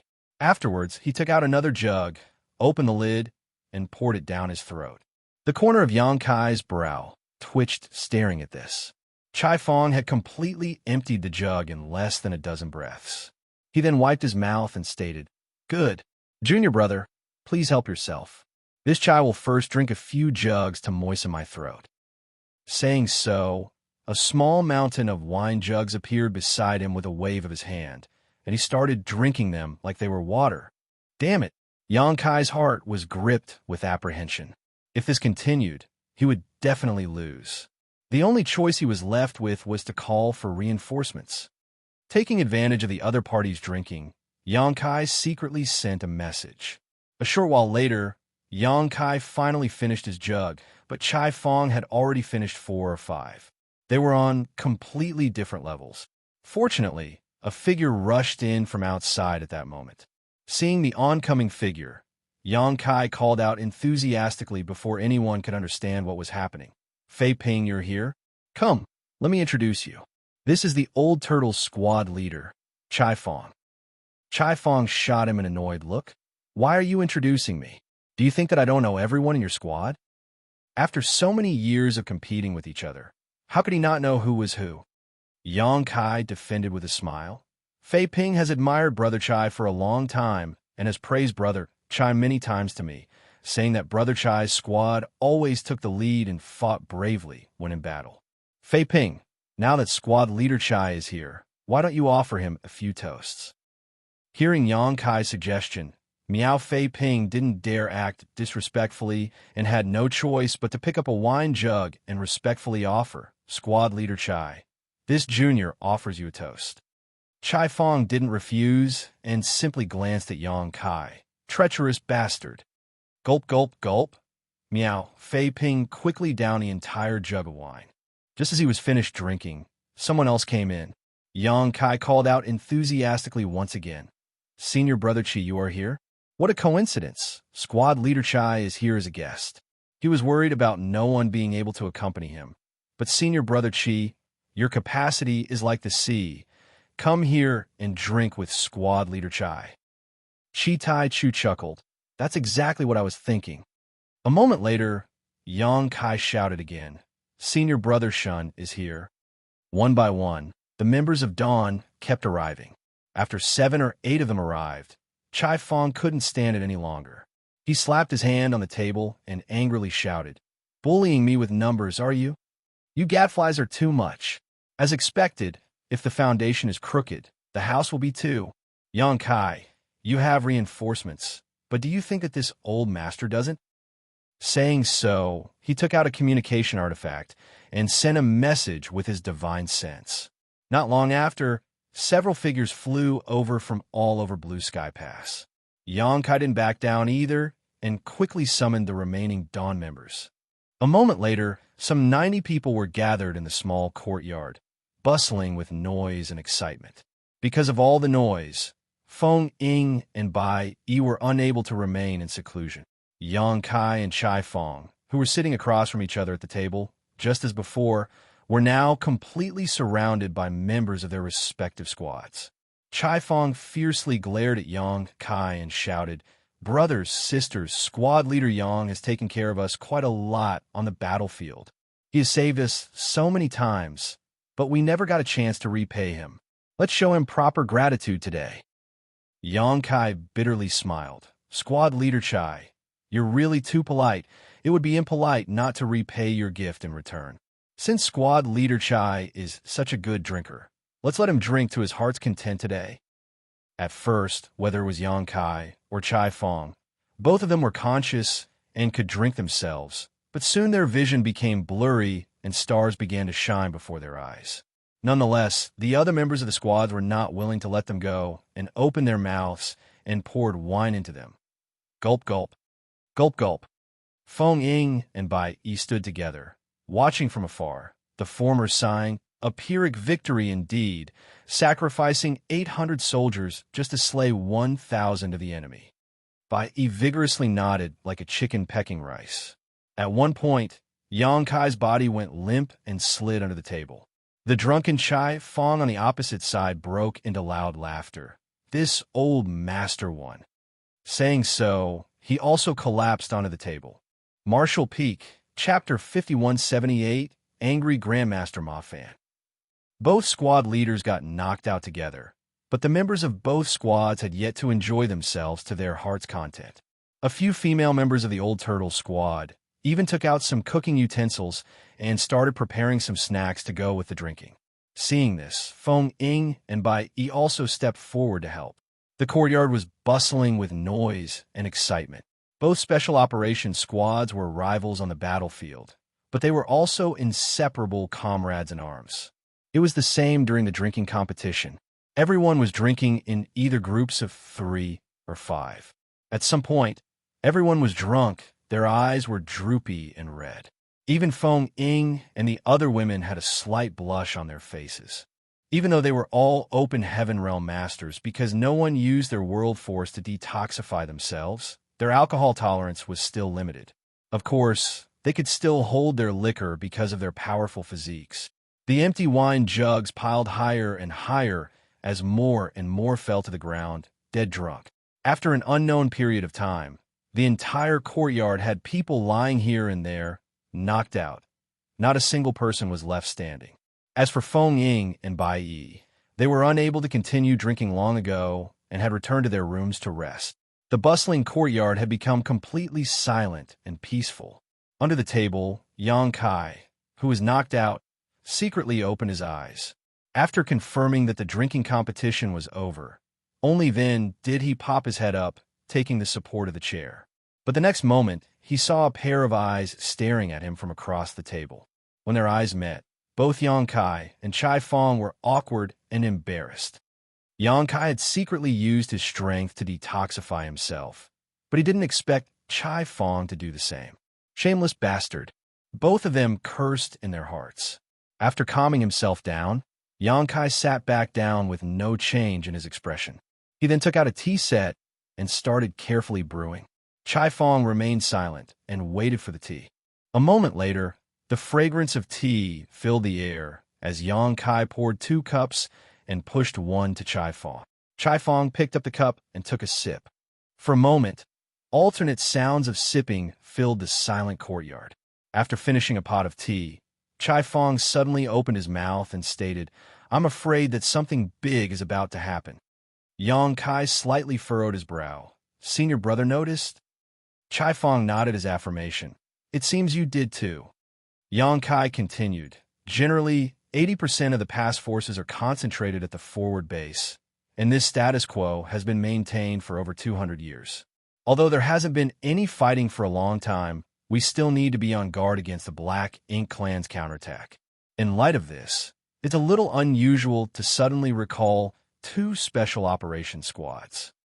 Chai Fong added with a nod, "It would have been nothing if it was just our squads, but recently, many squads have been returning one after another. All of them must have received recall orders.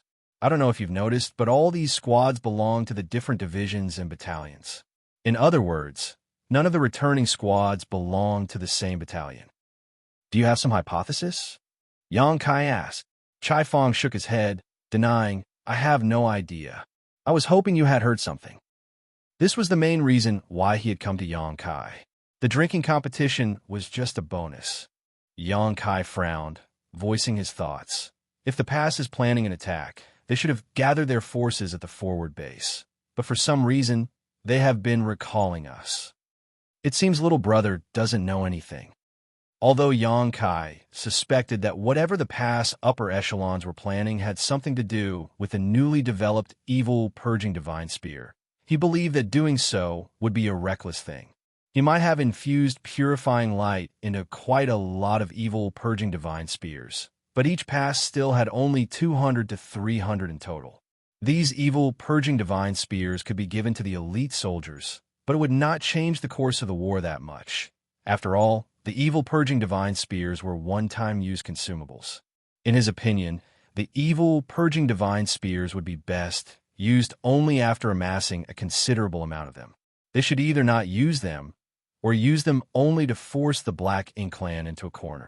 Since this matter concerned the evil purging divine spear, Xianxia couldn't reveal too much to Chai Fong. The higher-ups have always been very secretive, so I'm afraid no one will know what they're planning until the last moment. Chai Fong couldn't help but grumble. It was the same when they had used Xiangshan's breakthrough to lure the Black Ink Clan territory lords out last time. The Special Operations Squads had no idea and tried to protect Xianxia at the cost of their lives. But in the end, the upper echelons of the pass had been well prepared. But it was only reasonable to not inform them, because only when they put their lives on the line would the territory lords believe that the human race had not planned some kind of trap. Had they known the plan beforehand, they might have revealed some clues. Senior brother, don't worry about it. If they're really planning to do something, we will know soon enough, Yang Kai comforted. Chai Fong nodded slightly. Junior brother, if you receive any news, please inform me as soon as possible so that I can make preparations. Good. Then this Chai will take his leave first. Chai Fong stood up and shouted, All of you get up. Don't keep lying like corpses.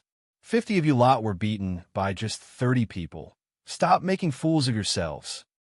As soon as his voice fell, the members of both squads lying in the courtyard got up one by one. Everyone circulated their strength to dispel the effects of the alcohol. The members of the Old Turtle Squad looked very ashamed while the Dawn Squad, on the other hand, was beaming with smiles. Under Chai Fong's lead, the Old Turtles quickly left and Dawn's members also left after them, leaving the courtyard in a mess with Yang Kai alone, who silently tidied up everything. A few days later, Yang Kai, who was cultivating, was once again summoned to the army headquarters. But the moment he stepped into the army headquarters, he heard a familiar angry shout coming from the main office. Why can't I go? Old Zhong Liang promised me. Grandmaster Ma Fan? Yang Kai was slightly taken aback. He had no idea that Grandmaster Ma Fan had returned to Blue Sky Pass.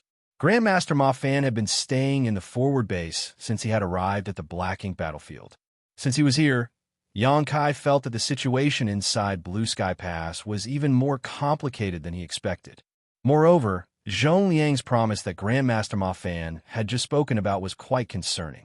When the evil purging divine spear experiment was over, Grandmaster Ma Fan reminded Zhong Liang to not forget his promise, and Zhong Liang assured him that he had not. Yang Kai didn't know what Zhong Liang had promised to Grandmaster Ma Fan, but by the looks of it, things had gone wrong. Ding Yao seemed to disagree, which had caused Ma Fan to burn with fury. While these thoughts were running in his mind, he walked into the office. As he had guessed, he saw Grandmaster Ma Fan inside, but the old man was like an angry rooster, glaring at Ding Yao. Meanwhile, Shun Tu Mo tried to persuade him. Grandmaster, please calm down. Brother Zhong had indeed promised you, so logically speaking, Brother Ding and I should accept Brother Zhong's decision. But times have changed. The evil purging divine spear was invented by you, so you need to oversee the project if further modifications are required. The evil purging divine spear will determine the future of the human race and change the course of its future. Ergo, Grandmaster should remain at Blue Sky Pass for the big picture. Bullshit. Grandmaster Ma Fan spat in anger. Yang Kai could not help but shrink his neck at the sight of this. Even an ordinary 8th Order Open Heaven Realm Master wouldn't act so presumptuously before these two army commanders. However, not only was Ma Fan an 8th Order Open Heaven Realm Master, but he was also an artifact refining Great Grandmaster. This old man already has one foot in the grave, so why would I care about the big picture? That's something you army commanders need to worry about. What does it have to do with me? The reason this old man has been holding on even after so many years is that I am unable to face my ancestors. Now that I have a chance to fulfill my lifelong wish, you guys are not letting this old man go? What kind of bullshit logic is that? Besides, although this old man was in charge of developing the evil purging divine spear, the refining process has already been spread to the other passes.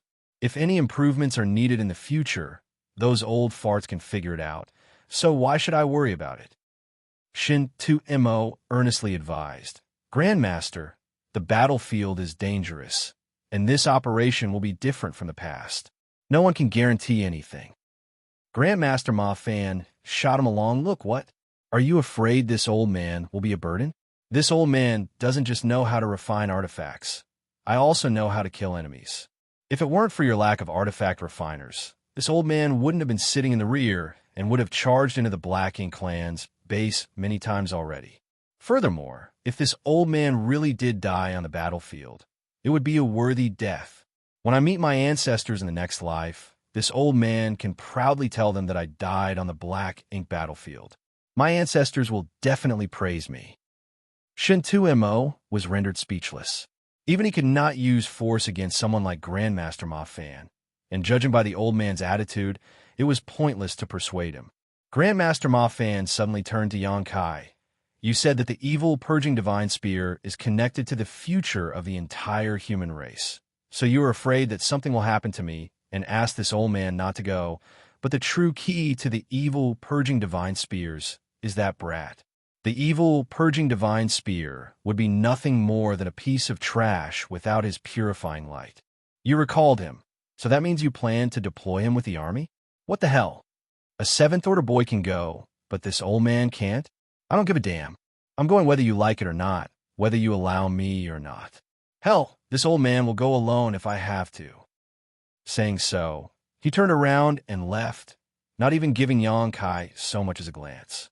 Yang Kai couldn't help but pucker his lips. He suddenly felt like he had run into an unexpected disaster. He couldn't understand why these big shots had to drag him into their quarrel.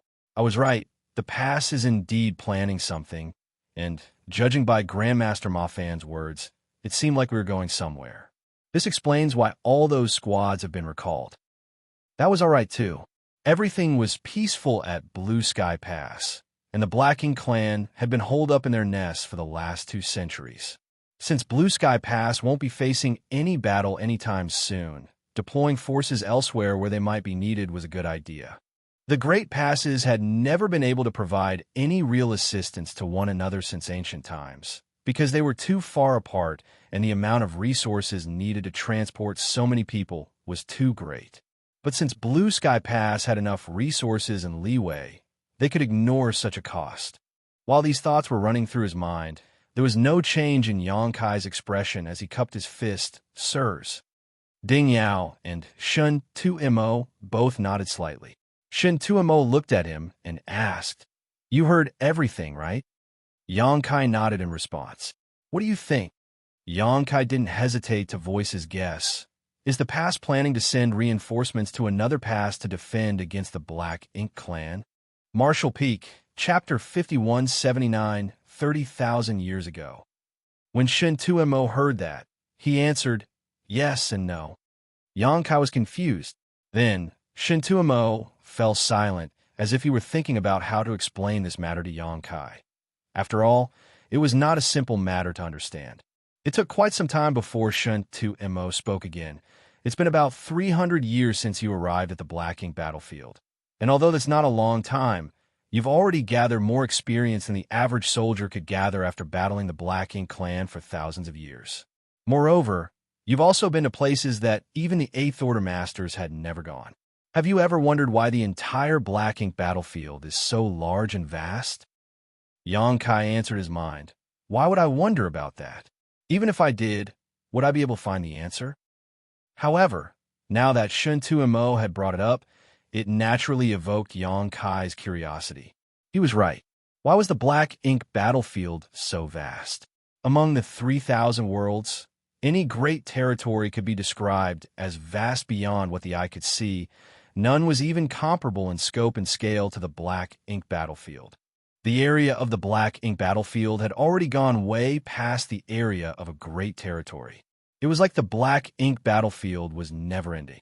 After sighing, Shun Tu-Mo explained, according to some ancient texts, in the era when the universe was just created, the Black Ink battlefield was also divided up into many great territories, each of them flourishing and filled with life.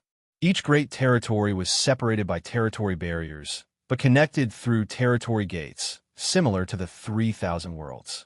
However, the rise of the Black Ink clan changed everything. Born out of nowhere, the Black Ink clan's natural aggressiveness and unique reproductive methods made it easy for them to dominate the great territories. Whenever the Black Ink clan fully conquered a great territory, that great territory would start to corrode and the territory barriers around it would collapse, resulting in it merging with the adjacent great territories to become an even larger area.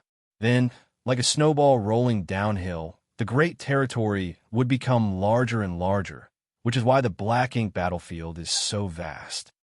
While scrunching his eyebrows, Xianxia asked, in other words, the black ink battlefield we're standing in now is the product of merging countless great territories. That's right. Shen Tuemo nodded. It was his first time hearing such a description. It was quite interesting. Xianxia continued, Sir, why does the territory barrier collapse after the Black Ink clan fully dominates a great territory? Also, how do we conclude whether the Black Ink clan has fully conquered a great territory? Shaking his head, Shun Tuemo replied, I don't know either. All the knowledge I have about this matter comes from reading those ancient historical records, but the contents in those documents aren't complete anymore, and no one can determine if the contents written are real or fake. However, this theory is able to explain why the Black Ink battlefield has such a vast area. Then, where did the Black Ink clan come from? A typical Black Ink clansman is bred from a Black Ink nest, and Black Ink nests are divided into different ranks. A low-rank Black Ink nest is the sub-nest of a mid-rank one. So if we trace that logic, what is the primary nest, where the Royal Lord Black Ink nest originally spawned from? That question had confused Xianxia for a long time, but he still hadn't found an answer to it. Ever since he found out about the secret behind the Black Ink nests, he began to wonder about their origin. Therefore, he seized this opportunity to ask Shun Tuemo, wanting to get an answer to his questions. However, Shun Tuemo shook his head. I don't know. Before you discovered the secrets behind the reproduction of Black Ink nests, we humans had no idea they were even linked.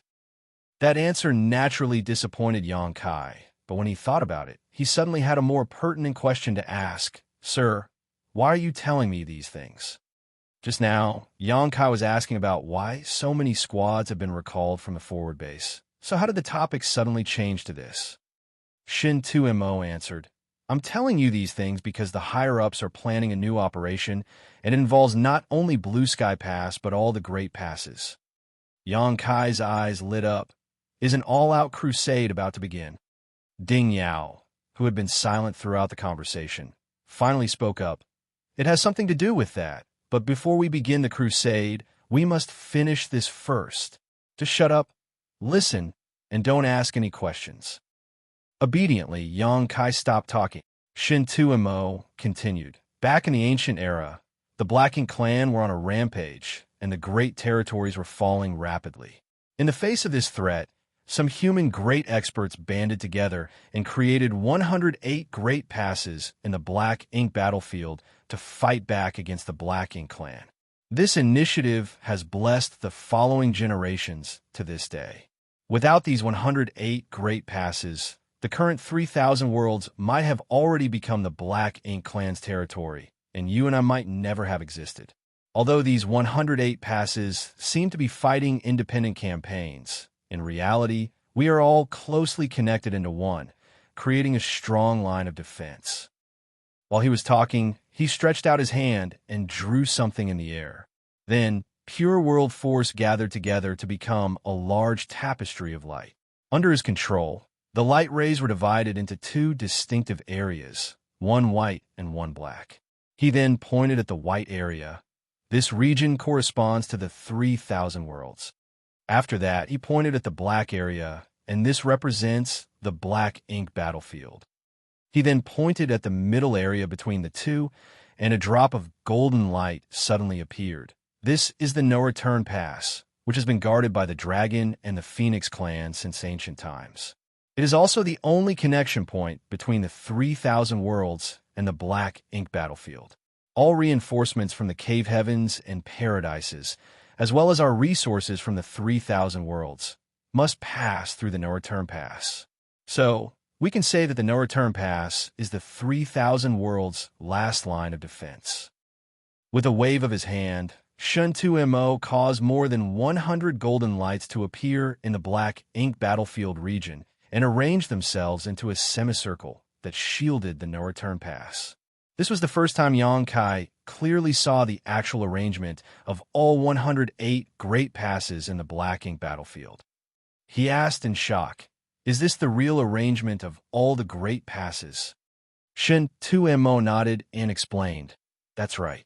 Such an arrangement can ensure that every great pass has a theater to defend, and as long as we can defend our own theaters, the Blacking clan will never be able to step foot in the 3,000 worlds.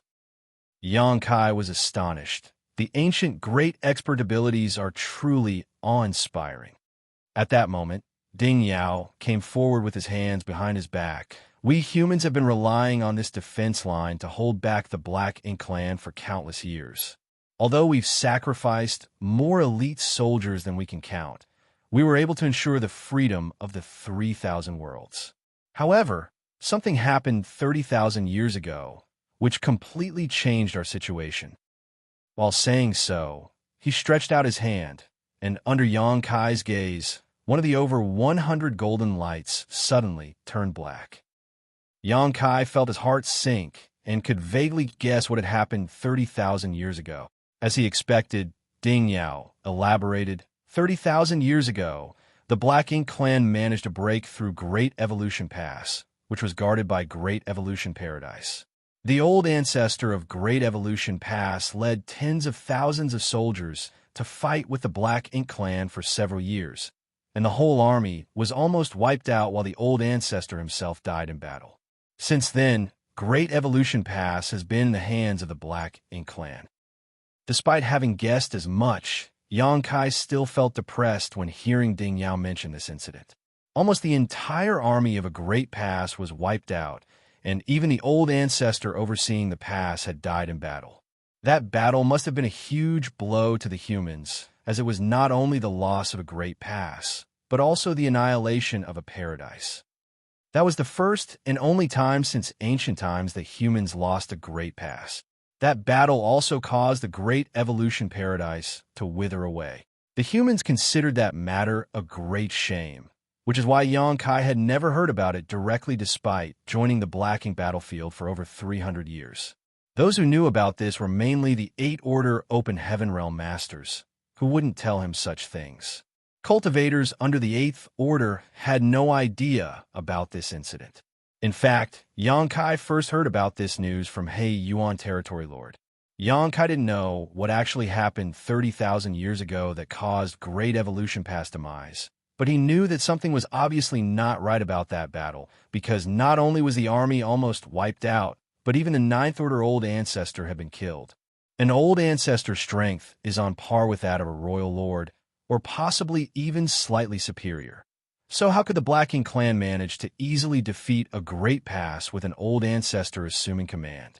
Also, why did the Great Evolution Pass fall so quickly? Xianxia asked in confusion. Ding Yao explained, though an Old Ancestor can fight a Royal Lord to a standstill quite easily, what about when it's 2 against 1? Xianxia was shocked. Did the Blacking clan deploy 2 Royal Lords to that battle? Nodding, Ding Yao replied, we only learned about this after the fact. It's not easy for a human to advance to the 9th Order, but that is true for the Blacking clan's Royal Lords too. Such a master might not appear even once in several thousand years. Back then, there had only been one Royal Lord in the Great Evolution Theater, and he had been fighting with the Great Evolution Pass Old Ancestor for countless years, so they knew each other very well. However, one of the territory lords advanced to become a Royal Lord, and the Blacking clan was able to keep that hidden from Great Evolution Pass Old Ancestor. Then, while the Old Ancestor was in the midst of fighting with the old Royal Lord, that newly advanced Royal Lord managed to launch a sneak attack and severely injure the Old Ancestor. How could the Old Ancestor win a battle in such a situation? Shin Tuemo added, although the Great Evolution Pass Old Ancestor died in battle, he was able to bring down one of the Royal Lords with him. In a way, his death wasn't in vain. In a battle where it was 2 against 1, and being severely injured, the Great Evolution Pass Old Ancestor still managed to kill one of the Royal Lords before he died. It was a feat worthy of being recorded in history. Though you're only a 7th Order Master, you've joined many secret operations, so you must know that the humans are preparing for a grand crusade. With a nod, Xianxia replied, I understand. Then, Ding Yao pointed at the black dot, symbolizing the Great Evolution Pass. If we want to start a crusade, we must first take back Great Evolution Pass. Otherwise, our lines will have a critical weak point. This is the purpose of the recent personnel rearrangement made by the Inner Sanctum. Not only is it happening in Blue Sky Pass, but also at the other Great Passes. Xianxia now understood the situation. In the meantime, he also finally understood why Grandmaster Ma Fan was so excited back then. He was one of the few remnants of Great Evolution Paradise. And now that he found out that the humans were planning to take back Great Evolution Pass, of course, he would want to have a part in the campaign. Great Evolution Pass was the place that his ancestors shed blood to protect and where they were buried. Standing from Grandmaster Ma Fan's point of view, he had to go take a look no matter what and pry their lost Great Pass from the Black Ink Clan's clutches as revenge for his ancestors. However, Shen Tumo and Ding Yao were wary about that and didn't want Grandmaster Ma Fan to join the operation, which would naturally lead to the latter flying into a rage. In such a situation, perhaps everyone would be against him joining this operation. In fact, Xianxia even suspected that Grandmaster Ma Fan was able to be enlisted into the Black Ink battlefield 200 years ago because the humans had been planning to take back Great Evolution Pass even then. Marshall Peak, Chapter 5180, Wuxia's Breakthrough. Of course, that was just his own speculation, and there was no way to confirm it. The humans want to take back the Great Evolution Pass.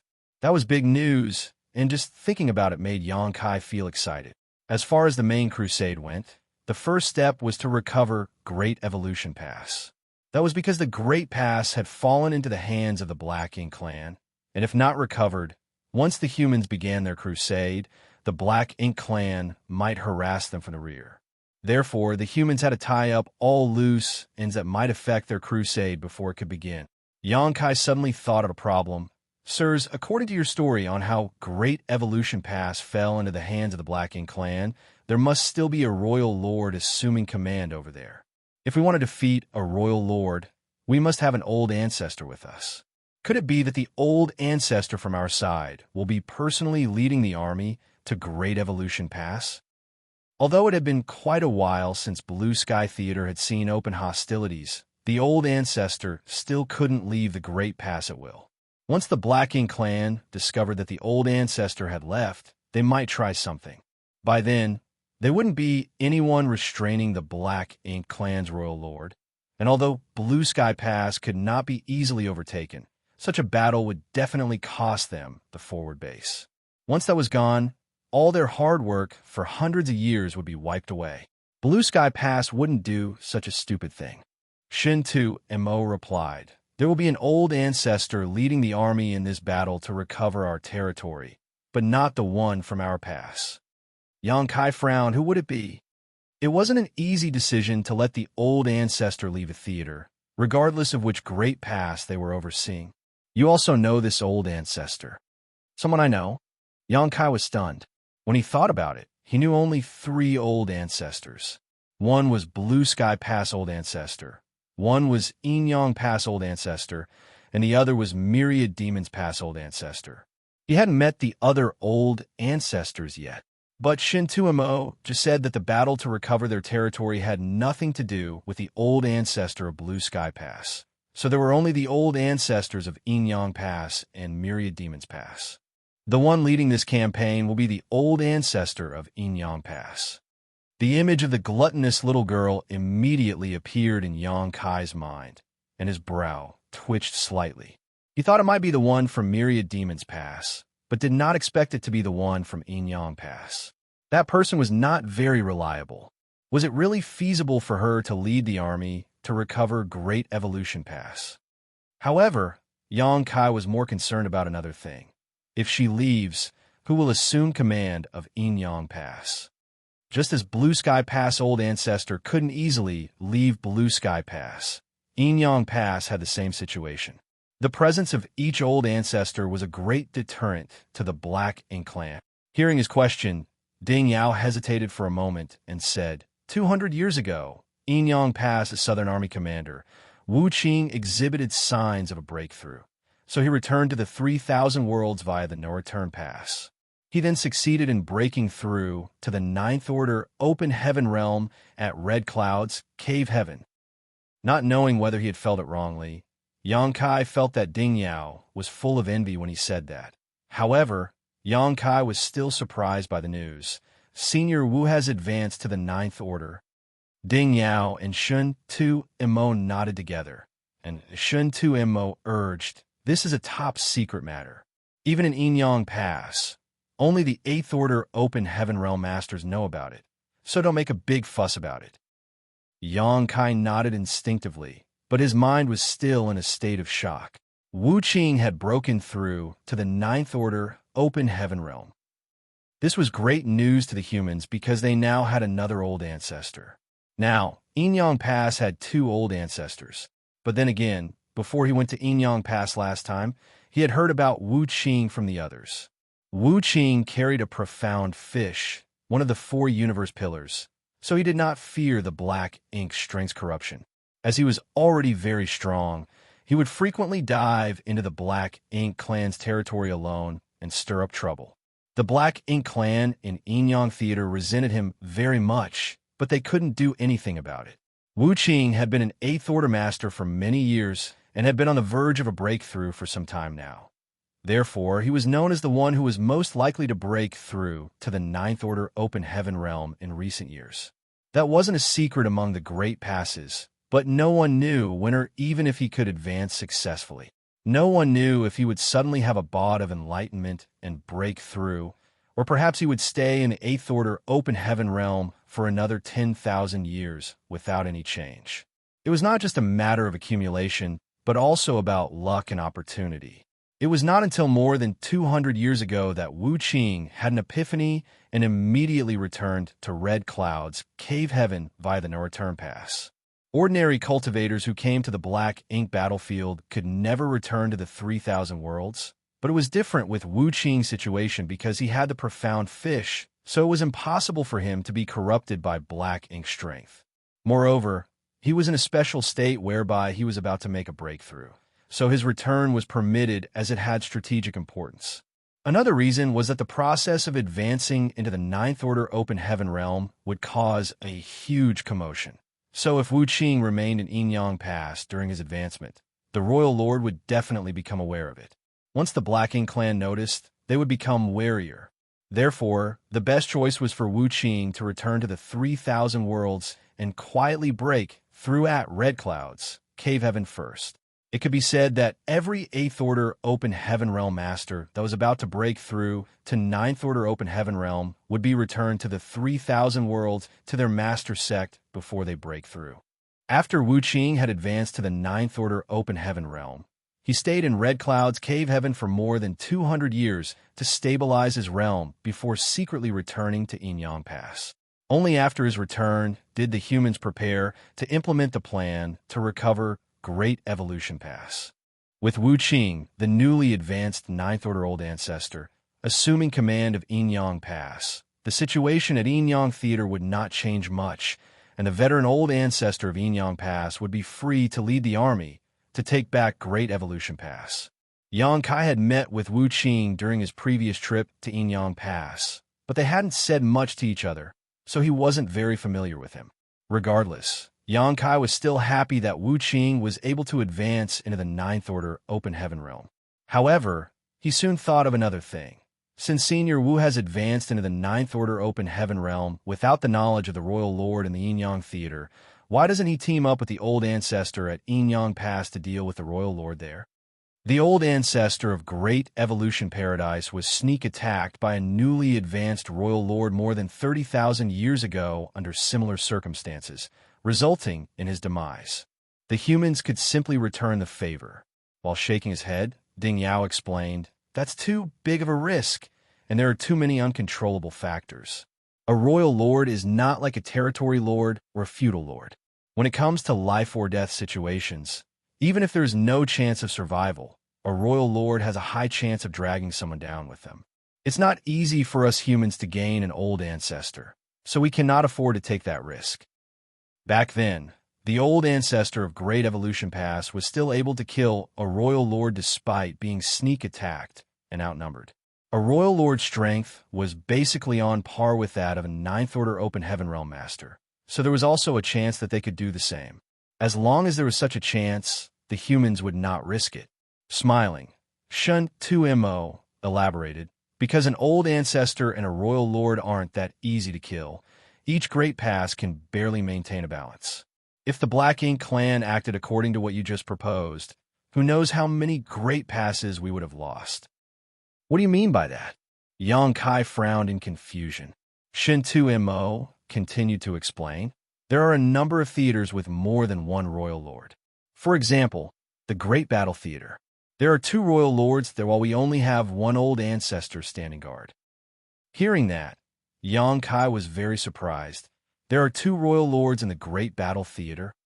What's so surprising about that? Ding Yao glanced at him. Some human great passes have 2 old ancestors, but the total number of royal lords is most likely still higher. Yang Kai looked bewildered. I always thought that every great pass only had 1 old ancestor, and the corresponding theater only had 1 royal lord. Frowning, Xianxia asked, "Who told you that?" While shaking his head, Yang Kai replied, "No one. It was all his own assumption, but now it seemed that he was being naive. Thinking about it, no one had ever told him explicitly that each great pass had only 1 old ancestor that corresponded to 1 royal lord. Though there weren't many old ancestors, how could they possibly be distributed perfectly evenly so that all great passes only had 1? There had to be a few extras somewhere. It was the same for the royal lord. It just so happened that the 3 great passes he visited only had 1 old ancestor and 1 royal lord. On the Black Ink clan's side, both their feudal lords and territory lords outnumber our 7th Order and 8th Order masters, so it's only normal for their royal lords to outnumber our 9th masters too. However, the actual number is irrelevant to the overall situation. Although there are fewer 9th Order's Open Heaven Realm masters in some theaters, they're still able to maintain a balance with the royal lords and keep each other in check. Yang Kai nodded his head, indicating that he understood. Using Great Battle Pass as an example, although there was only 1 9th Order old ancestor facing 2 royal lords, along with the risks of attacking the Great Pass, as long as the old ancestor acted prudently, there wouldn't be any danger. We've strayed a bit too far off topic. Xianxia waved his hand and said, "Let's put all these to the side. What we have to do now is to recover Great Evolution Pass. Originally, you weren't supposed to be involved in this matter because, as Grandmaster Ma Fan said, you are the key to the evil, purging divine spear. The future of the human race is at stake, and we wouldn't allow you to head to such a dangerous battlefield so easily. If you were to have any accidents, the whole crusade would be in jeopardy." Smiling playfully, Yang Kai added, "Though I don't know the reason, Dong will be participating in this battle to recover the Great Pass, right? I'm sure no human soldier would want to miss such an opportunity." Xianxia nodded. "Indeed. The old ancestor from Inyang Pass specifically requested you to join the army, saying that your small universe can help her restore her strength and recover from her injuries. We naturally need to cooperate when such a request is made." Yang Kai suddenly understood the situation. The last time he was in Inyang Pass, he had used his small universe to help the old ancestor heal from her wounds. It seemed like after tasting the benefits he could offer, she had developed a liking for them. This was only reasonable, as she would turn into a child if she were seriously injured, and normal healing methods had little effect on her. She could only restore her injuries in a bustling world. Yang Kai's small universe just happened to be a place where countless ordinary beings flourished and was perfectly suitable for her healing process. Also, the flow of time inside his small universe was different from the outside world, so it could be said that if they had Yang Kai with them, the chances of success in this campaign to recover their territory would increase greatly. The recovery of Great Evolution Pass was related to their future crusade, and the old ancestor from Inyang Pass had personally requested Yang Kai to follow them. Therefore, considering the overall situation, Blue Sky Pass couldn't refuse. This was the reason Ding Yao and Xianxia told Yang Kai so much. Otherwise, how could a 7th Order Junior be qualified to know so many operational details? Since it was an order from the higher-ups, they were just carrying them out. Martial Peak, Chapter 50, 181. The enemy stands before us. Prepare for battle. All Great Passes will contribute to this mission to recover the Great Evolution Pass. Blue Sky Pass will probably deploy about 500 people, with senior brother Xiang leading the team. So, when you get there, you cannot act without senior brother Xiang's order. Ding Yao looked at Yang Kai with a serious face. Yang Kai accepted the order, understood. Then he asked, "When will we be leaving?" Ding Yao answered, "It won't be a long wait, within a few months at most." Shen 2Mo added, "I'm telling you this today because I want you to be prepared. Otherwise, you'll be confused when you get there." On the other hand, Dawn doesn't have enough members, so the Inner Sanctum has chosen a 10-person squad to join Dawn.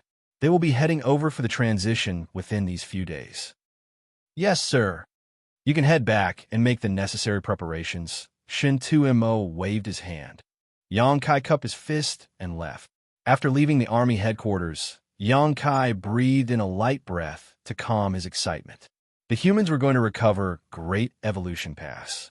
After countless years of defending against the Black Ink Clan, Blue Sky Pass initial crusade could be said to be a small step forward for the humans, while taking back Great Evolution Pass was like a big step forward. Once Great Evolution Pass was retaken, the Real Crusade would not be too far away. By then, there would be a world-shaking battle to the death between the two races in this huge and vast black ink battlefield, and no one could predict what the final result would be. On this vast battlefield, a single human strength was too weak to matter, and Yang Kai was a mere 7th Order Master. Even an old ancestor could only affect the situation of their own designated theater, not the entire situation of the war. The only thing Yang Kai could do now was prepare himself for the upcoming campaign. After returning to his home, he entered retreat and began cultivating to improve his small universe's heritage as much as possible.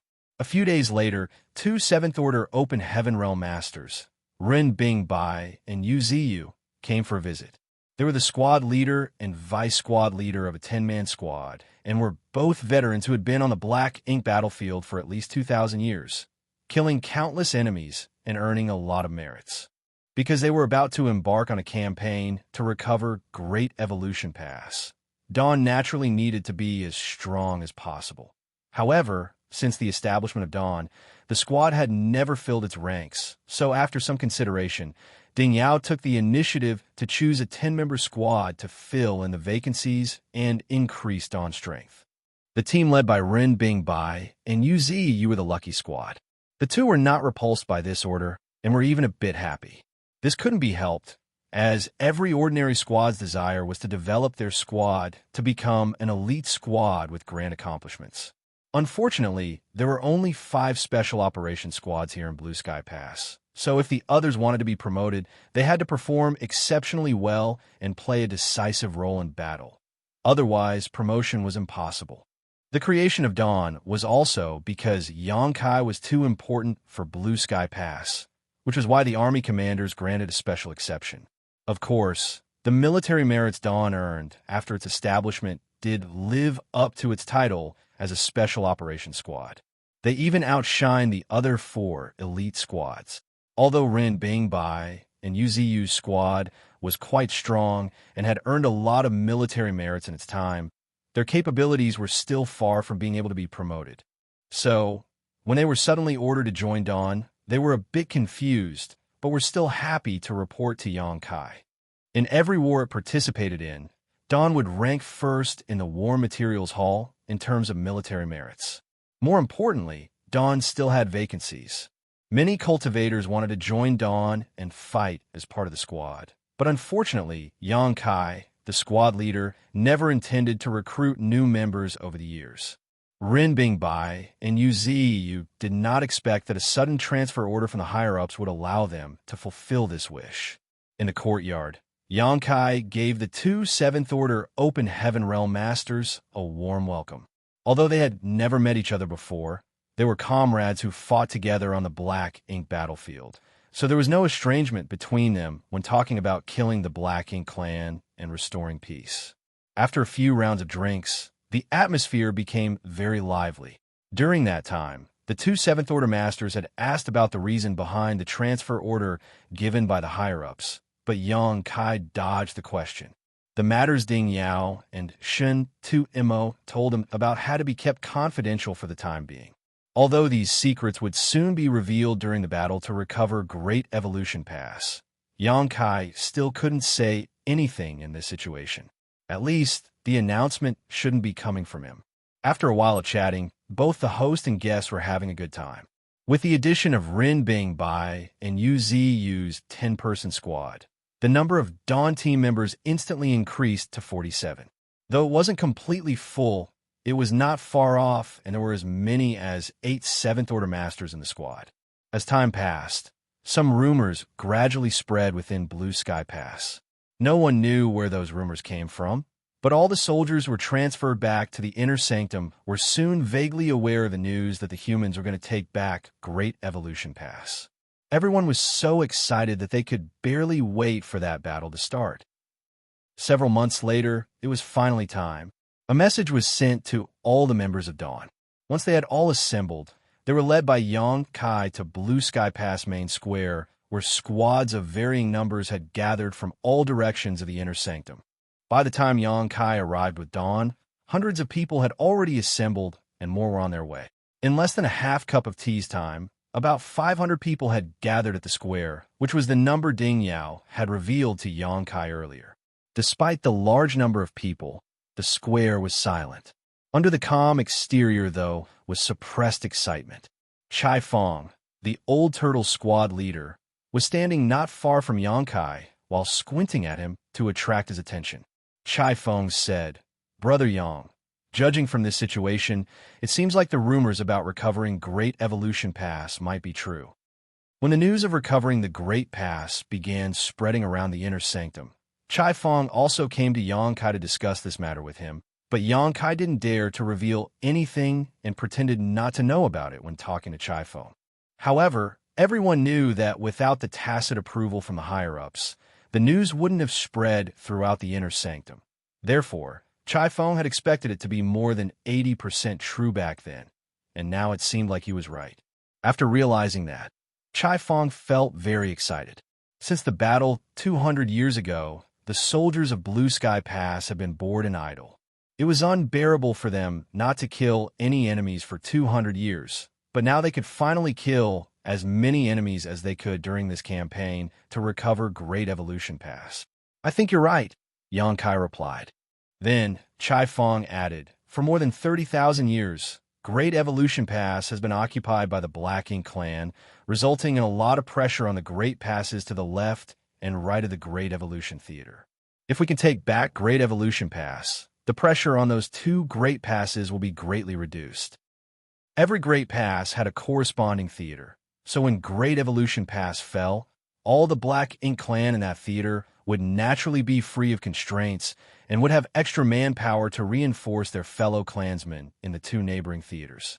Although the efficiency of their reinforcements wasn't high due to the distance, they were still able to make the 2 Great Passes suffer a lot of hardships throughout the years.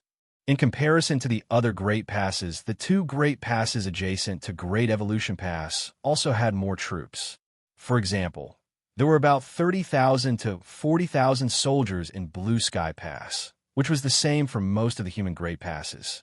Even if there were passes with over 40,000 soldiers, it still wouldn't exceed that number by much. But for those 2 Great Passes, they had more than 50,000 soldiers each. Otherwise, they would not be able to resist the Black Ink clan's attack, because each of them needed to deal with an enemy with numbers equivalent to 1.5 theaters. Chai Fong added, "Blue Sky Pass alone is sending out 500 troops. If every Great Pass dispatches a similar amount, wouldn't we have gathered an army of 50,000 soldiers?" Adding on the reinforcements sent from the 2 Great Passes themselves, Tisk seems like the higher-ups are really determined to get back Great Evolution Pass. With a smile, Yang Kai elaborated, "Since we've decided to take it back, the higher-ups must have gone through a lot of consideration. Blue Sky Pass is a special case, though, and deploying 500 people is not much of a burden for us, but the other Great Passes might not be able to send so many people. Because the war at Blue Sky Pass had entered a lull, it wouldn't affect them too much if they sent out more soldiers. However, The other Great Passes didn't have the same advantages as Blue Sky Pass, and although 500 people didn't sound like much, it was equivalent to the strength of several battalions. While the two of them were communicating secretly, a sudden stream of light came from Eastern Army headquarters and appeared before them in the blink of an eye. The light dispersed and revealed the figures of 10 Eighth Order Open Heaven Realm Masters, led by Xianxia and Ding Yao. Yang Kai saw that among these Eighth Order Masters was Grandmaster Ma Fan. It seemed like Ding Yao and Shun Tuimo had finally given in to the old man's stubbornness. Then, in front of everyone's eyes, Xianxia took a step forward with his hands behind his back, looked around, and opened his mouth to speak. Recently, there have been some rumors circulating in the inner sanctum, and I think you all have heard them. So today, I am here to tell you all that the matter of taking back Great Evolution Pass is true. Even though everyone standing here had guessed this already and was almost certain about it, there was still an uproar when Xianxia formally announced it. Ignoring the excitement of the soldiers, Xianxia continued. Since the fall of Great Evolution Pass more than 30,000 years ago, it has been under the control of the Black Ink clan, and the strong defense line built by the ancient masters has become vulnerable. The Black Ink clan at Great Evolution Pass even dared to venture forward and challenge the no-return pass. That is a humiliation to the entire human race. For 30,000 years, we have been trying to recover Great Evolution Pass, but the situation here on the Black Ink battlefield was horrendous, and each Great Pass couldn't afford to divide our forces, even if we wanted to. Now that 30,000 years have passed, after generations of hard work and effort, the chance has finally come. I can't comment on the rights and wrongs of my ancestors, but as one of their descendants, I have only one goal: to reclaim Great Evolution Pass. Today, all 500 of you will join me on this endeavor, and whether we face life or death in the days to come, we will not embarrass the human race's prestige. We will not forget the efforts of our forefathers and their original intentions. The enemy stands before us, so let us prepare for battle. For victory! Victory! The crowd roared in excitement, and their shouts echoed across the sky. With a slight nod, Xianxia suddenly waved his hand, and dozens of streams of light scattered to all parts of the crowd. The streams of light hovered in front of each squad leader, level 7th Order Open Heaven Realm Master, and in the streams of light was a space ring. Squad leaders, please take care of your own supplies. There are purifying black ink pills and a spare warship inside each space ring. You will distribute those pills accordingly when the time comes. Yes, sir. The squad leaders all responded. Xianxia nodded his head again and ordered, "Move out." Marshall Peak. Chapter 5182. Is the Black Ink clan attacking? Xianxia turned around and dashed towards the central hall, where the hyperspace array was located.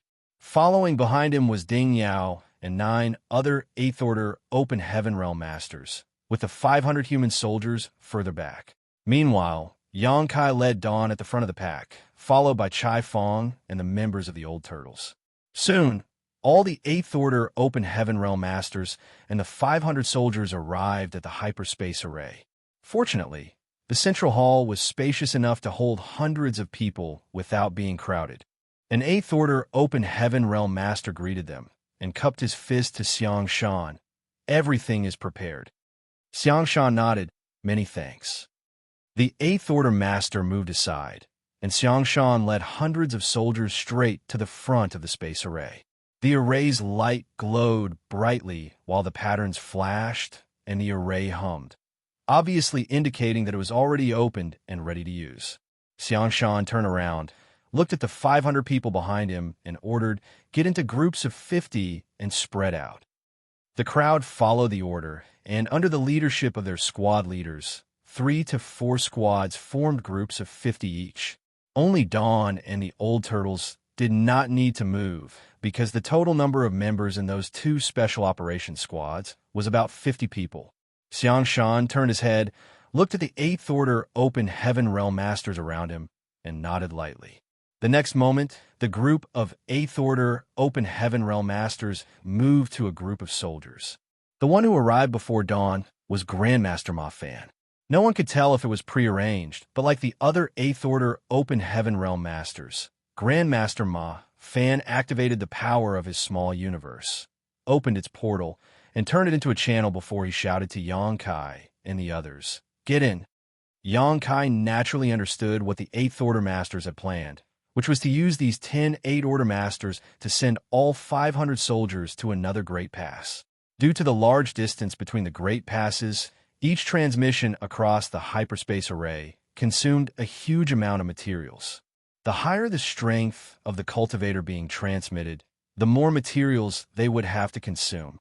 Since Blue Sky Pass was sending 500 soldiers, it could still afford to do this one by one because it was rich with materials, but it was an unnecessary waste.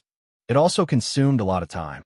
Instead of that, it would be better to use the 8th Order Masters' small universes to expedite the process. In comparison to transmitting 500 people, transmitting 10 8th Order Masters would definitely consume far fewer materials, and it would take less time as well. As a matter of fact, whenever cultivators moved from one Great Pass to another, they would usually use this method, which was to let lower-order cultivators enter the small universe of high-rank Open Heaven Realm Masters. That way, they could save as many materials as possible.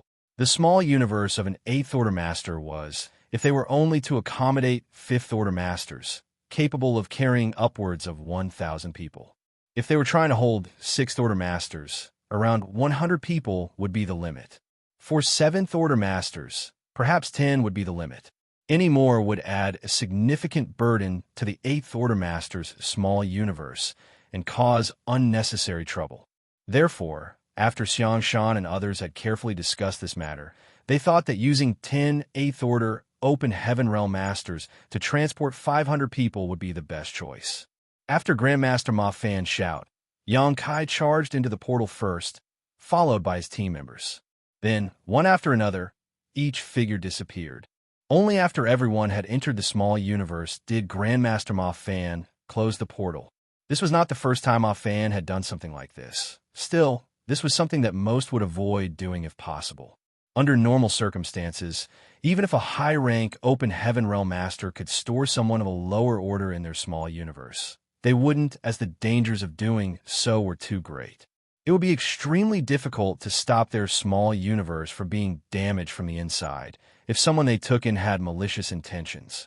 The high-rank masters could use their world force to suppress such behavior, but their small universe would still inevitably be contaminated with another person's world force as long as the other party simply circulated their strength, which was very troublesome to deal with. Therefore, the cultivators in Yang Kai's small universe had to leave when they were about to break through to the Open Heaven realm.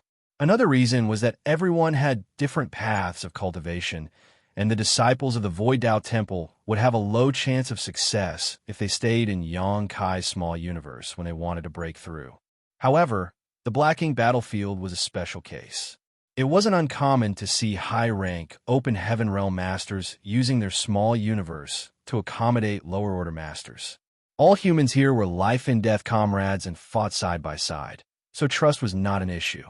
After receiving the entire Dawn Squad, Grandmaster Ma Fan turned a little pale despite receiving less than 50 people. On the other hand, Xianxia and others all seemed normal, especially Xianxia. He had taken in nearly 60 people, yet still seemed like he was perfectly fine. From that, it was obvious that though the two were in the same realm, Ma Fan's heritage was incomparable to those veteran 8th Order Open Heaven Realm Masters from Blue Sky Pass. After all, the Tao of artifact refining consumed a lot of his time and energy, so his foundation was not nearly as rich. After receiving all 500 people into their small universes, the 8th Order Open Heaven Realm Masters did not immediately teleport away through the array, but instead stood in place and waited in silence. That was because Blue Sky Pass wasn't the only one sending people. As all the Great Passes were deploying some soldier for the campaign, it was impossible for the receiving space array to support them all at once, so they had to wait for the signal from the other side. It wasn't a long wait. About half an hour later, the hyperspace array suddenly shone out a light that was extremely dazzling but was quickly withdrawn. It happened 3 times. That was the signal that had been agreed on. After the light around the array stabilized, Xianxia took the lead, stepping onto the array, followed by the other Open Heaven Realm Masters. Activate the array. The 8th Order Open Heaven Realm Master, who was monitoring the central hall, ordered. Then the many already prepared soldiers around the array each formed a set of seals and started the array. A dazzling light shone out from the edge of the grand array and gradually diffused towards the center. It soon enveloped Xianxia and the other 10 8th Order Masters. The array hummed, and the hall shook. A dozen breaths later, the dazzling light disappeared, and the array became dark. Xianxia and others who had been standing there were gone along with it. The crystals placed in the 7 array nodes around the grand array also dimmed. Those 7 array nodes corresponded to the 7 elements. These crystals were originally arranged here, created by a special technique that gathered energy from different materials. Even a crystal the size of a fingernail consumed a set of materials that could help create a 5th Order Open Heaven Realm Master. If the crystals used up in this one transfer were gathered together, they could fill up an entire wash basin. One could imagine how many materials this teleportation had consumed. Meanwhile, inside Ma Fan's small universe, Xianxia and others sat down cross-legged, calmed their powers, and tried to remain motionless. This was the self-awareness every Open Heaven Realm Master that had been invited into a small universe should have. Perhaps because he had cultivated the Tao of artifact refining too, Xianxia noticed that there were a lot of artifact refining Tao essences in this small universe as soon as he entered. They were inside Grandmaster Ma Fan's small universe after all, and as an artifact refining great Grandmaster, it was normal to have such a dense Tao essence. If Grandmaster Ma Fan's small universe could rear living beings like Xianxia's small universe, there would certainly be a lot of artifact refining prodigies to emerge from here. In fact, because of the special characteristic of the Open Heaven Realm Master's small universe, whenever a cultivator's strength reached the 7th Order, their small universe would turn from immaterial to material. By then, it wouldn't be difficult to find a legacy disciple, because they could raise a batch of living beings themselves, and following the subtle influence of their own grand Tao essence, there would eventually be a perfect candidate to inherit their legacy. Under normal circumstances, however, high-rank Open Heaven Realm Masters would not do such a thing, because their small universe would easily become unstable when fighting fierce battles, and the living creatures inside would be killed or injured. There is a possibility that hundreds of years of hard work would be lost in a single clash. According to Xianxia's knowledge of this place, only those high-rank Open Heaven from cave heavens and paradises who were about to die would do such a thing. They knew they didn't have long to live, and there was no hope for them in the future. Therefore, the only thing they could do before their lives came to an end was to contribute to the continuation of their sect. That was the reason why there was no shortage of alchemists and artifact refiners in the cave heavens and paradises, and why special sects like Divine, Cauldron Heaven, and Divine Medicine Heaven could ensure the continuation of their inheritance from generation to generation. Actually, Xianxia could have taken the chance to cultivate in this environment and perhaps gain something, but he did not care much about Tao of artifact refining, and the reason why he practiced it was simply because it was related to a mission. Now that his mission was long over, he hadn't actively cultivated the Tao of artifact refining for a long time. After waiting for almost an hour or so, the small universe suddenly buzzed and a portal to the outside world opened. The members of Dawn got up and exited the portal under Xianxia's lead, leaving Grandmaster Ma Fan's small universe. When the world suddenly changed, they found themselves in the middle of a huge open area. Before the crowd could even stand firm, a vague, buzzing noise entered their ears as they felt energy fluctuations coming at them from all directions. These signs were all very familiar, as all of them had encountered such scenes many times in their lives. Xianxia, who was standing beside Xianxia, raised a brow and asked what everyone was thinking. Is the Black Ink clan attacking? Xianxia nodded lightly. He didn't know which Great Pass this was, but it must be one of the two adjacent to Great Evolution Pass. After all, In order to recover Great Evolution Pass, starting from the two adjacent Great Passes would be the shortest route. However, they didn't anticipate that they would bump into the Black Ink clan attacking the Great Passes. Also, Xianxia couldn't figure out whether this attack was a coincidence or a situation planned out by the humans. He guessed that it was most likely the latter. The Black Ink clan sieges would generally last for many years, but there would be an equally long period of rest in between, so if the humans were willing to, they could easily avoid such incidents.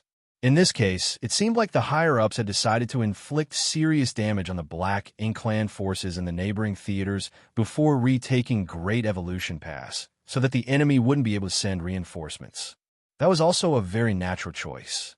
Turning his head to look at the 10 8th Order Open Heaven Realm Master for Blue Sky Pass, Xianxia guessed that the Black Ink clan in this theater were about to suffer a heavy toll. Dawn's members were whispering to each other, just like in the other squads. They seemed to have noticed the special situation here. However, they were all still confused about which Great Pass they were in. The universe chart they brought over from Blue Sky Pass was useless because each theater had its own universe chart. Although the chart had details about some nearby theaters, the universe chart showed nothing of Great Passes that were further away. While the members of Dawn were talking amongst themselves, an 8th Order Open Heaven Realm Master suddenly came in from not far away and cupped his fist at Xianxia, Senior Brother Xiang. Xianxia returned the greeting, Junior Brother Hong. Martial Peak, Chapter 5183, Wind and Cloud Pass.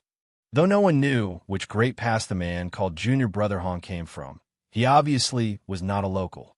After he met up with Xianxia, they interacted via divine sense. Xianxia took the opportunity to look around and realized that many cultivators had gathered in different groups in the square. The number of people in each group varied from about 200 to 300, but none of them had 500 like Blue Sky Pass. Those groups of cultivators gathered together should have been the soldiers deployed by various passes, and it seemed like Xianxia's guess was right. Because the situation in Blue Sky Pass was different, they could deploy 500 soldiers, while the other Great Passes couldn't deploy as many. In contrast to the 30,000 to 40,000 soldiers in each Great Pass, a few hundred people wouldn't affect their strength too much. But once all of them had gathered in this place, it would be a considerable amount of manpower. Xianxia estimated that there were almost 6,000 to 7,000 people gathered in this square, and this was before everyone had arrived. Once everyone had assembled, there would likely be several tens of thousands in total.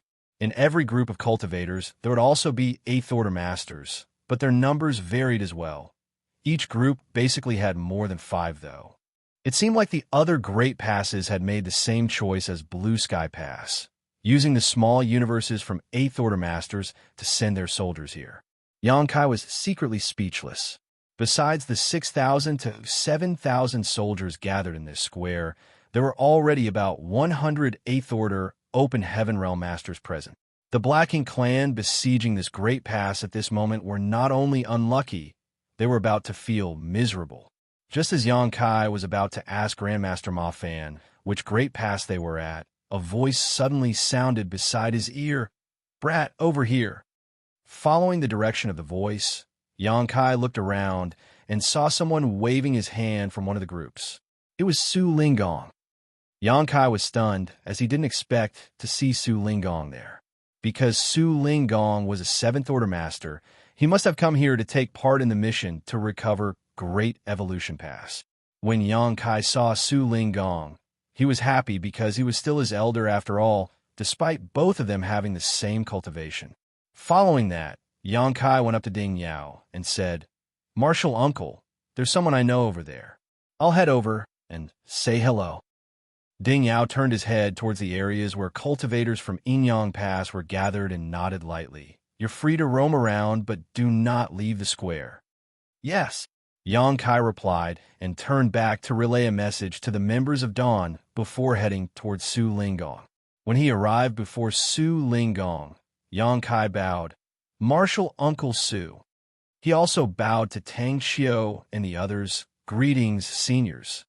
On Inyang Pass side, not only did Su Lingong join this mission, but so did Tang Xiao and several other familiar faces. Among these 8th-order open heaven realm masters, there were some whom Yang Kai knew and some he didn't. Standing behind Su Linggong were Qin Kuei and Su Shui, who also nodded at Yang Kai as a greeting. Su Linggong slapped his hand on Yang Kai's shoulder and laughed heartily. I never thought we would have the chance to fight side by side again.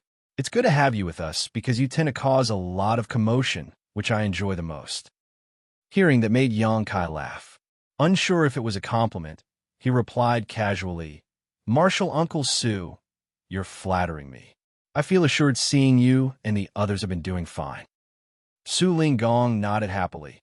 I'll take it as you being filial. Yang Kai added, it looks like quite a number of Inyang Pass soldiers came this time. How is the situation back there? Just now, he had noticed that the number of soldiers from Inyang Pass was similar to that of Blue Sky Pass, around 500 with 10 8th Order Open Heaven Realm Masters. Not only did the Eastern Army Commander, Tang Xiao, join this mission, but so did the Western Army Commander, Lu Zhiping. Yang Kai had a deep impression of the Western Army Commander, which couldn't be helped because the steamed stuffed buns she made were quite delicious. Back when he and the old ancestor of Inyang Pass were hanging around at the marketplace, he frequented Lin's steamed bun restaurant quite frequently.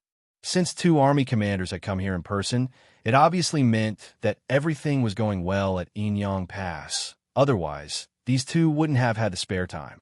One had to know that the Blue Sky Pass also had 10 8th Order Open Heaven Realm Masters present. Only Ding Yao, the Eastern Army Commander, joined this mission. Hearing Yang Kai's question, Tang Xiao said smilingly, Thanks to you, we won a big victory against the Black Ink clan more than 100 years ago and severely damaged their foundation. So, Inyang Pass will have several hundred years of peace. Yang Kai understood what Tang Qin meant as soon as he heard it.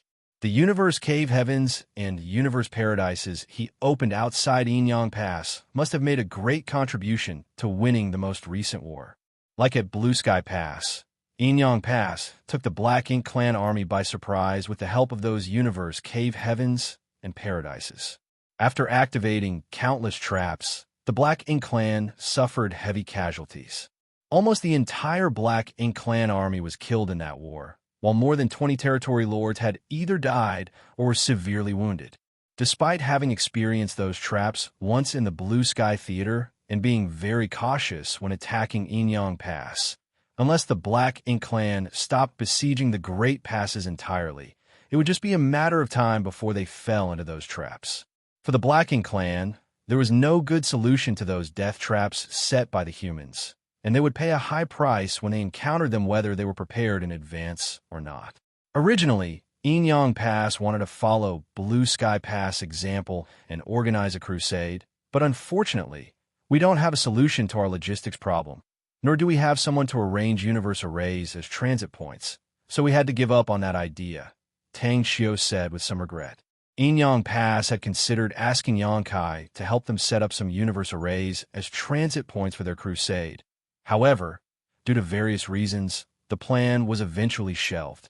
Although they couldn't organize a crusade, the situation in the Inyang Theater was quite stable right now, so they could deploy more people to support the mission to recover the Great Evolution Pass. That was the reason why Inyang Pass deployed 500 people and even 2 army commanders. Among the 2 army commanders, Lu Zhiping would be joining the campaign to recover Great Evolution Pass, while Tang Xiao would return to Inyang Pass soon to oversee matters there. However, Yang Kai and the others weren't informed about the decisions made by the higher-ups. The only thing Yang Kai desperately wanted to know now was which Great Pass they were at. When he asked this question, Tang Xiao said, "Didn't Ding Yao tell you?" Yang Kai replied, "I haven't had time to ask yet." Tang Xiao explained, "This is Wind and Cloud Pass." Then it dawned on Yang Kai.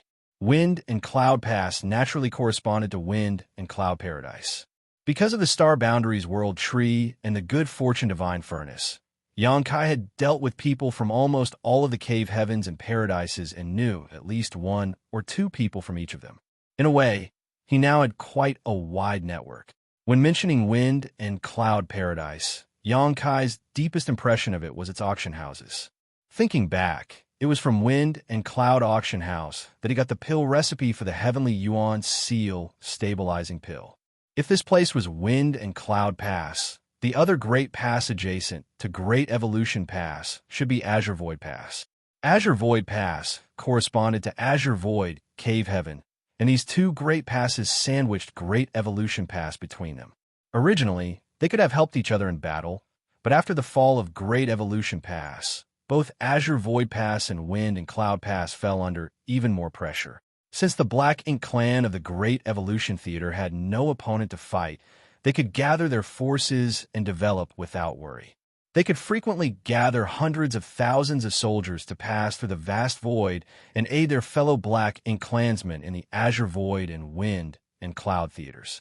On average, Azure Void Pass and Wind and Cloud Pass faced more frequent assault from the Black Ink clan than other Great Passes. Usually, the Black Ink clan would rest for 100 years between attacks on a Great Pass, but these two would see assaults every 70 to 80 years, and with far greater force than at other Great Passes.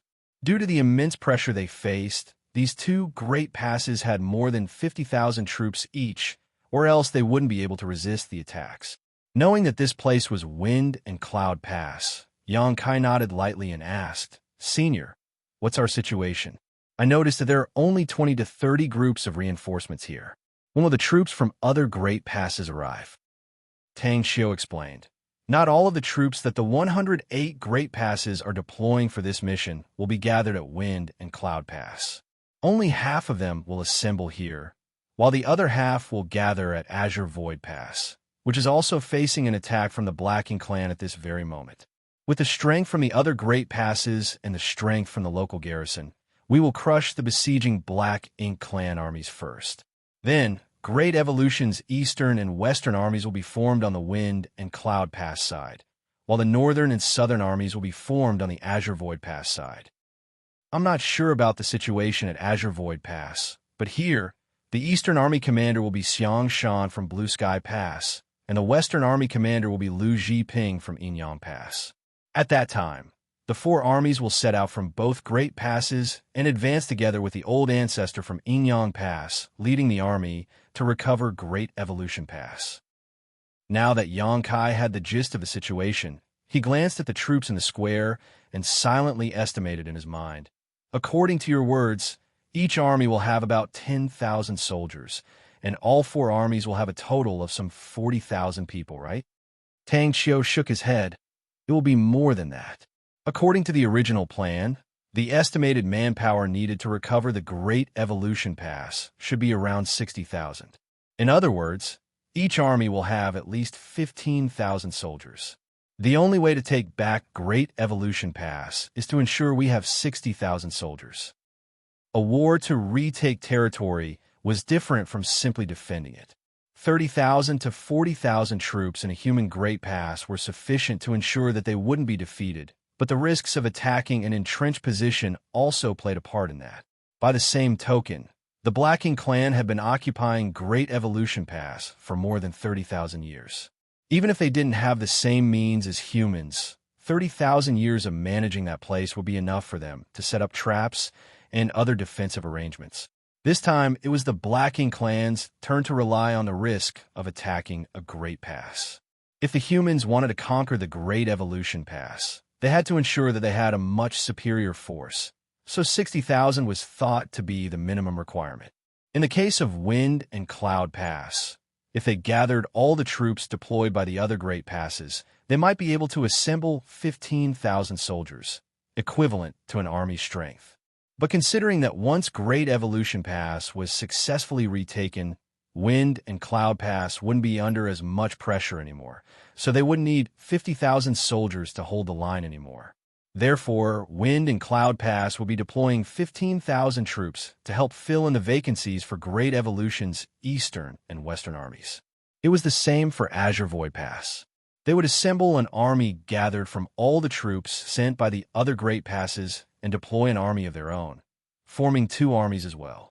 The Eastern, Southern, Western, and Northern armies would meet at Great Evolution Pass, where Inyang Pass' old ancestor would take command and decide how to recover the Great Pass, which had been lost for more than 30,000 years. Marshal Peak, Chapter 5184, Great Evolution's Armies. Tang Xiao let out a light sigh as he spoke with mixed emotions. We don't know how many of us will survive this battle. Young boy, this campaign to recover our lost territory will be more dangerous than any battle you've faced before. You must remember not to act impulsively and put your safety first out of all things. Yes, sir. Yang Kai nodded respectfully. After Tang Xiao's explanation, Yang Kai now had a deeper understanding of the situation and the obstacles he would be facing later. On the other hand, these weren't exactly secrets, so he guessed the others might find out from all sorts of sources in short order. Back at the square, the atmosphere was becoming increasingly lively as cultivators from different great passes arrived one after another, and early birds like Yang Kai were socializing with the others. Many fellow brothers and sisters came from the same cave heaven or paradise, but were allocated to different great passes after arriving at the Black Ink battlefield. Once they separated, it would be hundreds to thousands of years, or even longer, before they could meet again. They might even never see each other again until they meet in the afterlife. The battle for Great Evolution Pass had called for all great passes to deploy troops and gather in Wind and Cloud and Azure Void Pass, which provided those cultivators from the same sex a chance to reunite. Though everyone came here from different great passes, they only had one goal, which was to recover Great Evolution Pass. All the Open Heaven Realm Masters had thrown the thought of life and death out of their heads. Also, there wasn't much sadness in the air. Instead, they all felt proud and delighted to be reunited with their friends. Everyone couldn't stop talking about how their own great pass defended themselves against the Black Ink clan. Among all the cultivators present, the cultivators from Blue Sky Pass undoubtedly became the center of attention. That couldn't be helped as Blue Sky Pass was the only one that successfully launched and completed a crusade. Not only did they manage to secure a forward base in the Black Ink clan's territory, they also managed to snatch a large piece of territory from them. It had been over 200 years since then, yet the Black Ink clan still didn't dare to cross the new border. At the temporary camp of the 500 soldiers from Inyang Pass, Yang Kai chatted with Qin Kuei and Su Yingshui for a while longer before excusing himself and walking toward the quiet place where he stopped before a cultivator who was adjusting his breathing while sitting cross-legged on the ground. That person looked up at Yang Kai and showed him an ugly expression. With a slight chuckle, Yang Kai said, "Brother Bloodcrow, we've crossed so much land to meet each other again. Can't you be at least a little happy to see an old friend?" That was right. Bloodcrow was also included among the 500 people deployed by Inyang Pass. Though Yang Kai noticed him long ago, he had to speak to Tang Xiao, so he didn't have time to greet the former. Meanwhile, Bloodcrow looked as if he didn't want anything to do with Yang Kai and snarled, "There's bound to be trouble wherever you are, so you'd better stay away from me." Having been at the Black Ink battlefield for quite a while, Bloodcrow had accepted his fate, but he couldn't help but think, if this brat hadn't got in the way, I wouldn't have ended up in this situation. Maybe I would have still been cultivating peacefully inside Blood Monster Cave Heaven, gathering more strength and restoring my cultivation to when I was an 8th Order Divine Monarch. Yang Kai chuckled. "Brother Bloodcrow, why are you still holding on to the past? Now that we're both here on the Black Ink battlefield, we'll have to fight side by side, so we should watch out for each other." However, Bloodcrow just snapped, "Never. When we get on the battlefield, remember to tell me in advance where you will be. That way, I can stay as far as I can." At that moment, Su Ling Gong approached them. Enmity should be solved rather than settled. "Bloodcrow, the way you acted before was too merciless, and Yang Kai only did what he had to be safe. Why do you have to hold on to past grudges?"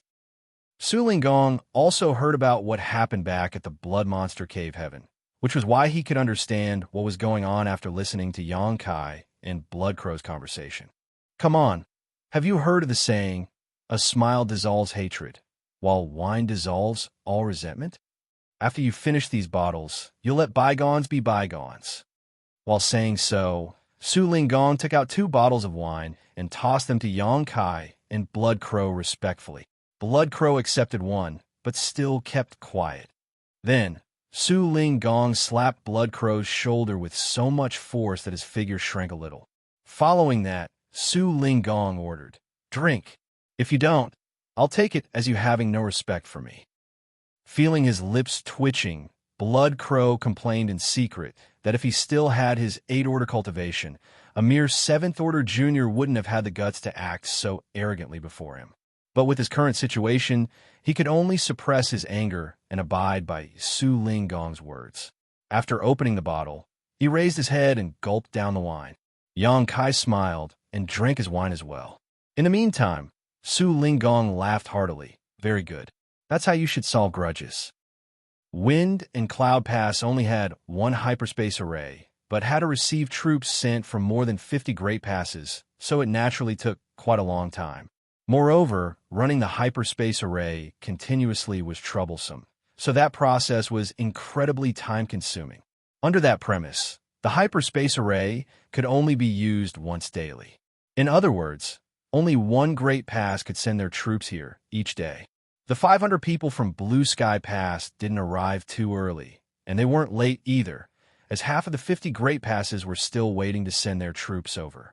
On the other hand, the Black Ink clan was still restlessly attacking. There were times when they could feel the strong energy blast that would pass through the multiple spirit array barriers and into the square. It was tough for those cultivators gathered in the square, as they knew large groups of Black Ink clansmen were attacking outside. Yet they couldn't go out to kill the enemy.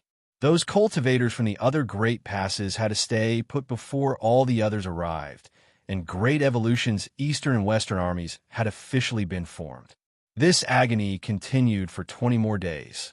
When the last troops from the other Great Passes arrived at Wind and Cloud Pass, there were already 15,000 cultivators gathered in the square, including over 200 8th-order Open Heaven Realm Masters. It was an unprecedented lineup. Though the number of cultivators gathered here did not outnumber any of the Great Passes, the number of 8th-order Open Heaven Realm Masters far outnumbered all of them. All those 8th-order Open Heaven Realm Masters were here, basically because they were tasked with sending soldiers from their Great Passes over and had to stay in Wind and Cloud Pass temporarily, because the hyperspace array here couldn't send them back for the moment.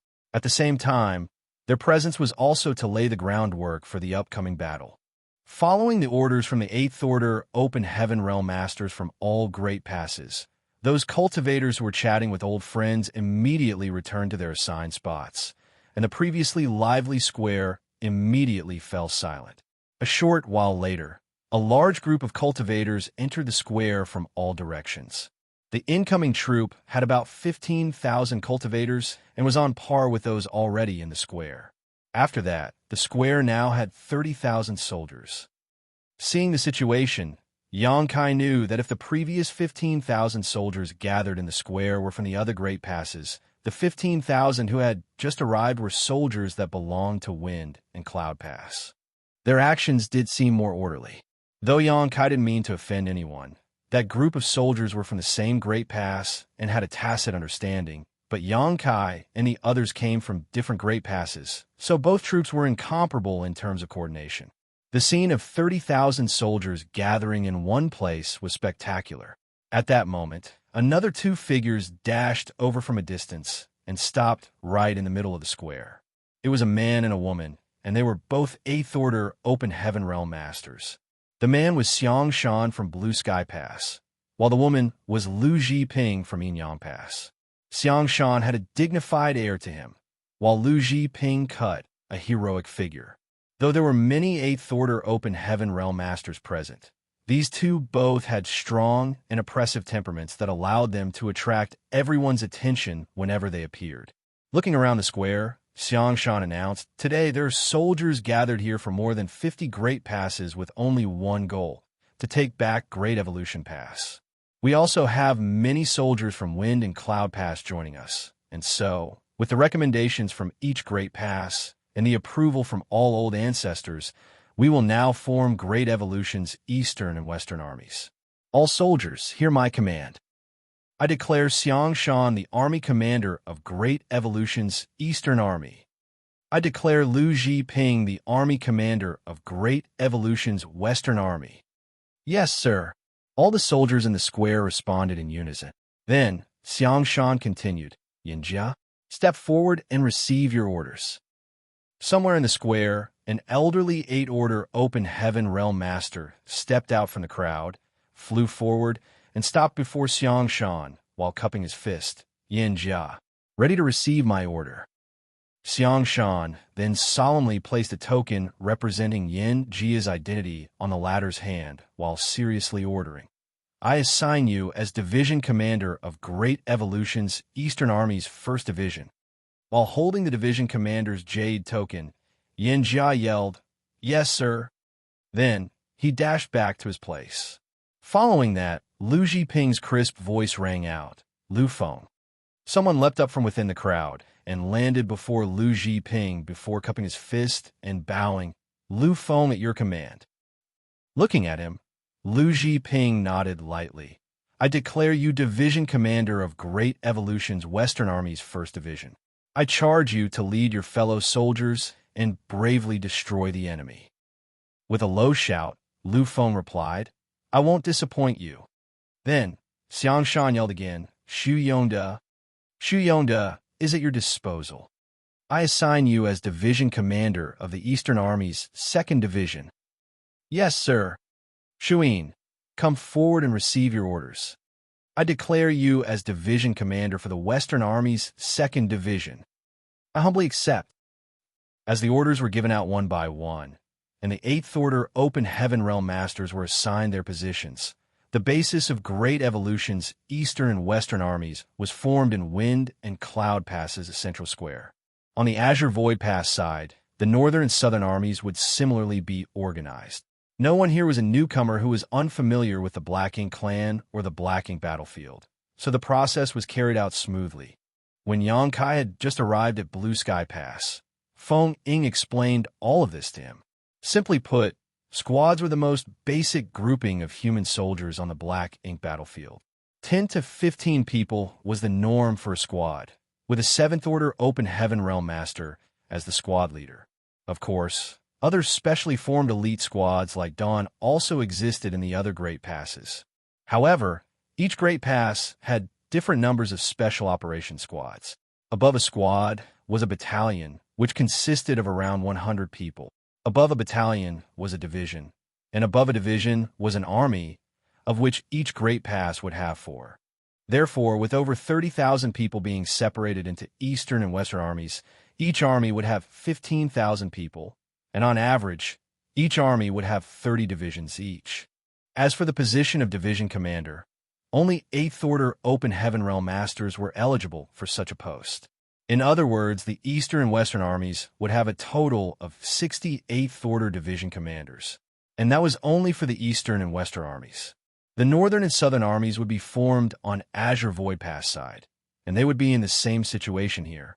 Under that premise, the Great Evolution Army would have over 100 8th-order Open Heaven Realm Masters.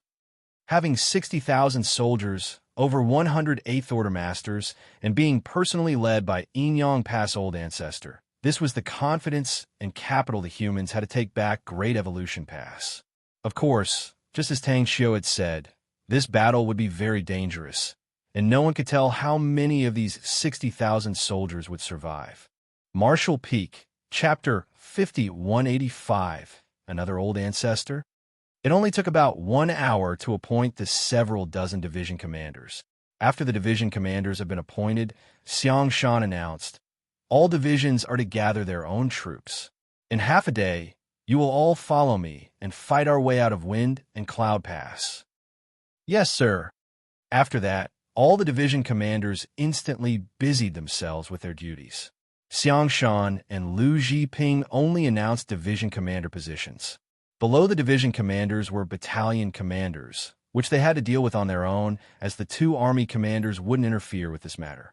However, the higher-ups had already devised a plan to divide the 30,000 soldiers in the square and allocated which battalion the troops from each Great Pass would belong to, so the division commanders only needed to gather the troops according to the provided lists.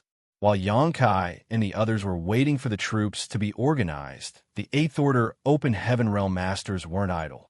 As allocating personnel also required careful selection, All the members for each battalion and division needed to be coordinated in advance. The square was constantly filled with shouts from each division commander as they delegated positions to the soldiers. Meanwhile, troops from different great passes were also moving quickly around the square, finding which battalion they belonged to.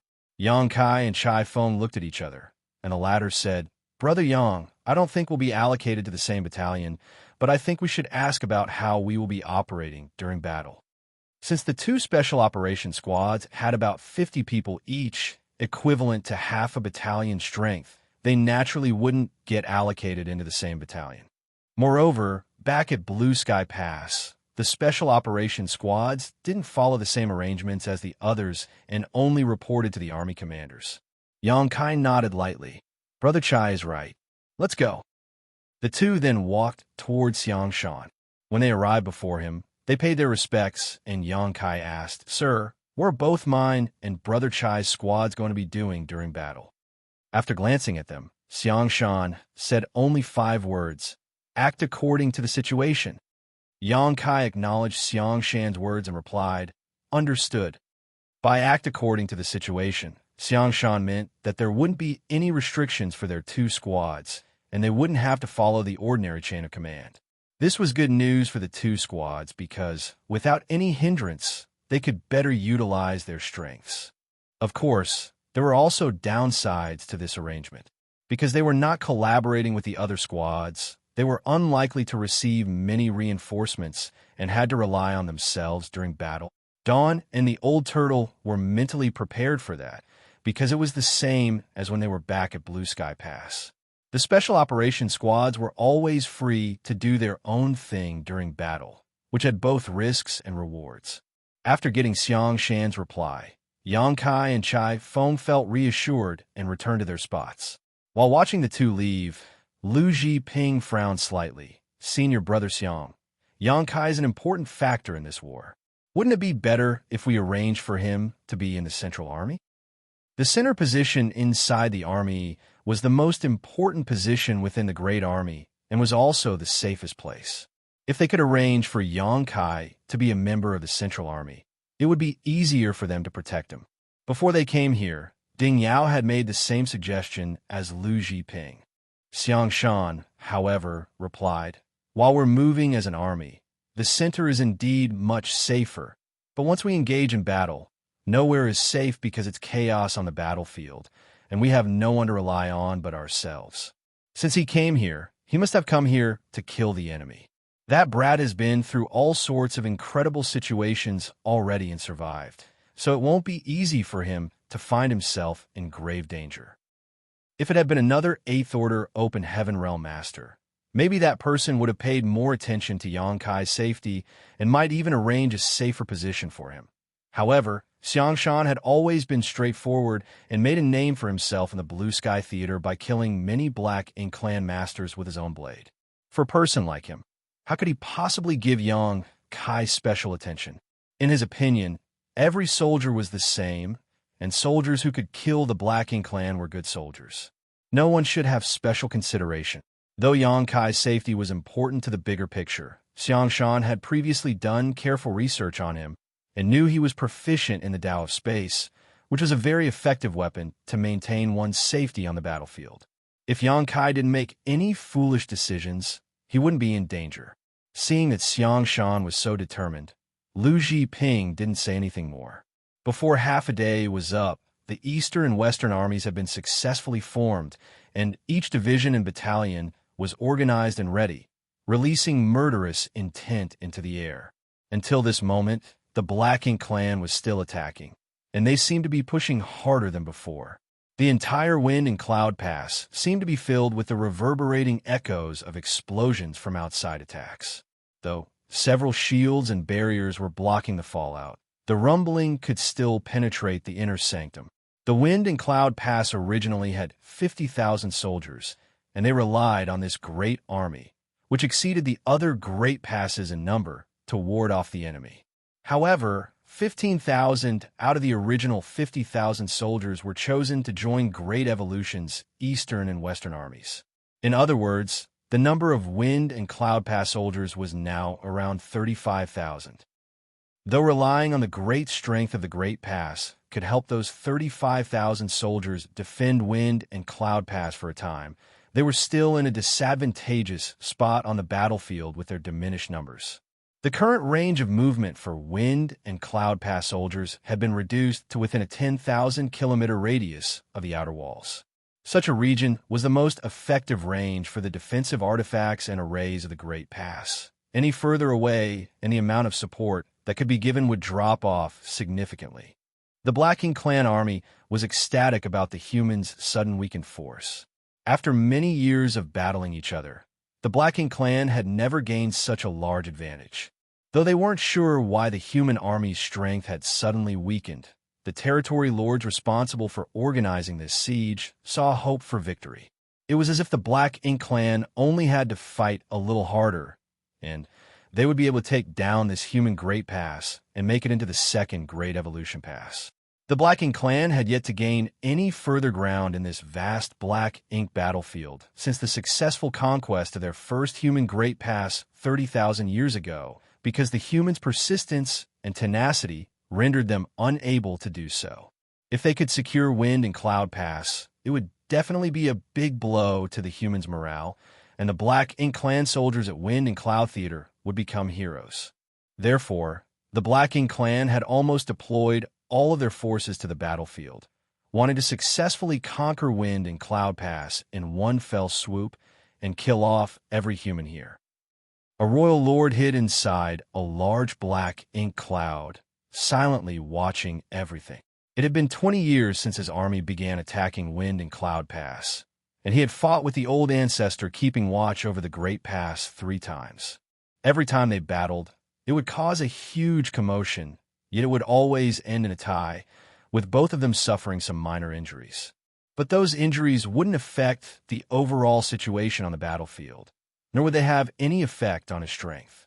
He noticed the changes on the human side and knew it was a strange phenomenon. Though he had no idea what the humans were up to and why they would intentionally weaken their own forces, he had an instinctive feeling that Wind and Cloud Pass was plotting something. At first, he wanted to find a chance to sneak a look at the inner sanctum situation, but the Wind and Cloud Pass had all sorts of barriers protecting it, and despite his strength as a royal lord, he couldn't see through them. After hesitating for almost half a day, the royal lord decided that no matter what the humans were scheming, it was a great chance for his army to defeat their enemy. Moreover, he had gotten a message from the front lines, saying that 200,000 Black Ink clan soldiers from Great Evolution Theater would be coming to reinforce them soon. Once this 200,000-strong army arrived, no matter what the humans had in mind, his side would have an absolute advantage over them, so the humans could forget their plans. All he needed to do now was to create more pressure on the humans and not let them have any time to rest. After the 200,000 reinforcements arrived, they could easily conquer this eyesore of a Great Pass. Just as he was thinking about that, a figure suddenly flew out from within Wind and Cloud Pass and charged straight at the Black Ink cloud where he was hiding. The royal lord was slightly shocked, but soon roared, "Old dog, you court death." He never expected the old ancestor of Wind and Cloud Pass would take the initiative to attack him in this situation.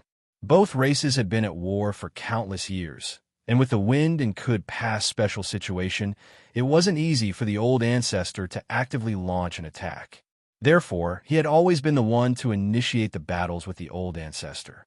It was very rare that this old ancestor would come to him to pick a fight.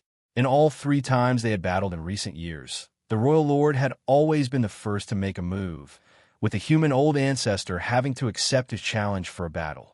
However, he never anticipated that the old man would actually attack him first. Feeling like he was being disdained, the royal lord came forward in a rage. When the 2 figures clashed, chaos erupted all around them. The vigorous battle had only just begun, but the royal lord suddenly sensed something and turned around to look somewhere not far away. What he saw was a child charging at him from the void. That child looked so young that it was as if he could kill her with a snort. The royal lord was stunned. Is this a human child? He had been battling the humans for so many years, yet he had never seen what a human child looked like. All the humans in the Black Ink battlefield were at least 5th-order open heaven masters, so how could there be children here? But at that moment, the seemingly harmless little girl gave the royal lord a huge sense of danger. The royal lord didn't know where that sense of danger came from, as the little girl didn't seem to have a strong aura coming from her.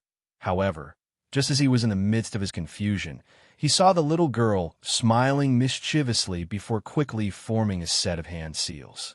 Then, the shape of a yin-yang fish appeared and enveloped a huge portion of the void around her. At the same time, the little girl's expression suddenly transformed as she rapidly grew into a lovely young woman. That young woman was exuding the terrifying air of an old ancestor. The royal lord was so frightened his face drained of all color. Another old ancestor? Why do the humans have two old ancestors? For so many years, Wind and Cloud Pass only had one old ancestor, so it should have been impossible for a second to appear so suddenly. Was she a newly advanced old ancestor? Or did another great pass send her over as reinforcements? In just a short amount of time, the royal lord drew some conclusions. The young woman in front of him was not a recently advanced old ancestor. She was Yin-Yang Pass old ancestor, who had been sent here as reinforcements. Because the black ink nests were so efficient in spreading intelligence, the royal lords had naturally been communicating with each other. He had once communicated with the royal lord of the Yin-Yang Theater and knew that the old ancestor from Yin-Yang Pass cultivated a strange secret art that allowed her to sometimes transform herself into a young woman or a child. Noting the special and obvious transformation of his opponent, the royal lord was sure that the old ancestor from Yin-Yang Pass had arrived here at Wind and Cloud Pass. That realization shocked the royal lord. Why would the old ancestor of Yin-Yang Pass come all the way here? Had the humans given up on Yin-Yang Pass? This was the first time the royal lord faced such a situation. Every old ancestor was responsible for overseeing their own great pass and would not easily leave. It didn't matter if he couldn't figure out the reason, though, because the appearance of the old ancestor from Yin-Yang Pass was the biggest crisis he had faced in his entire lifetime. Martial Peak, Chapter 5186. Many 8th Order Masters joined the fight. If it were a one-on-one fight, this royal lord could easily hold his ground against an old ancestor. But if it were 2 against 1, it would become an impossible fight to win, and if he was the slightest bit careless during the battle, he might even be killed. That was why he knew he had to leave, and he was about to escape when he sensed the old ancestor aura from the former little girl. But how could Wind and Cloud Pass old ancestor let him escape just like that? With all kinds of mysterious divine abilities and secret techniques at his disposal, he tied down the royal lord and stopped the latter from quickly escaping the battlefield. During that slight moment of hindrance, the Yin-Yang Pass old ancestor was able to use the yin-yang fish she condensed to envelop the royal lord. At that instant, the yin and yang energy began to swirly, and the universe seemed to invert. The royal lord felt as if an entire universe world was suddenly pressing down on him, causing his knees to bend.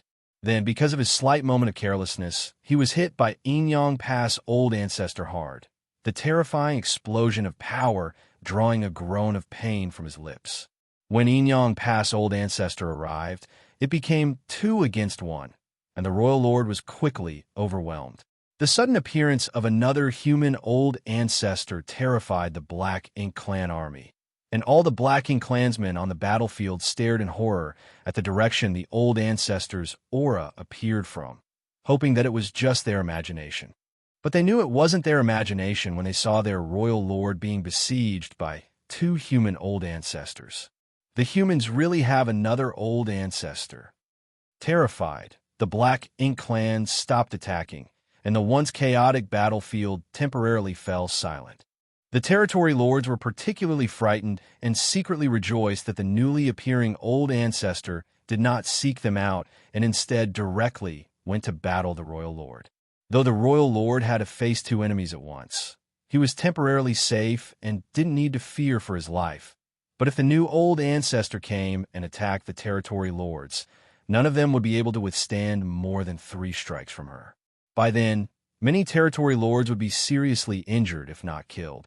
Because of the sudden appearance of a second old ancestor, the Black Ink Clan army lost all momentum. And just as the territory lords were hesitating about whether to continue the battle or retreat, all the main gates of Wind and Cloud Pass opened. Human warships sailed out in all directions and charged straight into the battlefield, quickly reinforcing the Wind and Cloud Pass soldiers. Great Evolution's two armies had a combined might of 30,000 soldiers, and all of them charged in a battle at once. Some 8,000 masters dashed out from each gate and instantly doubled the strength of the human army battling against the Black Ink Clan. The Black Ink Clansmen's eyes bulged as the flood of warships appeared from all directions. What terrified them even more was the aura of 8th Order Open Heaven Realm Masters that exploded into the air after the warships arrived on the battlefield. The number of auras was so high that the Black Ink Clan soldiers felt despair. 50 Great Passes had sent troops to Wind and Cloud Pass, and although each one sent a different number of 8th Order Masters to escort these soldiers, the minimum number was 5, while some had sent as many as 10. As such, when all the troops sent by the other Great Passes had gathered, the number of 8th Order Open Heaven Realm Masters had reached a shocking 300 plus. Among those over 300 8th Order Open Heaven Realm Masters, dozens of them had been appointed as division commanders of the newly formed Great Evolution's Eastern and Western armies and would be leading them to take back Great Evolution Pass. As for the other 200-plus 8th Order Masters, they didn't leave Wind and Cloud Pass immediately as they were waiting for this very moment. How terrifying would it be when more than 300 new 8th Order Masters swarmed into the battlefield all at once? The Black Ink Clan hadn't dared to think about such a scenario before, but now they were witnessing it with their own eyes. Their confidence was immediately crushed like dry weeds. Suddenly, the odds were absolutely against them. The territory lords finally understood why the new old ancestor hadn't come to find trouble with them. There was simply no need for her to. The old ancestor had her own opponent, which was the royal lord, and the two old ancestors could easily suppress their opponent, and if they were lucky, might even be able to kill him. In comparison with a few territory lords, of course, it was more valuable to kill a royal lord. As for the territory lords, the swarm of 8th Order Masters would deal with them. How many territory lords were there in the Wind and Cloud Theater? While there might be a few more than in other theaters, the number was definitely not higher than 90. With reinforcements from the Great Evolution Theater, that number might reach as high as 100 territory lords. With that amount of territory lords, the Black Ink Clan had always had an advantage over the 8th Order Masters from Wind and Cloud Pass, but that balance was shattered today. What's more, not all 100 territory lords were taking part in the siege, as some of them naturally had to remain in the Black Ink Clan's territory to stand guard and oversee the steady deployment of reinforcements. The huge difference in strength between the two armies made the territory lords immediately fall into a desperate struggle. When all of Great Evolution's Eastern and Western armies charged out of Wind and Cloud Pass, 3 to 4 8th Order Masters were able to target each territory lord. It only took a few breaths for the first territory lord aura to be extinguished. That unlucky territory lord just happened to be close to the very front of the Black Ink army and was swiftly surrounded by 5 8th Order Masters. He was killed on the spot, without even being given a chance to defend himself. The first territory lord's demise was like a catalyst, and soon, the auras of territory lords were being snuffed out all across the battlefield. Not only had the territory lords fallen into a desperate situation, though, the armies that belonged to those territory lords were all caught completely off guard by the sudden turn of events. The humans were attacking so viciously, and their army had dramatically increased in strength. This great change of fortunes made the Black Ink Clan's originally advantageous situation fall into a complete rout. As the warships sailed across the battlefield, swaths of Black Ink Clansmen were slaughtered. All across the battlefield, large patches of void were wiped clean by powerful divine abilities and secret techniques, or the offensive arrays of the swarming warships. Since Great Evolution's Eastern and Western armies charged out of Wind and Cloud Pass, it only took them a cup of tea's time to severely injure or kill countless Black Ink Clan soldiers and execute more than 10 territory lords. Though the rest of the territory lords weren't dead, they were all in dire states and were at risk of perishing at any moment. A long roar suddenly sounded throughout the void, and its sharp pitch seemed to echo right beside everyone's ear. That roar belonged to the royal lord. After he roared, rich black ink strength erupted from his body, and he turned into a black-colored cloud before shooting away. The royal lord had ordered a retreat and fled. He knew that if he stayed any longer, all the territory lords he brought to this battle would die. If they left now, they would surely suffer heavy casualties while being chased down, but at least some of them could survive. Moreover, the longer they delayed, the fewer of them would be able to escape. If things went particularly poorly, even the royal lord himself might not be able to leave with his life. After so many years of battling each other, the royal lord knew the Wind and Cloud Pass old ancestors' temperament and methods very well.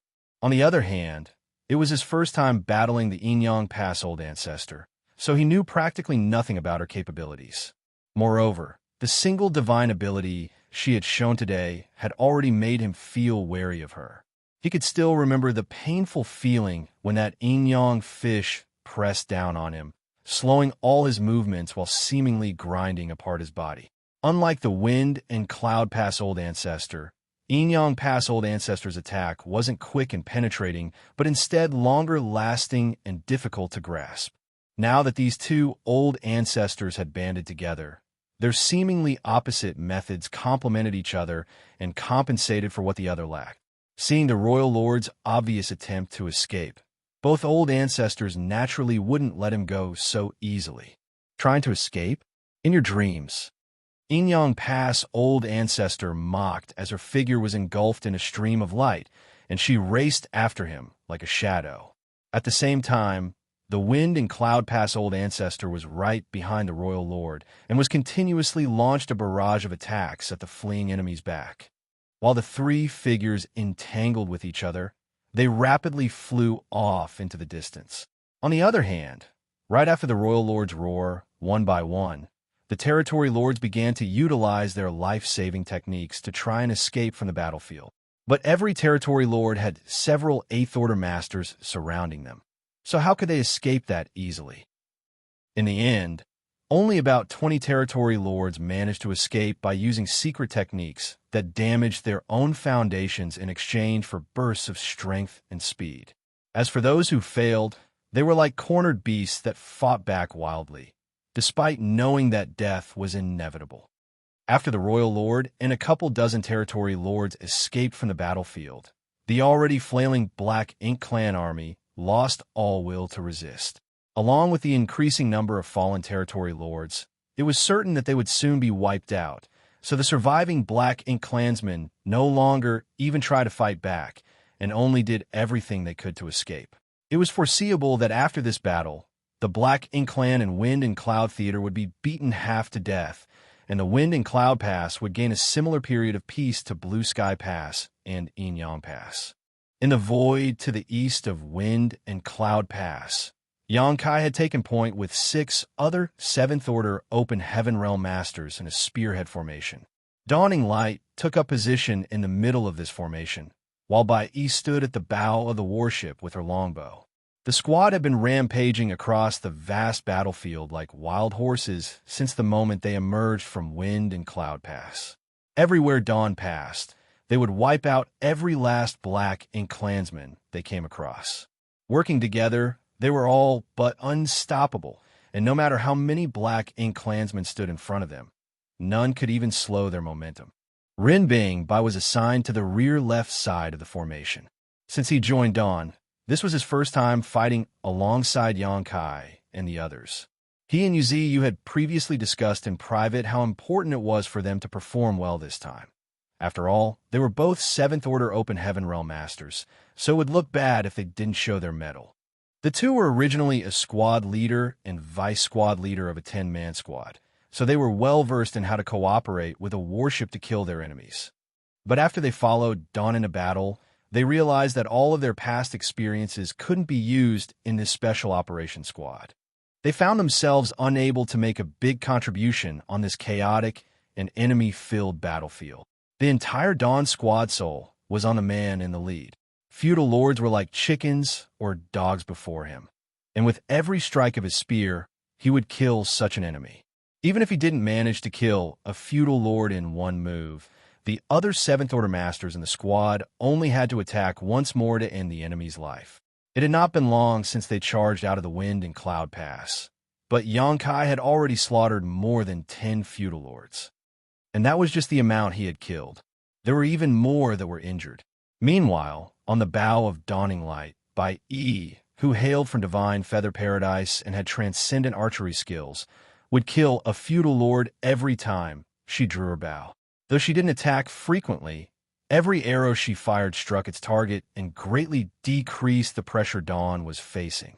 All the arrays on the warship also released their power continuously, taking aim at the largest groups of Black Ink clansmen, causing severe casualties whenever they attacked. To Ren Bing Bai, Dawn was like a red-hot knife cutting into butter, reducing every enemy that blocked their path to mist. Marshall Peak, Chapter 5187, Army marches towards Great Evolution Pass. How much of a terrifying tacit understanding and astonishing efficiency in killing enemies did Dawn have? Was this the heritage of a special operations squad?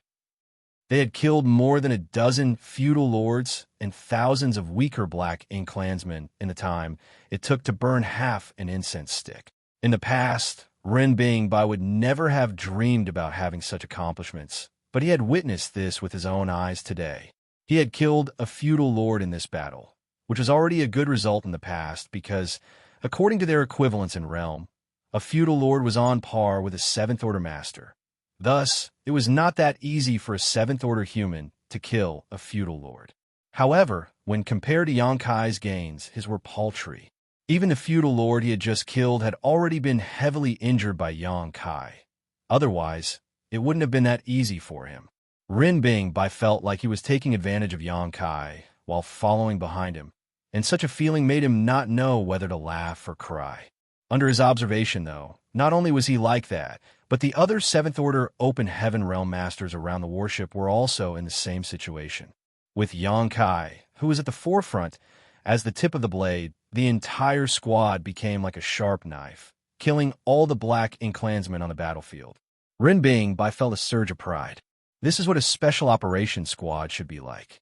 If a special operations squad had the same level of difficulty in killing the enemy as an ordinary squad, what kind of a special operations squad would that be?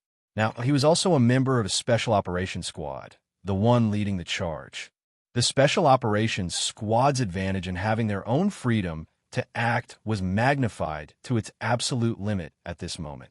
An ordinary squad would only have 10 to 15 members, and in such a vast battlefield, it was very difficult for a single squad to do much in the face of an enemy several times more numerous than themselves. Moreover, it was very likely that they would find themselves under the enemy's besiegement if they moved independently. Therefore, an ordinary squad had to coordinate with other squads on such a battlefield. The squads under the same battalion would have tactics and strategies they were familiar with to ensure their safety while killing as many enemies as possible. Because of a need to coordinate with other squads, there was also a certain degree of restraint, and it was impossible for them to act as freely as Dawn, who could go wherever they wanted. Most squads took a slow and steady approach to clearing the battlefield, but when it came to Dawn, though they had exited from the East Gate, they had moved around so much that they had almost killed their way to the South Gate and were now heading in the direction of the West Gate. Dawn's strategy had always been very straightforward, which was to hit and run. This strategy focused on mobility and prevented Dawn from being targeted by a powerful master because of their conspicuous performance. Of course, now that all territory lords on the battlefield were surrounded by Eighth Order Masters, none of them had the time to keep an eye on Dawn.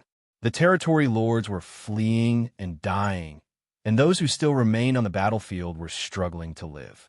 Xianxia's overwhelming combat strength was Dawn's biggest guarantee to ensure that they could still effectively kill their enemies while maintaining such high mobility. Without interference from the territory lords, the strongest enemies that Dawn had to face were the feudal lords. However, Xianxia could basically deal with feudal lords with one thrust of his spear, and if he didn't manage to kill them with his initial attack, the other Seventh Order Masters of Dawn would finish the job. Therefore, even if a feudal lord had managed to survive Xianxia's attack, they would soon be killed off by the others. Years of crusade and hunting experience had led everyone in Dawn to develop a tacit understanding and the ability to work together seamlessly. Even if there was a Black Ink Clan army blocking their way, they could use the artifacts and arrays on Dawning Light to easily tear through them. As time passed, the Black Ink Clan army on the battlefield was wiped out, and the pressure on all the squads decreased. During a certain moment, Xianxia suddenly stopped, and following in his footsteps, Dawning Light and the other Seventh Order Masters of Dawn all stopped together. Ren Bingbai was a little confused as to why Xianxia had suddenly stopped, but after turning his head and looking around, he was surprised to find that the battle was already over. 90% of the Black Ink Clan army that had been swarming outside Wind and Cloud Pass before had been killed, while the rest were desperately trying to flee, leaving scattered pieces of flesh and broken limbs everywhere throughout the void. It's over. Ren Bingbai was taken aback. The end came so quickly. It felt like only a few hours had passed. Wind and Cloud Pass had been under siege by the Black Ink Clan army for some 20 years, yet could only maintain a defensive posture. But once the Great Evolution Eastern and Western armies joined in, everything was over in the blink of an eye. The Black Ink Clan army that attacked Wind and Cloud Pass was quite massive, and under normal circumstances, even if they were defeated while battling the humans, they wouldn't have suffered such heavy casualties. However, the humans caught them unawares. Firstly, it was the sudden appearance of Inyang Pass Old Ancestor, who cooperated with the Wind and Cloud Pass Old Ancestor to corner the Royal Lord.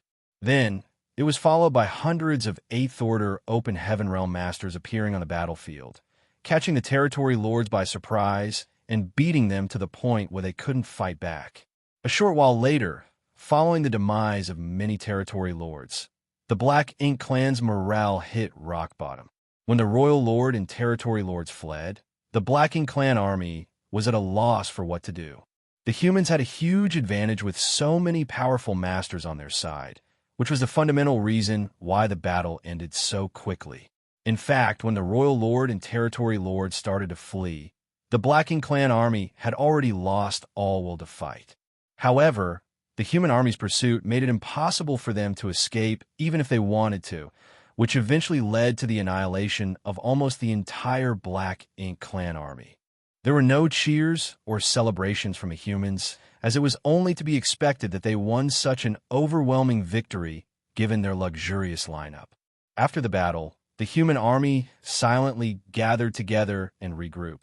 Half an hour later, Great Evolution's Eastern and Western armies assembled at the east gate of Wind and Cloud Pass. The 30,000 soldiers had naturally fewer losses during the battle, but the casualties were minimal. The soldiers were somewhat spent and needed time to recuperate, however, and some of their warships were also damaged in the fight. Still, those weren't much of a problem, as they had many artifact refiners, alchemists, array masters, and other support personnel following the army to Great Evolution Pass. While they were on the move, those artifact refiners had ample time to repair the damage those warships had suffered. Soon, all the divisions and battalions had finished gathering their troops. The motivation of all the soldiers was boosted to the peak because of the great task that lay before them. Without stopping, the 30,000-strong army immediately turned towards Great Evolution Pass, and Xianxia gave the order, set sail. In a flash, division by division, one warship after another sailed in the direction of Great Evolution Pass. With 30,000 men and nearly 2,000 warships, they formed a mighty fleet. Xianxia had no idea what the higher-ups had planned, but with such a large-scale lineup, there would certainly need to be a distribution of forces and overall strategy. But that wasn't something he needed to worry about, because the Eighth Order Open Heaven Realm Masters would make those decisions. Since Dawn did not have any special tasks, they simply gathered together with the other warships and moved together. Back at Wind and Cloud Pass, after the army set out, the tens of thousands of soldiers who remained saw them off solemnly until the Great Evolution Eastern and Western armies disappeared from sight. Following that, they returned to the Inner Sanctum, and those Eighth Order Masters who escorted soldiers from the other Great Passes to Wind and Cloud Pass began returning. While the army moved forward, the members from each squad took turns to rest and recuperate, and the artifact refiners got to work, heading over to the warships that had been damaged in the battle and repairing them carefully. On the other hand, Dawn's squad suffered almost no damage and were simply recuperating on their own. After only half a day's travel, though, a man suddenly appeared, landed on the deck, looked around, and bellowed, "Where is the squad leader for this warship?" Xianxia, who was on the deck, turned his head and looked over to find that the visitor was a fellow Seventh Order Master whom he did not recognize and did not know the origins of. Immediately, Xianxia cupped his fist and said, "I'm the squad leader. Does Senior Brother have any orders to relay?" The Seventh Order Master replied, "By order of the two army commanders, the squad members here are to report to the purifying black ink battleship and leave their imprints behind." While saying so, he pointed his finger in a specific direction. Xianxia was surprised. Did the army commanders bring a purifying black ink battleship with them? He then moved his fingers and partially activated the universe transference law, which allowed him to sense a vague connection coming from that direction. Since it was a purifying black ink battleship, it naturally had a universe array that Xianxia had personally arranged aboard it. No matter where the purifying black ink battleship was brought from, Xianxia would be able to sense a connection to it. As he thought about it, though, the purifying black ink battleships did play a huge role in all the Great Passes. Besides the purifying light that was sealed inside having the ability to purify black ink strength, the universe array aboard was useful for soldiers to use as a return point when they found themselves in danger. If the humans wanted to recover Great Evolution Pass, bringing along a purifying black ink battleship was a given. However, Xianxia was a little confused because he could sense not one, but two universe arrays when he activated the universe transference law. In other words, this fleet had two purifying black ink battleships. It seemed like Xianxia not only brought one out from Blue Sky Pass, but Lu Zhiping also brought one out from Yinyang Pass. There was no need for him to head over and leave his imprint because he was the one who set up those universe arrays, so all of them had his imprint already. However, the other members of the squad had to go, just in case they needed it later. I relayed the message. I have to inform the other squads. Farewell. After the Seventh Order Open Heaven Realm Master said so, he leapt off the warship and rushed towards another nearby warship to inform the other squads one by one. Though this method was time-consuming, there was no other way because an Open Heaven Realm army lineup differed from a mortal army. Mortal armies traveled together as one unit, but Open Heaven Realm Masters moved quickly, and in order to avoid collisions in the void, warships needed a fair amount of space between each other. For example, the closest warship to Dawning Light was hundreds of kilometers away. The Great Evolution Eastern and Western armies had nearly 2,000 warships and was thus spread out over a radius of several thousand kilometers, which for mortals was farther than the eye could see. However, for an Open Heaven Realm Master, it was just a matter of a few breaths to reinforce each other in battle. Martial Peak, Chapter 5188, Seek the Gates of Death. Xianxia turned to face the crowd and ordered, "You all heard it, right? Separate yourselves into two groups and take turns heading over." Having received their orders, the members of Dawn quickly grouped themselves into two teams.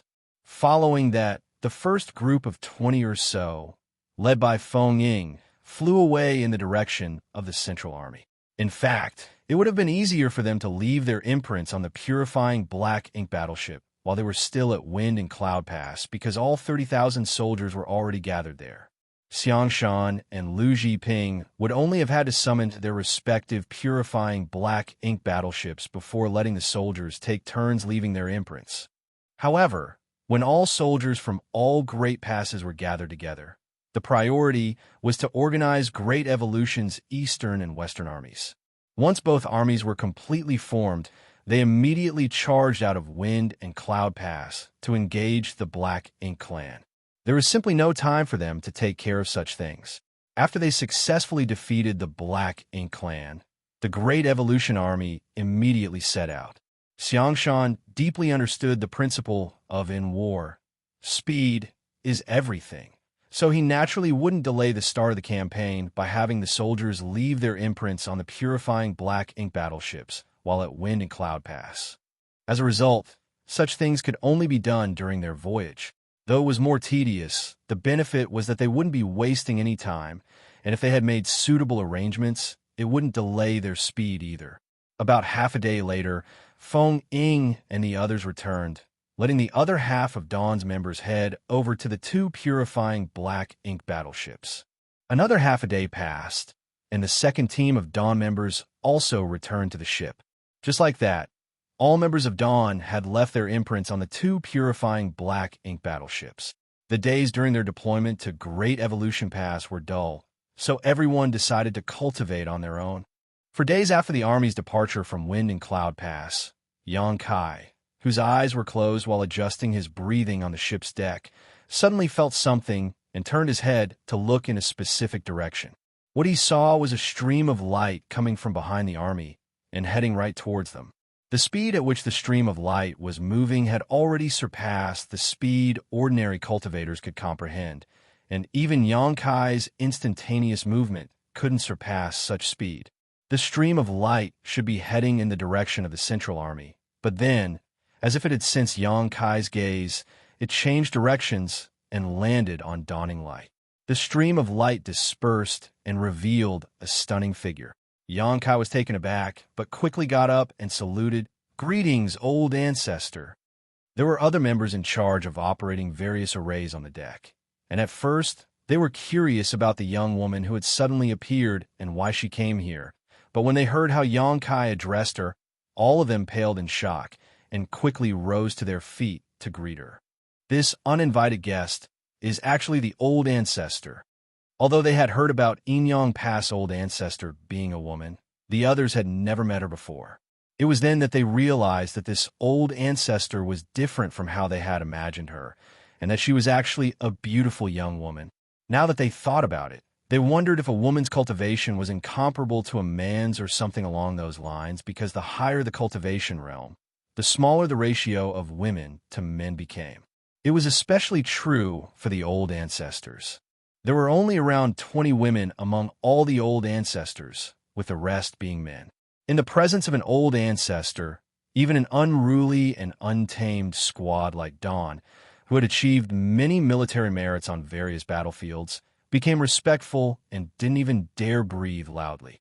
The old ancestor swept her gaze across Xianxia's figure, and there seemed to be a flash of divine light in her eyes when she commented in surprise, "Looks like your cultivation has increased rapidly." With her level of vision, she could see that Xianxia's strength had significantly increased compared to 200 years ago.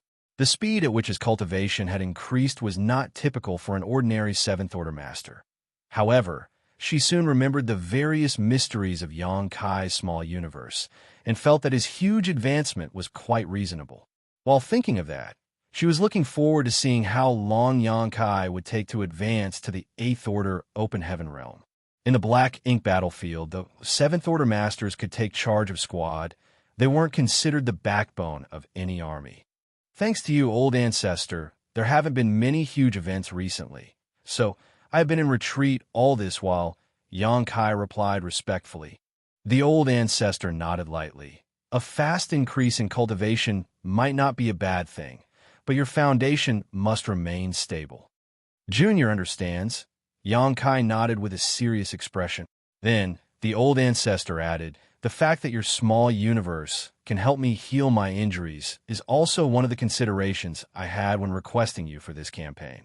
During the process of retaking Great Evolution Pass, I will have to fight against the Royal Lord there a number of times, so I will be depending on you when the time comes."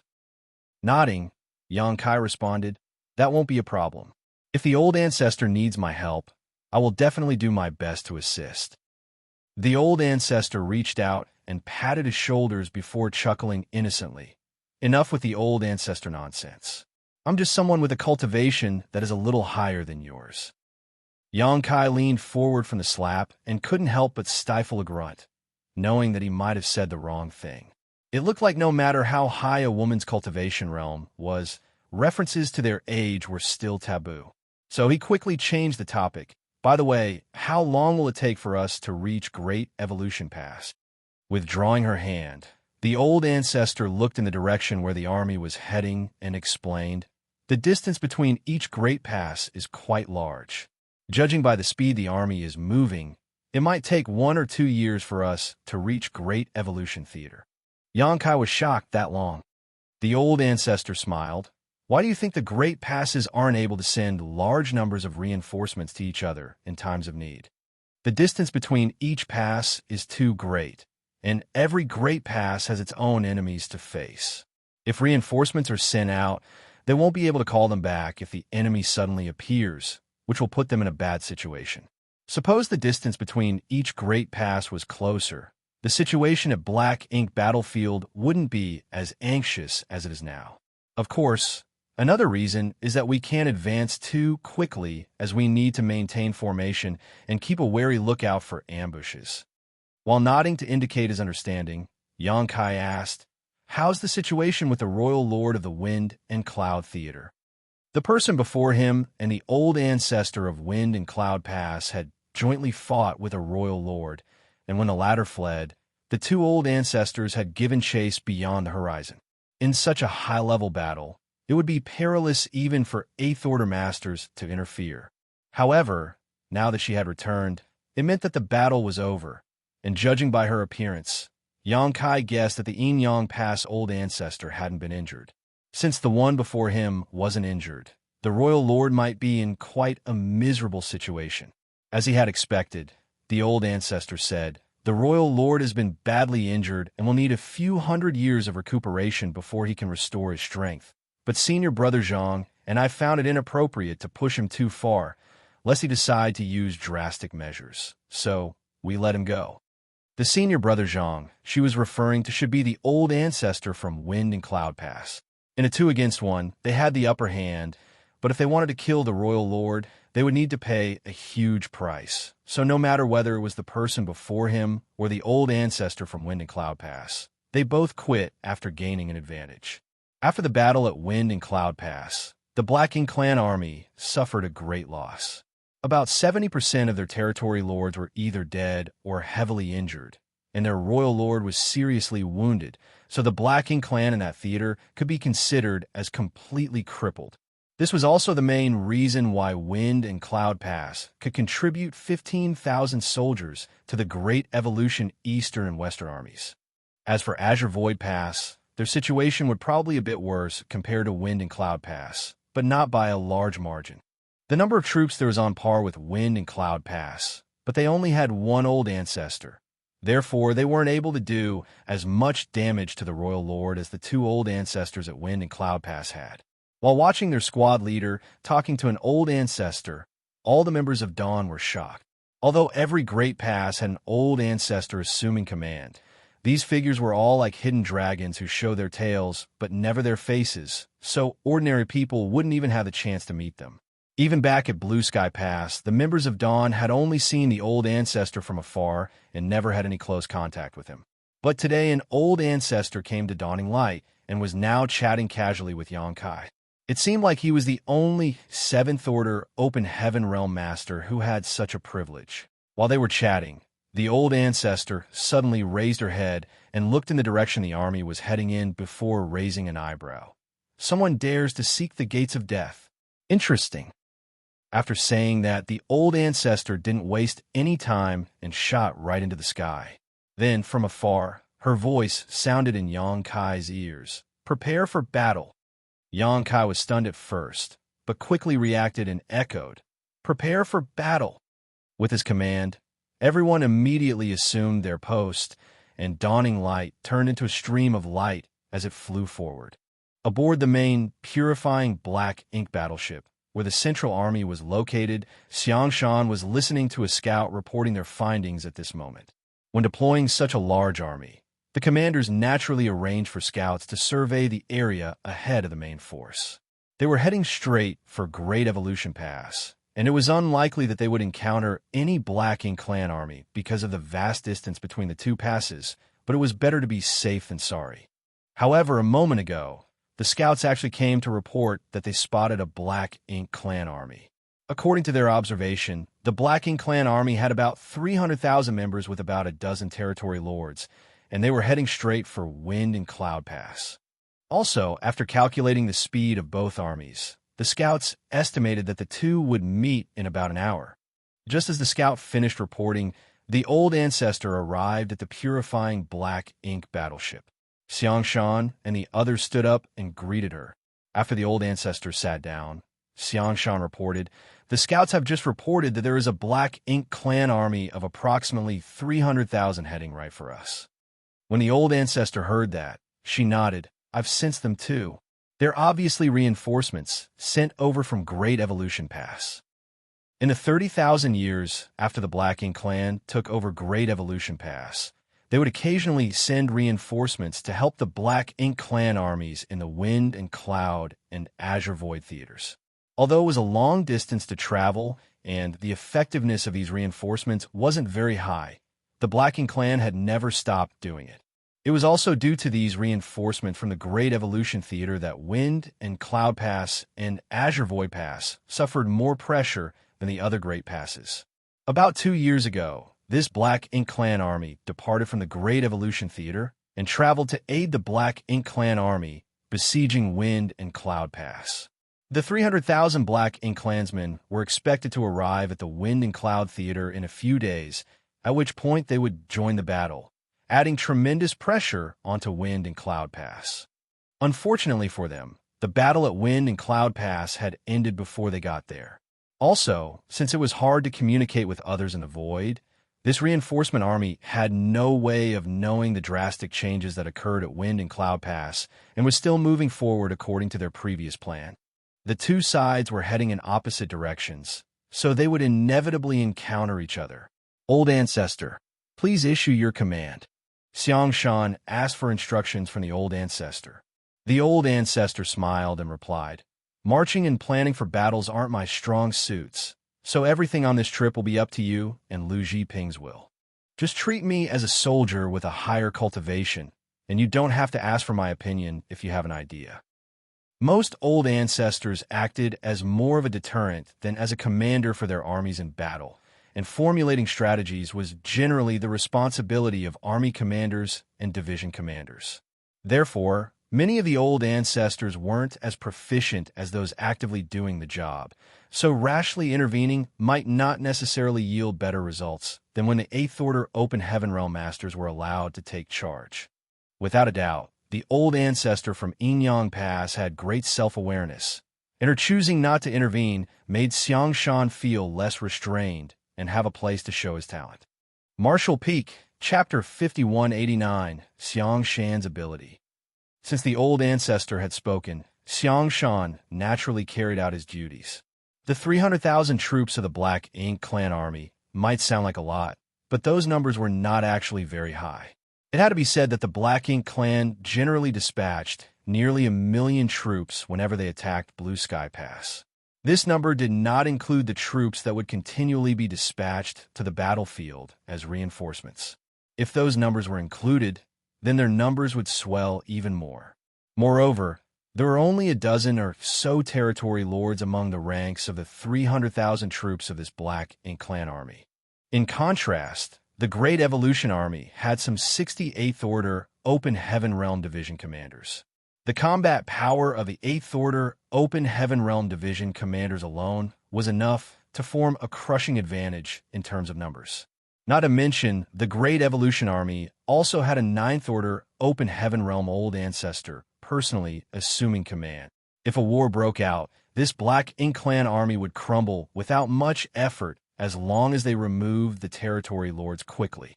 That was why it was not difficult for Xianxia to defeat this enemy, even though they only had 30,000 against 300,000.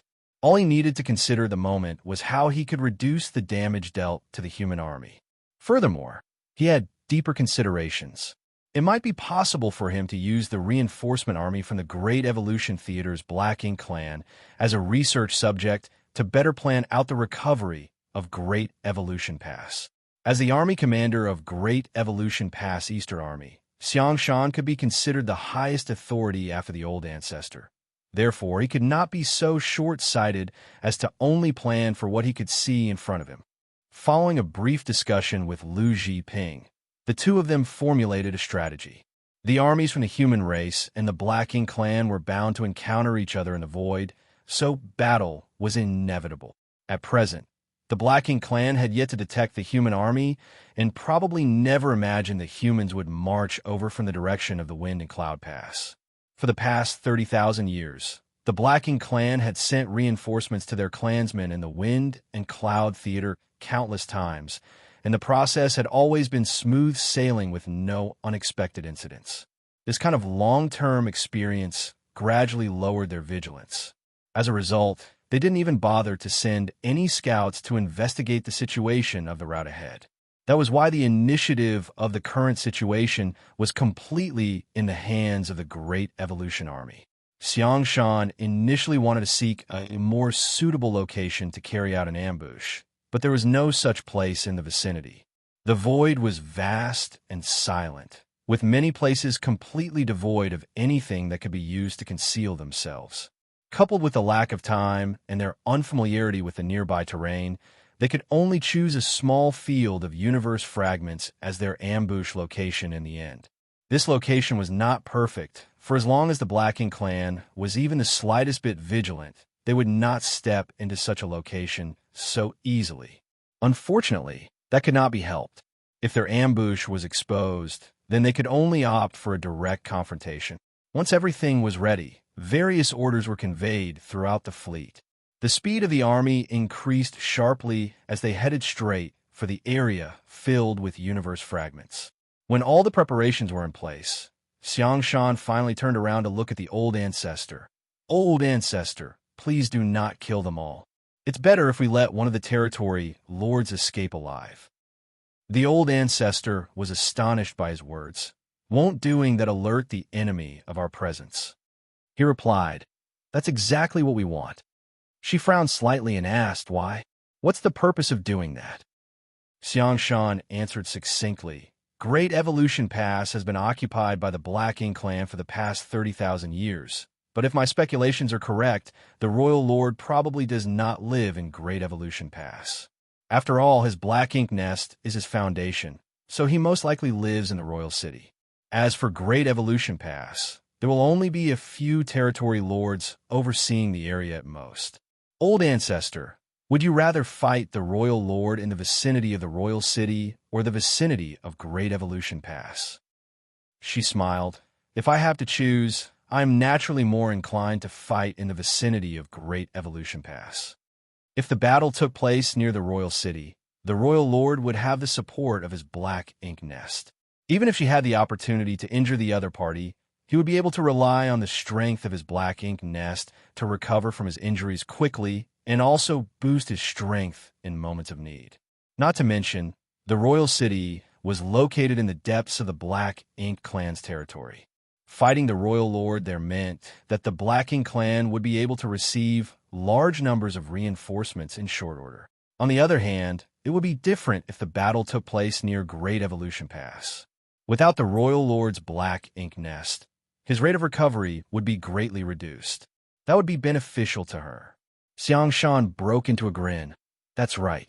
If the Black Ink clan learns about the arrival of a human army that appears to be trying to recover Great Evolution Pass, then the Royal Lord would definitely come forward in order to prevent the invasion of the human race."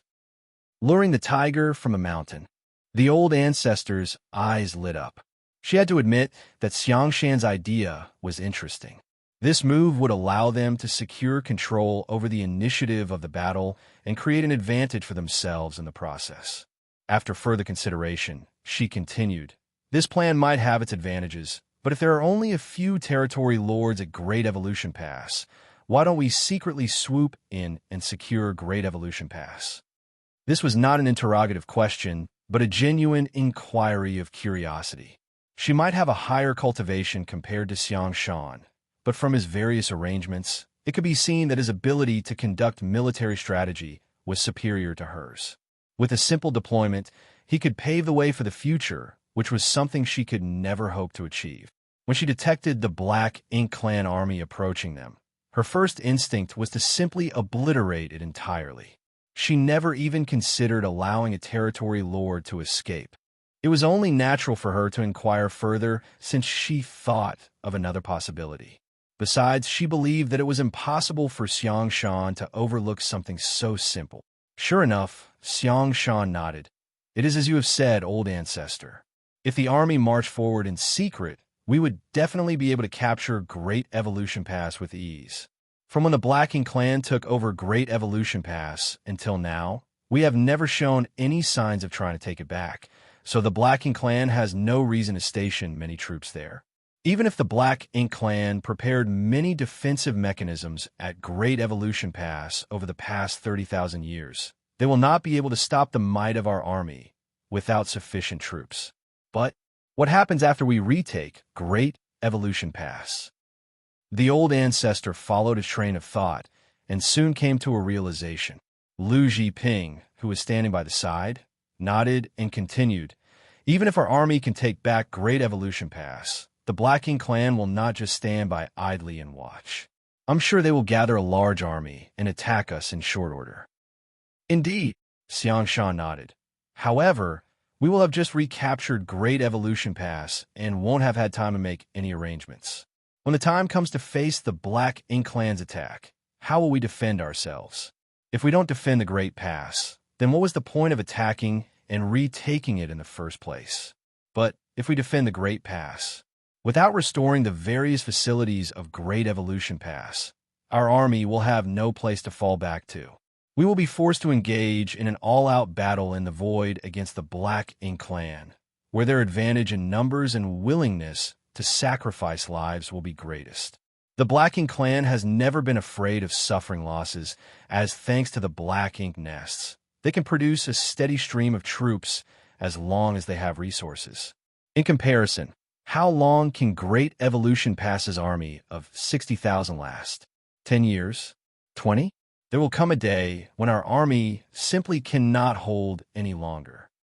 Lu Zhiping nodded lightly. As the former army commander of Yingyang Pass Western Army, though she had considerable talent in commanding military operations, she seemed like a novice when compared to Xianxia. His ability to see the long-term consequences and formulate strategies to obtain optimal outcomes was beyond her. For that reason, the primary goal of the Great Evolution Army is not to retake Great Evolution Pass, but to cripple the Black Ink Clan in the Great Evolution Theater. That is the only way we can gain enough time to recover and restore the Great Pass to its original glory. In order to recover Great Evolution Pass, they deployed troops from all the Great Passes and formed Great Evolution's 4 armies. Be that as it may, the primary objective of this campaign was not to recover Great Evolution Pass. Although these words sounded rather ridiculous, it was also the best method to achieve their goals. Lu Zhiping cupped her fist solemnly. "Many thanks for your guidance." She had long heard of Xianxia despite belonging to a different Great Pass. As the former Blue Sky Pass Western Army's army commander, Xianxia was famed for being the nightmare of the territory lords in the Blue Sky Theater more than 3,000 years ago. During his active years, all territory lords trembled wherever he appeared. Lu Zhiping had never had any in-depth contact with him before, though, so she only learned today that Xianxia was not only fierce in terms of personal strength, but he also boasted an extraordinary ability in strategy and tactics. It was no wonder the old ancestors allowed him to serve as the Great Evolution Eastern Army's army commander. Compared to him, she was greatly lacking in terms of ability. While the executives were analyzing the situation, the Eastern and Western armies had already entered the designated universe fragment field. This location was only a few days away from Wind and Cloud Pass, so it could be considered within the vicinity of Wind and Cloud Pass. There used to be several universe worlds here, but they had been picked clean by Wind and Cloud Pass long ago.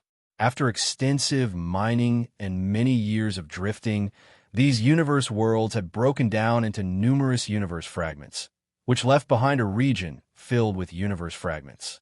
These universe fragments would provide cover for the Great Evolution Army to a certain extent, The warships flew towards different universe fragments and concealed themselves as best they could.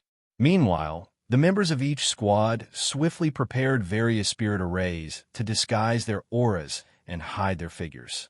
They could not do a thorough job since time was short, but their efforts were better than nothing.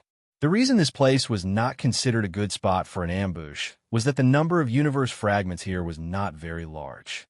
Moreover, they were far too scattered for the troops to form an effective encirclement. If the terrain was better, the warships could take action as soon as the Black Ink Clan army entered the range of these universe fragments to form a watertight encirclement. Unfortunately, based on the current ambush location of Great Evolution's Eastern and Western armies, the encirclement they formed would be filled with gaps. Even if the Black Ink Clan entered the center of the ambush, they would be able to escape through these openings when the situation turned unfavorable. Be that as it may, Xianxia had already made arrangements for these possibilities.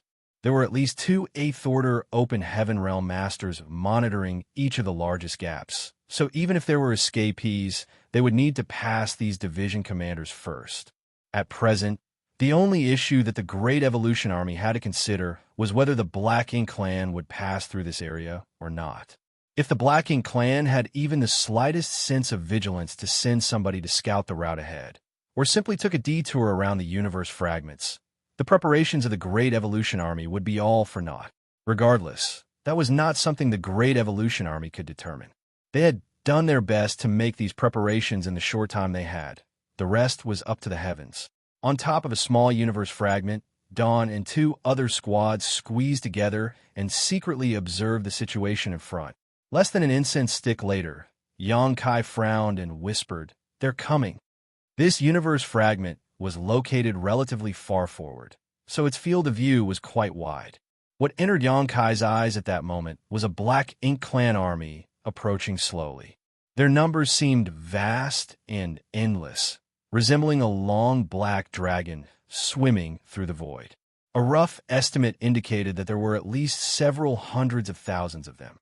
The location of the ambush was well chosen, though, and judging by the marching route of the Black Ink Clan army, they were bound to pass through this exact location shortly, and they showed no signs of changing direction whatsoever. The human army fell silent and concealed themselves as best they could, not daring to expose themselves in the slightest. Martial Peak, Chapter 5190, The Shocked Zhichong. The Black Ink Clan army continued marching forward and soon flew past the hiding spot of Dawn and the others to head deep into the field of universe fragments. From Xianxia's point of view, the Black Ink Clan army resembled a huge black snake plunging headlong into a death trap. The black snake's head soon entered the center area, quickly followed by its body. Everything was going smoothly. Just as the tail was about to enter the universe fragment area, one of the feudal lords marching at the head of the army suddenly raised his hand. Dense black ink strength surged, and a universe fragment blocking his way forward was shattered to pieces. He had struck out casually and without much thought, simply because the universe fragment was blocking his way. However, the result of this blow was startling indeed. When a universe fragment shattered into pieces, several human warships suddenly appeared out of nowhere. Moreover, there were many silhouettes standing on the warships.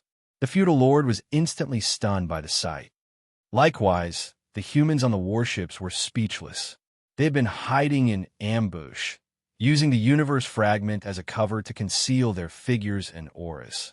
How they get exposed without any warning? When a universe fragment shattered to pieces, the humans thought that the Black Ink Clan had discovered their whereabouts. It was not until their gazes met those of the Black Ink Clansmen that they realized this was nothing more than a coincidence. The feudal lord who attacked earlier would not have seemed so startled otherwise.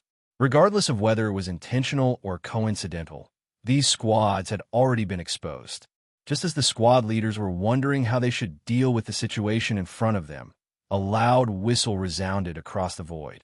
It was the signal to attack. The squad leaders no longer hesitated. With the order given, the power of countless artifacts and spirit arrays aboard the warships was activated in an instant. A thick ray of light containing horrifying destructive power suddenly blasted into the middle of the Black Ink clan army. Before the stunned feudal lord could react to the situation, he was devoured by the light and suffered serious injuries. The many low-rank and high-rank Black Ink clansmen beside him also suffered heavy casualties. It was not just these few squads. When the signal to attack sounded, all the humans hiding in ambush behind the universe fragments attacked all at once. Thanks to the overwhelming power of the secret techniques and artifacts, the colorful brilliance instantly rendered the dead and silent void into a bright world, one filled with death and destruction. The sudden attack shocked and frightened the Black Ink clan. The 300,000 Black Ink clan army had been marching forward leisurely. After all, this was the standard route taken whenever they attacked Wind and Cloud Pass. The dozen territory lords overseeing the army had taken this route countless times and had never encountered any unexpected occurrences before, but today, a huge human army was actually lying in ambush for them. How could there be a human army lying in ambush here? The territory lords were in shock. Ever since Great Evolution Pass was occupied by the Black Ink clan, the humans at Wind and Cloud Pass have been heavily suppressed. It was impossible for the human race army to leave Wind and Cloud Pass and travel millions of kilometers away, let alone come to such a place and lay in ambush. After all, this place was more than just a few million kilometers away from Wind and Cloud Pass. Where did this army of humans come from? If they came from Wind and Cloud Pass, then what about their clansmen at Wind and Cloud Pass? However, if these humans weren't from Wind and Cloud Pass, where did they come from? The Black Ink clan had almost unimaginable advantages in conveying various messages to each other thanks to the Black Ink nests. Nevertheless, it was impossible to bring a Black Ink nest along when the army was on the march. Transmitting messages to each other was extremely inconvenient in the void.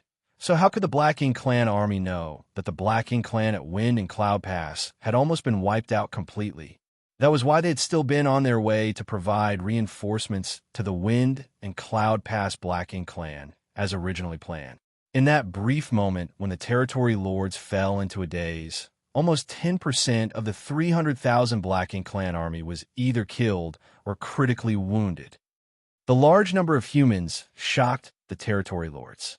Although there was no way to accurately calculate the numbers, the dense number of warships in front of them indicated that there were at least tens of thousands of humans hiding in ambush here. The sight left them furious. Since when did the humans become so bold and reckless as to act in this manner? The Black Ink clan, who came from Great Evolution Theater, carried an arrogance that normal Black Ink clansmen did not have. That was because Great Evolution Pass was the only great pass that the humans had ever lost. It was also the only great pass that the Black Ink clan ever occupied. Just that point alone was enough for the Black Ink clansmen who came from the Great Evolution Theater to be proud of themselves. Over 30,000 years of subtle influence from their environment had given these Black Ink clansmen the impression that the humans were mediocre. They also believed that the clansmen in the other theaters were useless for being unable to take over a single great pass. That was why they did not panic, even though they faced a sudden ambush and suffered heavy losses. They believed that the human race would fall apart as long as they counterattacked. After all, the difference in numbers could not be denied. On the other hand, the human race troops who jumped out from behind the various universe fragments were stunned to discover that the Black Ink clansmen did not even flinch after being attacked, but rushed forward bravely and fearlessly. The Black Ink clansmen faced the powerful assault of the warships head-on and charged towards them. It was absolutely haphazard, and countless casualties piled up along the way. Behind the Black Ink clan army was a large, ornate ship. This ship was not a mobile palace artifact, but a simple flight-type artifact. Artifact refining among the Black Ink clan relied entirely upon Black Ink disciples. There were very few artifact refiners among the Black Ink disciples to begin with, and those with decent skill were even rarer. For the Black Ink clan, only the territory lords were qualified to possess a large ship artifact of their own. Tremendous amounts of energy and resources were required to refine such artifacts, so ordinary feudal lords were not qualified to possess them. The person in charge of this large ship was a territory lord known as Xianxia. A Black Ink clan army of 300,000 was not a small one. Therefore, he had been tasked with bringing up the rear. He was responsible for monitoring the army to prevent any eccentric Black Ink clansmen from messing around during the march. Fortunately, things had been peaceful throughout the journey. Xianxia immediately noticed as soon as the humans attacked. With a shift of his figure, he flew out of the cabin and came to the deck to observe the situation. What entered his field of vision was the warships emerging from among the universe fragments, and the multicolored flashes of lights blasting out from those warships. The sight made his heart sink to the bottom of his chest. Unlike most of the Black Ink clansmen here, Xianxia was a veteran territory lord who had been alive before Great Evolution Pass had fallen to them. He had personally participated in the war 30,000 ago, so he knew how tenacious and difficult the human race could be. Two royal lords had joined hands back then. One of them had attacked and severely injured the old ancestor at Great Evolution Pass. But in the end, the veteran royal lord was dragged down and lost his life along with the human old ancestor. Ever since then, Xianxia knew that he should never underestimate the human race. Otherwise, he would be the one to suffer instead. That was why he immediately had an ominous feeling when he saw such a large human army hiding in ambush here. There's such a large army of humans here. Have our clansmen at Wind and Cloud Pass been defeated? He watched as countless Black Ink clansmen died on the spot due to the sudden ambush, and even more Black Ink clansmen counterattacking after being attacked. Then he saw the troops on both sides engaging in fierce battles among the universe fragments. All of a sudden, he widened his eyes with a look of horror on his face. That couldn't be helped as the auras of 68th Order Open Heaven Realm Masters burst out from the middle of the battlefield. Like bright lights shining in the dark, they were so blinding that he couldn't ignore the sight even if he wanted to. That was 68th Order humans. Any one of them would be able to fight him on equal footing. In fact, he would be no match for an 8th Order Master who was slightly stronger than average. It's over. Our entire army of 300,000 will be obliterated right here. The humans definitely came here prepared. Otherwise, it would have been impossible for them to have such an overwhelming lineup. The human race army might have been small in numbers, with only several tens of thousands in total. However, 68th Order Masters were an unstoppable force. Not only would the Black Ink clan army of 300,000 be obliterated here, but even his fellow territory lords among the army would suffer a tragic fate. Just as he was hesitating over whether he should go over and help the others try to withdraw, an aura that was even more powerful than an 8th Order Master suddenly exploded out. Xianxia saw a stream of light flashing out from a certain corner of the battlefield and coming to a stop beside one of the territory lords. A breath later, the aura of that territory lord flared up before vanishing. Then, the light dissipated to reveal a petite figure. Xianxia immediately felt as though his soul had leapt out of his body. An old ancestor. There's a 9th Order old ancestor here. Moreover, it's a completely unfamiliar old ancestor. I've never seen her before. This isn't the old ancestor from Wind and Cloud Pass. He had been providing reinforcements to the battlefield at Wind and Cloud Pass over the past 30,000 years, so he knew that the old ancestor from Wind and Cloud Pass was a man. However, the old ancestor in front of him was clearly a woman. With the appearance of the old ancestor, it only took a breath for a powerful territory lord to be killed. That territory lord's strength was not inferior compared to Xianxia's. In other words, if Xianxia was the one facing that old ancestor instead, he would not have survived any longer. At that moment, what Xianxia needed to consider was not whether he should step forward to help the others, but how he was going to escape alive from under the nose of a human old ancestor. He was stationed at the rear of the army to monitor the troops, which placed him in a relatively lucky position. Even though 90% of the Black Ink clan army had entered the range of the human encirclement, he remained outside and was temporarily untouched by the chaos of the battlefield. After confirming that the woman was a 9th Order Open Heaven Realm old ancestor, Xianxia quickly looked away and did not dare to take another glance. A Ninth Order Master was generally extremely sensitive to the gaze of others, so he was afraid that he might be targeted if he stared for too long. Activating a secret technique, Xianxia concealed his aura. He couldn't even bother to care about his precious ship at this point. Instead, he leapt off the ship without a word and secretly rushed off in the direction of Great Evolution Pass. He did not dare to make large movements. In fact, he only hoped that one of his fellow territory lords could distract the old ancestor as much as possible so that he would have the opportunity to escape.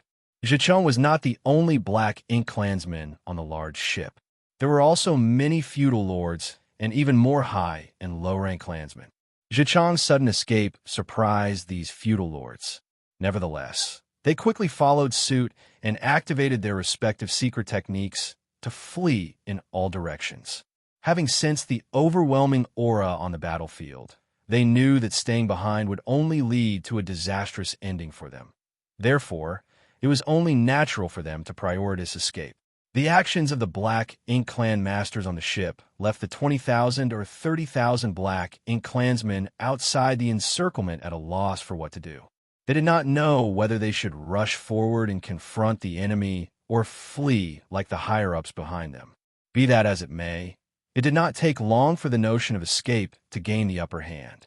Their leaders had already fled, so what could they do even if they stayed behind? Hence, they quickly began running for their lives. Martial Peak, Chapter 5191, Rest and Recover. The figure of the Inyang Pass Old Ancestor stood alone in the middle of the battlefield. Several ignorant and fearless low-rank Black Ink clansmen charged towards her. However, her sharp aura alone was enough to cause them to explode into mist before they could even approach her. Her gaze swept lightly in the direction that Xianxia had escaped, and the corners of her mouth curled into a slight smile. Xianxia had asked her to allow one of the territory lords to escape so that the royal lord would be informed of their presence. She had initially wondered how she could seamlessly succeed at something like that. For a Ninth Order Open Heaven Realm master like her, it was not easy for her to pull off such a trick as the gap in strength was too large. If her actions were too obvious, they would only arouse suspicion. She never imagined that there would be a territory lord who did not step into the universe fragments at all. Moreover, he immediately decided to flee as soon as he detected her aura.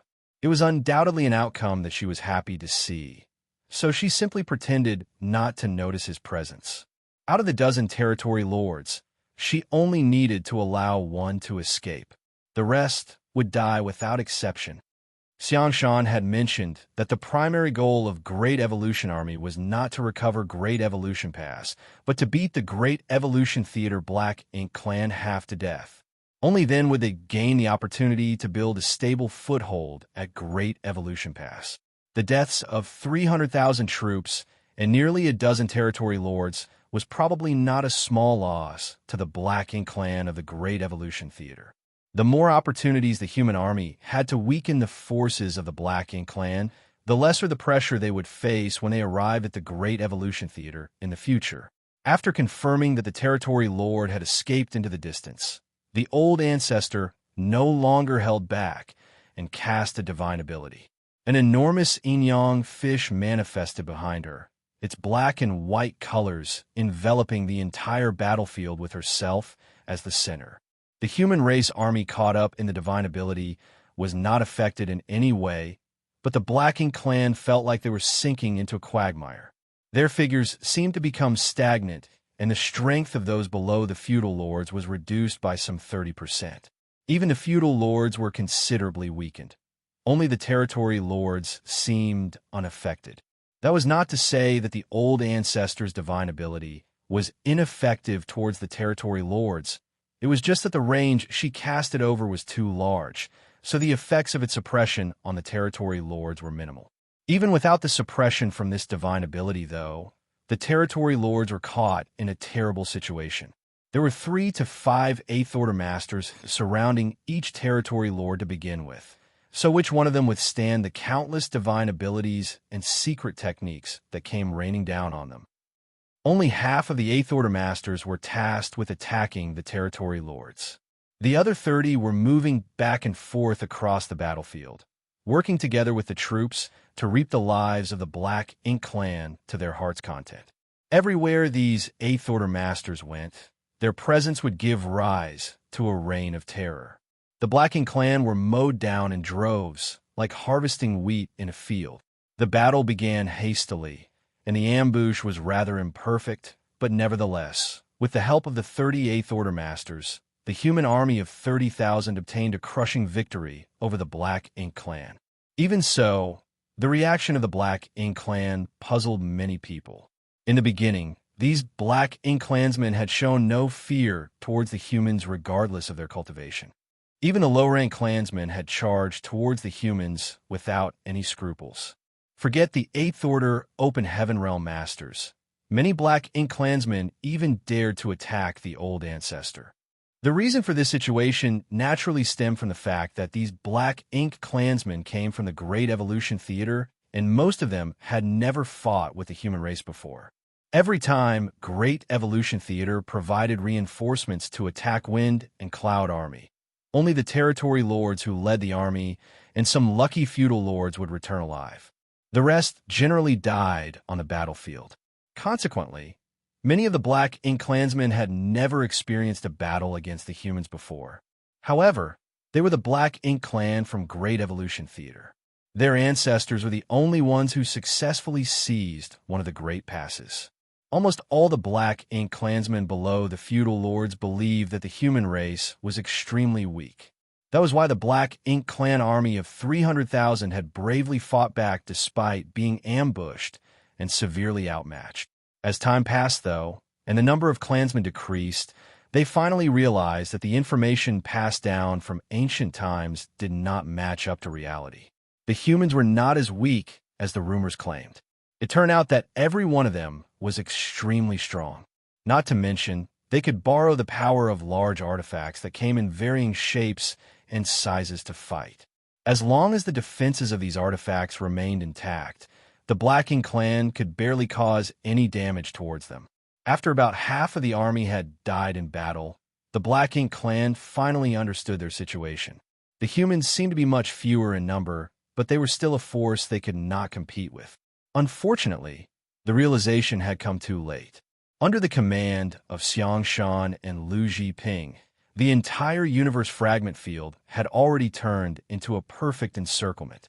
Aside from the 30,000 or so Black Ink clansmen who had originally been outside the ambush zone, the remaining Black Ink clan army no longer had the opportunity to flee even if they wanted to.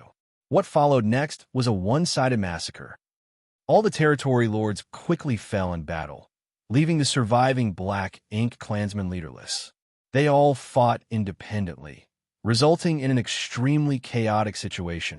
On the other hand, the human army had dozens of Eighth Order Open Heaven Realm Masters, and even an old ancestor assuming command. It was only natural that they would hold the absolute advantage. In just one day, the Black Ink clan army was completely obliterated. All the universe fragments in the nearby void had been shattered to dust. Severed limbs and hash meat were everywhere. Dense Black Ink strength had condensed together to form an enormous Black Ink cloud that filled a vast swath of the void. Looking out into the distance, the entire scene resembled a dark shadow. The Great Evolution Eastern and Western armies gathered outside the Black Ink cloud. However, they did not rush to set off immediately and decided to stop to rest and recover instead. Since Xianxia had decided to alert the enemy of their presence, it stood to reason that he would need to give the Black Ink clan enough time to react, so there was no need to rush. The territory lord who escaped needed a head start, although there was no knowing how he would report the situation back to the royal lord. The royal lord would surely realize that something was wrong as long as he was not a fool. For example, where did the human race army come from, and where were they going? The battle situation at Wind and Cloud Pass would have been reported to the Great Evolution Theater's royal lord via the Black Ink nest by now. So when the territory lord who escaped earlier reported the current situation to the royal lord, the latter would surely understand the intentions of the Great Evolution Army. The reason for the humans' decision to stop and reorganize was to give the Black Ink clan some time to make the necessary arrangements. The Great Evolution Army's losses in this battle were minimal. After all, the difference in combat power between the two sides was immense. Once again, the warships played a huge role in limiting the number of casualties to the hundreds. An army of 30,000 troops had defeated 300,000 enemies, yet they only suffered a few hundred casualties. The losses could be considered negligible. Meanwhile, Xianxia fled at the speed of lightning. Never before had he ever felt death so close to him. He had practically believed that he was as good as dead when he saw the old ancestor appearing on the battlefield. Fortunately, it seemed luck was on his side. The old ancestor did not seem to have noticed him in the first place. Following his escape, a few tens of thousands of black ink clansmen outside the human ambush had scattered everywhere, which provided him with a good cover to conceal his tracks. Be that as it may, Xianxia remained extremely uneasy. He was terribly afraid that the old ancestor would pursue him. If that were the case, then he could only resign himself to his death. It was fortunate that there were no signs of pursuit coming from behind. On any battlefield, fleeing was a huge crime. Xianxia was sure he would be punished upon his return, but he couldn't care less about such things at this moment. He simply wanted to inform the royal lord about the current crisis as soon as possible. The human race was acting very differently from the usual. He did not know what they were planning, but he was certain the royal lord would know. After escaping for a month, Xianxia finally felt relieved and became certain that the old ancestor was not chasing after him. Otherwise, he would have been caught by now. The other black ink clansmen who escaped with him had been left behind, but he didn't care about their survival. At this moment, he was simply trying to return to the Great Evolution Theater as quickly as possible. Back at the original battlefield, Great Evolution's Eastern and Western armies spent some time recovering. According to the orders passed down from the higher-ups, they would have 3 days of rest before they resumed marching. Most of the troops did not understand the meaning behind these orders. After all, they had only departed from Wind and Cloud Pass a few days ago. Although they encountered a big battle, there was no reason to take a rest yet. If that was the case, then why did they rush off from Wind and Cloud Pass in the first place? Regardless, they didn't question the order. Many had exhausted their energy during the battle, so they indeed needed some time to recover. Hence, nobody had any objections despite not understanding these strange orders. Meanwhile, Xianxia was doing some repair work on Dawning Light. During the previous battle, Dawning Light had suffered some minor damage, and as a Grandmaster artifact refiner who also participated in the Black Ink Clan's warship project, it was not a problem for him to repair a few dents and cracks. Unfortunately, some of the damaged spirit arrays would require the help of the array masters traveling with the army to fully repair.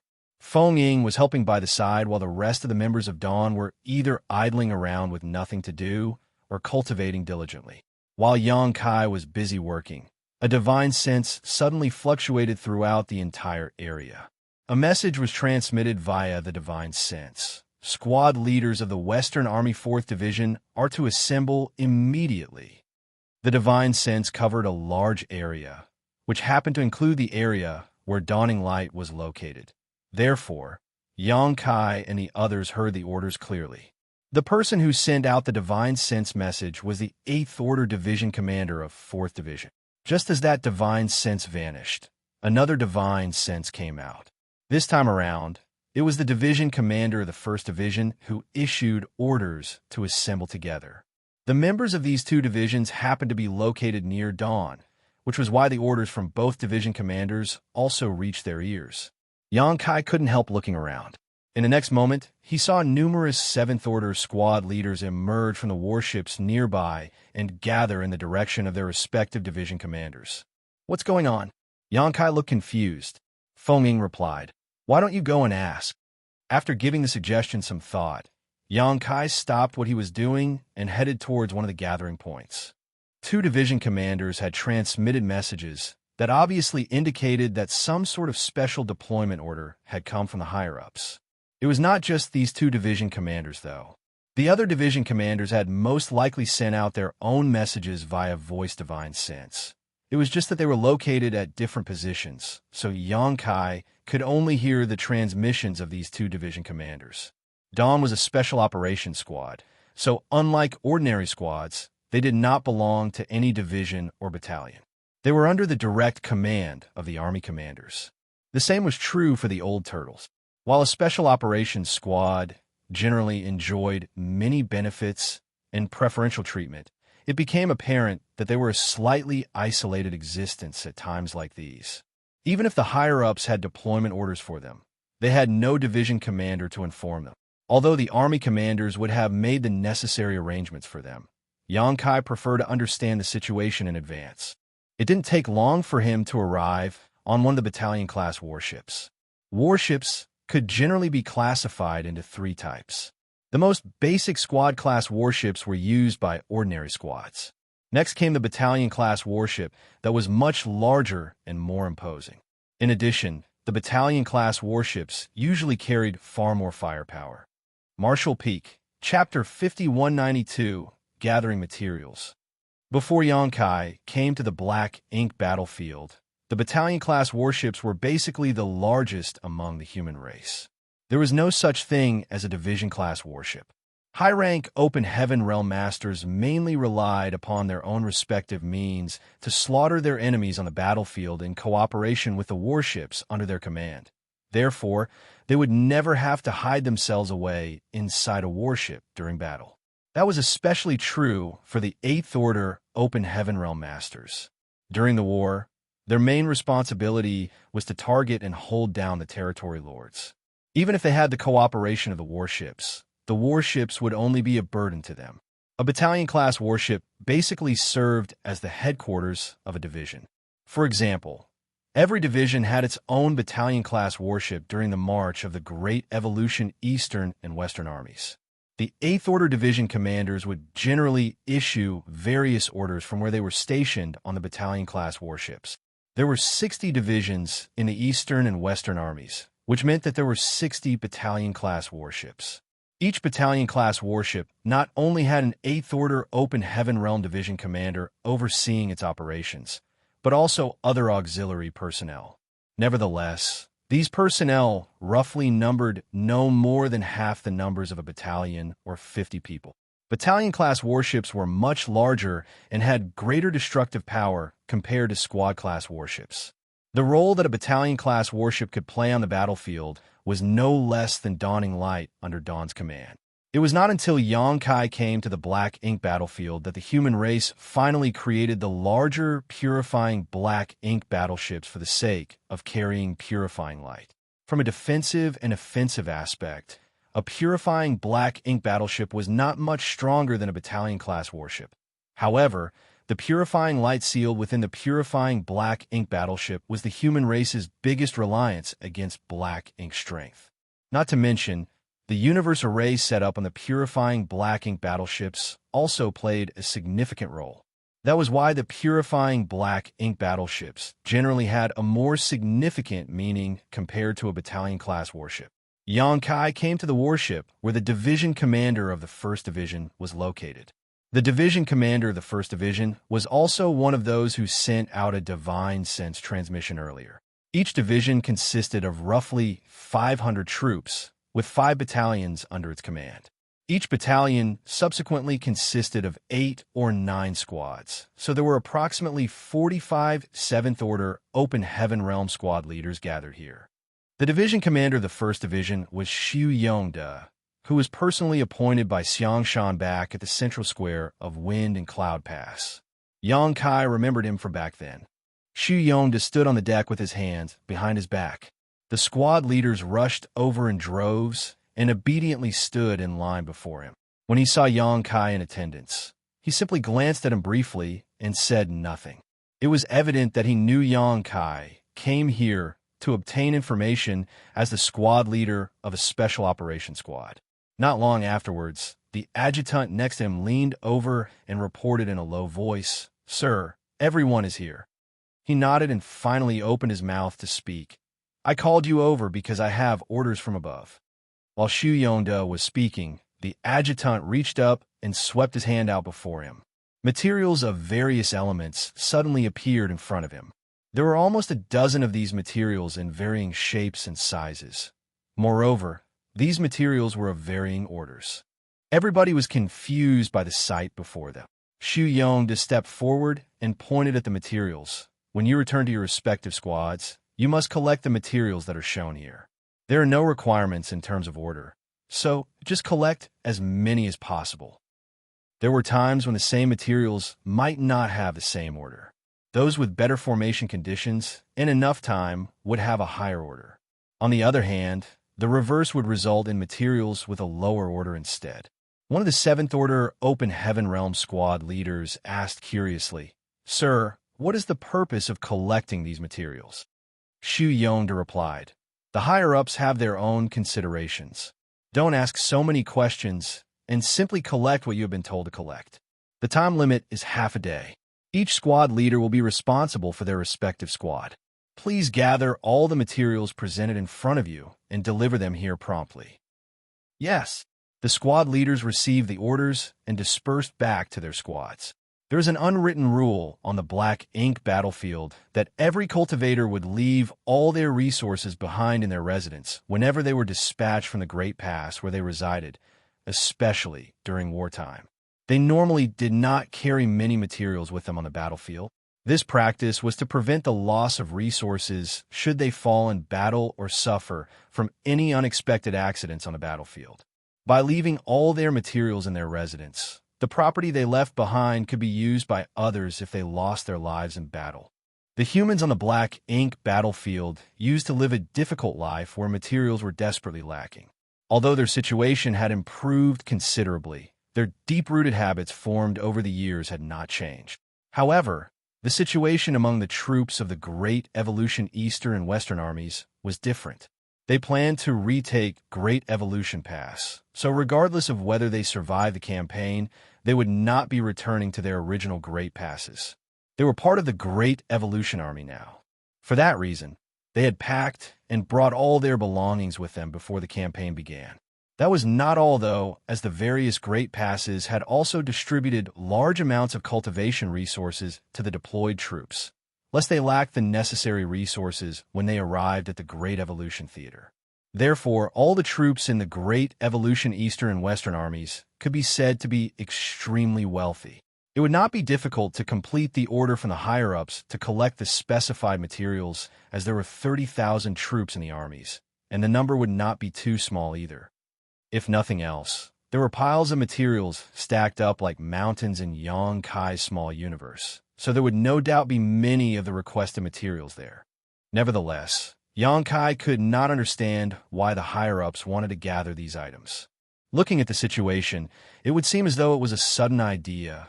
Otherwise, they would have prepared these materials back in the inner sanctum and not while the army was on the march. Since it was a sudden idea, then the higher-ups must have come up with some kind of special plan while on the march. It might even have something to do with a battle earlier. Deep in thought, Yang Kai quickly returned to the dawning light. A 7th Order Open Heaven Realm Master immediately came forward. "Junior Brother Yang."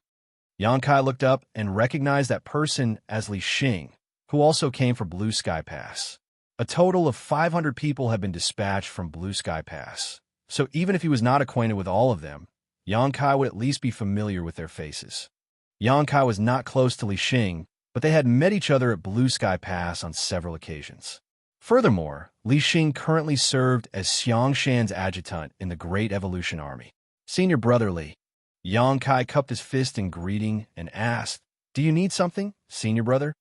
Li Xing solemnly replied, "The army commander has summoned you. If you have nothing urgent going on, please come with me." Yang Kai nodded. "Please wait a moment, Senior Brother. I received orders from Division Commander Su to gather some materials, so I would like to convey the orders to the others first." Li Xing had no objections. Yang Kai immediately informed Feng Ying about the several dozen materials that Xu Yong had displayed earlier. Then he asked her to gather these materials from the squad members and deliver them to the division commander. Feng Ying diligently memorized the information and got to work. After settling this matter, Yang Kai finally stretched out his hand in a polite gesture. "Please lead the way, Senior Brother." Li Xing nodded and took off. The two of them navigated through the void and passed by numerous warships before quickly arriving at the purifying black ink battleship stationed in the middle of the army. The Great Evolution Eastern and Western armies had two purifying black ink battleships. Xianxia and Lu Zhiping had each brought one from their respective pass. It was just that Lu Zhiping had retrieved the Western Army's purifying black ink battleship after everybody had left their imprint on its universe array. So there was currently only one purifying black ink battleship with the Army at the moment. In this way, it was more convenient for the two Army commanders to discuss various matters and receive intelligence since they were gathered in one spot. When Xianxia arrived at this place, he was startled to discover a bunch of people sitting down cross-legged on the ship's deck. Moreover, it was not just a deck. There were also people floating nearby in the void. Meanwhile, the person seated in the middle of this gathering was none other than Ma Fan. Xianxia, Lu Zhiping, and even the old ancestor were also present, but they stood not far away and watched quietly with no intention of intervening. Xianxia did not know what was happening, but Grandmaster Ma Fan seemed to be explaining the method of refining something at the moment. If Xianxia was not mistaken, all the people gathered here were artifact refiners. On this trip to recover Great Evolution Pass, there were more than 1,000 artifact refiners marching along with the army. That was the only way to ensure that the warships would be repaired in a timely manner when damaged. Besides, if the Great Evolution Army could successfully retake Great Evolution Pass, they would ultimately require the strength of these artifact refiners to restore the Great Pass to its former glory. The army not only had 1,000 artifact refiners, but also quite a few alchemists and array masters as well. Among the 1,000 artifact refiners, there was another artifact refining Great Grandmaster aside from Grandmaster Ma Fan, as well as some 50 Grandmasters. The rest were mostly artifact refining Great Masters. The artifact refining elites of several great passes had been gathered together in this place. In order to successfully retake Great Evolution Pass, each great pass had not been stingy to contribute their own talents. With 1,000 such people gathered in one place, it was impossible for the deck to accommodate them all, even if the purifying black ink battleship was quite large. That was why Xianxia was greeted with the sight of Grandmaster Ma Fan being surrounded by a huge crowd. Following Li Xing to stand in front of Xianxia and the others, Xianxia respectfully bowed in greeting. Xianxia nodded and waved his hand. "Go over there and listen with the others." "Yes." Xianxia obeyed and headed towards Grandmaster Ma Fan. After squeezing his way through the crowd, he finally managed to occupy a spot and carefully listen to the lecture. A short while later, Xianxia grasped the contents of this talk to an extent. Grandmaster Ma Fan was explaining the refining method of a mechanical puppet.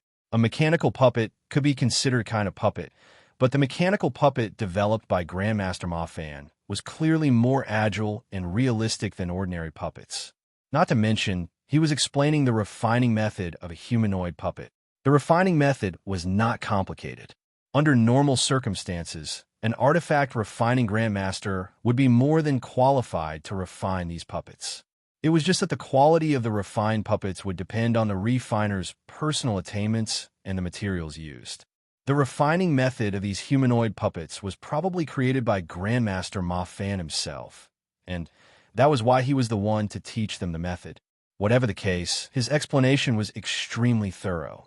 All the artifact refiners gathered here were talented beyond their peers, so it was easy for them to quickly master the refining method. Some people also asked some questions and received detailed answers from Ma Fan, which gave them a deeper understanding of the refining method for these puppets. Less than half a day later, the lecture ended and Grandmaster Ma Fan looked around the surroundings. Does anybody else have any questions? If you have a question, please feel free to ask, and this old master will explain to the best of his ability. Nobody said anything. Clearly, they had no questions regarding the contents of the lecture. Ma Fan nodded in satisfaction. In that case, this old master has prepared a jade slip for each of you. The jade slip contains a detailed refining method for the mechanical puppet. After receiving the necessary materials, you will have to figure out the refining by yourselves.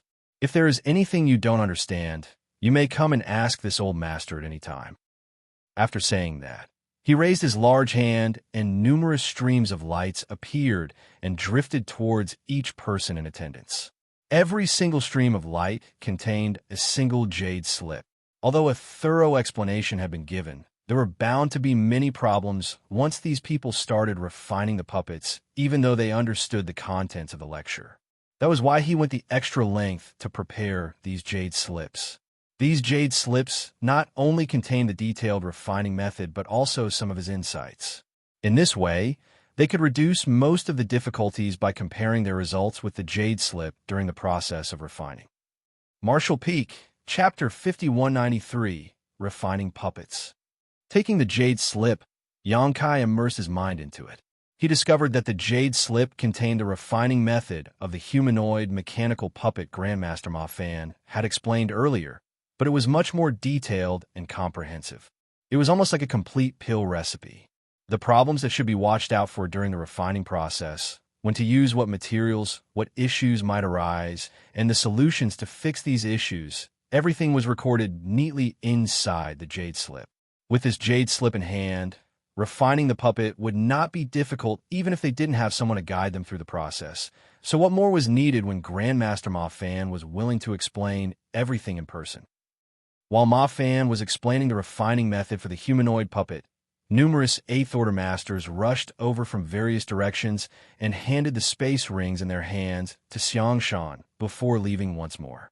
As a steady stream of 8th Order Division commanders came and went, the number of space rings that Xianxia was carrying gradually increased. Xianxia handed these space rings to Li Xing, along with some instructions. Nodding lightly, Li Xing walked directly to a group of artifact refiners and said, "Please come to me, one at a time, to receive the necessary materials for refining the mechanical puppets." The artifact refiners quickly gathered around him upon hearing those words and soon surrounded him tightly. Xianxia did not go immediately, and instead walked towards Ma Fan and asked, "Grandmaster, the division commanders issued an order earlier to gather some materials. Are those the materials needed for refining the mechanical puppets?" Grandmaster Ma Fan nodded. "That's right." Xianxia was puzzled. What's the point of refining so many of these things?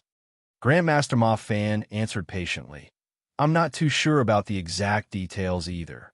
I simply received a request from Army Commander Xianxia to teach the refining method of these puppets. As for what he plans to do with them, that's up to his own considerations. However, the refining method of these puppets is something I learned on a whim when I was younger. Although they seem quite realistic from a distance, they aren't much use in reality. According to my guess, these puppets can only be used as a distraction at most." Xianxia seemed pensive. On the other side, Xianxia spoke up once most of the artifact refiners had received the supplies. "After receiving the materials, please refine them carefully. Do your best to refine as many puppets as possible." Everybody nodded in acknowledgement. Xianxia guessed that he had been summoned here because he was now decently proficient in artifact refining. Since he already knew the reason behind this matter, there was no need to continue staying here. The other artifact refiners had to wait to receive their supplies, but he did not. Therefore, he turned around and rushed towards Dawning Light after informing Grandmaster Ma Fan about his intentions. Upon returning to Dawning Light, Xianxia began refining the humanoid puppets right on the deck. The members of Dawn watched his movements curiously at the beginning, but they lost interest and went back to their own affairs as time passed. 3 days later, the army set off again and continued to sail towards the Great Evolution Theater. The marching speed of the army was neither fast nor slow. Another few days later, Xianxia's refining process came to an end.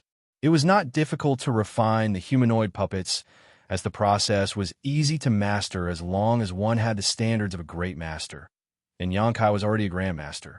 After the various components were refined, one simply needed to assemble them together. In that way, a mechanical puppet could be completed in just 7 or 8 days. A group of Dawn members gathered on the deck and observed the finished product curiously. They were rather familiar with puppets, as each of them had more or less seen similar objects throughout the journey of their growth. From the external appearance, the humanoid puppet that Xianxia refined did not look particularly special. It could even be said to be rather ugly. Although it had a humanoid frame, anybody who was not blind could see that it was not a living thing at a glance. Xianxia made the final checks to ensure that nothing was missing from the puppet he refined before nodding. Xianxia rubbed his chin as he muttered, "Say, why do the higher-ups want to refine these puppets?" Chitai Chu thoughtfully suggested, "Maybe they will be used to increase the combat power of our great evolution army? Speaking of which, how much strength can this puppet exert upon activation?" Feng Ying shook her head. "They are probably not meant to strengthen the combat power of the army. The Tao of puppetry is profound and mysterious. So even if you refine a puppet, you will need to master special puppet arts in order to bring out their full strength. There are a few cultivators in Blue Sky Pass who are proficient in the Tao of puppetry, so they might be able to make some use of these puppets. But with such a large number being produced, it's obvious that these puppets were not prepared for them. Besides, most of them didn't even come along on this campaign. If they're not meant to strengthen our combat power, then what are they for? Are they meant to be nothing more than ornaments?" Ning Qiji laughed. "Don't tell me the higher-ups are planning to use these puppets to scare the Black Ink Clan away. I don't know whether they can scare the Black Ink Clan away, but these puppets probably aren't meant to just be ornaments." Yang Kai, who was busy working, suddenly interjected. Foaming inquired, "Squad leader, do you know what they are for?" He shook his head. "I don't." The higher-ups did not state their intentions clearly. They simply asked us to refine as many of these puppets as we could. Be that as it may, the resources consumed during the refining process are not particularly valuable and can even be considered common items. The refining method is not too advanced either. So even if these puppets were given to those who cultivated the Tao of puppetry, they would not be able to play a significant role in battle. Any random low-rank Black Ink clansman would be able to destroy one of these puppets in a single blow. During the conversation, he finished doing the final checks and confirmed that there were no issues with the puppet. According to the instructions written in the Jade Slip given by Grandmaster Ma Fan, only the final activation step was left. If there were no problems with this final step, then the refinement of the puppet could be considered a success. Activating the puppet was simple. One only needed to inject world force into the puppet. Needless to say, after consuming the injected world force, the puppet would stop moving. This was typically why the power source of a puppet would generally be something other than a cultivator's own strength. There was no need for Xianxia to worry about these details, though his job was simply to refine these puppets. The higher-ups would make their own arrangements when the time came. Raising his hand, Xianxia pressed his palm against the chest of the puppet, circulated his world force, and poured it into the puppet. As the world force entered the puppet, the patterns on the body of the puppet lit up. Immediately after that, the puppet seemed to come alive and radiated a vibrant aura. He immediately sensed an inexplicable connection forming between him and the puppet in front of him. This connection came from the world force he poured into the puppet earlier. In other words, he could now easily control the puppet. Be that as it may, what shocked everybody was that the puppet exuded the aura of a fifth-order open heaven realm master after being activated by Xianxia. Xianxia was so shocked that he blurted out, "Are you serious? Fifth order?" The puppet that Xianxia spent 7 or 8 days to refine had the aura of a fifth-order master. If it could exert the strength of a fifth-order master as well, then that would be beyond astonishing. After all, the human race would only need to refine these puppets on a large scale and send them into battle to never have to worry about the casualties again. Unexpectedly, Xianxia seemed thoughtful. The aura is realistic, but it's just the aura. Thanks to the inexplicable connection between them, he had a deeper understanding of the puppet. The mechanical puppet developed by Grandmaster Ma Fan had a slightly different approach to the norm. Generally speaking, any puppet could exert a certain amount of strength when powered and controlled properly. Unfortunately, this puppet seemed to only imitate the aura of a master and couldn't actually utilize much strength at all. Its greatest use would be to frighten and mislead others. With a simple thought, the puppet immediately began moving around on the deck. It could jump, run, and walk with ease. Judging by its posture, it was not very different from an actual person in terms of mobility, with its movements being agile and fluid. Next, Xianxia controlled the puppet to throw a punch. As soon as the puppet punched out, the anticipation and excitement overflowing from the members of Dawn immediately turned into bitter disappointment. This couldn't be helped, though, as in their eyes, the punch was so weak that it was practically powerless. None of them would even need to block this blow, as they could simply stand there and take it without suffering any damage. Sure enough, it was just as Xianxia had mentioned earlier. The refining method for this puppet was not very advanced, and the materials used were not particularly valuable. It was not surprising that the puppet turned out so useless. Hence, everybody couldn't help feeling confused by the orders from the higher-ups. Why refine such useless puppets in such large quantities? Having satisfied their curiosity, the members of Dawn lost interest in the useless puppets and returned to their own affairs. Meanwhile, Xianxia gave the puppet the order to move around freely before he began refining a second one. The refining process went much smoother than the first time, and the time he took was shortened by half a day. Everybody would go through a period of practice before they became skilled at anything after all. Xianxia estimated that he would only need 4 to 5 days to refine another puppet to completion once he became proficient in this process. After a series of checks, he confirmed that there were no problems with the second puppet. He then poured his world force into it for the final activation. The puppet once again released the aura of a 5th-order Open Heaven Realm Master, almost identical to the first puppet.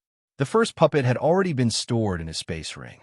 Since Xianxia had not provided it with much world force to begin with, and did not continue to provide it with more, the puppet completely stopped moving after an incense stick or so. The army continued to march forward slowly, and the days gradually slipped by. During this period, Xianxia concentrated on refining the humanoid puppets, and his speed increased with practice. Half a year later, he only needed 5 days to finish refining one. In addition, as he became more proficient in this process, the aura released by the mechanical puppets he created were no longer limited to the 5th order.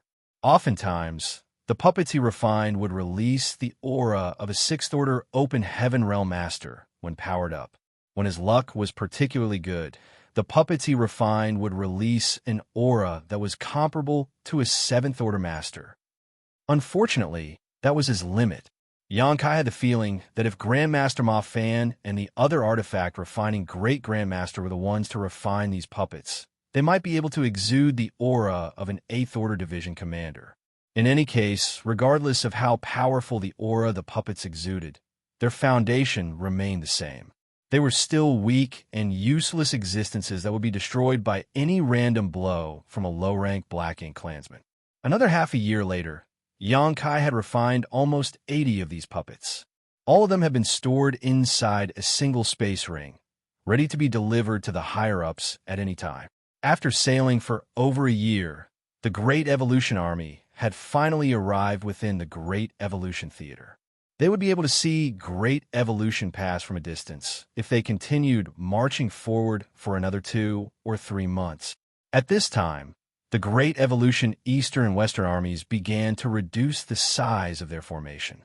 They used the power of various artifacts and spirit arrays to conceal the whereabouts of the 30,000 troops, and in addition, many teams of scouts were dispatched to investigate the route ahead and prevent any possibilities that their presence might be revealed.